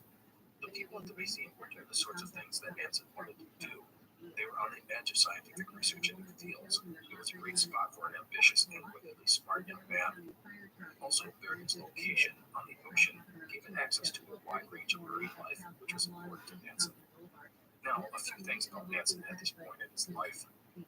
One, as I noted, he was ambitious. He saw himself as the smartest guy in the world, and thus he went about promoting himself and what he did. To this end, he wrote an article for the Danish Geographical Journal about his time on the Viking. He would also write a series of articles for a sporting journal. These were small steps, but it did show that Hansen recognized the importance of being published. Two, at his new job, he focused on studying the nervous systems of marine invertebrates. But let's be clear, his ultimate goal was to understand the human nervous system. There was little understanding of either at this time, but Hansen correctly believed that if you could understand the nervous system of a similar creature, such as a marine invertebrate, you could better understand the nervous system of humans. 3. Hansen, as I said, was a unique guy. He was clean-shaven, with beards with the norm in Scandinavia, and he shunned wearing heavy clothing, often sporting only a light jacket, even in the winter. Women were attracted to him. In fact, many of his lifelong friends would be women. He struggled all of his life to find a connection with other men, just like with his own father. Most people attribute this to Hansen's personality. He could be moody, the life of the party one moment, brooding and prickly the next. And people, especially men, saw him as overbearing and arrogant. The word I've often seen attributed to him is overwhelming. I think some of this was because it was men who Hansen would have to compete and debate against all his life. There just weren't many women in the fields of science and exploration and diplomacy. And so it would be men he would clash with when ideas were put on the table. And let's be clear, Hansen was never the kind of guy to back down. If he believed something was right, he'd fight for it to the bitter end. Hansen probably saw himself as the hero in an Ibsen play. He and only he knew the truth of the right path, and he had to fight against the ignorance and pettiness of those who did not share his vision. People will often comment on how inflexible Hansen could be, and how strident he was when he felt others were wrong. It's not hard to see why people found him unbearable to be around for anything but a short time. Anyhow, Hansen did well in these early years in Bergen. He had found a place at the museum and began to develop his own theories and ideas for the future. Also, he skied whenever he could, which leads us to a fun item. Bergen is on the west coast of Norway, while his hometown, Christiania, is on the southern coast along the big channel that leads into the Baltic Sea. It's about 180 miles, or 290 kilometers, away as the crow flies. There is a mountain range between the two cities. At this time, there was no train available to cross the mountains, so in the winter, Hansen would sit to ski from Bergen to Christiania when he wanted to go home. He would sometimes use the postal roads, but he was just as likely to head into the wilderness and blaze a trail on his own. It seems crazy that someone would do such a thing, go up into the mountains during the middle of winter by himself with no known trail. But that was Hansen. He would go cross country, down steep slopes, over mountains, whatever it took. One time he spent 2 days in the mountains alone, except for his dog. He had no tent, no sleeping bag, no food. He slept between a boulder and a rocky outcropping at night, but he made it to where he wanted to go. He would even write a series of articles in the newspaper detailing his backpacking excursions. I think the skiing over the mountain story embodies Hansen's personality. He was bold and cocky and supremely confident, and he certainly saw the journey as being just as important as the destination. And I want to point out that it's amazing that he not only had the guts to do this, but the ability to get it done. But there's another thing about these stories that is very important. It proved to Hansen that skis can be used in just about any type of snow and terrain, and I want you to hold on to that thought as we will talk about it later. Now, I want to take a moment to talk about an event that will shape Hansen's future. In 1883, Adolf Erik Nordenskiöld, the famed Scandinavian explorer I mentioned earlier, had gone on an expedition to the east coast of Greenland. His ship had made its way through the thick ice on the coast, and Nordenskiöld would be the first European to step on Greenland's eastern shore since the days of the Vikings. He would head inland onto the ice cap about 100 miles, or 160 kilometers, before turning around. Hansen was enthralled by the deed of writing, quote, "My wanderlust was roused again," end quote. In his mind, he began to formulate how he could conduct an expedition, such as crossing Greenland, but we will get to that shortly. In 1885, Nansen would spend some time in Christiania, completing his required military service. Also, in that same year, his father would pass away. Nansen had never gotten along well with his father, and his relationship with the rest of his family was not great either. His half-brothers and sisters were older than him, and while he was cordial with them, they were never that close. His brother Alexander was a different story. They were quite close as children, but as they got older, their relationship would be strained at times. Again, Friedrich's overbearing personality was likely to blame for much of this. Anyhow, Nansen will continue to work at the museum and publish his first scientific paper, A Look at the Nervous System in a Tiny Marine Creature. The paper was well received. After that, he would take a 6-month sabbatical from the museum to travel to the European continent to visit other leading scientists in his field. The idea was to broaden his horizon. The sabbatical was Nansen's first journey to continental Europe. He would travel first to Germany and then Italy. The result would be enlightening. Nansen had the chance to study and experiment alongside the lines of Europe, many of them working in the same field of study, and he had access to the latest equipment. After a stint in Italy, Nansen would travel through Europe and then to England. He was then back to Norway Museum. In August of 1887, Nansen went through the museum and published a paper on the nervous system. The paper, titled The Structure and Combination of Histological Elements of the Central Nervous System, was groundbreaking in its field, as it presents the modern nervous system as we know it today. Nansen showed the ability to be clear and concise in his report, something not always common in scientific journals at the time, or heck, even now. The ability to simplify things was always a strength for Nansen.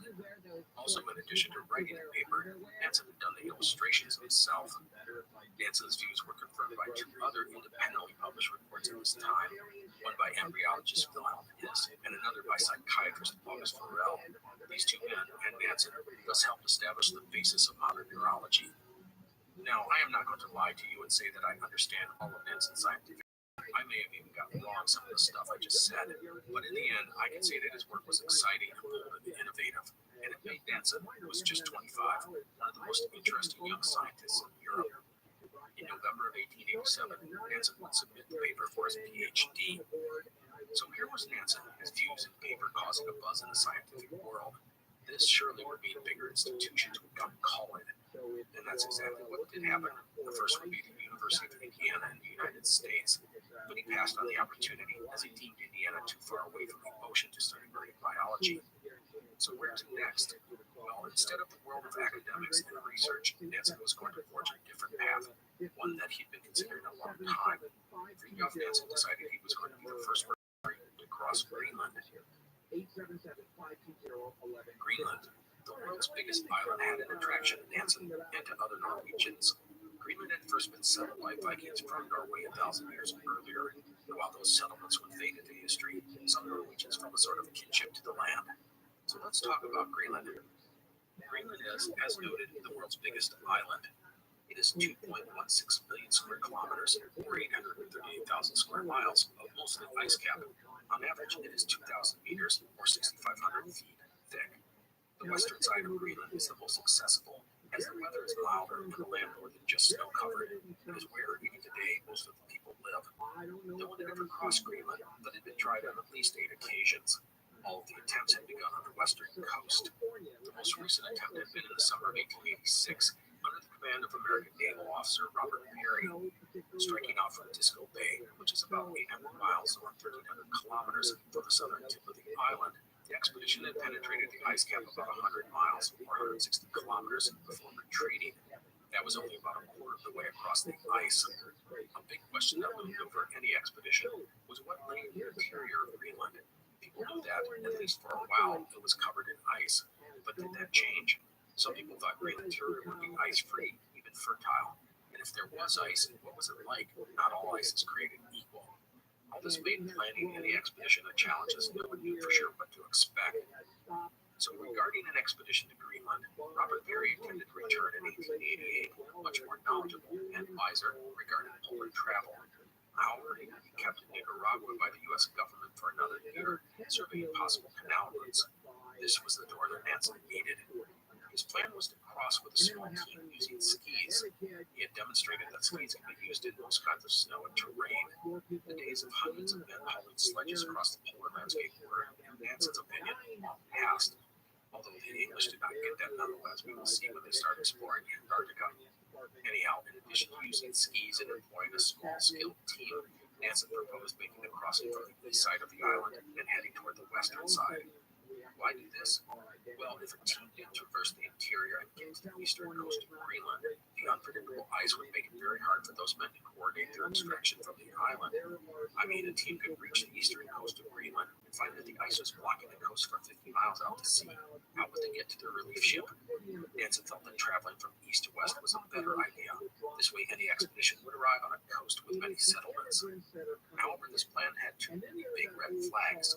The first is that it was difficult, even in the warm months, for a ship to actually get close to the eastern coast of Greenland. The ice on the coast was just too thick and unpredictable.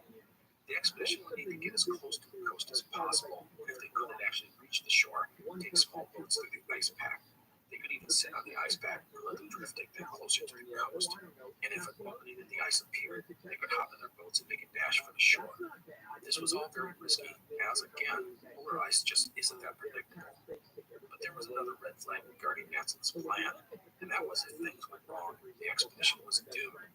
They could not just turn around and head back to a friendly settlement. From the moment they landed on the eastern shore of Greenland, or the ice along the coast, the retreat was pretty much gone. The ship could hang around for a while, but as the ice shifted, a vessel might need to put out to sea to avoid getting trapped in the ice pack.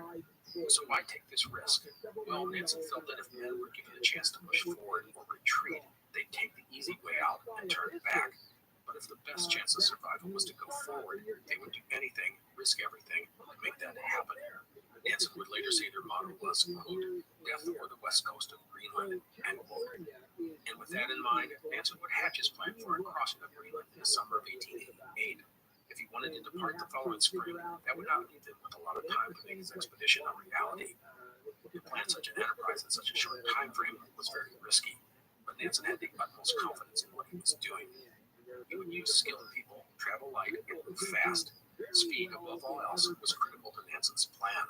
The route he proposed would cross about 700 kilometers, or 435 miles, of Greenland's interior. His team would travel 30 kilometers, or about 19 miles a day. That was twice what any polar expedition had even dreamed of traveling. If all went well, they would make the crossing in about 25 days. To be safe, the team would carry provisions for twice that number. With luck, they would reach the other side of Greenland and even catch a ship before the bays and fjords iced in for the year. They'd be back before the year was out. It was all wildly optimistic and dangerous. The first thing that Nansen did was to travel to Sweden, where he consulted his hero, Eilfjord Nordenskiöld, the first man to make the northeast passage from Europe to Asia a decade earlier. Nordenskiöld was enthusiastic about Nansen's plan. He believed the skis were a good idea, although he himself did not ski. Skiing was still very much a Norwegian thing. Nordenskiöld also recognized the tremendous risk involved. He was especially concerned about getting an expedition together in such a short time. Nansen would ask about using the Sami people, or Lapps, or Laplanders, as they were called at this time by the Europeans. The Sami, Nordenskiöld said, were good to have on any expedition. Skiing was a part of their way of life, and surviving the harsh winter conditions of the north was something they did all the time. The Sami, however, Nansen was warned, were difficult to handle. Their culture was very different from the rest of Europe. In the end, Nordenskiöld enjoyed being a mentor to Nansen, and he reinforced most of what Nansen believed about how he should proceed with his plans. Nansen would announce his expedition plans on November 24th, 1887, in the newspaper.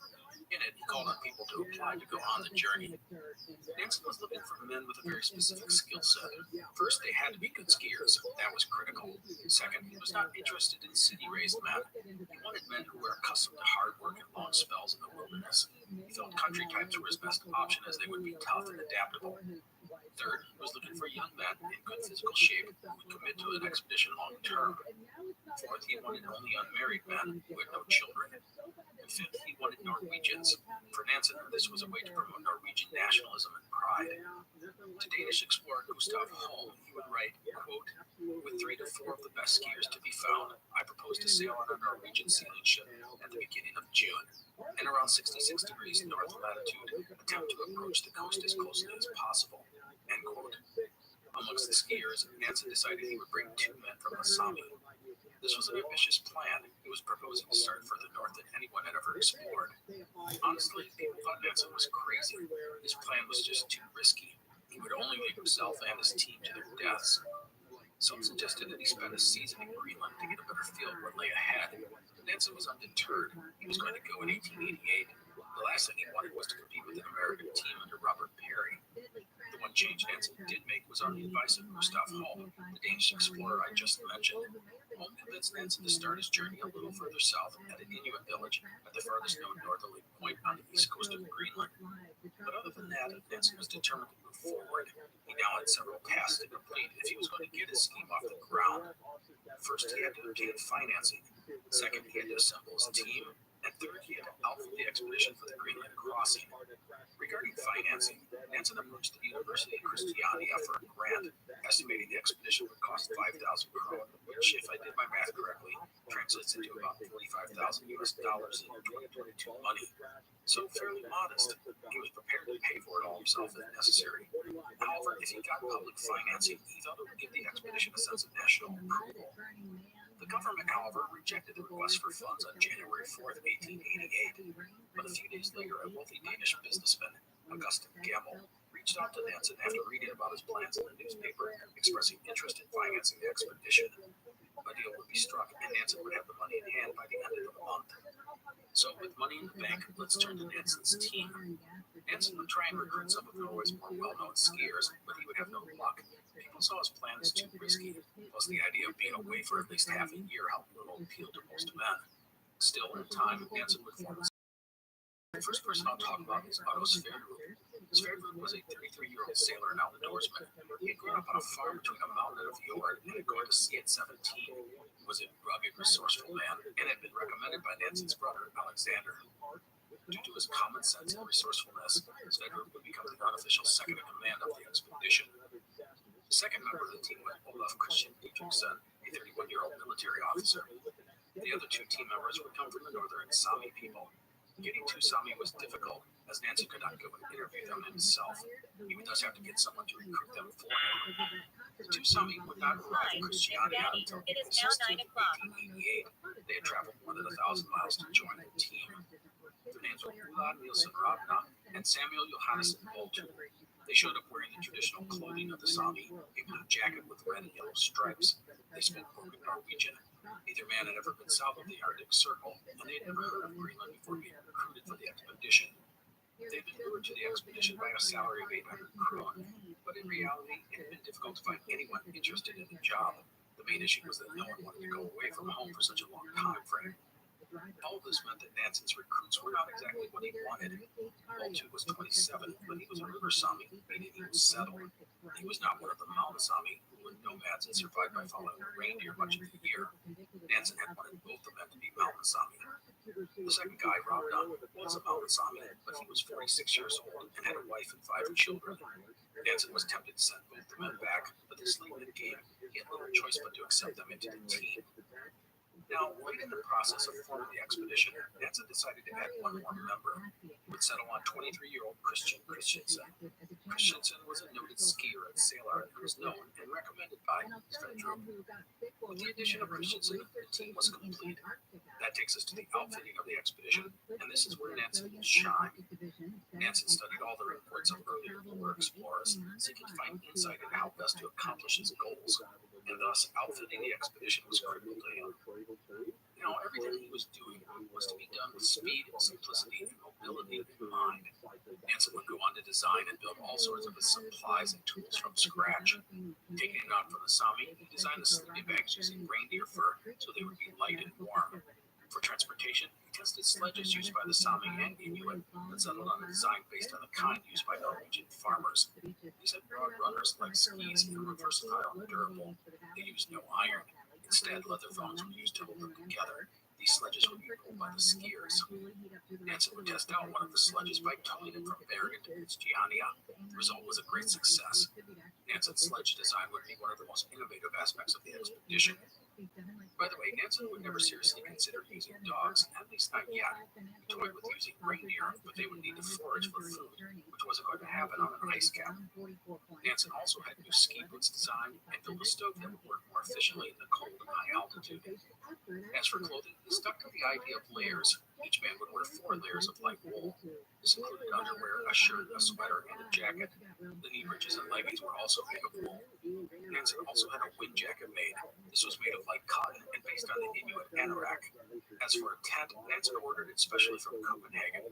He had it made from various pieces, which would allow the various parts to be used as sails for the sledges if the opportunity came up. The other item on the list was food. Nansen was not too worried about scurvy, as the team would theoretically not be on the ice alone for a long time. What he needed was a high-caloric diet, like that used by Norwegians on mountain tours. Thus, he would order canned pemmican, a staple of polar travel for decades. Pemmican is a dried meat mixed with fat and formed into solid cakes. They are high in calories, perfect for men working hard. There would also be more including skis, which we will talk more about next time. But I think you get the idea about Nansen's preparation. It was, to be honest, unlike most any polar expedition in history. He had taken the available knowledge and tried to provide a logical solution to the challenges ahead. So many times, the men running expeditions in this era lacked vision. It's almost as if they started outfitting a polar trip by going to the local department store. Not Nansen. To him, preparation was so critical that it would help him survive what lay ahead. So with all the planning coming together, much of it at the last minute, Nansen had 2 other things on his plate. The first was that he was taking Inuit language lessons from a woman, Christiania, wife of the retired governor of southern Greenland. That the expedition would interact with the Inuit was not a sure thing, but credit Nansen for preparing for any such encounter. The second item was his dissertation. Remember that?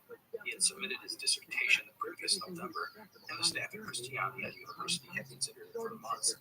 Now it was time for Nansen to defend his provocative paper. There would be 3 days of written exams, followed by Nansen's defense of his report.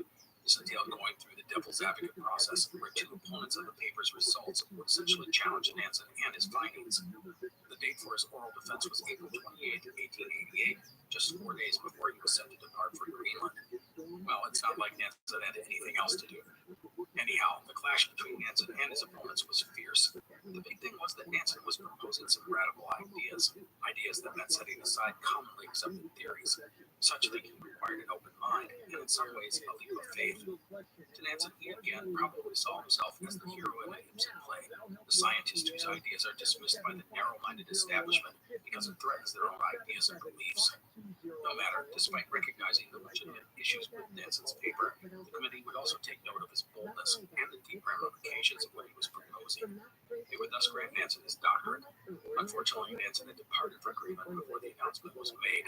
It will be many long months before Nansen finds out that he is now Dr. Nansen. And with that, Nansen and his team would set out on their expedition to cross Greenland. And that is where we will leave things for today. Next time, we will pick up Nansen as he heads to Greenland and begins his historic attempt to cross the world's largest island. I hope you enjoyed today's episode. Please take care, and I will see you next time. The Explorers podcast is part of the Airwave Media Network. Go to airwavemedia.com to find other independent podcasts, such as Attaboy Clarence and Ben Franklin's World. To say about the coast, quote, "This landscape has a rare wild beauty, more broken than anything I remember having seen," end quote. As a note, the east coast of Greenland is like a wall of mountains. Beyond the peaks was the ice cap, thousands of feet thick. The team would have to find a route up through the mountain range and onto that ice cap. The Jason sailed west for 2 days, getting to within 20 kilometers or 12 miles of the coast. But they could go no further. The pack was just too dangerous. Plus, the closer the ship moved toward the coast, the more they risked hitting uncharted shoals or submerged ice. Nansen decided it was time to disembark. The location was not far from the surrounding fjord. There was an Inuit village at this location, named Angukselik, and it was the furthest north any European had ever explored. Again, I recommend taking a look at our map on our site to get a feel for all of this. Before departing the ship, Nansen and the rest of the men would write final letters to family, friends, and associates. And with that, Nansen was ready to go. He had had a special boat built for this moment, complete with metal runners. The idea was that the men could take to the water in the boat, but if the ice closed in and blocked them, they could drag the boat onto a solid ice floe and wait until things cleared. The middle runners allowed the men to easily pull the boat onto the ice. However, the captain of the Jason, Moritz Jacobson, was concerned for the safety of Nansen and his men. He felt the boat they had was too small, and thus he offered to let them take one of his whaling boats, which Nansen gladly accepted. Trying to get 6 men and their supplies into a single boat would have been difficult.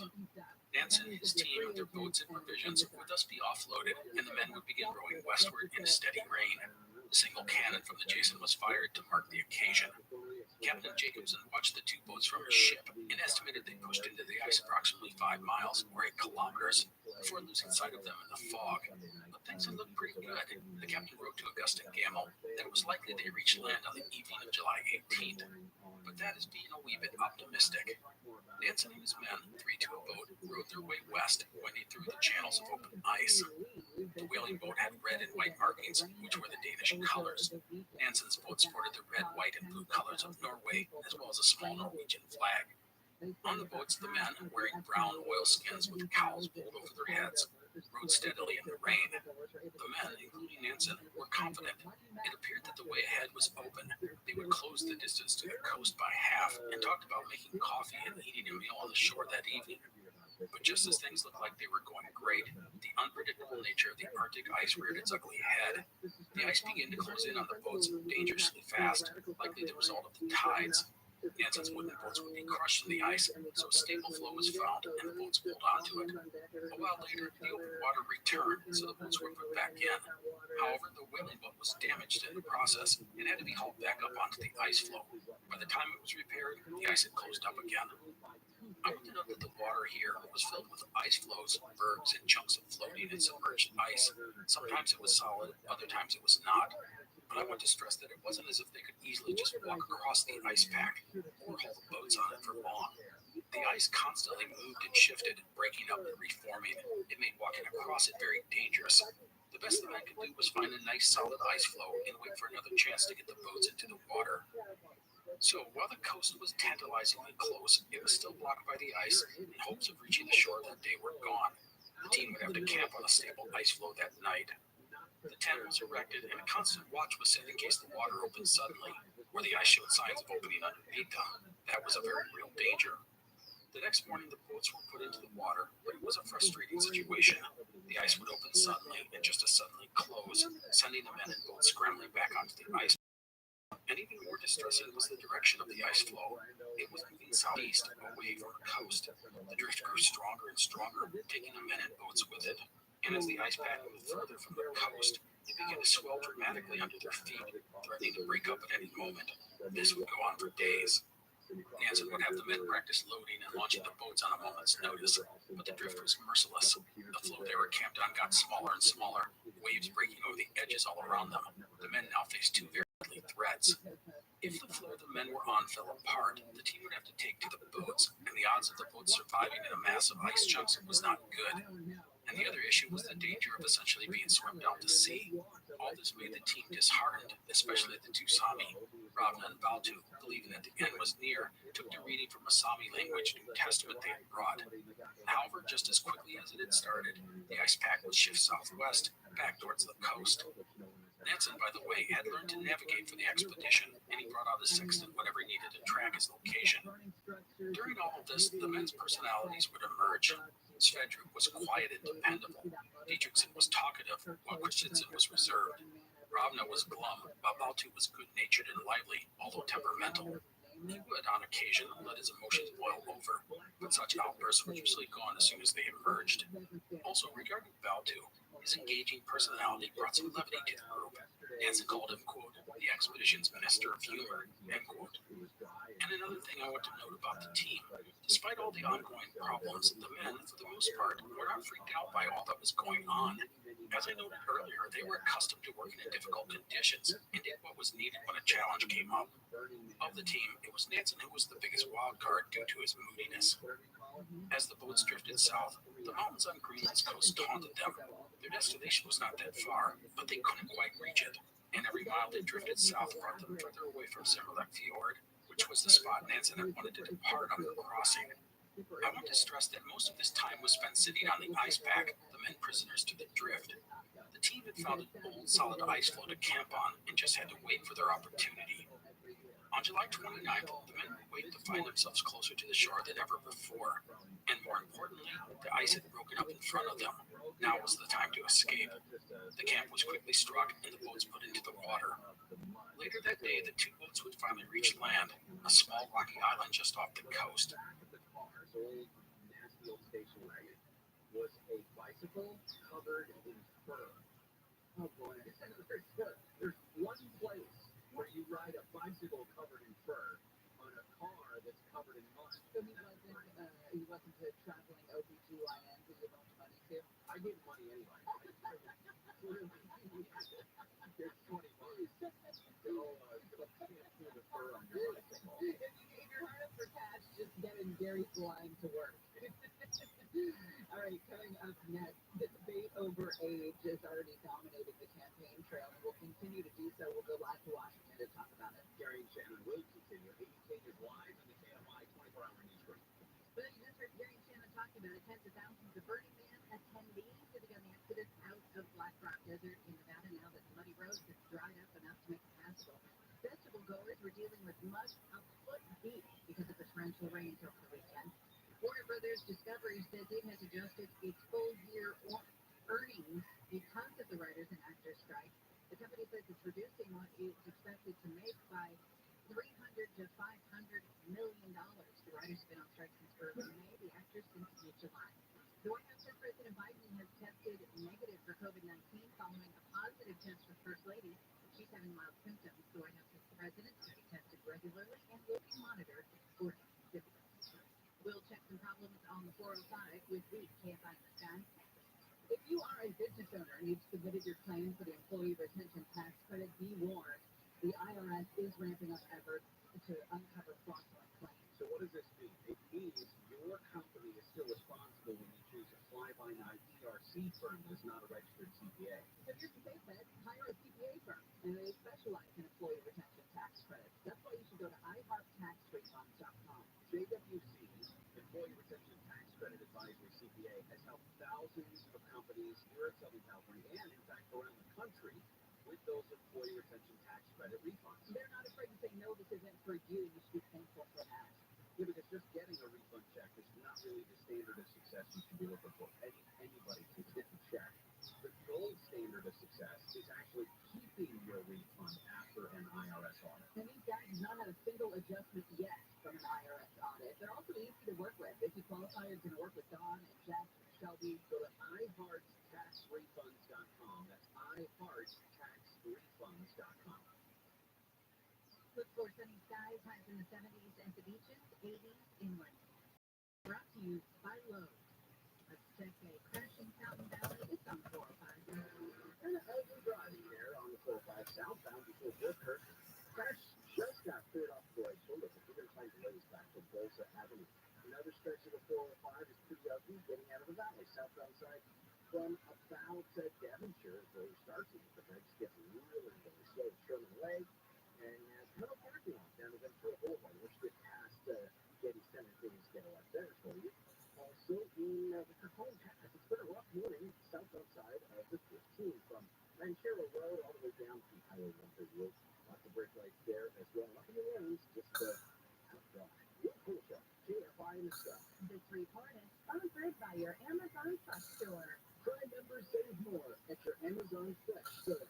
As a Prime member, you'll save 10% on hundreds of items in store, from organic produce to pantry staples to handcrafted pizza. Head to Amazon.com/fresh locations and find a store near you. Bill Handel here, and if you have a legal question and you want marginal legal advice, you can call me right now, and I'll help you off the air.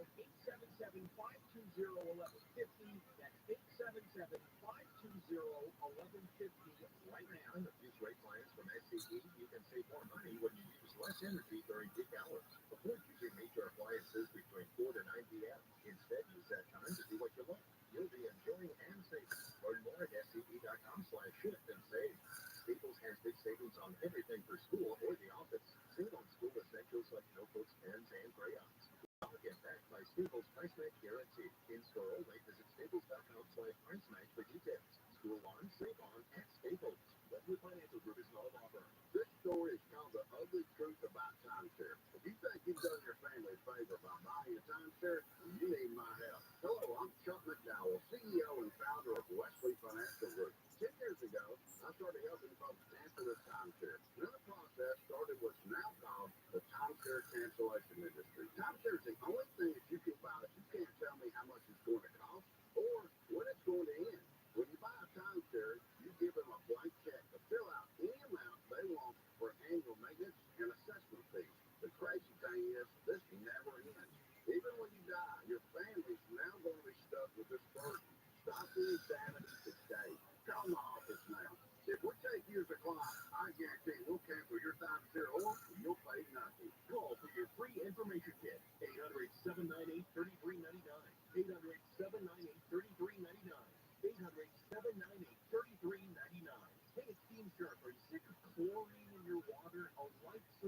water system is your solution. And September is perfect timing because LightSource is offering new customers a double gift. You get free standard installation plus an extra $250 off. That's up to $1,250 in savings, but the offer ends September 30th. Restrictions apply, so call LightSource today, 800-WATER-99, or visit lightsourcewater.com. LightSource, taste and feel the difference.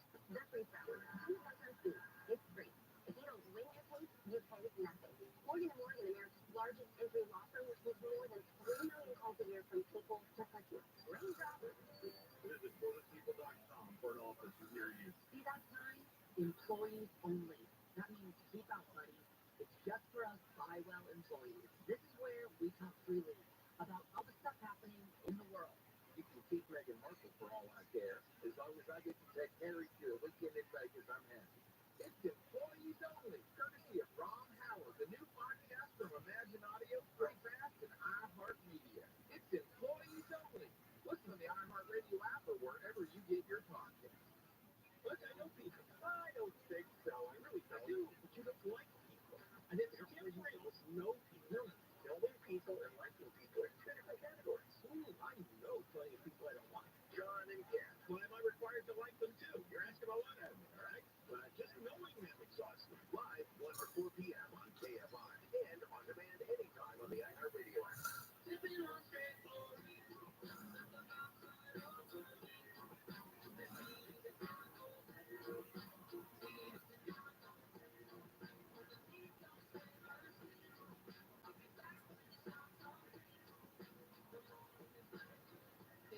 Weird allergies. I don't think you sound different. I do. I sound very nasally. No. You get hot hair now? I do. It's very little bit, but...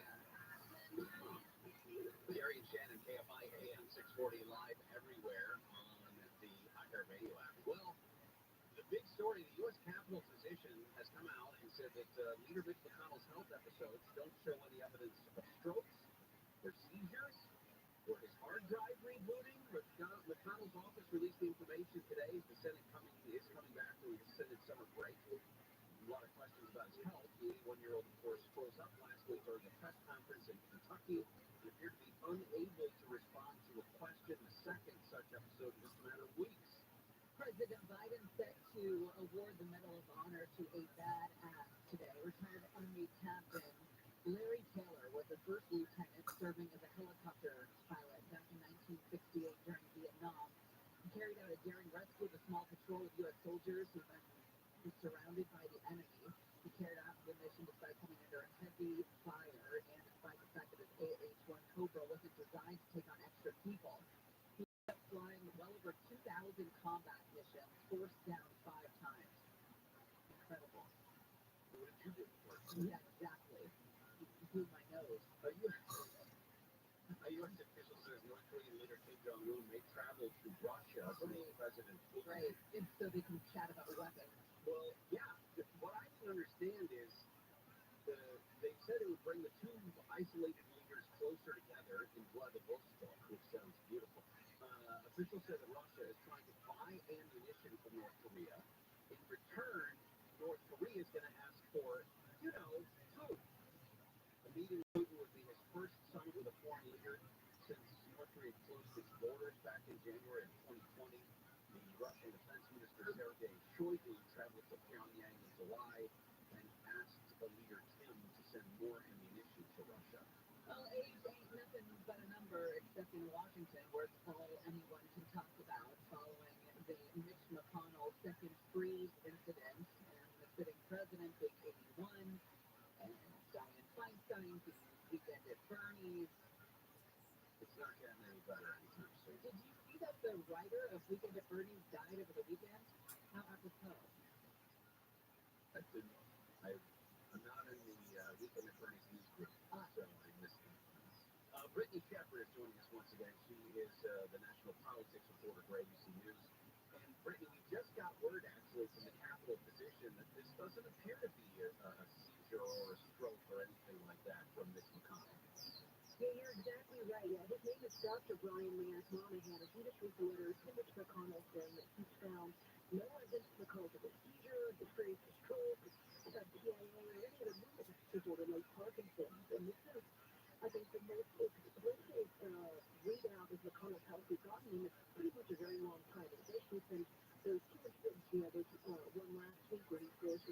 Senate. And then last month, it was about the same thing in front of a bunch of reporters up on Capitol Hill. In that letter, Dr. Monahan also McConnell received an MRI and an EEG as part of a comprehensive virology assessment. Monahan says, McConnell is set to go right back to work. He's going to be speaking for reporters in just a couple hours here. He's set to anyway. And Senate returns to Washington today and starts voting with national news. And it was just kind of a stunning release, as you were saying, as the country was kind of reckoning with what they're doing when they don't necessarily have an appetite for older members of Congress and the president, but they keep voting those same exact people in.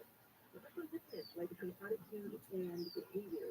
I'm trying to wrap my head around. Yeah, I thought about that too last week, most recently. That yes, 73% of voters say they feel Biden is too old to seek a second term. I know people who are Democrats who think he is too old to seek a second term. However, they'll still vote for him. So both can be true. Right. The American voter is the most complicated person I think I've ever met in my life. And I think when I talk to Democrats, their reasoning is they want insurance to top of the ticket. Because look at Donald Trump's numbers. It's in that poll letter with the Wall Street Journal poll that just came out yesterday. Donald Trump's lead over on the president and everyone else has raised and extended by 20 points since April.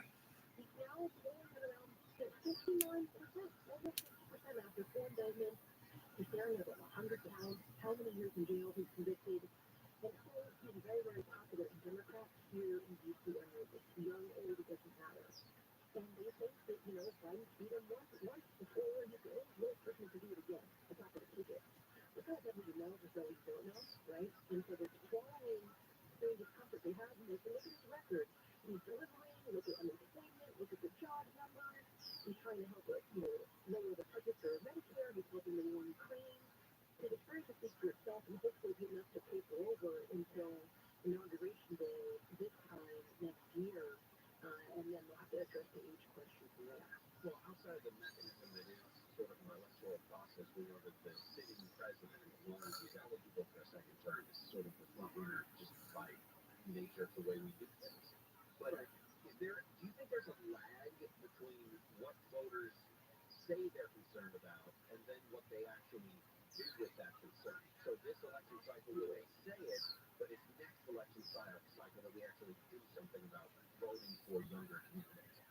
I think you're the nail on the head there. I think it's more about who's actually showing up to vote on voting day. There's a lot of reasons why some people feel they have barriers to entry when it comes to actually punching that ticket on a Tuesday. But as for now, the people who are voting in America are age 65 and up. They're the most reliable voting bloc, Republicans, Independents, Democrats, you name it.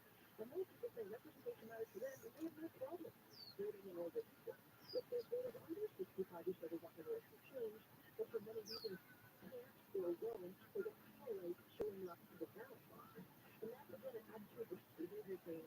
I talk about the swing voters. A lot of people say a swing voter is a D to an I, or an R to a D, but I think a swing voter is a voter to a non-voter. People who have apathy, who feel disenfranchised. And the people who say Biden, Democrats and I, just say Biden, you know what? I feel like he's so old, might just sit there but at home. Yeah, there's no enthusiasm to say the least. How does he address that on the campaign trail? Or do you just ignore it? Well, he tries to vote. He likes to joke about it. I mean, at the correspondence center, I was there, last winter, and he goes, me and my friends, Thomas Jefferson and James Monroe, we were just talking the other day. Like, he tries to make it a bit and kind of reclaim it and own it. And social media team does a decent job of doing that too. But Democrats are just saying, look at his record. His campaign is saying, there might be some clamor about his age, but he's a strong leader when it comes to him in the world stage, when he deals with international crises, when he deals with issues at home, and that should speak for itself, even Donald Trump isn't trying to knock him on it in the field. But it's tough when other Republicans too are saying, DC might be a little bit too old. Then Nikki Haley holds in it the most privileged nursing home in the country. She's been advocating, as we talked about before, for competency tests for folks under 75, run the Sloan, the youngest Republican to ever run for president. He thinks that there should be leadership, even Ron DeSantis and Mike Pence, who both served in Congress, saying maybe terms would be a good idea. So Trump is going to have to reckon with that within his own party. Republicans have to say, well, do we agree with most of the pack, or do we think Donald Trump, who is not young by any estimation, should be our nominee? stuff. Thank you. Talk to you too. Freddie Shepherd there at the National Politics Report for ABC News. The one thing she pointed out right there, just the difference between Trump and Biden on the campaign trail and how they're going to address this. That same poll that we've been talking about, the Wall Street Journal poll, 73% said they think Biden's too old. When it came to who was mentally up to being the president, voters choose Donald Trump by 10 points, 46 to 36%. Just having the mental ability to be the president. These 10 points were positive.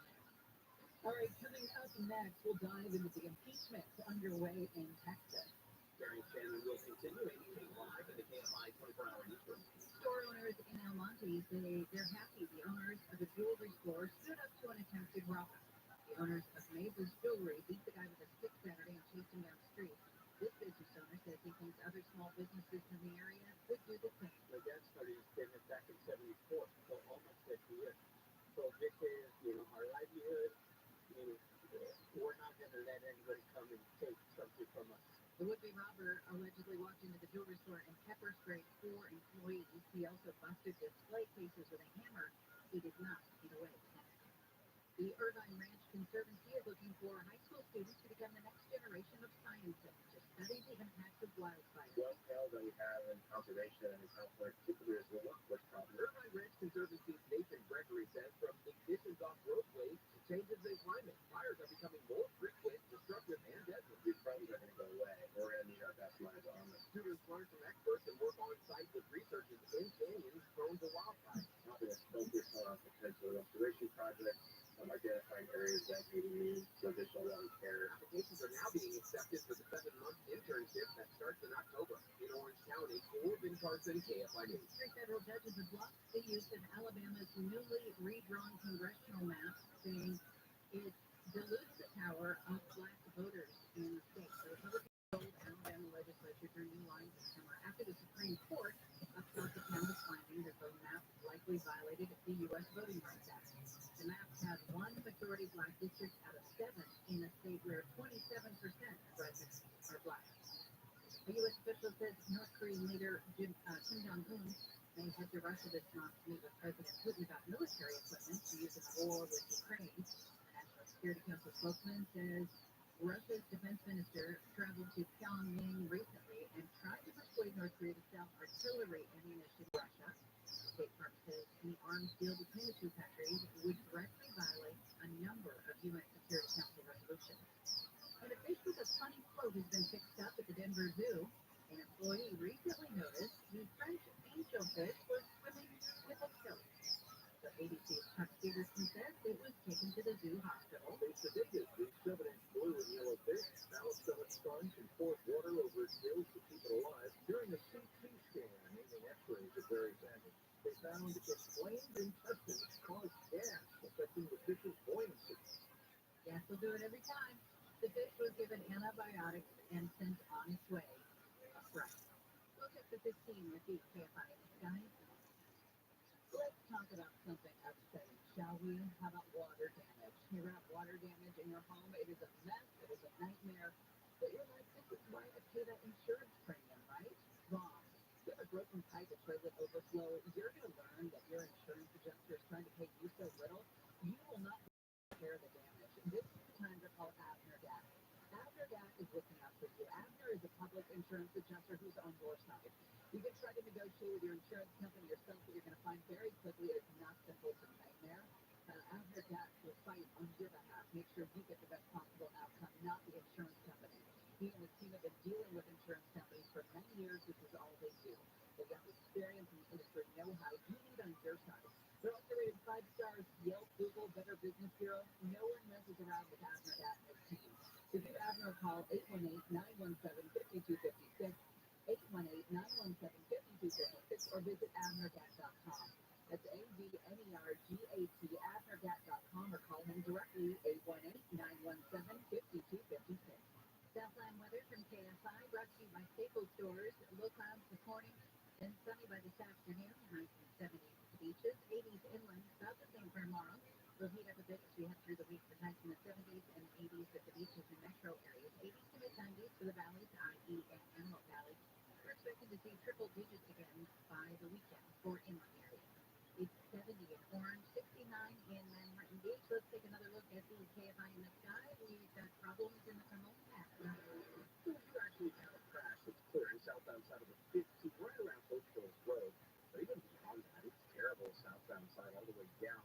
from Ranchero Road, pretty much on the way down to the 215. So just bank in some extra time. It's going to cost you. Southbound side of the 405 still awfully slow from Sherman Lake on down to at least the top of the slope. That's extra time you're going to spend this morning behind the wheel.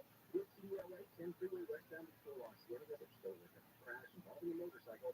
I'm not sure why it's taking so long, but that's been there for most of the morning. Westbound side jam getting out of downtown from about 1 Avenue. Well, cool driver. KFI in this guy. On your way to our 2023 iHeartRadio Music Festival. Earn $1,000. T-Mobile Arena here in Las Vegas, November 22nd and 23rd. Streaming live on the iHeartRadio Music Festival. Brought to you by T-Mobile. Experience more of the music you love with the record-breaking 5G network. T-Mobile customers can unlock VIP benefits at the festival all weekend long. It's better over here. See why at T-Mobile.com/SEEWHY. Bill Handel here, and if you have a legal question and you want marginal legal advice, you can call me right now, and I'll help you off the air. 877-520-1150. That's 877-520-1150. Right now, the hottest deals of the summer at Norm Reed's Superstores. Online at normreeds.com. Injured in an accident? Visit superpowers.com. Dental air conditioning and plumbing. GOEPPL. It'll keep it cool, but it's hard to spell. Warning. The following message contains an app recommendation you won't be able to resist. Girl, how do you keep doing all these things for free? Coffee, makeup, and now lunch? You haven't heard of the Drop app? Drop is a free app that will reward you for shopping at places like Ulta, Adidas, and Sam's Club. I've already earned $100 this month. Download the Drop app and get $5. Use invite code GETDROP222. You need a new water heater? Water Heaters Only, with over 55 years of business, offers low prices, quality, same-day service, and 0% deferred interest financing. Terms and conditions apply. Visit waterheatersonly.com. Waterheatersonly.com. Look, you did the tough thing during COVID. You paid your people and pulled your business through the pandemic. And now doing the tough thing could qualify you for up to $26,000 per employee at Consumer Tax Advocate. Government funds are available to reward companies with 2 or more employees who stayed open during COVID. This is not a loan, and you don't have to pay it back.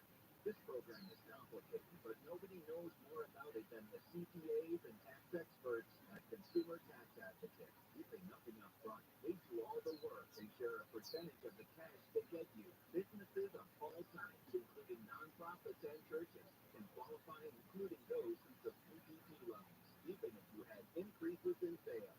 You did the tough thing for your employees during COVID. Dial pound 250 and say the keyword refund to see if you qualify for up to $26,000 per employee. Dial pound 250 and say refund. That's pound 250 refund. You know when you wake up and your mouth feels gross and you just can't wait to brush your teeth to get that clean, fresh feeling again? That's exactly how millions of Navage users feel when they use powered suction to rinse out their noses every day, just like brushing their teeth. Once you're able to breathe deeply without congestion, you never want to be without it. That's why so many people rave about Navage, with over 100,000 online reviews. Feel the Navage difference for yourself. In less than a minute a day, you'll feel immediate relief from seasonal allergies and congestion after the very first use. Navage will also help you sleep deeper, snore less, and feel healthier, naturally, without drugs. Start breathing clearly again with Navage.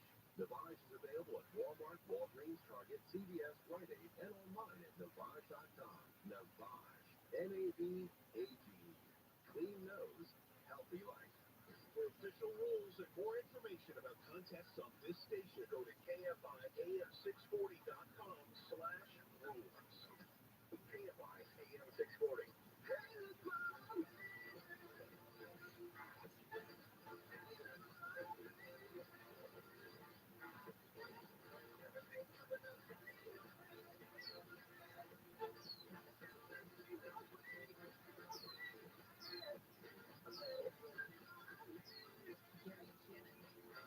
KFI AM 640, live everywhere on the iHeartRadio app.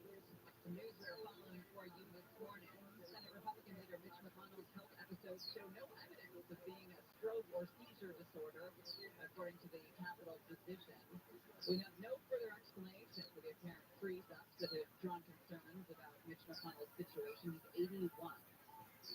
Well, better weather means that Burning Man is finally emptying out. The organizers had to close car and truck access in the Black Rock Desert over the weekend because of some severe rainfall in the area. So people took to wearing plastic bags on their feet, among other things. Everybody was told to shelter in place, conserve the food, the water, and other supplies.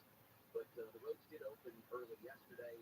Several people were able to walk several miles to the nearest town to get some help. But for the most part, everything is going as normal as it can the day you leave Burning Man, which means traffic is about 7 miles long. I know you were excited about Equalizer 3, and equally excited you'll be probably with this news. Netflix releasing the trailer for its Chicken Run sequel.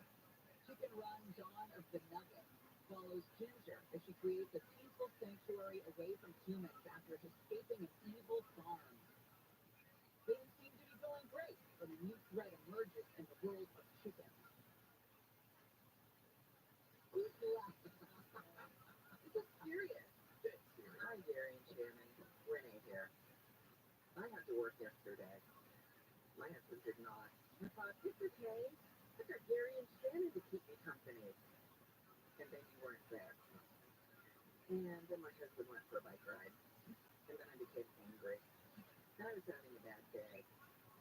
And my boss caught me having a complete temper tantrum with a spin gun and an outbutt. Hope you had a good weekend. Where's the Renee that was sending you memes yesterday? You know what? I've got to say, we don't take 3-day weekends. That's pretty rare. It's pretty rare. And a couple things were apparent to me. Number one, what a freaking racket. Like, that's a nice break. A 3-day weekend? Yeah. That's a nice little getaway time of just mind getaway. And just, it's like a little mini vacay 3-day weekend. And people get these all the time. All the time. All the time. The government workers, it's like 3-day weekend and once a month. Even people who have been, finger quotes, required to go back to the office 3 days a week. Yeah. There's still 4 days where you're not here. My God, I get it. What a racket. I stayed very busy the entire time. I was doing all kinds of stuff around the house. You look tired. I was on a ladder yesterday, very inappropriately on the ladder. I mean, I wasn't doing inappropriate things on the ladder, but I was on that ladder. I was dusting the very top of a chandelier that we have. That was stupid. Unnecessary. It was successful, but who's hanging top of the chandelier? Well, what prompted you to do a bunch of man's work? A friend of ours, no, a friend of ours is having her daughter's bridal shower at our house. So she's out of town, but her daughter still lives in Tennessee. So this is a space for them to use. What are you going to wear? I did not expect to be there. Oh. So I don't know. But you love those games. All the bridal shower games. A roll of the toilet paper? Yes. Yes. No, I don't. I don't either. You can always leave us a talkback on the talkback feature on the iHeart app. Hit that microphone and leave us a message. Well, it's been nearly 4 months since Texas's Attorney General Ken Paxton was impeached by the Texas House, and the impeachment trial is set to get underway today in the Texas State Senate. They had thrown anything at the wall, basically, to see if it was going to stick. Anything being the motions to dismiss. There are 31 members of the Texas State Senate. They voted 24-6 to proceed with this trial. Now, that should give an indication Republicans have even turned against this guy. Well, I mean, take your pick when it comes to what he's in trouble for. We're talking corruption, bribery, obstruction of justice. I believe he used his office to cover up an extramarital affair at one point. He and a real estate investor, a guy named Nate Paul, who was also a campaign donor, had a pretty slick game going on. They would create an Uber account under an alias so that they could meet each other to talk about the alleged corrupt acts, and so that Ken Paxton could visit the woman that he was having an extramarital affair with. Oh, sprinkle on top of that a little bit of the overturning the 2020 election results attitude that Ken Paxton has had. And there are very few people who are still on his side. Dan Patrick is thinking it's not that damn Texas. He's the lieutenant governor for the state of Texas. He's going to be overseeing this. This is a very significant and serious occasion that will be in the history books. And I thought it appropriate to bring out Samuel's Divider, not just for Judge Myers and myself, but for each member of the Senate, the jury. It's important to point out that Texas's Lieutenant Governor Dan Patrick, who is presiding over this process, basically acting as the judge, is the same Republican Lieutenant Governor who got a $3 million campaign donation from a group that does also support and tax it. Wait a minute. So you mean the Lieutenant Governor's up for re-election? No. He's got 3 years before he's up for re-election. They just happen to have an extra $3 million with 10 packs and letterhead that they're going to send over to the Lieutenant Governor. The most important part is they brought out the Sam Houston Bible. And if you bring out the Sam Houston Bible in Texas, and you business, you might as well just bring out the Colt 45 while you're at it. All right. There has been a flight diverted due to something that's infiltrated the entire plane. Squirt City, shall we say. Oh, should we play the song? We'll find all kinds of songs to play. Very mature. Very mature. That's us. Amy King with the KFI 24-hour news room. Nearly 24 protesters have been arrested outside the Kaiser Permanente Hospital in Hollywood. The group was part of the Labor Day rally over what healthcare workers say is understaffing, long patient wait times, and other issues. LAPD says the group was arrested for civil disobedience when they went to the area. Dodgers pitcher Julio Urias has been arrested on a felony domestic violence charge. Urias was suspended for 20 games for violating Major League Baseball's domestic violence policy in 2019. He's not with the team on its current 6-game road trip. Santa Monica High School has been closed today for in-person learning because of a power outage. District officials say a major fuse blew on Saturday, and repairs still haven't been completed. Sports, scheduled for later today, will go on as scheduled. We'll check some problems on the 105. Support is important, isn't it, in all areas of life, including your underwear area. Go with it. Tommy John underwear. They have 20 million pairs sold, thousands of 5-star reviews, and guys across America, ladies across America love their Tommy Johns. There's none of that extra movement or none of the stuff. It's just support. I like that it feels like you're not wearing anything. It's like invisible support. You know, that we cut into that. I'm talking about my undergarment, not yours. I don't know how yours work. Shop Tommy John's Labor Day sale happening right now.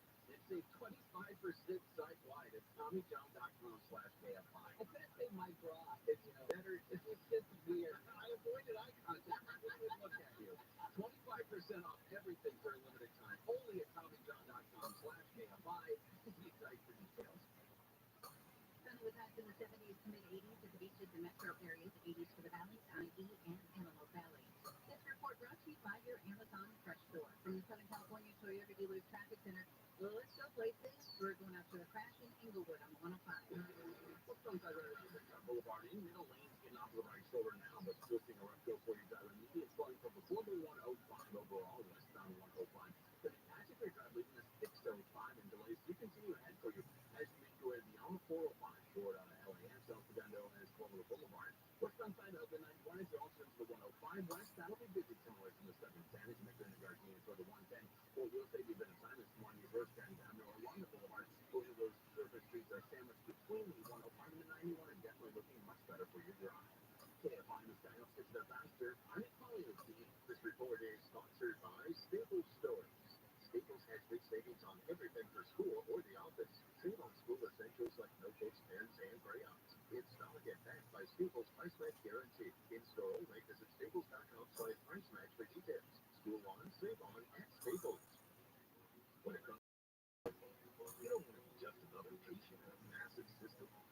You deserve a partner deep expertise, helping you make the right decisions. That's what we've done. At Kent Medicine at USC, our specialists listen. They work with you to find the personalized solution you need. They don't let anything get in their way.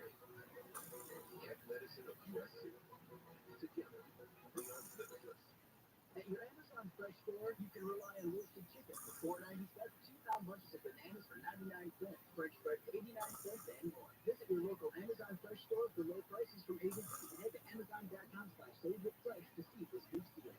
Now through September 6th, listen to all the magic of an airport rendezvous.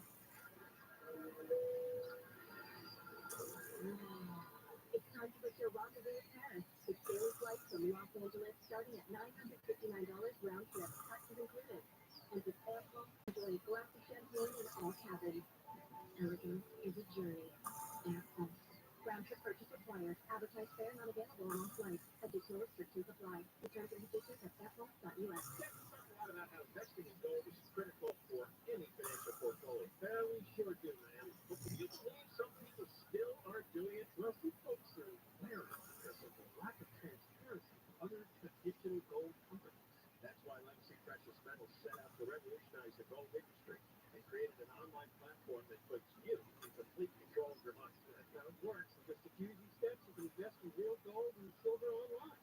Just go to mylegacygold.com to create your free account. You select your metals, and you choose to have them stored in a vault, or if you want, ship them right to your door. You'll have 24/7 access to a personal dashboard where you can track your portfolio growth in real time, anytime. Transparent pricing, total control, that's financial freedom for you. Call the experts at Legacy Precious Metals today at 866-691-2173. That's 866-691-2173. Or create your account online right now at buylegacygold.com. That's buylegacygold.com. Are you suffering from back pain in your legs and feet? Do you suffer from leg cramping, pain when you walk, numbness, prickling or tingling sensations? Have you tried all the pain treatments, the shots, the pills, yet you're still suffering with chronic pain caused by peripheral neuropathy, spinal stenosis, or a failed back surgery? Here is good news from the Laser Regen Pain Institute. There's now hope of reducing or even eliminating your pain with a new non-surgical, painless, laser-guided stem cell treatment that may reduce or eliminate your back, leg, and foot pain in minutes. If you're in pain, here's a special offer. Call now for a special $97 back, foot, and leg exam that includes an infrared laser joint inflammation scan, a Neuro 7 nerve test, and X-ray MRI review. This exam is normally $375, but if you call today, it's just $97. On your cell phone, dial pound 250 and say pain free. For the special $97 exam, on your cell phone, dial pound 250 and say pain free. Hear the latest news from the headlines on your phone. Download the free iHeartRadio app for exclusive live coverage of breaking news from what's happening where you live to what's happening across the country. Live from the center of the story. Listen for free anywhere, anytime. Download the free iHeartRadio app today. Swallow said that he was signing up. They didn't ask for a lot of information from him. Nothing. I still need to see over something to protect drivers. That's your problem. You signed up for what you're doing, okay? If you want to be protected, stay home. Okay, you're picking up random people. Hello, Kelly. Yeah, watch taxi driver. That's all you right. Exactly. I'm on live 7 to 10 p.m. on KMI and on demand anytime on the iHeartRadio app.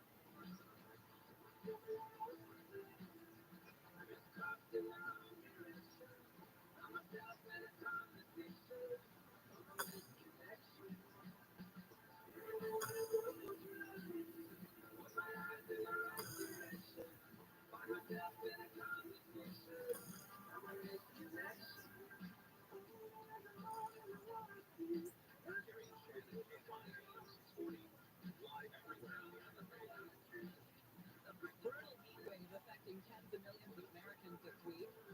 Eastern and central U.S.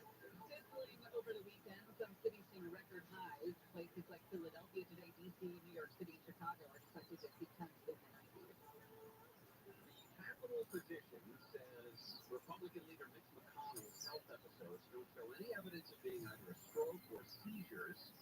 McConnell's office released the information today as the Senate comes back from their summer break. Some questions have mounted over, of course, the Republican leader's health and protest last week, similar to what happened 2 weeks ago when he was walking through the Capitol. Still some concern among Republican senators and some speculation about whether or not he should remain leader there in the Senate. The manhunt for an extremely dangerous killer is heating up. Escaped Pennsylvania murderer Danilo Cavalcante has been on the run for days. He broke out of the Chester County Jail on Thursday. The escape took place shortly after he'd been sentenced to life for murdering his ex-girlfriend in front of her kids. Police are using mobile vans to blast a message from his mother urging him to surrender.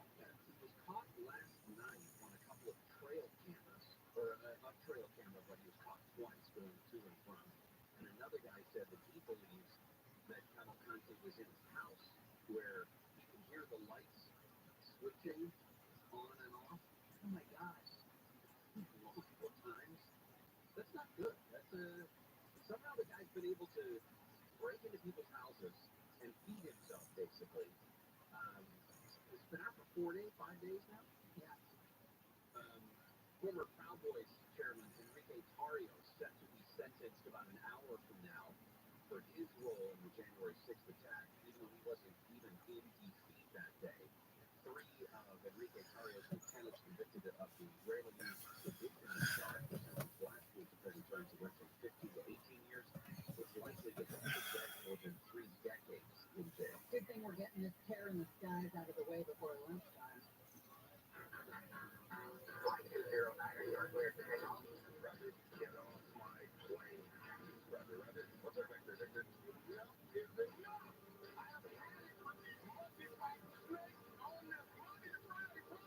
It's Gary and Shannon's Terror in the Skies. Okay, I'm on. Where do you start? You want to start with the front door or the back door? Winner for everybody involved. It sure is. Let's start with the diarrhea. That's always a good place to start. When you're flying in the first and you feel something worse, diarrhea. Delta Airlines Flight 194 was 2 hours into an 8-hour journey to Barcelona when the pilot had to inform air traffic control that a biohazard incident had occurred on board. Here's what the captain said. When you're flying in the third and when you're keeping it third, diarrhea. Not what he said. Oh. It's cold. Diarrhea all the way through the airplane from front to back, from first class to last class. So they want to come back to the directions. What does diarrhea all through the airplane mean exactly? I'm assuming. I don't know. Having diarrhea all over aircraft was how it was described. Somebody at the very back of the plane That's bad. has the urgency, and they have to go. They have to go to the front because somebody's in the back. Yes. And then they don't Right. make it. And the first class is like, we don't want you But up here. leave your clothes, right? When you're flying in the hole and you're sucking full of foam, diarrhea. Remember that classic movie? Yeah, crazy character. But I don't understand how you get it on the floor. Well, Mondo's whole joke is, it's hereditary. Diarrhea? Yeah, it runs in your genes. It's just. We're not doing that with kidding. I know, but that was not. I guess if you were a guy and you were wearing like loose shorts and maybe no underpants, and it just came out, and then it would continue to come out. Security also escorted a couple of Air Canada passengers Tough day. off of a plane after they refused to sit in a seat that someone had vomited. Sounds like a radio station chair. This late August post on Facebook, a user named Susan Benson said she watched 2 women and a man struggle to get seated on a flight from Vegas to Montreal. She noticed a bit of a foul smell, but hadn't realized where it was coming from. Apparently, someone had thrown up on a previous flight, which means whoever was flying into Vegas was pre-partying on the airplane and then waited on the airplane. Oh boy. All right, yeah, let's clean it up. Yeah, let's clean it up with a sexual assault, shall we? Or no, it was just a domestic violence. Excuse me, I'm sorry. All right, the latest on Julio Urias' arrest and what it means for the Dodgers going forward. We say goodbye. Gary and Shannon will continue right after this. More fun, more engaging, more stimulating. KSI.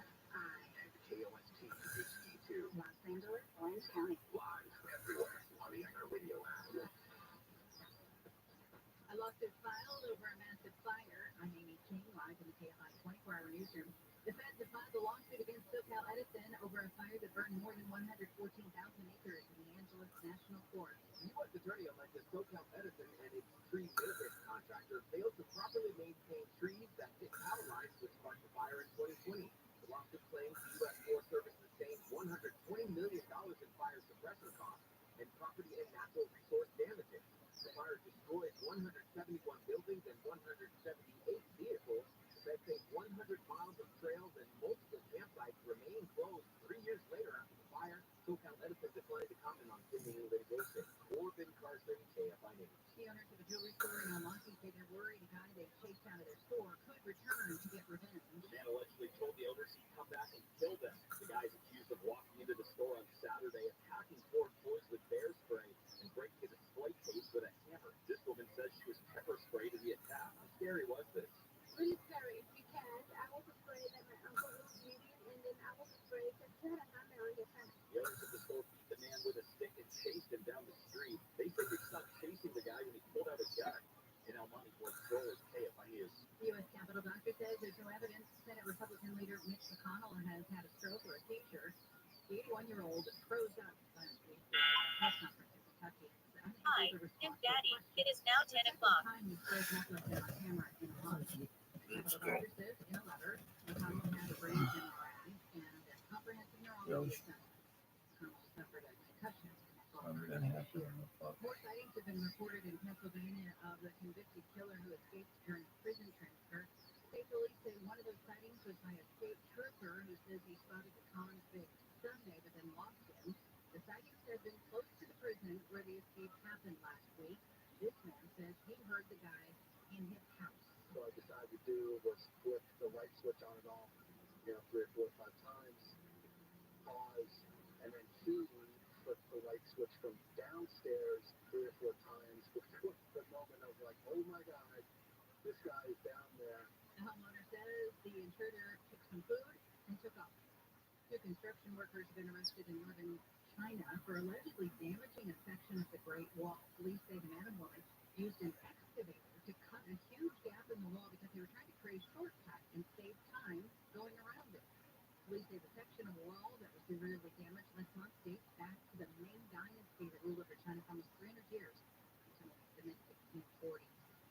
Researchers at UCLA say little red ants may hold the key to better traffic. They spent 18 months studying data on 31 species of ants. Really what I'm hoping to understand is the way that the space that ants create affects the way that your society works. Charlotte Bell is an ant scientist. Yep, it's legit. Anyway, O'Fallon said ants have to move food and information within a densely populated space, much like larger cities. The larger your society gets, the harder it is to make it well connected. And I think that just understanding this sort of fundamental constraint hopefully will help us design better systems. One of the things that popped up on the study was how ants use designated express lanes to move things like food and dirt. And when I asked how many ants were studied, maybe about 4 million ants. And millions were made. O'Fallon says he hopes to get the study in front of some city planners. Steve Gregory, KFI News. Southside weather from KFI. Sunny skies by this afternoon. Highs in the mid-70s at the beaches.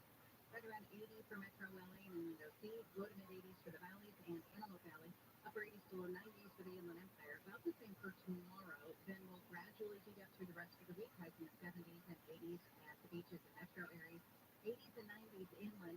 We could be back to triple digits for inland areas by the weekend. It's 68 in Yorba Linda, 72 Irvine, 70 in Carson, 69 in Huntington Beach. The KFI Financial Report sponsored by Jacoby & Myers Injury Attorney. The Dow trading down 94 points. The NASDAQ is up 5, the S&P 500 down 10. Don't wait. That's like your compensation after an accident. Call Jacoby & Myers now. Justice for you since 1972. We've got some flowing in Van Nuys on the 405. Sometimes I think Russell for years has been running from as far back as Sherman-Way, and you'll see those blades, especially heavy from about Victory to let's say Silver Boulevard, or no, let's say to about getting center, and then it will remain busy for you heading into West LA, so that's sort of fun that you're trying to run on the worldwide. Not only all of it's better for you coming through the South Bay as you make way through Florence from before Normandy, not too delays going up for your drive all the way back to West LA to make way toward the 10, and that is something slowing you down. Time to be in your cell phone keyword is KFI traffic, southbound side on the 405. As you make your way to the Orange County here, right around Magnolia, got an early problem and clear from late. Still going pretty smooth, holding like the 1 little day, delays, sticking around at Fort Rucker. 5 southbound coming out of the Orange Express with 557 footage is split. That will be still going pretty dry. As you make your way through Irvine for about Culver, southbound through the 7 stop in Midgate Drive, and the westbound side up in 91. Riverside to Corona, continuing to Yorba Linda and Anaheim Hills. Still going through drive overall from Magnolia to the 55. Hey, if Finest Guy helps get you there faster, I'm at Collier G. Being sharp, imagine delicious water flowing from every tap in your home. That's what you get with a Light Source water system. And September is the perfect time for Light Source because Light Source is offering new customers a double dip. You get free basic installation plus an extra $250 off. That's up to $1,250 in savings. Offer ends September 30th. Restrictions apply. So call Light Source today at 800-WATER-99 or visit lightsourcewater.com. Light Source. Taste and feel the difference. You did the tough thing. You stayed open and paid your employees during COVID, and that could qualify you for up to $26,000 per employee. You pay nothing up front. This is not a loan, and you don't have to pay it back. Consumer Tax Advocate is helping all types of businesses and nonprofits receive up to $26,000 per employee. All you have to do is dial pound 250 and say the keyword refund to see if you qualify. But you can't stop. There's Big Stapler Rub. Big Stapler Rub sends powerful medicated big staples right to the source of your toxin, so you can experience cough relief and breathe easier. Generations of families have trusted Big Stapler Rub to help relieve the worst cold symptoms. So next time you have a cough, reach for the Big Stapler Rub. Big Stapler Rub. Cough relieving is believing. You wouldn't trust a butcher to babysit your pet pig. You wouldn't trust a lumberjack to repair your antiques. Or a professional wrestler to be your massage therapist. So why would you trust anyone but APCO to fix your car? For over 50 years, we've been the trusted experts in transmission repair. Check engine light on, check it for free. Limited time offer, restrictions and exclusions apply. Participating centers for full details. AA, SCO. Listen on the free iHeartRadio app for all your music, sports, talk, and podcasts. Free, never sounded so good. KFI AM 640.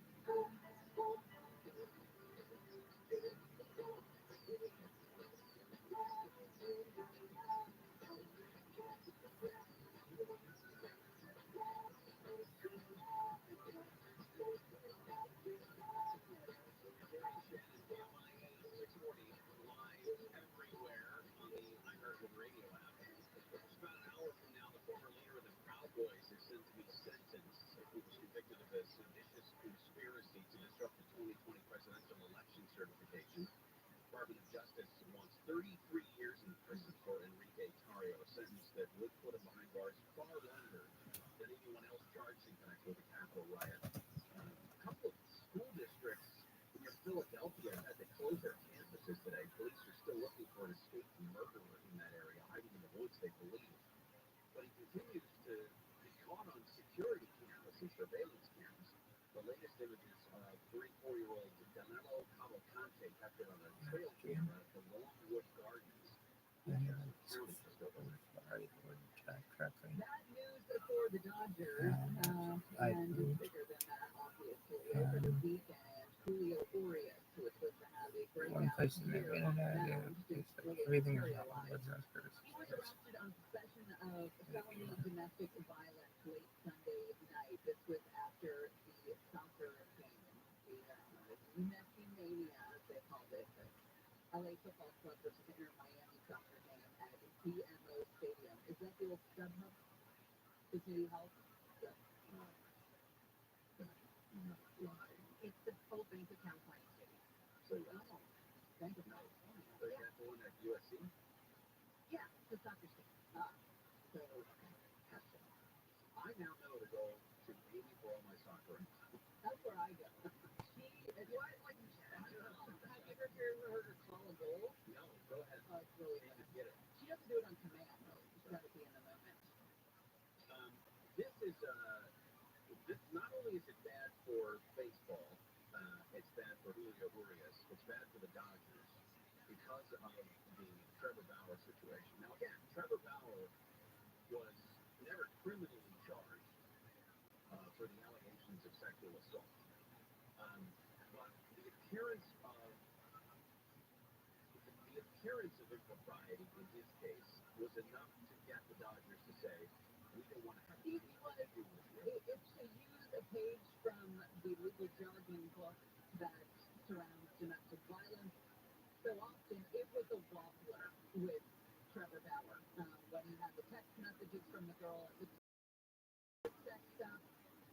she said that she wasn't into it and that into it, but then she went back, and it was murky. It was a classic she said situation where you've got two different stories, and you can see where it's all kind of a little true. This is not a wobbler. Many domestic violence cases are either charged as a misdemeanor or a felony. They'll take it into consideration. He was arrested right away for felony domestic violence, which means this was bad.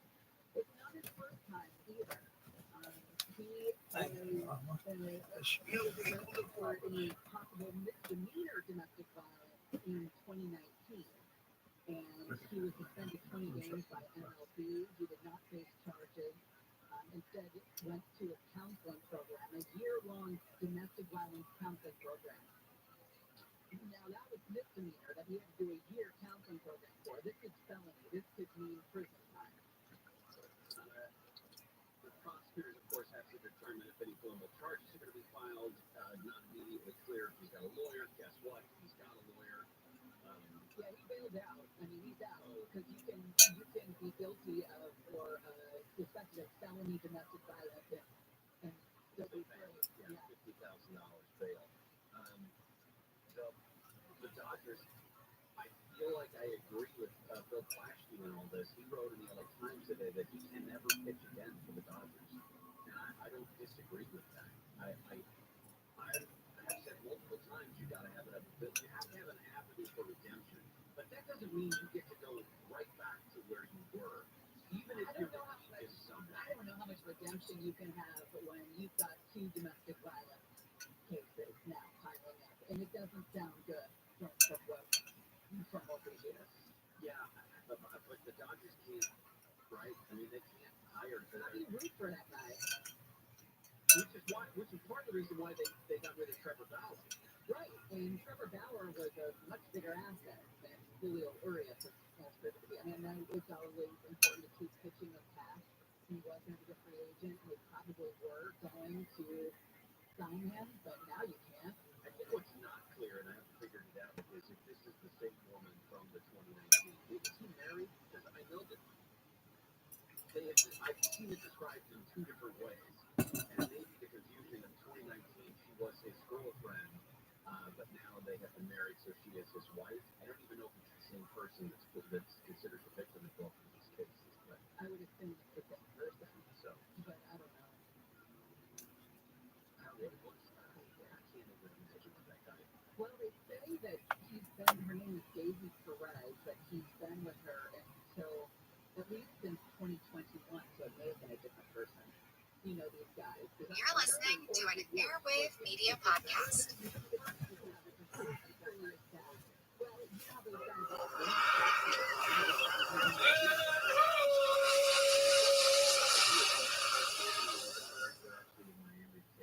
Hello and welcome to the Explorers Podcast. Today we start a new series, this on Norwegian polar explorer, Fridtjof Nansen. Nansen is, to be honest, a really extraordinary man. He was the first person to cross Greenland, which he did on skis, and he held the record for furthest north for 5 years. He's often viewed as one of the pioneers of modern polar exploration for his innovative approach toward conducting his expeditions. This included using skis and dogs, and an emphasis on developing and using modern and scientific equipment. Also, he rejected the old approach of polar exploration of large, cumbersome expeditions. Instead, Nansen valued speed and mobility. But Nansen was not just an explorer. He was an accomplished scientist doing groundbreaking research in the fields of the central nervous system and oceanography. And I'm not done. He was also a diplomat, playing a role in the establishment of Norway as an independent nation. Need more? Well, let's give him a Nobel Peace Prize for his humanitarian work. And there's more, but you'll just have to wait for the details. Now, despite all of these really cool things, I want to note that Fridtjof Nansen was an immensely complex character. He was tall, athletic, and good-looking, the image of a Viking to the world. He had a brilliant mind and was passionate about the work that he did. However, he was also a very difficult man. He was overbearing and stubborn. Arrogant know-it-all might be a good description of the guy. But we will talk all about this and lots more in our story. I do want to note that we will focus on Nansen's life as an explorer, because that is what we do on this show. But I will spend some time on the other aspects of Nansen's life, as it's pretty remarkable. Anyhow, that is it for today's introduction. Let's get started with our series on Fridtjof Nansen. Fridtjof Erdal Jarlsberg Nansen was born on October 10th, 1861, in Christiania, now called Oslo, the capital of Norway. As a note, I'm going to use the name Christiania for this series, as that is the name used by Nansen throughout his life. So Christiania equals Oslo. Nansen was born into a rather strange political world. Norway was not an independent nation at this time, but part of the, quote, union between Sweden and Norway, end quote. But make no bones about it, Sweden was the boss in this relationship. The union between these two Scandinavian nations had happened in 1814, the result of the Napoleonic Wars. We should note that it wasn't as if Norway was terribly oppressed. It had its own autonomous government, and it was mostly independent, except for foreign affairs.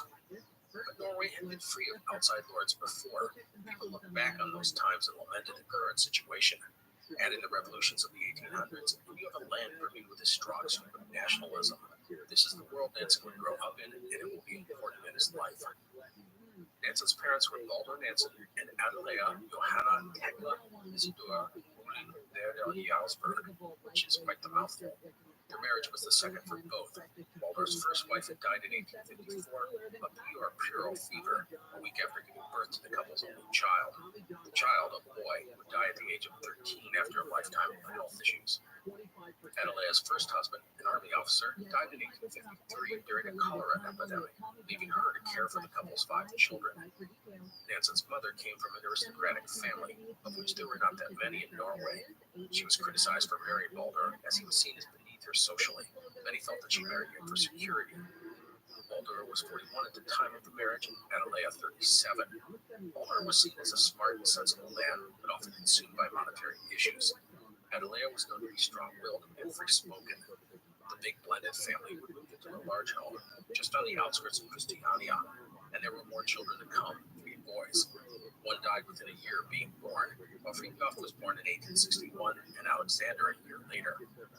I want to note that Norway was still a very rustic land at this time, almost a frontier. It was filled with mountains and glaciers and fjords. The upper third of the nation was, and still is, in the Arctic Circle. The northern regions were home to the Sami people, many living semi-nomadic lives as reindeer herders.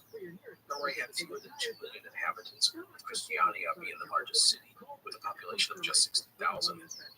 With all of this in mind, Norway would be the most innovative nation in one particular area, skiing. And I mention this because it's important to our story. Skiing had been done for centuries in Norway, but mostly for practical reasons. It was a way of getting around in the winter. Skis were critical to the survival of the Sami people in the north. In the 1800s, skiing emerged as the national pastime in Norway. People described it as being part of the Norwegian national spirit and soul. As a result, you'll see skiing grow beyond practical measures and into a recreational pursuit and the nation's national sport. Downhill skiing was practically developed in Telemark, province west of Christiania. Into all of this was born Fridtjof Nansen, and his family's home on the edge of the wilderness was a perfect place for Nansen to grow up. In school, he was not a great student, but he took to athletics such as skiing, skating, fishing, swimming, and later hunting. He spent hours, even days, exploring the forests and mountains, usually with his brother Alexander. He was, however, a loner in many ways, not making many friends in school. He was described as moody, and his relationship with his parents was never great. At one point, there were 10 children in the house, and Nansen often felt like an afterthought to his parents, especially his mother. With his father, Nansen struggled all of his life to find a connection. Baldur was a lawyer who valued predictability and stability. He had no interest in the outdoors, although he always supported the activities his children showed interest in.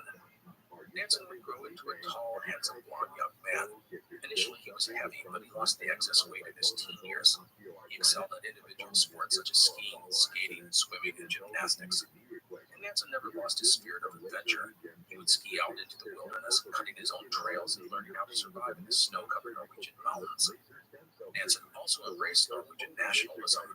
Like much of the rest of the population, Nansen would take pride in the homegrown literature, art, and science endeavors that emerged at this time. The nation's greatest artist was playwright Henrik Ibsen, whose critical and commercial success made him a point of pride for Norwegians. And skiing, Norway's national pastime, was growing as a sport, in particular in the European Alps. In 1877, Nansen's mother would die suddenly. With most of the children now moved away, Baldur would sell the family home outside of Christiania and move into a flat in the city. Over the next few years, Nansen would continue to improve as a skier and skater. At 18, he broke the the world 1-mile skating record, and the next year won the National Cross Country Skiing Championship. He did a hiking tour of the Hyman Mountain Range, the highest in the nation, and joined the Christiania Ski Club. A year later, he was off to the Ralph Frederick University in Christiania. Nansen would consider engineering and forestry, but settled on zoology, specializing in lower marine creatures. He would do well in school, but the confines of academia were not his strong suit. And then, in December of 1881, the zoology department announced that they were looking for someone to visit the Arctic and collect specimens of marine life. Nansen would jump at the idea and get the job, mainly because he was the only one to apply. The idea of spending half a year in the Arctic helped appeal to most people, but Nansen embraced the opportunity. Nansen would thus sail north on the steamer Viking in March of 1882.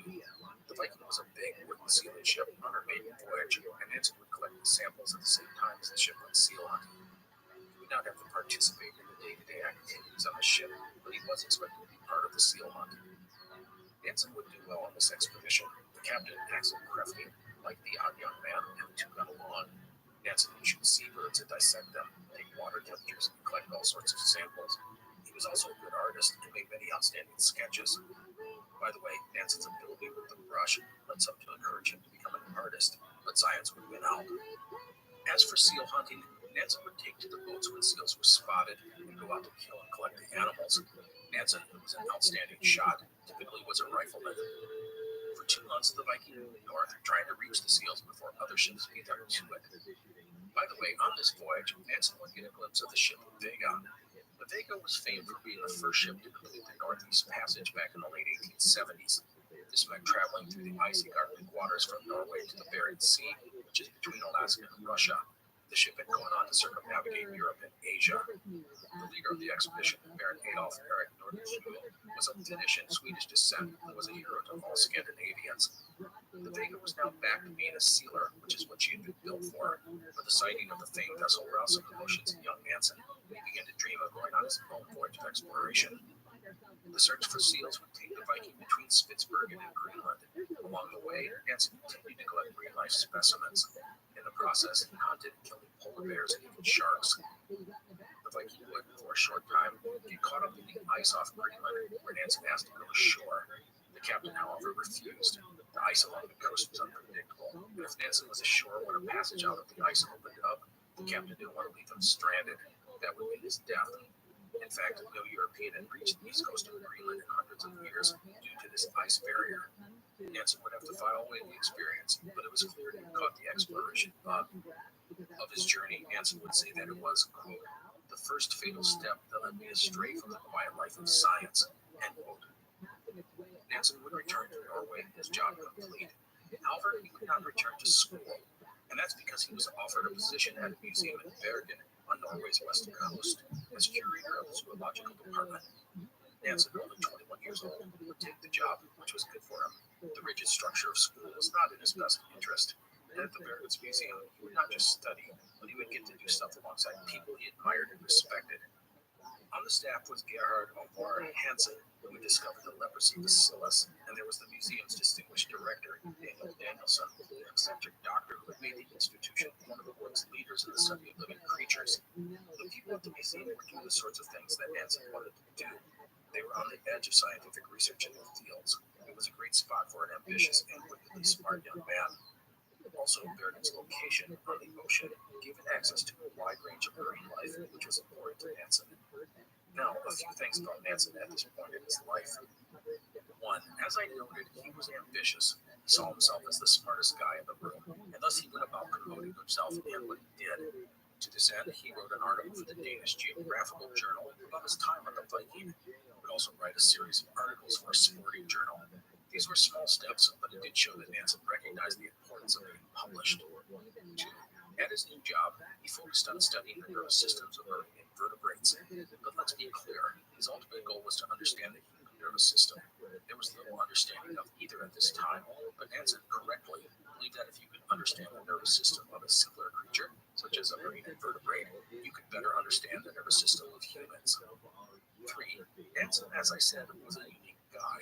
He was clean-shaven when beards were the norm in Scandinavia, and he shunned wearing heavy clothing, often sporting only a light jacket, even in the winter. Women were attracted to him. In fact, many of his lifelong friends would be women. He struggled all of his life to find a connection with other men, just like with his own father. Most people attribute this to Nanson's personality. He could be moody, the life of the party one moment, brooding and prickly the next, and people, especially men, saw him as overbearing and arrogant. The word I've often seen attributed to him is overwhelming. I think some of this was because it was men who Nansen would have to compete and debate against all his life. There just weren't many women in the fields of science and exploration and diplomacy, and so it would be men he would clash with when ideas were put on the table. And let's be clear, Nansen was never the kind of guy to back down. If he believed something was right, he'd fight for it to the bitter end. Nansen probably saw himself as the hero in an Ibsen play. He and only he knew the truth of the right path, and he had to fight against the ignorance and pettiness of those who did not share his vision.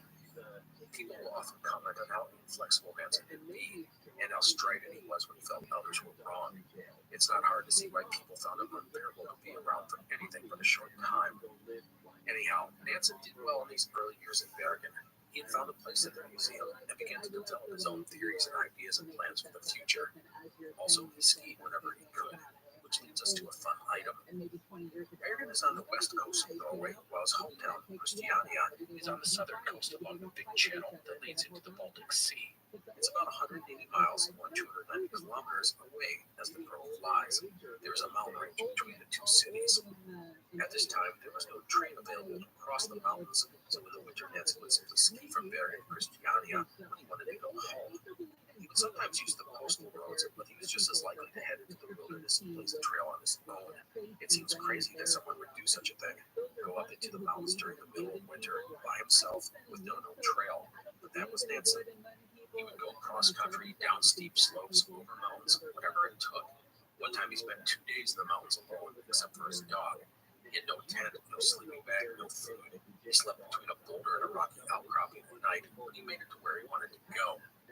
He would even write a series of articles in the newspaper detailing his backcountry excursions.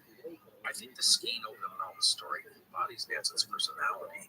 He was bold and cocky and supremely confident, and he certainly saw the journey as being just as important as the destination. And I want to point out that it's amazing that he not only had the guts to do this, but the ability to get it done. But there's another thing about these stories that is very important. It proved to Nansen that skis can be used in just about any type of snow and terrain. And I want you to hold on to that thought as we will talk about it later. Now, I want to take a moment to talk about an event that will shape Nansen's future. In 1883, Adolf Erik Nordenskiöld, the famous Scandinavian explorer I mentioned earlier, had gone on an expedition to the east coast of Greenland. His ship had made its way through the thick of ice on the coast, and Nordenskiöld would be the first European to step on Greenland's eastern shore since the days of the Vikings. He would head inland onto the ice cap about 100 miles or 160 kilometers before turning around. Nansen was enthralled by the deed of writing, "My wanderlust was roused again," end quote. In his mind, he began to formulate how he could conduct an expedition, such as crossing Greenland, but we will get to that shortly. In 1885, Nansen would spend some time in Christiania, completing his required military service. Also, in that same year, his father would pass away. Nansen had never gotten along well with his father, and his relationship with the rest of his family was not great either. His half-brothers and sisters were older than him, and while he was cordial with them, they were never that close. His brother Alexander was a different story. They were quite close as children, but as they got older, the relationship would be strained at times. Again, Fridtjof's overbearing personality was likely to blame for much of this. Anyhow, Nansen would continue to work at the museum and publish his first scientific paper, a look at the nervous system of a tiny bird creature. The paper was well received. After that, he would take a 6-month sabbatical from the museum to travel to the European continent to visit other leading scientists in his field. The idea was to broaden his horizons and forge his own path. The sabbatical was Nansen's first journey to continental Europe. He would travel first to Germany and then Italy. The result would be enlightening. Nansen had the chance to study and experiment alongside some of the great minds of Europe, many of them working in the same field of study, and he had access to the latest equipment. After a stint in Italy, Nansen would travel through Europe and then to England. He was then back to Norway and the Bergen Museum. In August of 1887, Nansen, through the museum, would publish a paper on the nervous system. The paper, titled "The Structure and Combination of Histological Elements of the Central Nervous System," was groundbreaking in its field, as it presents the modern nervous system as we know it today. Nansen showed the ability to be clear and concise in his report. It's something not always common in scientific journals at the time, or even now. The ability to simplify things was always a strength for Nansen. Also, in addition to writing the paper, Nansen had done the illustrations himself. Nansen's views were confirmed by two other independently published reports at this time, one by embryologist Wilhelm Innes and another by psychiatrist August Forel. These two men and Nansen thus helped establish the basis of modern neurology. Now, I am not going to lie to you and say that I understand all of Nansen's scientific work. I may have even gotten wrong some of the stuff I just said, but in the end, I can say that his work was exciting, bold, and innovative, and it made Nansen, who was just 25, one of the most interesting young scientists in Europe. In November of 1887, Nansen would submit the paper for his PhD. So here was Nansen, his views and paper causing a buzz in the scientific world. This surely would mean bigger institutions would come calling. And that's exactly what did happen. The first would be the University of Indiana in the United States, but he passed on the opportunity as he deemed Indiana too far away from the ocean to study marine biology. So where to next? Well, instead of the world of academics and research, Nansen was going to forge a different path, one that he'd been considering a long time. Fridtjof Nansen decided he was going to be the first person in history to cross Greenland. Greenland, the world's biggest island, had an attraction to Nansen and to other Norwegians. Greenland had first been settled by Vikings from Norway 1,000 years earlier. While those settlements would fade into history, some Norwegians felt a sort of kinship to the land. So let's talk about Greenland. Greenland is, as noted, the world's biggest island. It is 2.16 million square kilometers, or 838,000 square miles, mostly ice cap. On average, it is 2,000 meters, or 6,500 feet thick.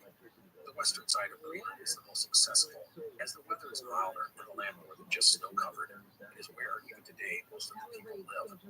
No one had ever crossed Greenland, but it had been tried on at least 8 occasions. All of the attempts had begun on the western coast. The most recent attempt had been in the summer of 1886, under the command of American naval officer Robert Peary. Striking out from Disco Bay, which is about 800 miles or 1,300 kilometers from the southern tip of the island, the expedition had penetrated the ice cap about 100 miles or 160 kilometers before retreating. That was only about a quarter of the way across the ice. A big question that loomed over any expedition was what lay in the interior of Greenland. People knew that, at least for a while, it was covered in ice. But did that change? Some people thought Greenland's interior would be ice-free, even fertile. And if there was ice, what was it like? Not all ice is created equal. All this made planning any expedition a challenge, as no one knew for sure what to expect. So regarding an expedition to Greenland, Robert Peary intended to return in 1888, much more knowledgeable and wiser regarding polar travel. However, he would be kept in Nicaragua by the U.S. government for another year, surveying possible canal routes.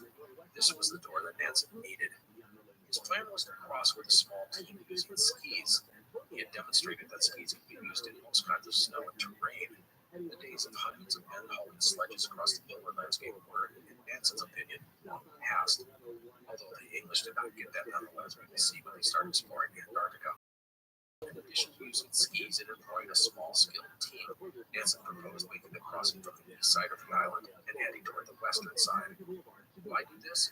Well, if a team did traverse the interior and get to the eastern coast of Greenland, the unpredictable ice would make it very hard for those men to coordinate their extraction from the island. I mean, a team could reach the eastern coast of Greenland and find that the ice was blocking the coast for 50 miles out to sea. How would they get to the relief ship? Nansen felt that traveling from east to west was a better idea. This way, any expedition would arrive on a coast with many settlements. However, this plan had two big red flags. The first is that it was difficult, even in the warm months, for a ship to actually get close to the eastern coast of Greenland. The ice on the coast was just too thick and unpredictable. The expedition would need to get as close to the coast as possible. If they couldn't actually reach the shore, take small boats to the ice pack. They could even sit on the ice pack and let the drift take them closer to the coast. And if an opening in the ice appeared, they could hop in their boats and make a dash for the shore. This was all very risky, as again, polar ice just isn't that predictable. But there was another red flag regarding Nansen's plan, and that was if things went wrong, the expedition was doomed. They could not just turn around and head back to a friendly settlement. From the moment they landed on the eastern shore of Greenland, or the ice along the coast, the retreat was pretty much gone. The ship could hang around for a while, but as the ice shifted, a vessel might need to put out to sea to avoid getting trapped in the ice pack. So why take this risk? Well, Nansen felt that if men were given the chance to push forward or retreat, they'd take the easy way out and turn back. But if the best chance of survival was forward, they would do anything, risk everything, to make that happen. Nansen would later say their motto was, quote, death over the west coast of Greenland, end quote. And with that in mind, Nansen would hatch his plan for a crossing of Greenland in the summer of 1888. If he wanted to depart the following spring, that would not leave him with a lot of time to make his expedition a reality. To plan such an enterprise in such a short time frame was very risky, but Nansen had the utmost confidence in what he was doing. He would use skilled people, travel light, and move fast. Speed, above all else, was critical to Nansen's plan. The route he proposed would cross about 700 kilometers, or 435 miles, of Greenland's interior. 30 kilometers, or about 19 miles a day. That was twice what any polar expedition had even dreamed of traveling. If all went well, they would make the crossing in about 25 days. To be safe, the team would carry provisions for twice that number.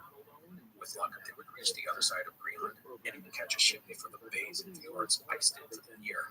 They'd be back before the year was out. It was all wildly optimistic and dangerous. The first thing that Nansen did was to travel to Sweden, where he consulted his hero, Adolf Nordenskiöld, the first man to make the Northeast Passage from Europe to Asia a decade earlier. Nordenskiöld was enthusiastic about Nansen's plan. He believed the skis were a good idea, although he himself did not ski. Skiing was still very much a Norwegian thing. Nordenskiöld also recognized the tremendous risk involved. He was especially concerned about getting an expedition together in such a short time. Nansen would ask about using the Sami people, or Lapps, or Laplanders, as they were called at this time by the Europeans. The Sami, Nordenskiöld said, were good to have on any expedition. Skiing was a part of their way of life, and surviving the harsh winter conditions of the north was something they did all the time. The Sami, however, Nansen was warned, were difficult to handle. Their culture is very different from the rest of Europe. In the end, Nordenskiöld enjoyed being a mentor to Nansen, and he reinforced most of what Nansen believed about how he should proceed with his plans. Nansen would announce his expedition plans on November 24th, 1887, in the newspaper. In it, he called on people to apply to go on the journey. Nansen was looking for men with a very specific skill set. First, they had to be good skiers. That was critical. Second, he was not interested in city-raised men. He wanted men who were accustomed to hard work and long spells in the wilderness. He felt country types were his best option, as they would be tough and adaptable. Third, he was looking for young men in good physical shape who would commit to an expedition long-term. Fourth, he wanted only unmarried men who had no children. And fifth, he wanted Norwegians. For Nansen, this was a way to promote Norwegian nationalism and pride. To Danish explorer Gustav Holm, he would write, quote, with 3 to 4 of the best skiers to be found, I propose to sail on a Norwegian sailing ship at the beginning of June, and around 66 degrees north latitude, attempt to approach the coast as closely as possible, end quote. Amongst the skiers, Nansen decided he would bring 2 men from the Sami. This was an ambitious plan. He was proposing to start further north than anyone had ever explored. Honestly, people thought Nansen was crazy. His plan was just too risky. He would only leave himself and his team to their deaths. Some suggested that he spend a season in Greenland to get a better feel of what lay ahead. But Nansen was undeterred. He was going to go in 1888. The last thing he wanted was to compete with an American team under Robert Perry. The one change Nansen did make was on the advice of Gustav Holm, the Danish explorer I just mentioned. Holm convinced Nansen to start his journey a little further south at an Inuit village at the farthest known northerly point on the east coast of Greenland. But other than that, Nansen was determined to move forward. He now had several tasks to complete if he was going to get his scheme off the ground. First, he had to obtain financing. Second, he had to assemble his team. And third, he had to outfit the expedition for the Greenland crossing. Regarding financing, Nansen approached the University of Christiania for a grant, estimating the expedition would cost 5,000 kroner, which, if I did my math correctly, translates into about $45,000 in 2022 money. So fairly modest. He was prepared to pay for it all himself. However, if he got public financing, he felt it would give the expedition a sense of national approval. The government, however, rejected the request for funds on January 4th, 1888. But a few days later, a wealthy Danish businessman, Augustin Gamble, reached out to Nansen after reading about his plans in the newspaper, expressing interest in financing the expedition. A deal would be struck, and Nansen would have the money in hand by the end of the month. So, with money in the bank, let's turn to Nansen's team. Nansen would try and recruit some of Norway's more well-known skiers, but he would have no luck. People saw his plan as too risky, plus the idea of away for at least half a year held little appeal to most men. Still, in time, Nansen would form his team. The first person I'll talk about is Otto Sverdrup. Sverdrup was a 33-year-old sailor and outdoorsman. He had grown up on a farm between a mountain and a fjord and had gone to sea at 17. He was a rugged, resourceful man and had been recommended by Nansen's brother, Alexander. Due to his common sense and resourcefulness, Sverdrup would become the unofficial second in command of the expedition. The second member of the team was Olaf Christian Ludvigsen, a 31-year-old military officer. The other two team members would come from the northern Sami people. Getting to Sami was difficult, as Nansen could not go and interview them himself. He would thus have to get someone to recruit them for him. The two Sami would not arrive in Christiania until April 16, 1888. They had traveled more than 1,000 miles to join the team. Their names were Ulla Nilsson Ravna and Samuel Johannesson Bolt. They showed up wearing the traditional clothing of the Sami, a blue jacket with red and yellow stripes. They spoke broken Norwegian. Neither man had ever been south of the Arctic Circle, and they had never heard of Greenland before being recruited for the expedition. They had been lured to the expedition by a salary of 800 kroon, but in reality, it had been difficult to find anyone interested in the job. The main issue was that no one wanted to go away from home for such a long time frame. All this meant that Nansen's recruits were not exactly what he wanted. Boltu was 27, but he was a river Sami, meaning he was settled. He was not one of the mountain Sami who were nomads and survived by following a reindeer much of the year. Nansen had wanted both of them to be mountain Sami. The second guy, Ravna, was a mountain Sami, but he was 46 years old and had a wife and 5 children. Nansen was tempted to send both the men back, but this late in the game, he had little choice but to accept them into the team. Now, late in the process of forming the expedition, Nansen decided to add one more member, who would settle on 23-year-old Christian Christiansen. Christiansen was a noted skier and sailor and was known and recommended by Sverdrup. With the addition of Christiansen, the team was complete. That takes us to the outfitting of the expedition, and this is where Nansen will shine. Nansen studied all the reports of earlier polar explorers, seeking to find insight into how best to accomplish his goals, and thus outfitting the expedition was critical to him. Now, everything he was doing was to be done with speed, simplicity, and mobility in mind. Nansen would go on to design and build all sorts of supplies and tools from scratch. Taking it on from the Sami, he designed the sleeping bags using reindeer fur so they would be light and warm. For transportation, he tested sledges used by the Sami and Inuit, but settled on a design based on the kind used by Norwegian farmers. These had broad runners like skis and were versatile and durable. They used no iron. Instead, leather thongs were used to hold them together. These sledges would be pulled by the skiers. Nansen would test out one of the sledges by towing it from Bergen to Christiania. The result was a great success. Nansen's sledge design would be one of the most innovative aspects of the expedition. By the way, Nansen would never seriously consider using dogs, at least not yet. He toyed with using reindeer, but they would need to forage for food, which wasn't going to happen on an ice cap. Nansen also had new ski boots designed and built a stove that would work more efficiently in the cold and high altitude. As for clothing, he stuck to the idea of layers. Each man would wear 4 layers of light wool. This included underwear, a shirt, a sweater, and a jacket. The knee breeches and leggings were also made of wool. Nansen also had a wind jacket made. This was made of light cotton and based on the Inuit anorak. As for a tent, Nansen ordered it specially from Copenhagen. He had it made from various pieces, which would allow the various parts to be used as sails for the sledges if the opportunity came up. The other item on the list was food. Nansen was not too worried about scurvy, as the team would theoretically not be on the ice alone for a long time. What he needed was a high-caloric diet, like that used by Norwegians on mountain tours. Thus, he would order canned pemmican, a staple of travel for decades. Pemmican is a dried meat mixed with fat and formed into solid cakes. They are high in calories and perfect for men working hard. There would also be more, including skis, which we will talk more about next time. But I think you get the idea about Nansen's preparation. It was, to be honest, unlike most polar expeditions in history. He had taken the available knowledge and tried to provide a logical solution to the challenges ahead. So many times, the men running expeditions in this era lacked vision. It's almost as if they started outfitting a polar trip by going to the local department store. But not Nansen. To him, preparation was so critical, and it would help him survive what lay ahead. So with all the planning coming together, much of it at the last minute, Nansen had 2 other things on his plate. The first was that he was taking Inuit language lessons from a woman, Christiania, wife of the retired governor of southern Greenland. That the expedition would interact with the Inuit was not a sure thing. Credit Nansen for preparing for any such encounter. The second item was his dissertation. Remember that? He had submitted his dissertation in previous November, and the staff at Christiania University had considered it for months. Now it was time for Nansen exams, followed by Nansen's defense of his report. This entailed going through the devil's advocate process, where two opponents of the paper's results would essentially challenge Nansen and his findings. The date for his oral defense was April 28, 1888, just 4 days before he was set to depart for Greenland. Well, it's not like Nansen had anything else to do. Anyhow, the clash between Nansen and his opponents was fierce. The big thing was that Nansen was proposing some radical ideas that meant setting aside commonly accepted theories.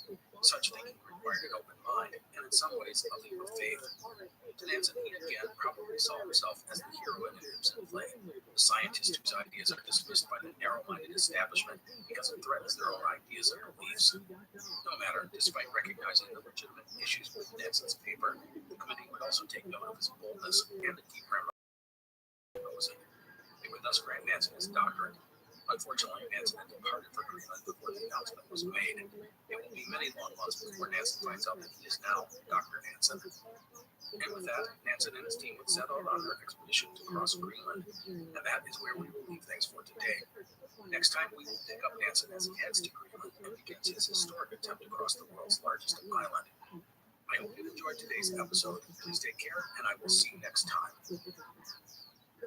The Explorers podcast is part of the Airwave Media Network. Go to airwavemedia.com to find other independent podcasts, such as Attaboy Clarence and Ben Franklin's World. The coast. The water between the island and the coast was mostly clear. And while this was great, when Nansen took a reading of the location, it would prove to be disheartening. Over the past 2 weeks, they had drifted south about 235 miles, or 380 kilometers. The southern tip of Greenland, Cape Farewell, was only about 200 miles, or 320 kilometers away. They could head there and reach a settlement, but that would be giving up, and some of them thought this was the best option. Dietrichson suggested that the team winter on the east coast and try to cross the next summer. Nansen weighed the consequences of each decision. It was getting dangerously late in the summer for a crossing. Cold would come sooner than later. But Nansen couldn't bear the idea of giving up. His obstinate nature and ego refused to yield to the idea of failure, not while there was still a chance. The expedition would thus move back north, rowing their boats along the shore. The goal was still to reach Sermelek Fjord up the coast and to make the crossing to Disco Bay. That night, the men would have a special celebratory meal of chocolate, cheese, biscuits, and jam. And so up the coast the boats went. The way was mostly clear, but the men had their boat hooks ready to push aside ice as needed. The rowing was exhausting, but progress was steady, the team making 18 miles or 30 kilometers on the second day. And then, that evening, as they were eating their meal, the men thought they heard human voices amongst the cries of the birds. Nansen grabbed the telescope and scanned the horizon. He would spot 2 black dots, kayaks. It was the local native people, the Inuit. Excited to find other human beings, the men jumped up and down, shouted, and waved. The kayaks would cautiously approach them, as the Inuit had never expected to find white men in such a place. Nansen described the natives, who he called Eskimos, as wild-looking but friendly. With the combination of Nansen's Inuit language skills and an Inuit phrase book and a lot of hand gestures, it was determined the natives were heading north to a large glacier called Pusortok. Nansen knew about the glacier, as Danish explorer Gustav Holm had encountered it on his travels. It was 6 miles wide, or 10 kilometers, its high, icy cliffs jutting out into the ocean. The glacier was feared by the Inuit because large fragments of ice would break off underwater and shoot up to the surface like projectiles.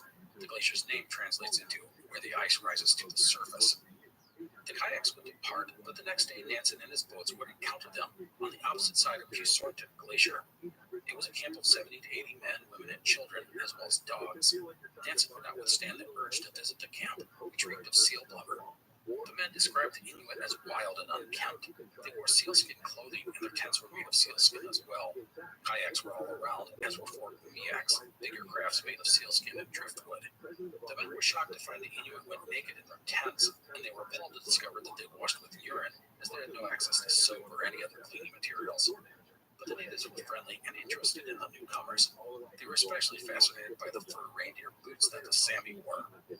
The Inuit were actually 2 groups, one heading north, the other south. The ones heading south were going to trade with the Danish settlements. They especially wanted tobacco. Nansen noted that they possessed non-native items such as beads and wooden crates. That night, Nansen and his men stayed at the Inuit camp. However, they didn't sleep much because the dogs howled endlessly. The Inuit would leave early the next morning, and Nansen would tag along with the northbound group. He wanted to use their expertise and knowledge to help them up the coast. The Inuit were happy to have the Norwegians in their big boats go along with them. One of Nansen's boats would take the point, pushing aside ice chunks as they went.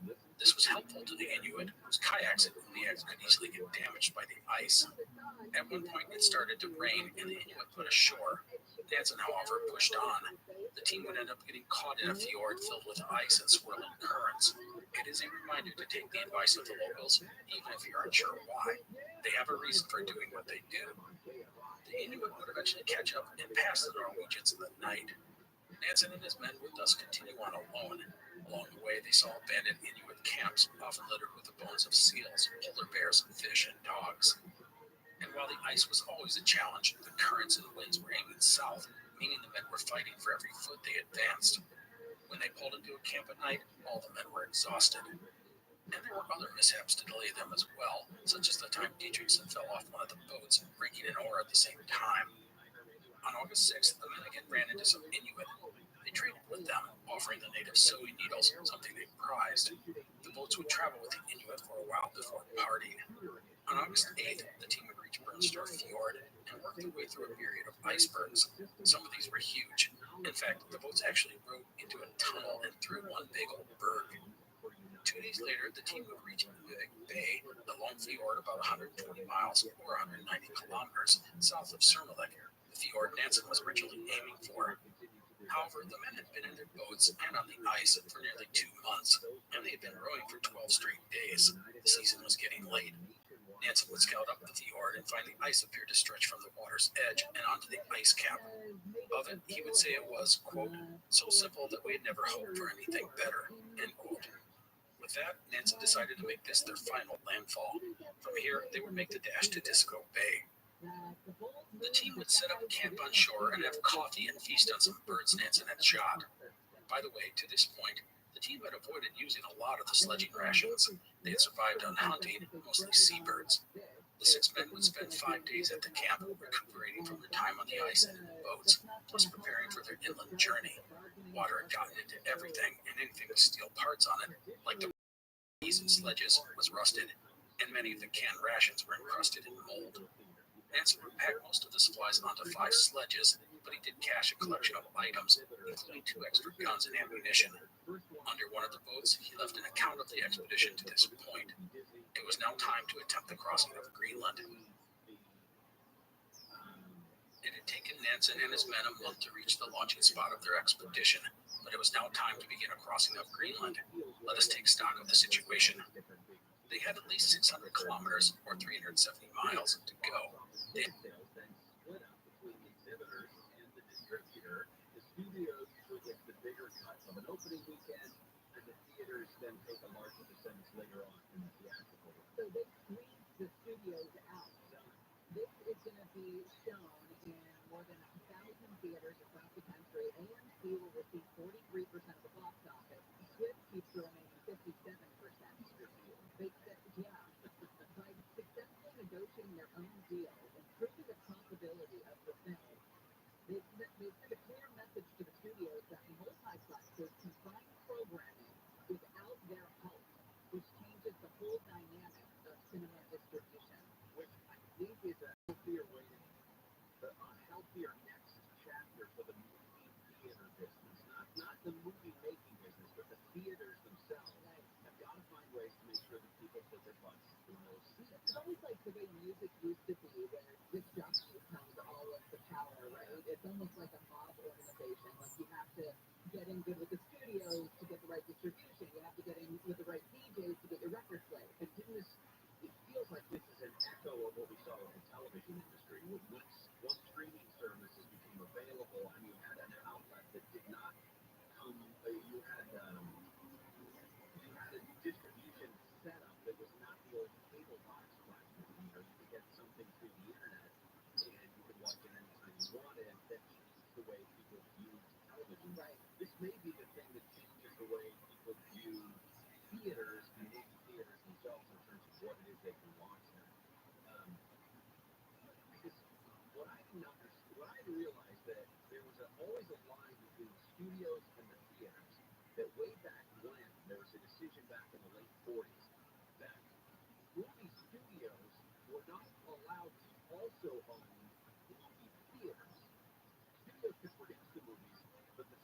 the ones that got to actually show them.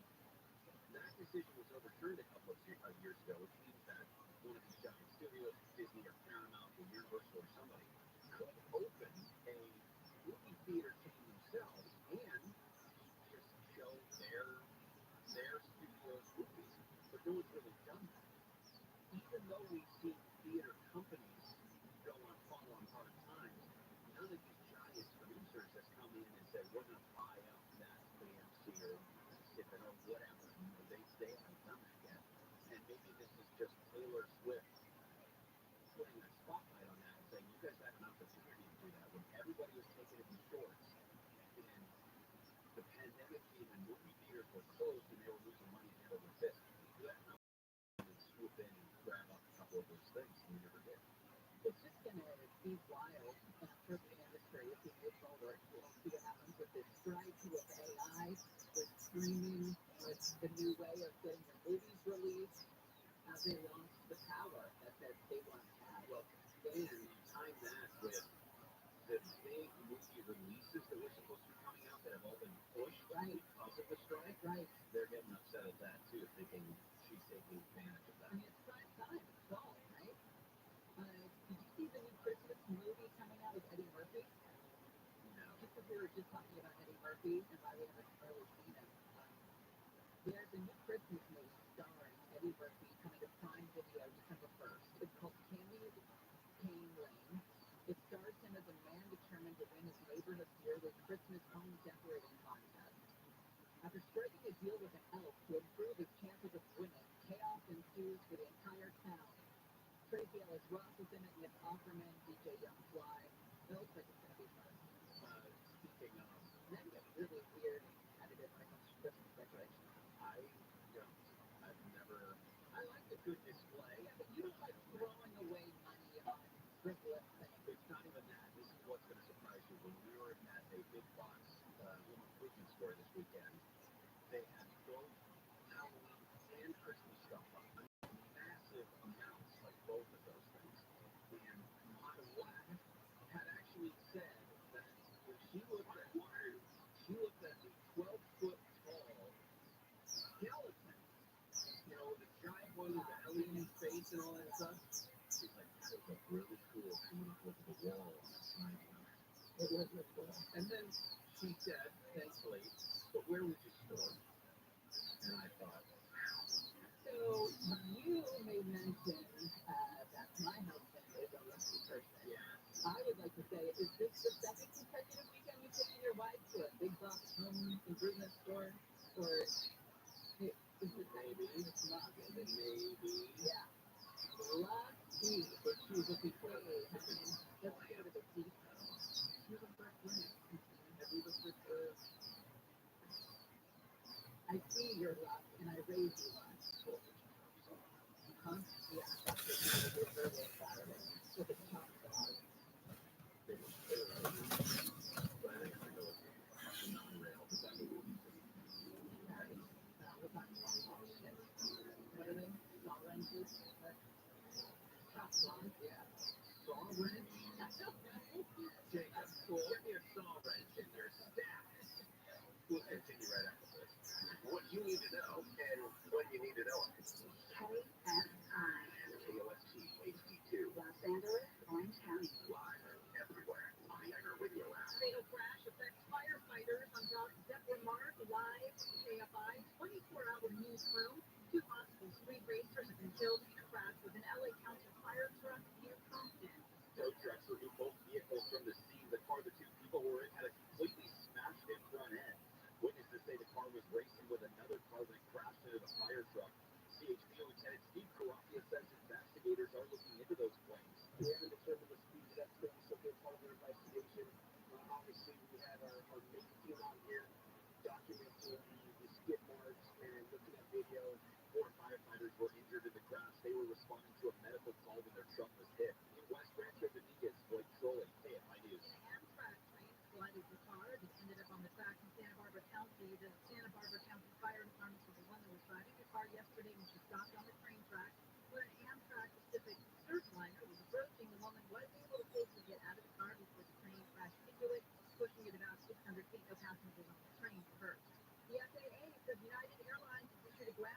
for all flights around the country due to a computer issue. All departing flights will be held on the ground until the airline gives an all clear. Officials in Newport Beach say the wildfires in Hawaii are a good reminder to be ready for all disasters. The city's emergency management agency says it wants people to know that September is National Preparedness Month, and they want people to be aware of Newport Beach's outdoor warning system. Sirens are located at West Newport Park, Marina Park, and West Jetty Park, which can also broadcast announcements. The sirens are activated for emergencies like tsunamis, flooding, fires, or other disasters.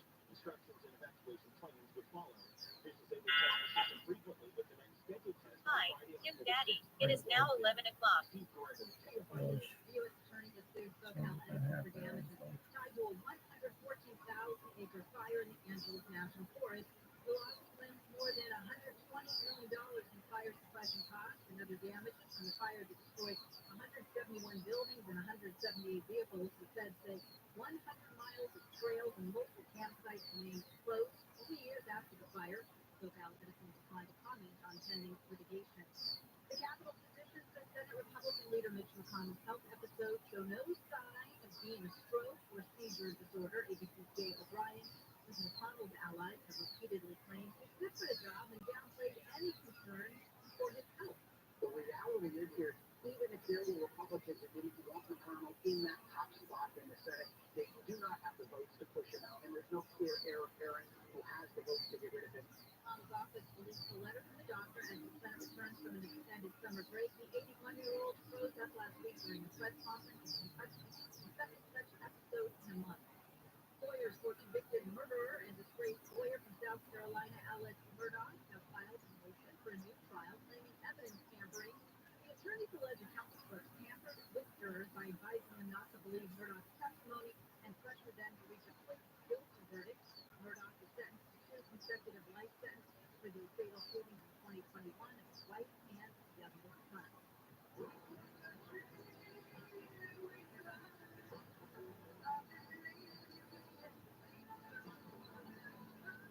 And the singer-songwriter known for the 70s song Dream Weaver has died. Gary Wright was also known for the song Love is Alive and Sunshine Help Me. His family took a drive yesterday to film in Palos Verdes State. He had Parkinson's disease and Lewy body dementia. He was 80. The New Year 5 financial update brought to you by Jacoby Myers Injury Attorneys. The Dow is down 111, S&P 500 down 12, NASDAQ up 2. Don't wait. That's like your compensation after an accident. Call Jacoby Myers now.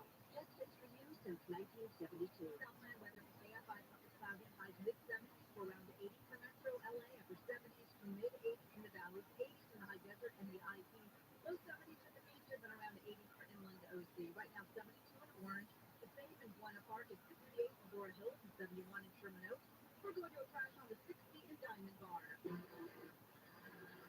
Soon at 60 eastbound, right at Hillsbury, a couple of big rigs tangled, then making their way over to the right shoulder. In Rialto, 10 eastbound before you get to Riverside Avenue. Got an accident. Good luck in the right lane. Can't let that vehicle move. Just going to be stopping and go coming away from Sierra Avenue. In the east, 210 west at Irwindale Avenue.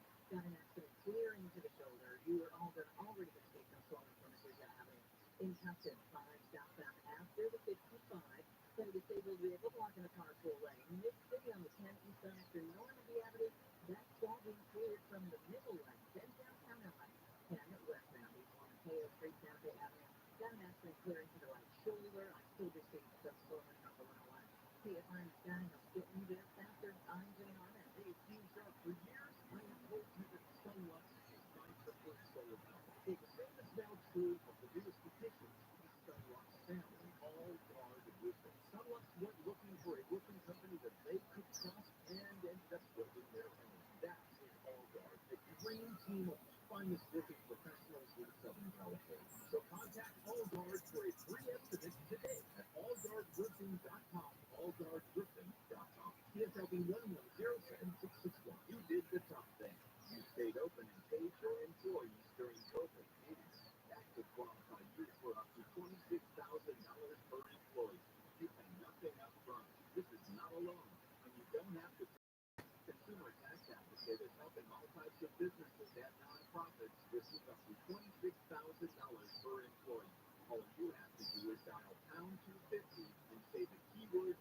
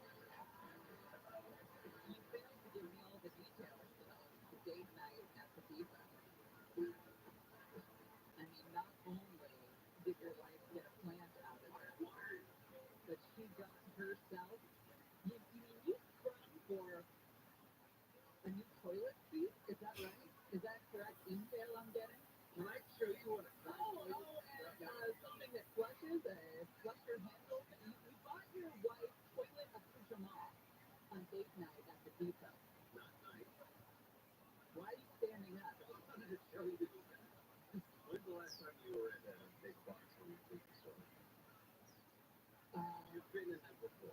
Yeah. So there's usually an aisle. I'm not lucky enough to have a husband who takes me to Home Depot. If he needs to go to Home Depot, he goes. He gets the stuff. He brings it back. I never have to see it. I saw 2 of the largest dogs I'd ever seen in my life at that Home Depot that day. Do you remember Sandlot? Yeah. The Beast? Yeah. It was 2 of those with the same slobber coming out of its mouth, too. I thought that was all special effects. Some men take their wives to dinner. So in the bathroom aisle, not the aisle where the bathroom is, that's way outside of the store, but the aisle where they've got toilets and plumbing and sinks and pedestal sinks and that sort of stuff for the bathroom.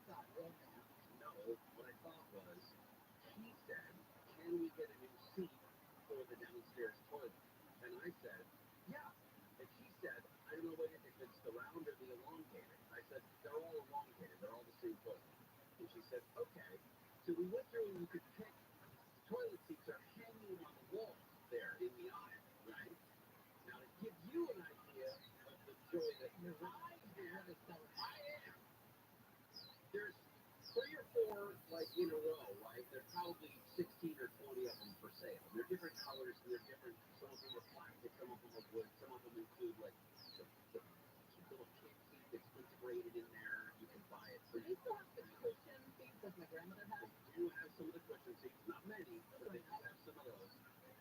As we're going through, we're looking at finding the wood one. I don't like the plastic one, it's awful. The wood one, but also the slow close, right? And it's got to be the right color, and it's got to be the right whatever.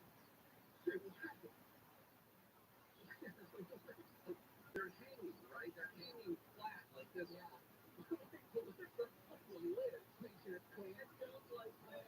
If she sits on it, to make sure it fits right. It's like, how? Like, I just want to see them fit. You found each other, haven't you? And I'm looking up and down the aisle like, lady, who is this? That's funny. So there. And the handle is just the handle, the weird white plastic handle that's in those toes, just down in here. So my follow-up question is, what did you do to the downstairs toilet that I needed a new seat? Or is that just from all of us that come over and use that toilet, make them a little famous? What's weird is the seats, because they're covered in plastic, I mean, they would, but covered with a plastic veneer, whatever it is on top of it. If you clean it and you use an abrasive at all, it gets scratched and it's all dull. It's a weird look, as opposed to the ceramic toilet itself, which you can, be clean and no matter what you hey, you get it. How is the diarrhea falling out of your ass?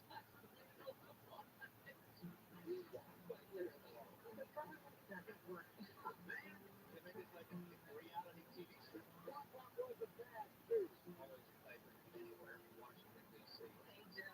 That town is clearly built on the swamps. In so many ways, still a swamp. That's a bunch of malarkey. What is the greatest swamp? The swamp of okay. Yeah, it's well, did we start with the old guy stuff? Yeah, we talked earlier with Brittany Shepard, the ABC News national politics reporter, about the Mitch McConnell saga, about his most recent health episode last week that has lended itself to the broader debate over age that is already dominating the campaign trail.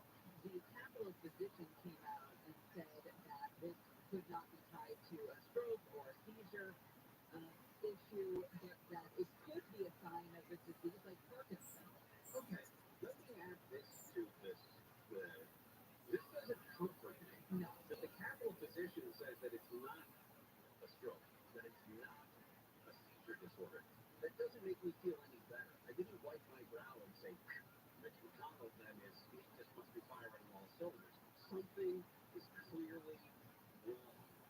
And you can't just say, well, it's not a stroke, it's not a seizure, therefore everything is going to be okay. They described it also as, he described it not being a transient ischemic attack, which is a brief stroke, a TIA. The doctor said the assessments entailed several medical evaluations, including MRI imaging, consultations with neurologists for a comprehensive neurology assessment. No changes recommended in any treatment protocols as you continue recovery from your March 23 fall. And that's the letter to Mitch McConnell himself. But the idea now that we have to pay attention to whether politicians, the leaders in our political bodies, in our legislative bodies, whether they're capable of carrying on. That's not a good place to be. There was an interesting article NBC News wrote, and it was about how Americans used to get a summer break from politics, but not anymore. That August used to be kind of the downtime. The Congress is on recess, the president takes a vacation. And I feel like this article speaks to a much larger issue of we never get any days or weeks away from politics. It is consumed life and national politics too, not about what's going on in your neighborhood. Are you upset you can't, go, the things like the local politics that affects your life, affect your kid's life, affect your business. It's like now everyone's obsessed with Joe Biden's age and Trump's legal issues, and there's just no break. It's just been nonstop since 2015. So I'm curious as to why that is. I mean, I think lately It's an obsession. and why? I mean, what were we obsessed with 20 years ago that was not politics? Was there something better for us to do? Were we more engaged with each other? Okay. I think that's probably it. We were more engaged with each other. Right. It's probably the phones again. I mean, we're bombarded with news that our phones think we want to hear, so we're often hit over the head with more political updates, more political scandal, all of that. And we're just drawn into this thing more than we used to be. Yeah, We could care about each other. It gives us an outsized version of what's really going on in terms of politics and importance. Yeah. But because I get really frustrated with the Twitter/X lately because I'm getting tweets. I've never subscribed or followed Jenna Ellis, one of the 19 co-defendants in Georgia. She was one who stood up there with Sidney Powell and Rudy Giuliani at one of the news conferences and described the shenanigans that she said was the stolen election and the whole voting machine, all this BS. She's actually one of the people who probably will flip against Donald Trump, at least in that Georgia case. Now, again, I've never followed her. I don't care what Jenna Ellis says, but I see her stuff all the time. Why is that? Now, that can't be because there are that many people talking about what Jenna Ellis believes in. And I just got to fix the algorithm. That's got to get in there. But you know what? Speaking of, in the break, I'm going to send Elon a quick email. I also think to that end that when these sites, whether it's Twitter/X or Google News or whatever, when they start picking and choosing things for you, that's dangerous. That should be stopped. I don't want news you think I want to see. Do you think I need to waste more time in the mornings looking at every article that mentions the Chargers or the 49ers or Patrick Mahomes? No. But you start dishing me the crap, the dopamine, I suddenly lose an hour and a half. All of a sudden, you're in the recliner. Like, it's 8:45, you're like, wait, I have to go to work. Exactly. It happens a lot. Every day, I sit at the kitchen table, I have my coffee, I look through the news. What do we want to talk about today? And more, I'm getting these things directed at me that have nothing to do with the news. It's all the NFL. And I enjoy it, but do I need it? No. You're laughing at me. I almost yelled at a man walking his dog yesterday wearing a Rams shirt. Like, why are you doing that to your dog, sir? The team sucks. It was the worst return of the Super Bowl champion ever. 5-12. Now you got a quarterback that can't even talk to the young kids. I lost you there for a second. One of your eyes rolled in the back of your head while you were doing that. I'm here. Did you have a lot of that yerba mate? I had a Diet Coke, Deborah. I went to the dark side. Okay, so I tried the yerba mate. Yeah, I did not like it. But I'm also not a tea person, so I don't know why I thought I would like it. You should try the peach flavor. It's less calories and it's really good. Yeah, I will try the peach. Gary Shannon will continue Swamp Watch.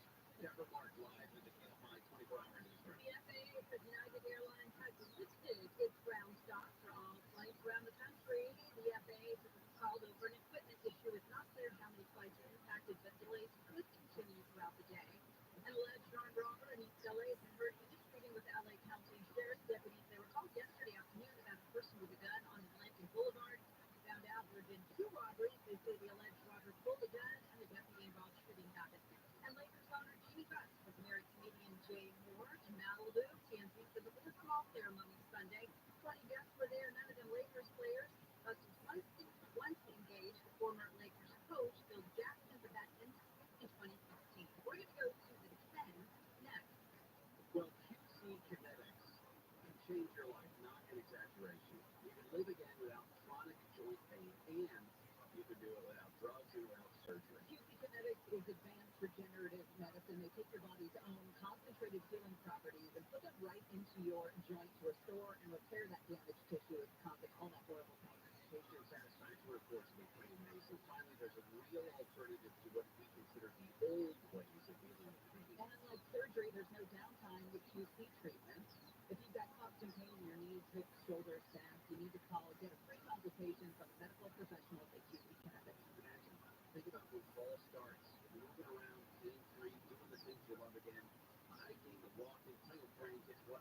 Call QC Kinetics. We have the latest advances in precision, regenerative medicine to attack your pain and bring you lasting relief. QC Kinetics in Glendale, Orange, Mission Viejo, and now also in Costa Mesa. 213-997-PAIN. That's 213-997-PAIN. QC Kinetics, 213-997-PAIN. We're going to crash on the 10 in Rialto. Before we get to Riverside Avenue, try and clear this from the right lane. Still just a little bit slowing there. Also, spin on 5 southbound after the 55. Still got that stalled out glass blocking the carpool lane. It's still be backed up from the 22. In Hawthorne, 405 south at Occidental Boulevard, there's a chair in the middle lane. Stand hit it. Now they're both stuck in the middle lane. In Boyle, 9.5 south to the 10 west in Nectar. Got an accident blocking the 2 right lanes there. KFI Sky helps get you there faster. I'm Jimmy Harman. This report is sponsored by Los Angeles Dodgers. Come to Dodger Stadium on September 19th when the boys in blue take on the Tigers for Dia de los Dodgers, presented by Hornitos. Purchase a special ticket bag to receive an exclusive jersey. For tickets and more information, visit Dodgers.com/ticket bag. At your Amazon Fresh store, you can rely on roasted chicken for $4.97, 2 pound bunches of bananas for 99 cents, fresh bread 89 cents, and more. Visit your local Amazon Fresh store for low prices from A to Z. Head to Amazon.com/SaveTheFresh to see this week's deals. We're going abroad for the first time in years. To Spain. We don't speak Spanish. So we started using Babbel. And started learning Spanish fast. With Babbel, you can start having conversations in another language in just 3 weeks. Babbel's conversational method teaches you real-life words and phrases. And with Babbel's interactive bite-sized lessons, you'll remember what you learned. ¿Cómo te llamas? ¿Cómo te llamas? ¿Dónde eres? ¿De dónde eres? When you learn a language, you want to actually use it. Babbel is designed with that goal in mind. In just 3 weeks, we're starting to have conversations in Spanish. Estoy muy emocionado para ir a España contigo. Oh, you just said I'm very excited to go to Spain with you. Nos vamos a divertir mucho. Imagine, we're going to have a lot of fun. Gracias, Babbel. Babbel, language for life. Celebrating 10 million subscriptions sold. Now try Babbel for free at Babbel.com. Just go to Babbel.com and start learning a new language today. That's Babbel.com. BABBL.com. Today's news requires more facts, more context, and more analysis. The world's never been harder to understand. That's why it's never been more important to try. MSNBC. Understand more.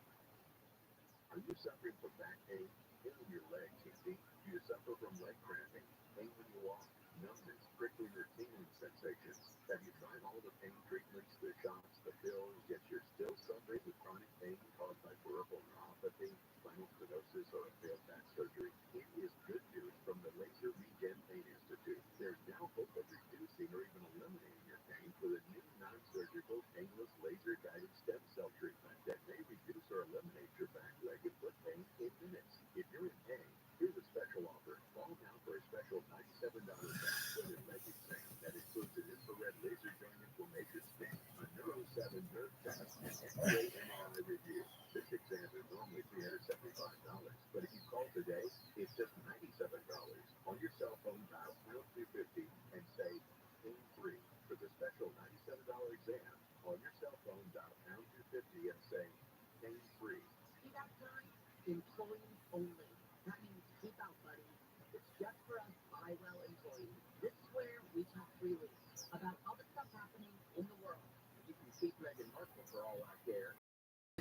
very few legitimate psychics I'm happy. It's employees only, courtesy of Ron Howard, the new podcast from Imagine Audio, Pretty Fast, and iHeartMedia. It's employees only. Listen on the iHeartRadio app or wherever you get.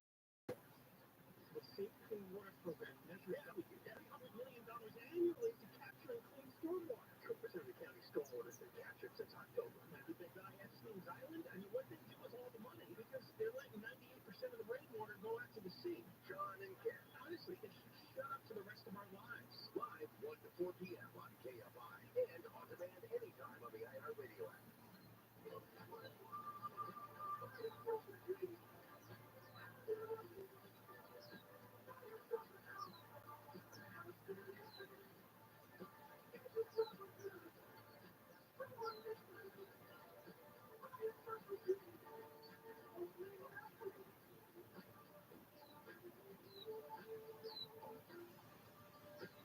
Gary and Shannon's KFI AM 640 live everywhere on the iHeartRadio app. Stories we are following for you today. United Airlines has lifted that nationwide ground stop flight. But you know the problems will probably it's the puddle is what it is. It's going to cause more problems, cancellations, delays throughout the day into tomorrow out again. Apparent computer issue according to the FAA. They don't know how many flights were impacted. I'll go out on a limb and say a lot. People flying out of Burning Man too. Wouldn't that be nice? They have plenty of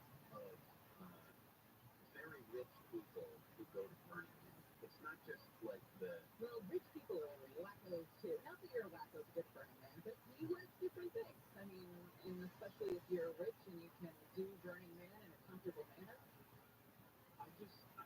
Listen, I'd be up for an adventure like that. I think it would be kind of fun. I don't know if I would do it with 70,000 of my closest friends, but a couple hundred, and everybody's got a place, and you're camping, and you're out there for the weekend, and sure, there's 70,000 people where there's a traffic jam to get in, there's a traffic jam to get out. I have a hard time with concerts like that. Like when we used to go to concerts at Golden Gate Park, and so you're not in a stadium, you're on the grass, and there's thousands of people there, and you roll out your tie-dye blanket or whatever, and you're just sitting there. When those get crowded, in the summer, it's dangerous. You're smelling people's smells. This weekend I have an event to go to, and it's at one of those venues that's going to be hard to get into, hard to get into.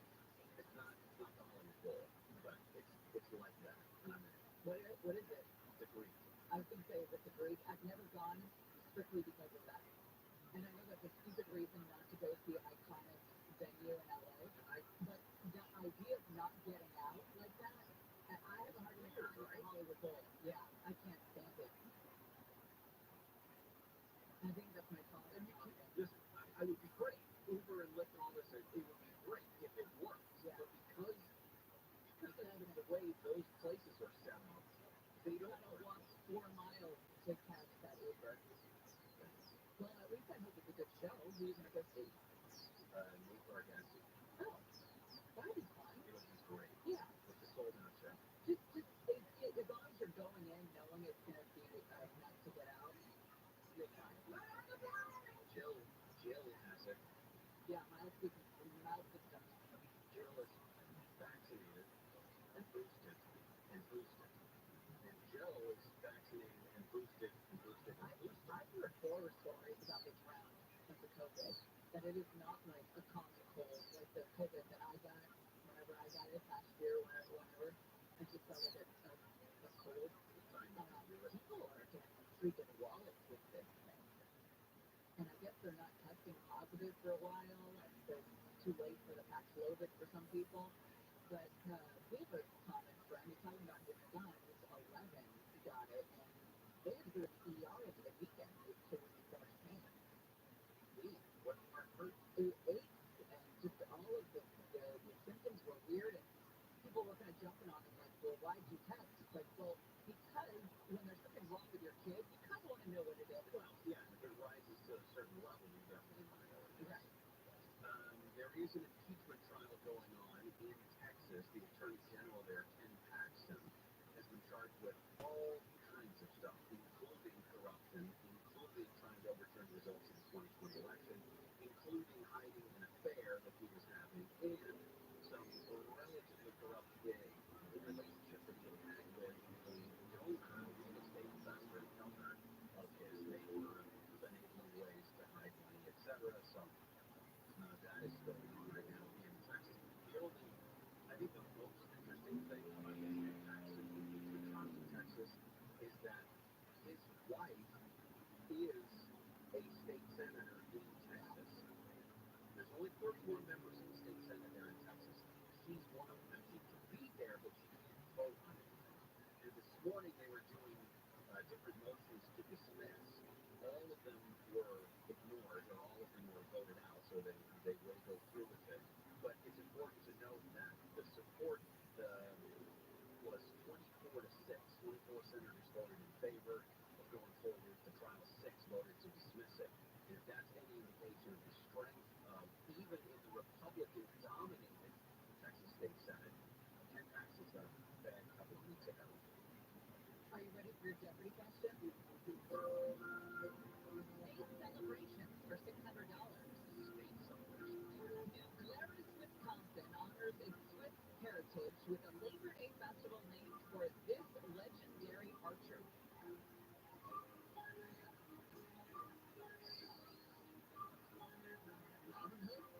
No. William Tell, the guy with the apple, had to shoot his tail to salute the Austrian officials who had to shoot an apple off of his son's head. That's terrible. But he did it. Yeah, he did it. The first time, right? I don't know. I didn't know that. I don't know. Kit Kat. There are different flavors of Kit Kat. That's around with a Kit Kat. Keep the original. Maybe that's what. Maybe that's that attitude that keeps the other flavors of Kit Kat out of America. Yeah, I am a fan of the dark chocolate Kit Kat, however. As opposed to the milk chocolate? Yeah, because I prefer dark chocolate. That's riveting, isn't it? That was everyone wanted to know. I'm going to tell the story about my wife and the toilet seat at Home Depot again. That was a good story. When we come back, Deborah Mark is live on the KFI 24-hour news. Montana police say there's been an increase of fake junking, which is where thieves target people who withdraw cash. Investigators say a person pulled out $1,060, then went to Walgreens but left the cash in an envelope in the car. Surveillance video shows the truck pulled up in July, got out, smashed the window, took the cash, all within 8 minutes. The person was in the store.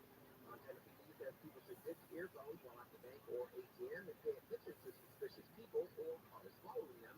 Transfer the cash from the bank envelope to something that isn't obviously holding cash. Keep car doors locked and maybe don't leave cash in the car. Or Ben Carson, KFID.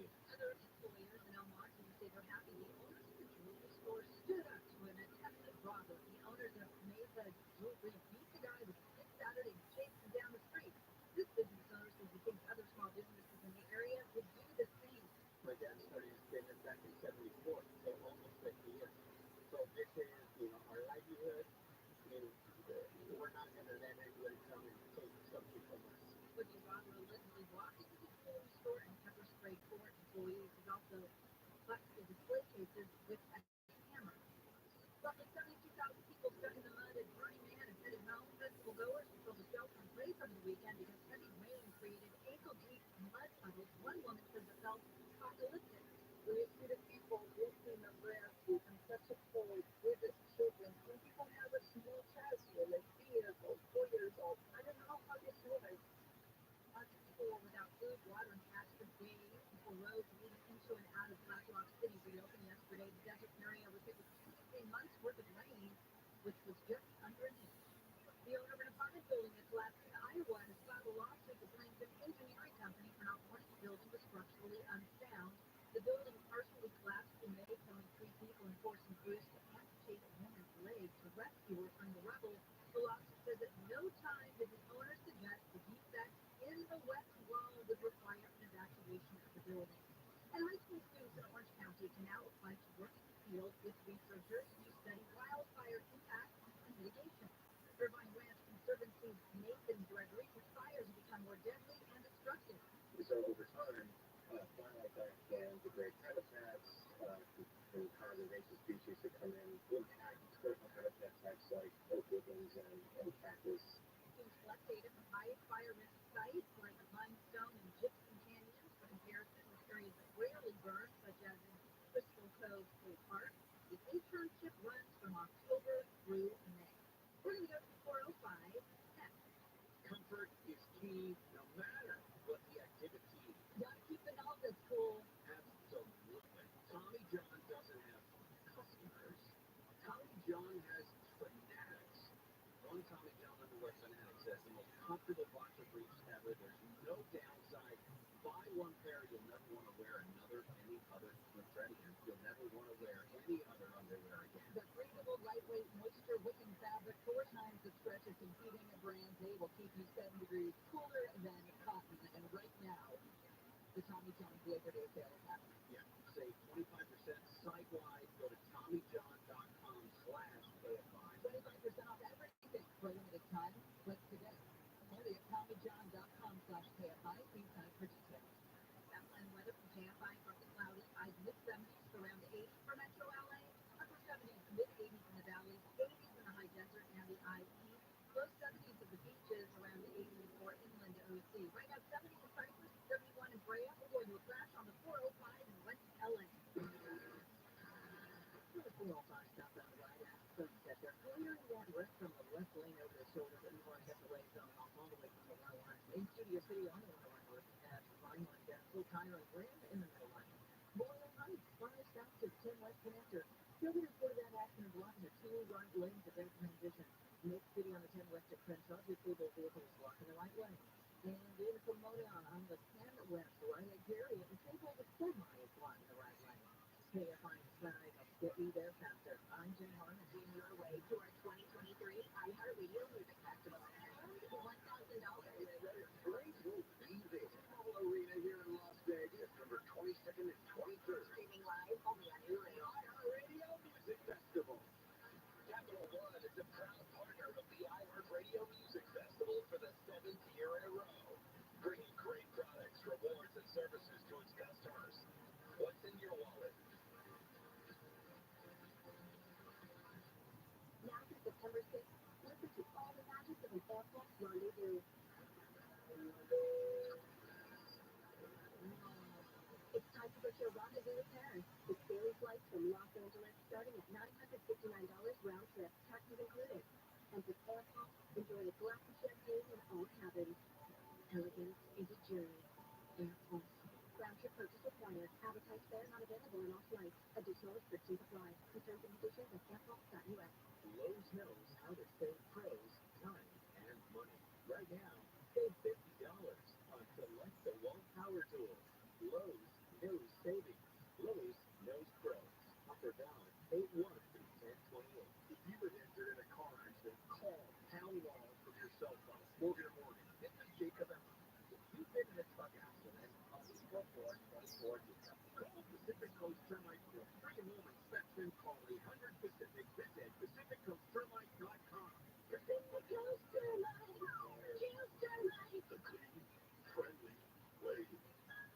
Personal injury cases can be tough, but with Jacoby Myers, the official law firm of the LA Dodgers, you have a winning team. Trust Jacoby Myers to go to bat for you and get a home run in your personal injury case.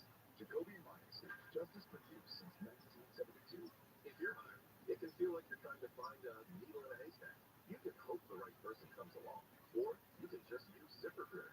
And now you can try it for free at ZipRecruiter.com/radio. In fact, ZipRecruiter has helped a lot of business owners find their needle in a haystack, like Marco, president of operations at Telly Tires and Auto Centers. Because Telly Tires has grown a lot in the last few years, Marco needed to hire everyone from a receptionist to a store manager to a head mechanic. ZipRecruiter helps you find all the right people, even on difficult jobs. ZipRecruiter helps me keep my business running. Take it from Marco and millions of other businesses who use ZipRecruiter. ZipRecruiter can help you find the needle in the haystack. See why 4 out of 5 employers who post a job on ZipRecruiter get a quality candidate within the first day. And right now, you can find ZipRecruiter for free. That's right, free at ZipRecruiter.com/radio. That's ZipRecruiter.com/RA.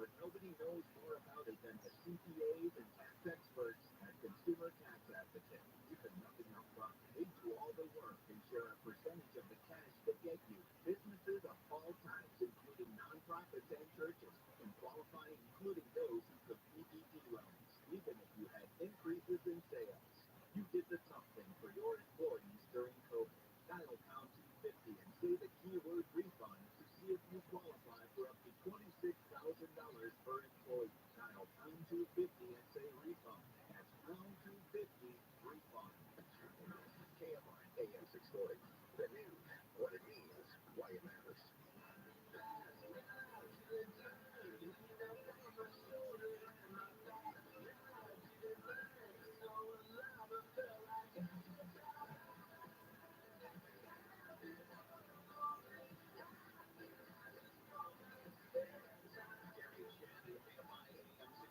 Live everywhere on the iHeartRadio app.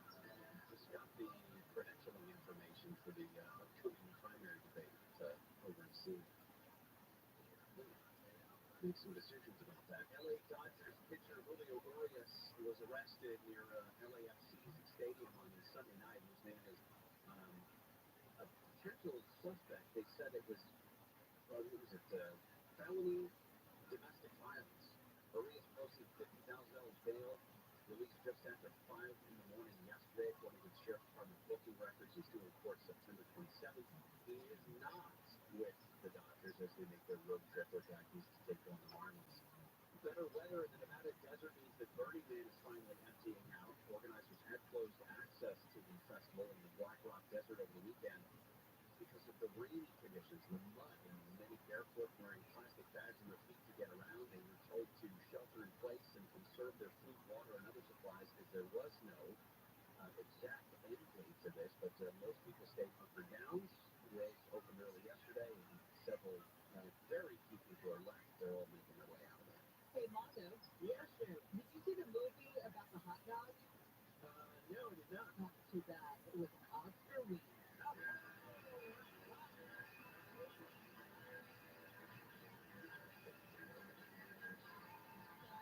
Chose a wiener, Joe, because I had the Dodger dog that you found me, Neil, last night for dinner. Oh, I were that. The whole show. You have all of them? No, I had one of them. We were talking about that. I was at the Gelson's, and I saw them because I knew they existed. And Shannon's like, I looked, I haven't found them, so I sent her a picture. I said, found at Gelson's. And she took friends as I was sending. She's all, listen, get 2 pounds. I'll take it back. She's like, get it now. Okay, put it in the cart now. Don't wait till after you get the mail. All that stuff. So I couldn't run. I hadn't had a chance to hit you with that up instead of it. I love them on the charcoal grill. Oh, man. Okay. Are you savoring those? Yeah. Like sponges? Yeah, I have it. Are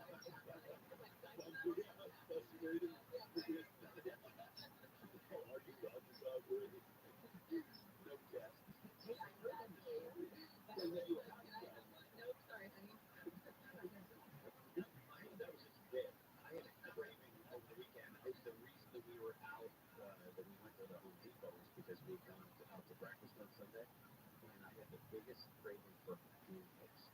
Just to sit down and eat an entire stack of pancakes as big as a ocean liner, and I didn't. I mean, I did have the pancakes, but my craving was not as satisfied as I had. What do you have planned for the anniversary? Like an O'Reilly's trip or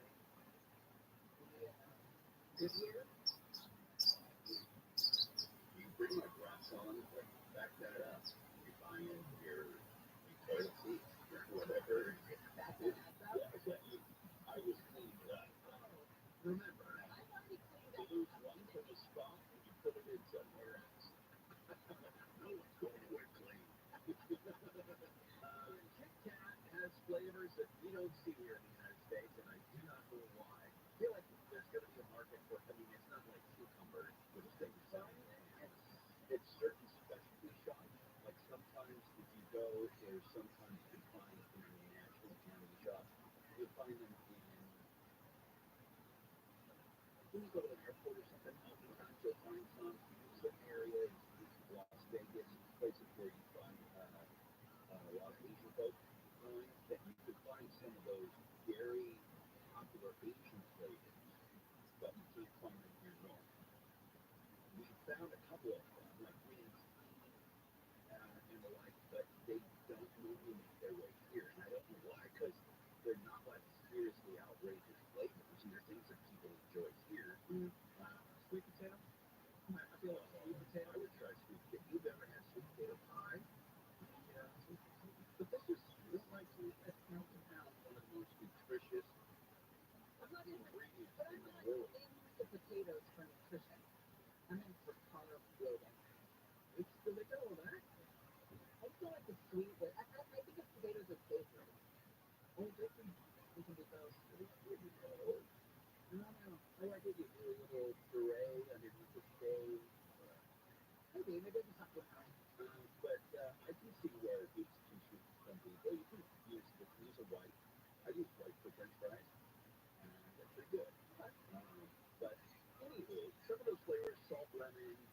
caramel pudding,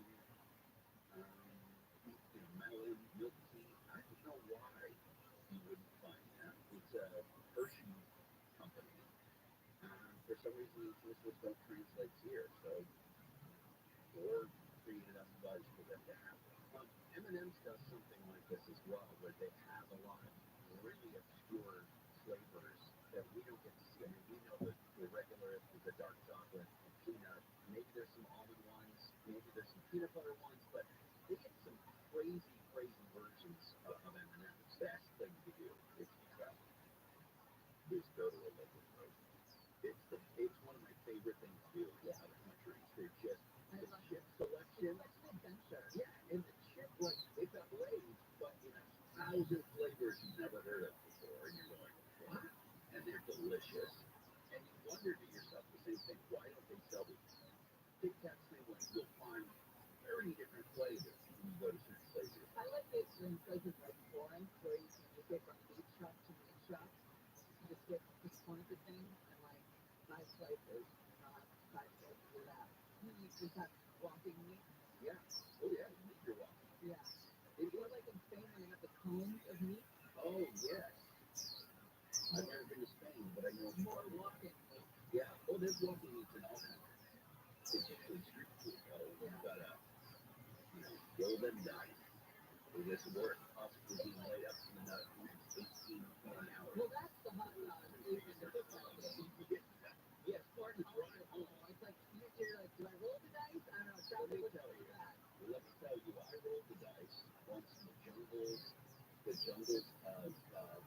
Thailand, and had to get off an elephant, bribe a guy through a translator to take me in his truck 2.5 hours to get me back to where I was staying.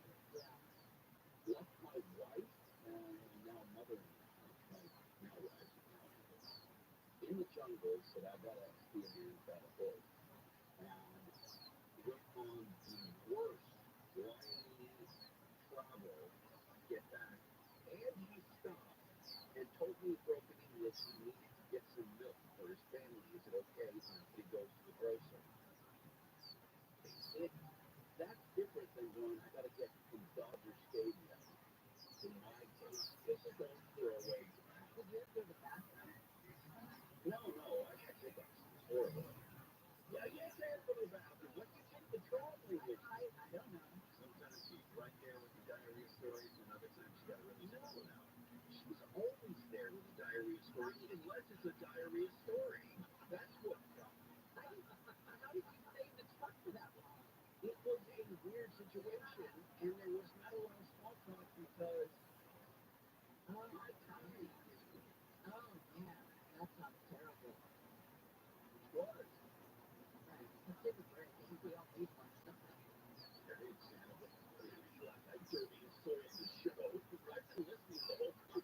Sizzling chicken when we come back. Deborah Martin live on KFI 24 hours. A man has barricaded himself inside a car wash in Industry. LA County Sheriff's Department stand-up started this morning at a gas station near Hacienda and Valley Boulevard. A surgical tool the size of a dinner plate has been found inside the abdomen of a woman in New Zealand who had delivered her baby by C-section 18 months earlier. New Zealand's Health and Disability Commissioner said that Alexis Protractor, or AWR, was left inside the mother's body after she gave birth in 2020. The man who wrote the 1989 movie The Killing Eve died. Screenplay writer Robert Lane died last week of kidney failure at his home in Woodland Hills. He was 81. We're going to the 10 next. Jacob, you got this microphone on? Is it on, Jacob?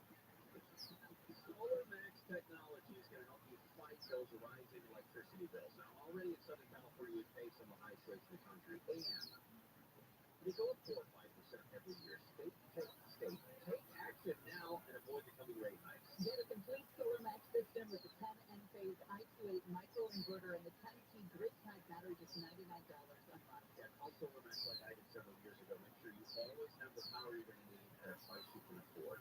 Solar Max has a custom-designed Solar Max system, the 10 N-phase I28 microinverter and 10T grid-type battery, $99 a month. Now, pound 250 on your cell, say that keyword Solar Max, pound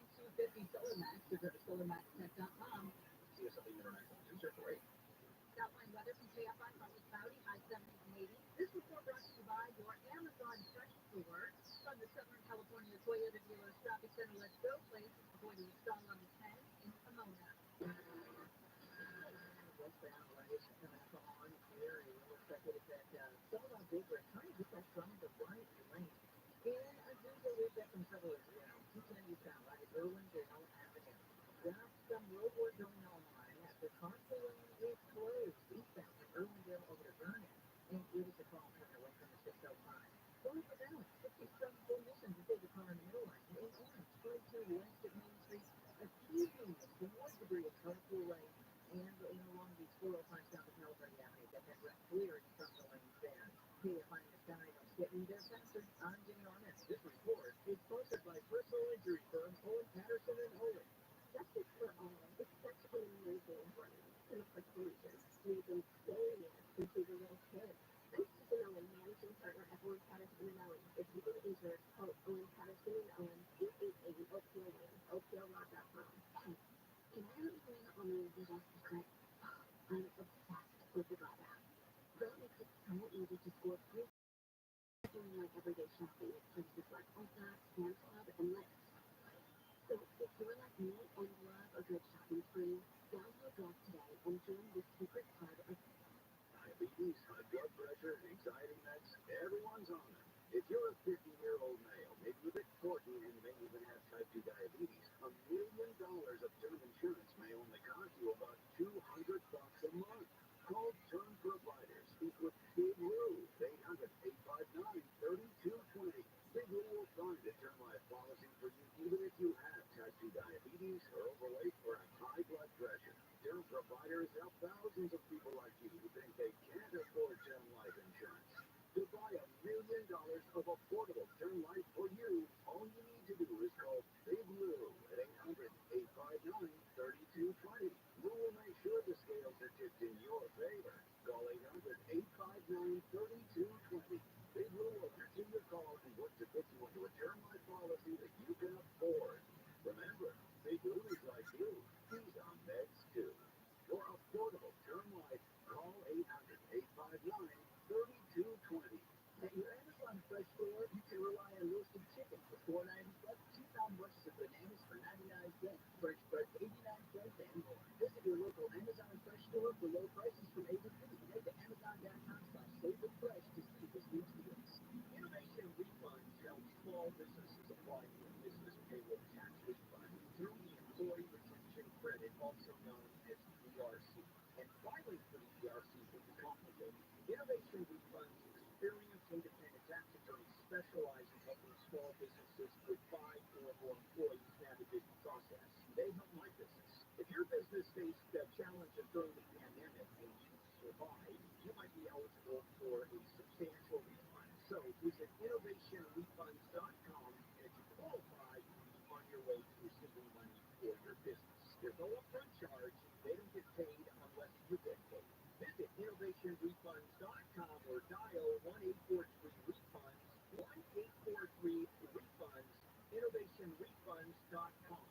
Innovation Research does not provide tax or legal advice. The work of an independent network of tax professionals will share information with them to evaluate and process your claims.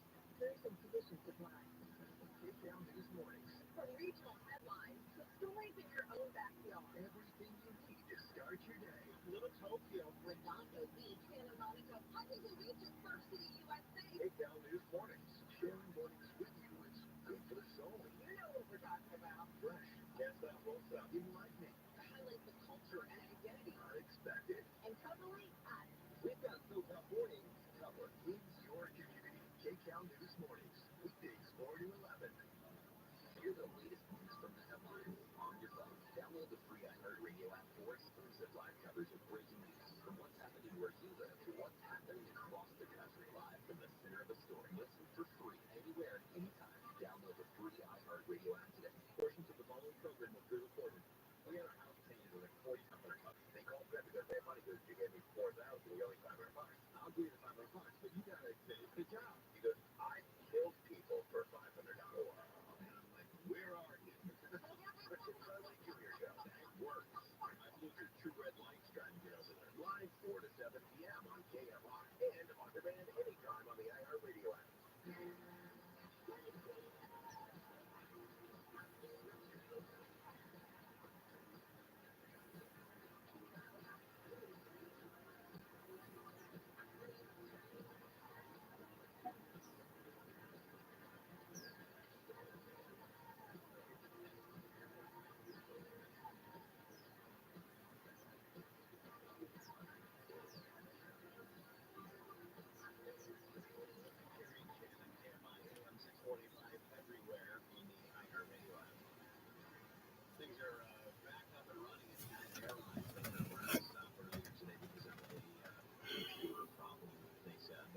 should be getting back. We'll have some ripples and some delays and stuff, but we'll try to get you to where you're trying to go. You're listening to an Airwave Media Podcast. Happened about 12:30 this morning at Avalon and Campbell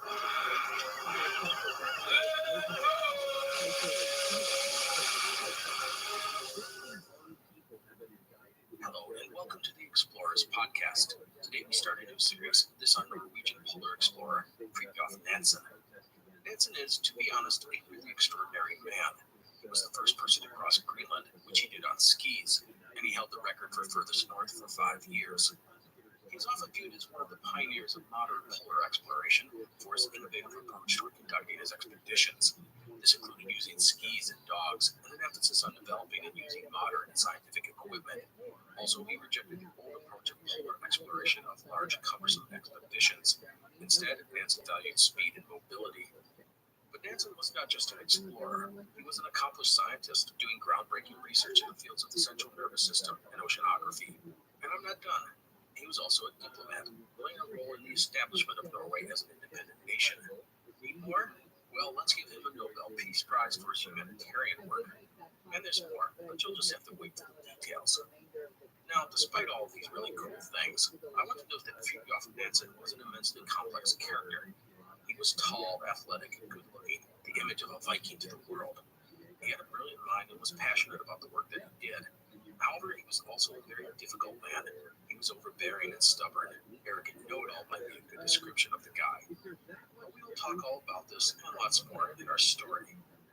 I do want to note that we will focus on Nansen's life as an explorer, because that is what we do on this show. But I will spend some time on the other aspects of Nansen's life, as it's pretty remarkable. Anyhow, that is it for today's introduction. Let's get started with our series on Fridtjof Nansen. Fridtjof Jarlsberg Nansen was born on October 10, 1861, in Christiania, now called Oslo, the capital of Norway. As a note, I'm going to use the name Christiania for this series, as that is the name used by Nansen throughout his life. So, Christiania equals Oslo. Nansen was born into a rather strange political world. Norway was not an independent nation at this time, but part of the, quote, union between Sweden and Norway, end quote. But make no bones about it, Sweden was the boss in this relationship. The union between these two Scandinavian nations had happened in 1814, the result of the Napoleonic Wars. We should note that it wasn't as if Norway was terribly oppressed. It had its own autonomous government, and it was mostly independent, except for foreign affairs. But Norway had been free of outside lords before. People look back on those times and lamented the current situation. Add in the revolutions of the 1800s, and you have a land brimming with a strong streak of nationalism. This is the world Nansen would grow up in, and it would be important in his life. Nansen's parents were Baldur Nansen and Adelea Johanna Tekla Isidora Jarlsberg, which is quite the mouthful. Their marriage was the second for both. Baldur's first wife had died in 1854 of puerperal fever, a week after giving birth to the couple's only child. The child, a boy, would die at the age of 13 after a lifetime of health issues. Adelea's first husband, an army officer, died in 1853 during a cholera epidemic, leaving her to care for the couple's 5 children. Nansen's mother came from an aristocratic family, of which there were not that many in Norway. She was criticized for marrying Baldur, as he was seen as beneath her socially. Many felt that she married him for security. Baldur was 41 at the time of the marriage, Adelea 37. Baldur was seen as a smart and sensible man, but often consumed by monetary issues. Adelea was known to be strong-willed and free-spoken. The big blended family would move into a large home just on the outskirts of Christiania, and there were more children to come. One died within a year of being born, while Fridtjof was born in 1861 and Alexander a year later. I want to note that Norway was still a very rustic land at this time, almost a frontier. It was filled with mountains and glaciers and fjords. The upper third of the nation was, and still is, in the Arctic Circle. The northern regions were home to the Sami people, many living semi-nomadic lives as reindeer herders. Norway had fewer than 2 million inhabitants, with Christiania being the largest city, with a population of just 60,000. With all of this in mind, Norway would be the most innovative nation in one particular area, skiing. And I mention this because it's important to our story. Skiing had been done for centuries in Norway, but mostly for practical reasons. It was a way of getting around in the winter. Skis were critical to the survival of the Sami people in the north. In the 1800s, 1800s, skiing emerged as the national pastime in Norway. People have described it as being part of the Norwegian national spirit and soul. As a result, you'll see skiing grow beyond practical measures and into a recreational pursuit and the nation's national sport. Downhill skiing was practically developed in Telemark, province west of Christiania. Into all of this was born Fridtjof Nansen, and his family's home on the edge of the wilderness was a perfect place for Nansen to grow up. In school, he was not a great student, but he took athletics such as skiing, skating, fishing, swimming, and later hunting. He spent hours, even days, exploring the forests and mountains, usually with his brother Alexander. He was, however, a loner in many ways, not making many friends in school. He was described as moody, and his relationship with his parents was never great. Hi, I'm Daddy. At one It is point, now there were 10 12 o'clock. children in the house, and Nansen often felt like an afterthought to his parents, especially his mother. With his father, Nansen struggled all his life to find a connection. Mulder was a lawyer who valued predictability and stability. He had no interest in the outdoors, although he always supported the activities his children showed interest in. Nansen would grow into a tall, handsome, blond young man. Initially, he was heavy, but he lost the excess weight in his teen years. He excelled at individual sports such as skiing, skating, swimming, and gymnastics. And Nansen never lost his spirit of adventure. He would ski out into the wilderness, cutting his own trails and learning how to survive in the snow-covered Norwegian mountains. Nansen also embraced Norwegian nationalism. Like much of the rest of the population, Nansen would take pride in the homegrown literature, art, and science endeavors that emerged at this time. The nation's greatest artist was playwright Henrik Ibsen, whose critical and commercial success made him a point of pride for Norwegians. And skiing, Norway's national pastime, was growing as a sport, in particular in the European Alps. In 1877, Nansen's mother would die suddenly. With most of the children now moved away, Mulder would sell the family home outside of Christiania and move into a flat in the city. Over the next few years, Nansen would continue to improve as a skier and skater. At 18, he broke the world 1-mile skating record, and the next year won the National Cross Country Skiing Championship. He did a hiking tour of the Hyman mountain range, the highest in the nation, and joined the Christiania Ski Club. A year later, he was off to the Ralph Frederick University in Christiania. Nansen would consider engineering and forestry, but settle on zoology, specializing in lower marine creatures. He would do well in school, but the confines of academia were not his strong suit. And then, in December of 1881, the zoology department announced that they were looking for someone to visit the Arctic and collect specimens of marine life. Nansen would jump at the idea and get the job, mainly because he was the only one to apply. The idea of spending half a year in the Arctic helped appeal to most people, but Nansen embraced the opportunity. Nansen would thus sail north on the steamer Viking in March of 1882. The Viking was a big wooden sealing ship on her maiden voyage, and Nansen would collect the samples at the same time as the ship went seal hunting. He would not have to participate in the day-to-day activities on the ship, but he was expected to be part of the seal hunt. Nansen would do well on this expedition. The captain, Axel Crafty, liked the odd young man, and the two got along. Nansen would shoot seabirds and dissect them, take water temperatures, and collect all sorts of samples. He was also a good artist and made many outstanding sketches. By the way, Nansen's ability with the brush led some to encourage him to become an artist, but science would win out. As for seal hunting, Nansen would take to the boats when seals were spotted and go out to kill and collect the animals. Nansen, who was an outstanding shot, typically was a rifleman. For 2 months, the Viking moved north, trying to reach the seals before other ships beat them to it. By the way, on this voyage, Nansen would get a glimpse of the ship Vega. The Vega was famed for being the first ship to complete the Northeast Passage back in the late 1870s. This meant traveling through the icy Arctic waters from Norway to the Bering Sea, which is between Alaska and Russia. The ship had gone on to circumnavigate Europe and Asia. The leader of the expedition, Baron Adolf Erik Nordenskiöld, was of Finnish and Swedish descent and was a hero to all Scandinavians. The Vega was now back to being a sealer, which is what she had been built for. But the sighting of the famed vessel roused some emotions in young Nansen, and he began to dream of going on his own voyage of exploration. The search for seals would take the Viking between Spitsbergen and Greenland. Along the way, Nansen continued to collect marine life specimens. In the process, he hunted and killed polar bears and even sharks. The Viking would, for a short time, get caught up in the ice off Greenland, where Nansen asked to go ashore. The captain, however, refused. The ice along the coast was unpredictable, and if Nansen was ashore when a passage out of the ice opened up, the captain didn't want to leave him stranded. That would mean his death. In fact, no European had reached the east coast of Greenland in hundreds of years due to this ice barrier. Nansen would have to file away the experience, but it was clear he caught the exploration bug. Of his journey, Nansen would say that it was, quote, the first fatal step that led me astray from the quiet life of science, end quote. Nansen would return to Norway, his job complete. However, he would not return to school, and that's because he was offered a position at a museum in Bergen on Norway's west coast as curator of the zoological department.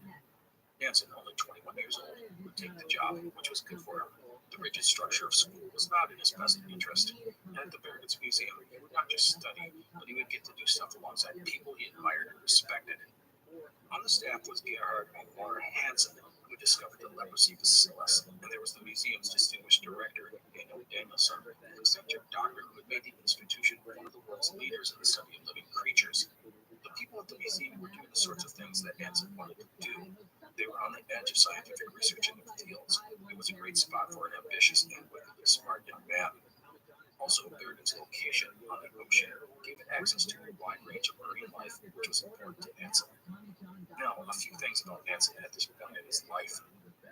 One, as I noted, he was ambitious. He saw himself as the smartest guy in the room, and thus he went about promoting himself and what he did. To this end, he wrote an article for the Danish Geographical Journal about his time on the Viking. He would also write a series of articles for a sporting journal. These were small steps, but it did show that Nansen recognized the importance of being published. Two, at his new job, he focused on studying the nervous systems of marine invertebrates. But let's be clear, his ultimate goal was to understand the human nervous system. There was little understanding of either at this time, but Nansen correctly believed that if you could understand the nervous system of a singular creature, such as a marine invertebrate, you could better understand the nervous system of humans. 3. Nansen, as I said, was a unique guy. He was clean-shaven, with beards with a northern Scandinavia, and he shunned wearing heavy clothing, often sporting only a light jacket, even in the winter. Women were attracted to him. In fact, many of his lifelong friends would be women. He struggled all of his life to find a connection with other men, just like with his own father. Most people attribute this to Nansen's personality. He could be moody, the life of the party one moment, brooding and prickly the next. And people, especially men, saw him as overbearing and arrogant. The word I've often seen attributed to him is overwhelming. I think some of this was because it was men who Nansen would have to compete and debate against all of his life. There just weren't many women in the fields of science and exploration and diplomacy. And so it would be men he would clash with when ideas were put on the table. And let's be clear, Nansen was never the kind of guy to back down.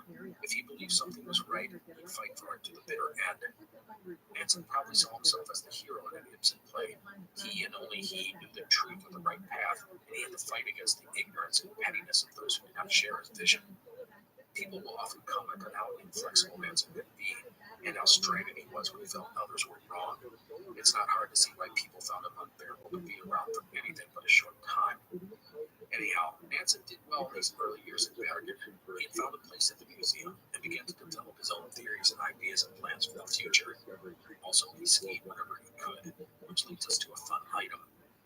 Bergen is on the west coast of Norway, while his hometown, Christiania, is on the southern coast along the big channel that leads into the Baltic Sea.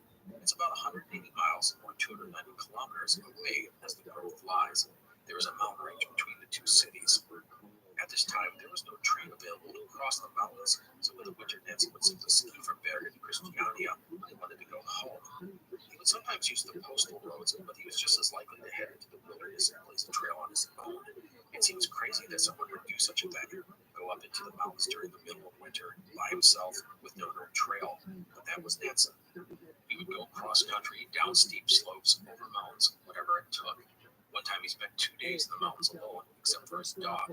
He had no tent, no sleeping bag, no food.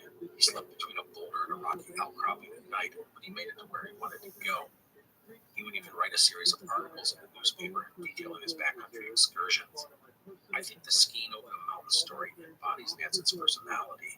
He was bold and cocky and supremely confident, and he certainly saw the journey as being just as important as the destination.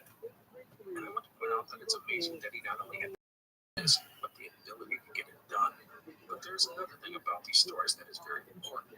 It proved to Nansen that skis can be used in just about any type of snow and terrain, and I want you to hold on to that thought as we will talk about it later. Now, I want to take a moment to talk about an event that will shape Nansen's future. In 1883, Adolf Erik Nordenskiöld, the famed Scandinavian explorer I mentioned earlier, had gone on an expedition to the east coast of Greenland. The shipment made its way through the thick ice on the coast, and ROTHSCHILD would be the first European to step on Greenland's eastern shore since the days of the Vikings. He would head inland onto the ice cap about 100 miles or 160 kilometers before turning around. Nansen was enthralled by the deed, writing, quote, "My wanderlust was roused again," end quote. In his mind, he began to formulate how he could conduct an expedition, such as crossing Greenland, but we will get to that shortly.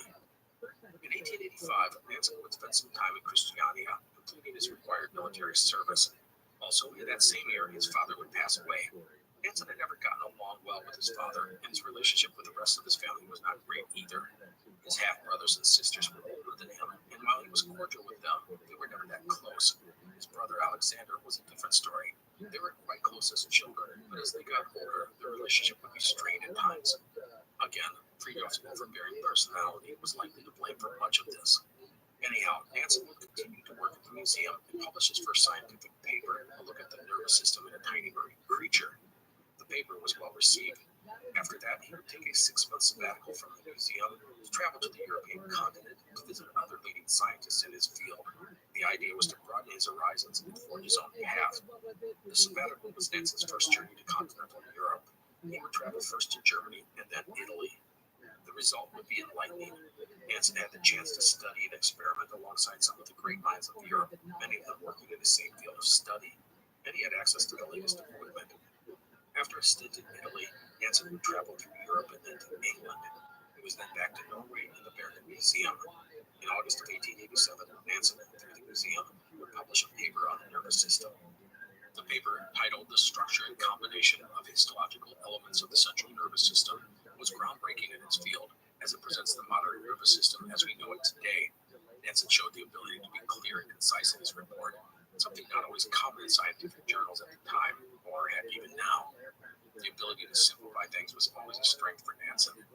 Also, in addition to writing the paper, Nansen had done the illustrations himself.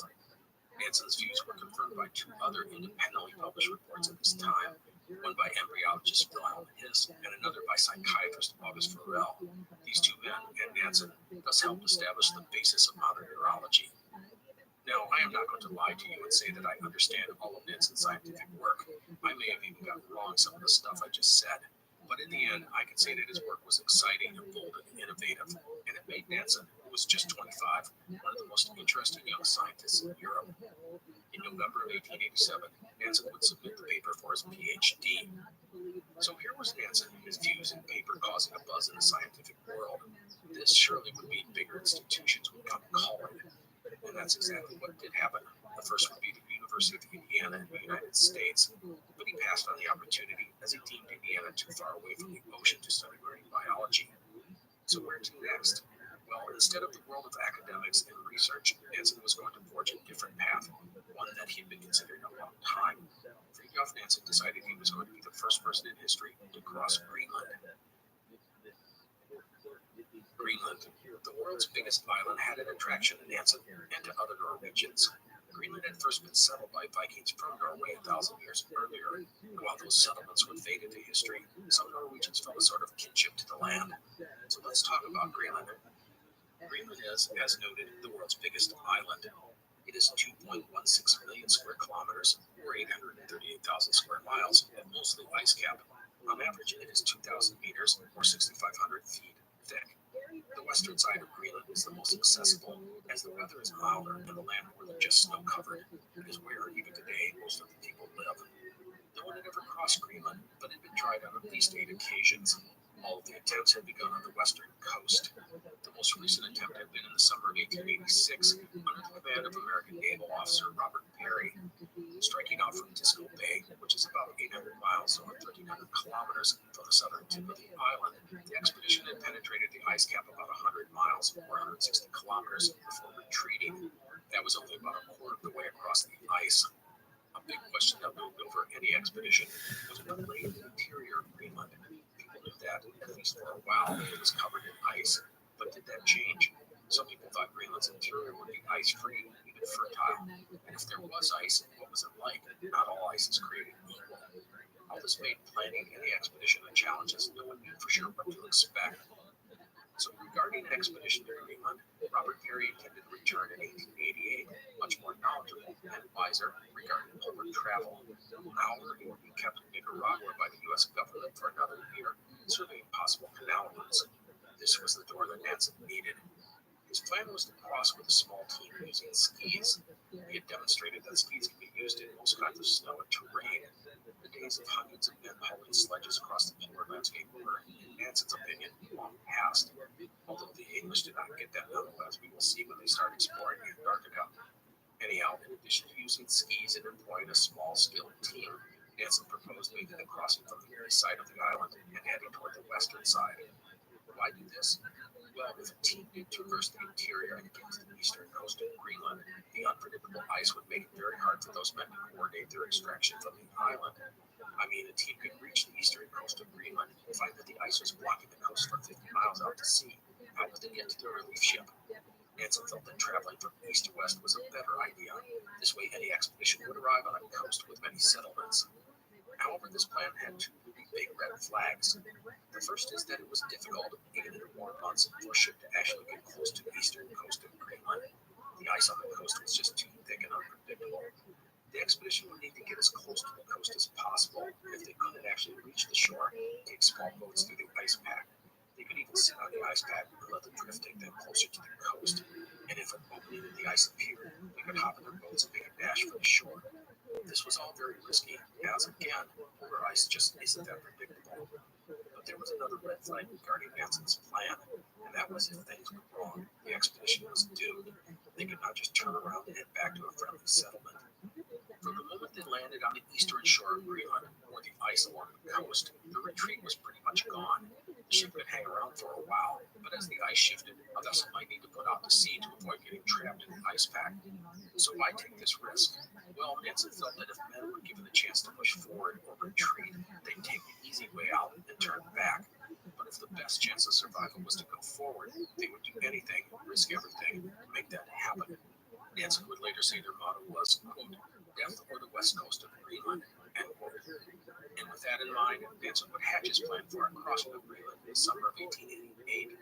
If he wanted to depart the following spring, that would not leave him with a lot of time to make his expedition a reality. To plan such an enterprise in such a short time frame was very risky, but Nansen had the utmost confidence in what he was doing.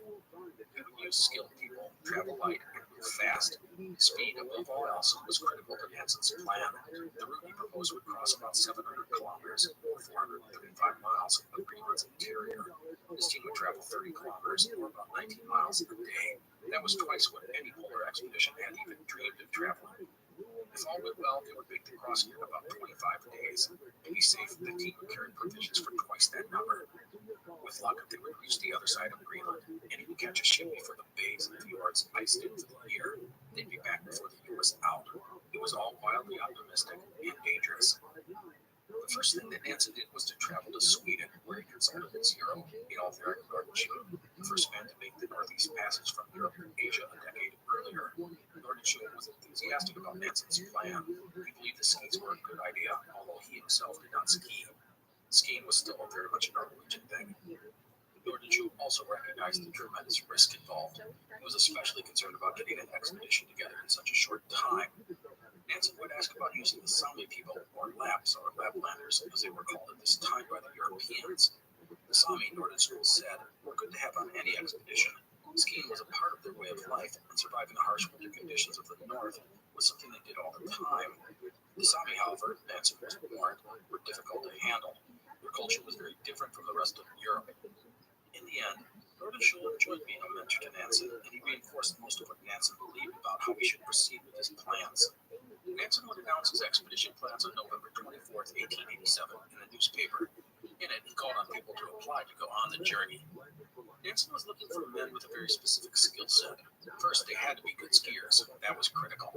Second, he was not interested in city-raised men. He wanted men who were accustomed to hard work and long spells in the wilderness. He felt country types were his best option, as they would be tough and adaptable. Third, he was looking for young men in good physical shape who would commit to an expedition long term. Fourth, he wanted only unmarried men who had no children. And Fifth, he wanted Norwegians. For Nansen, this was a way to promote Norwegian nationalism and pride. To Danish explorer Gustav Holm, he would write, quote, "With 3 to 4 of the best skiers to be found, I propose to sail on a Norwegian sailing ship at the beginning of June, and around 66 degrees north latitude, attempt to approach the coast as closely as possible." End quote. Amongst the skiers, Nansen decided he would bring 2 men from the Sami. This was an ambitious plan. He was proposing to start further north than anyone had ever explored. Honestly, people thought Nansen was crazy. His plan was just too risky. He would only leave himself and his team to their deaths. Some suggested that he spend a season in Greenland to get a better feel of what lay ahead. Nansen was undeterred. He was going to go in 1888. The last thing he wanted was to compete with an American team under Robert Perry. The one change Nansen did make was on the advice of Gustav Holm, the Danish explorer I just mentioned. Holm convinced Nansen to start his journey a little further south at an Inuit village at the farthest known northerly point on the east coast of Greenland. But other than that, Nansen was determined to move forward. He now had several tasks to complete if he was going to get his scheme off the ground. First, he had to obtain financing. Second, he had to assemble his team. And third, he had to outfit the expedition for the Greenland crossing.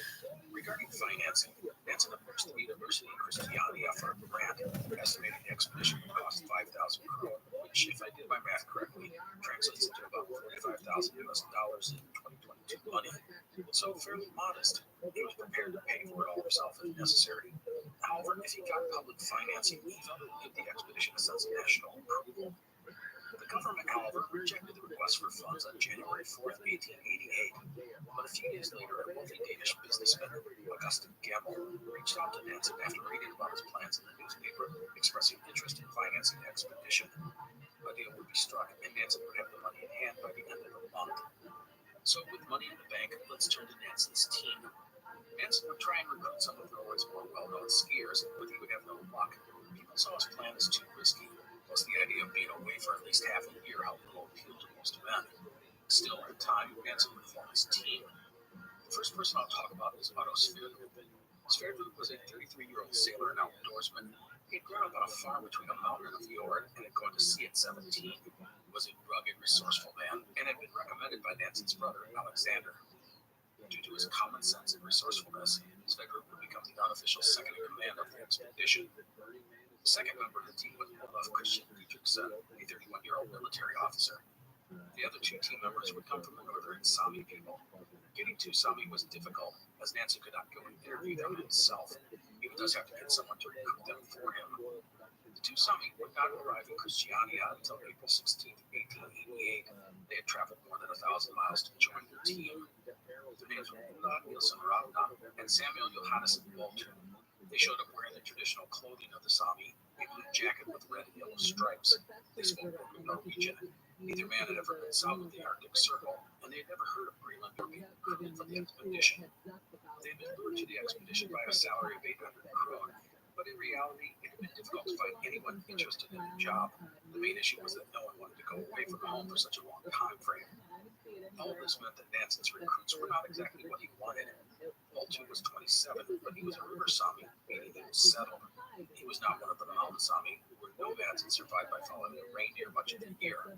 Nansen had wanted both the men to be mountain Sami. The second guy, Ravna, was a mountain Sami, but he was 46 years old and had a wife and 5 children. Nansen was tempted to send both the men back, but this late in the game, he had little choice but to accept them into the team.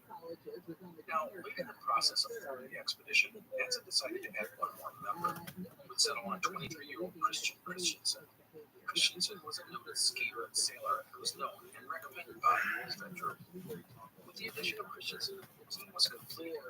That takes us to the outfitting of the expedition, and this is where Nansen shined.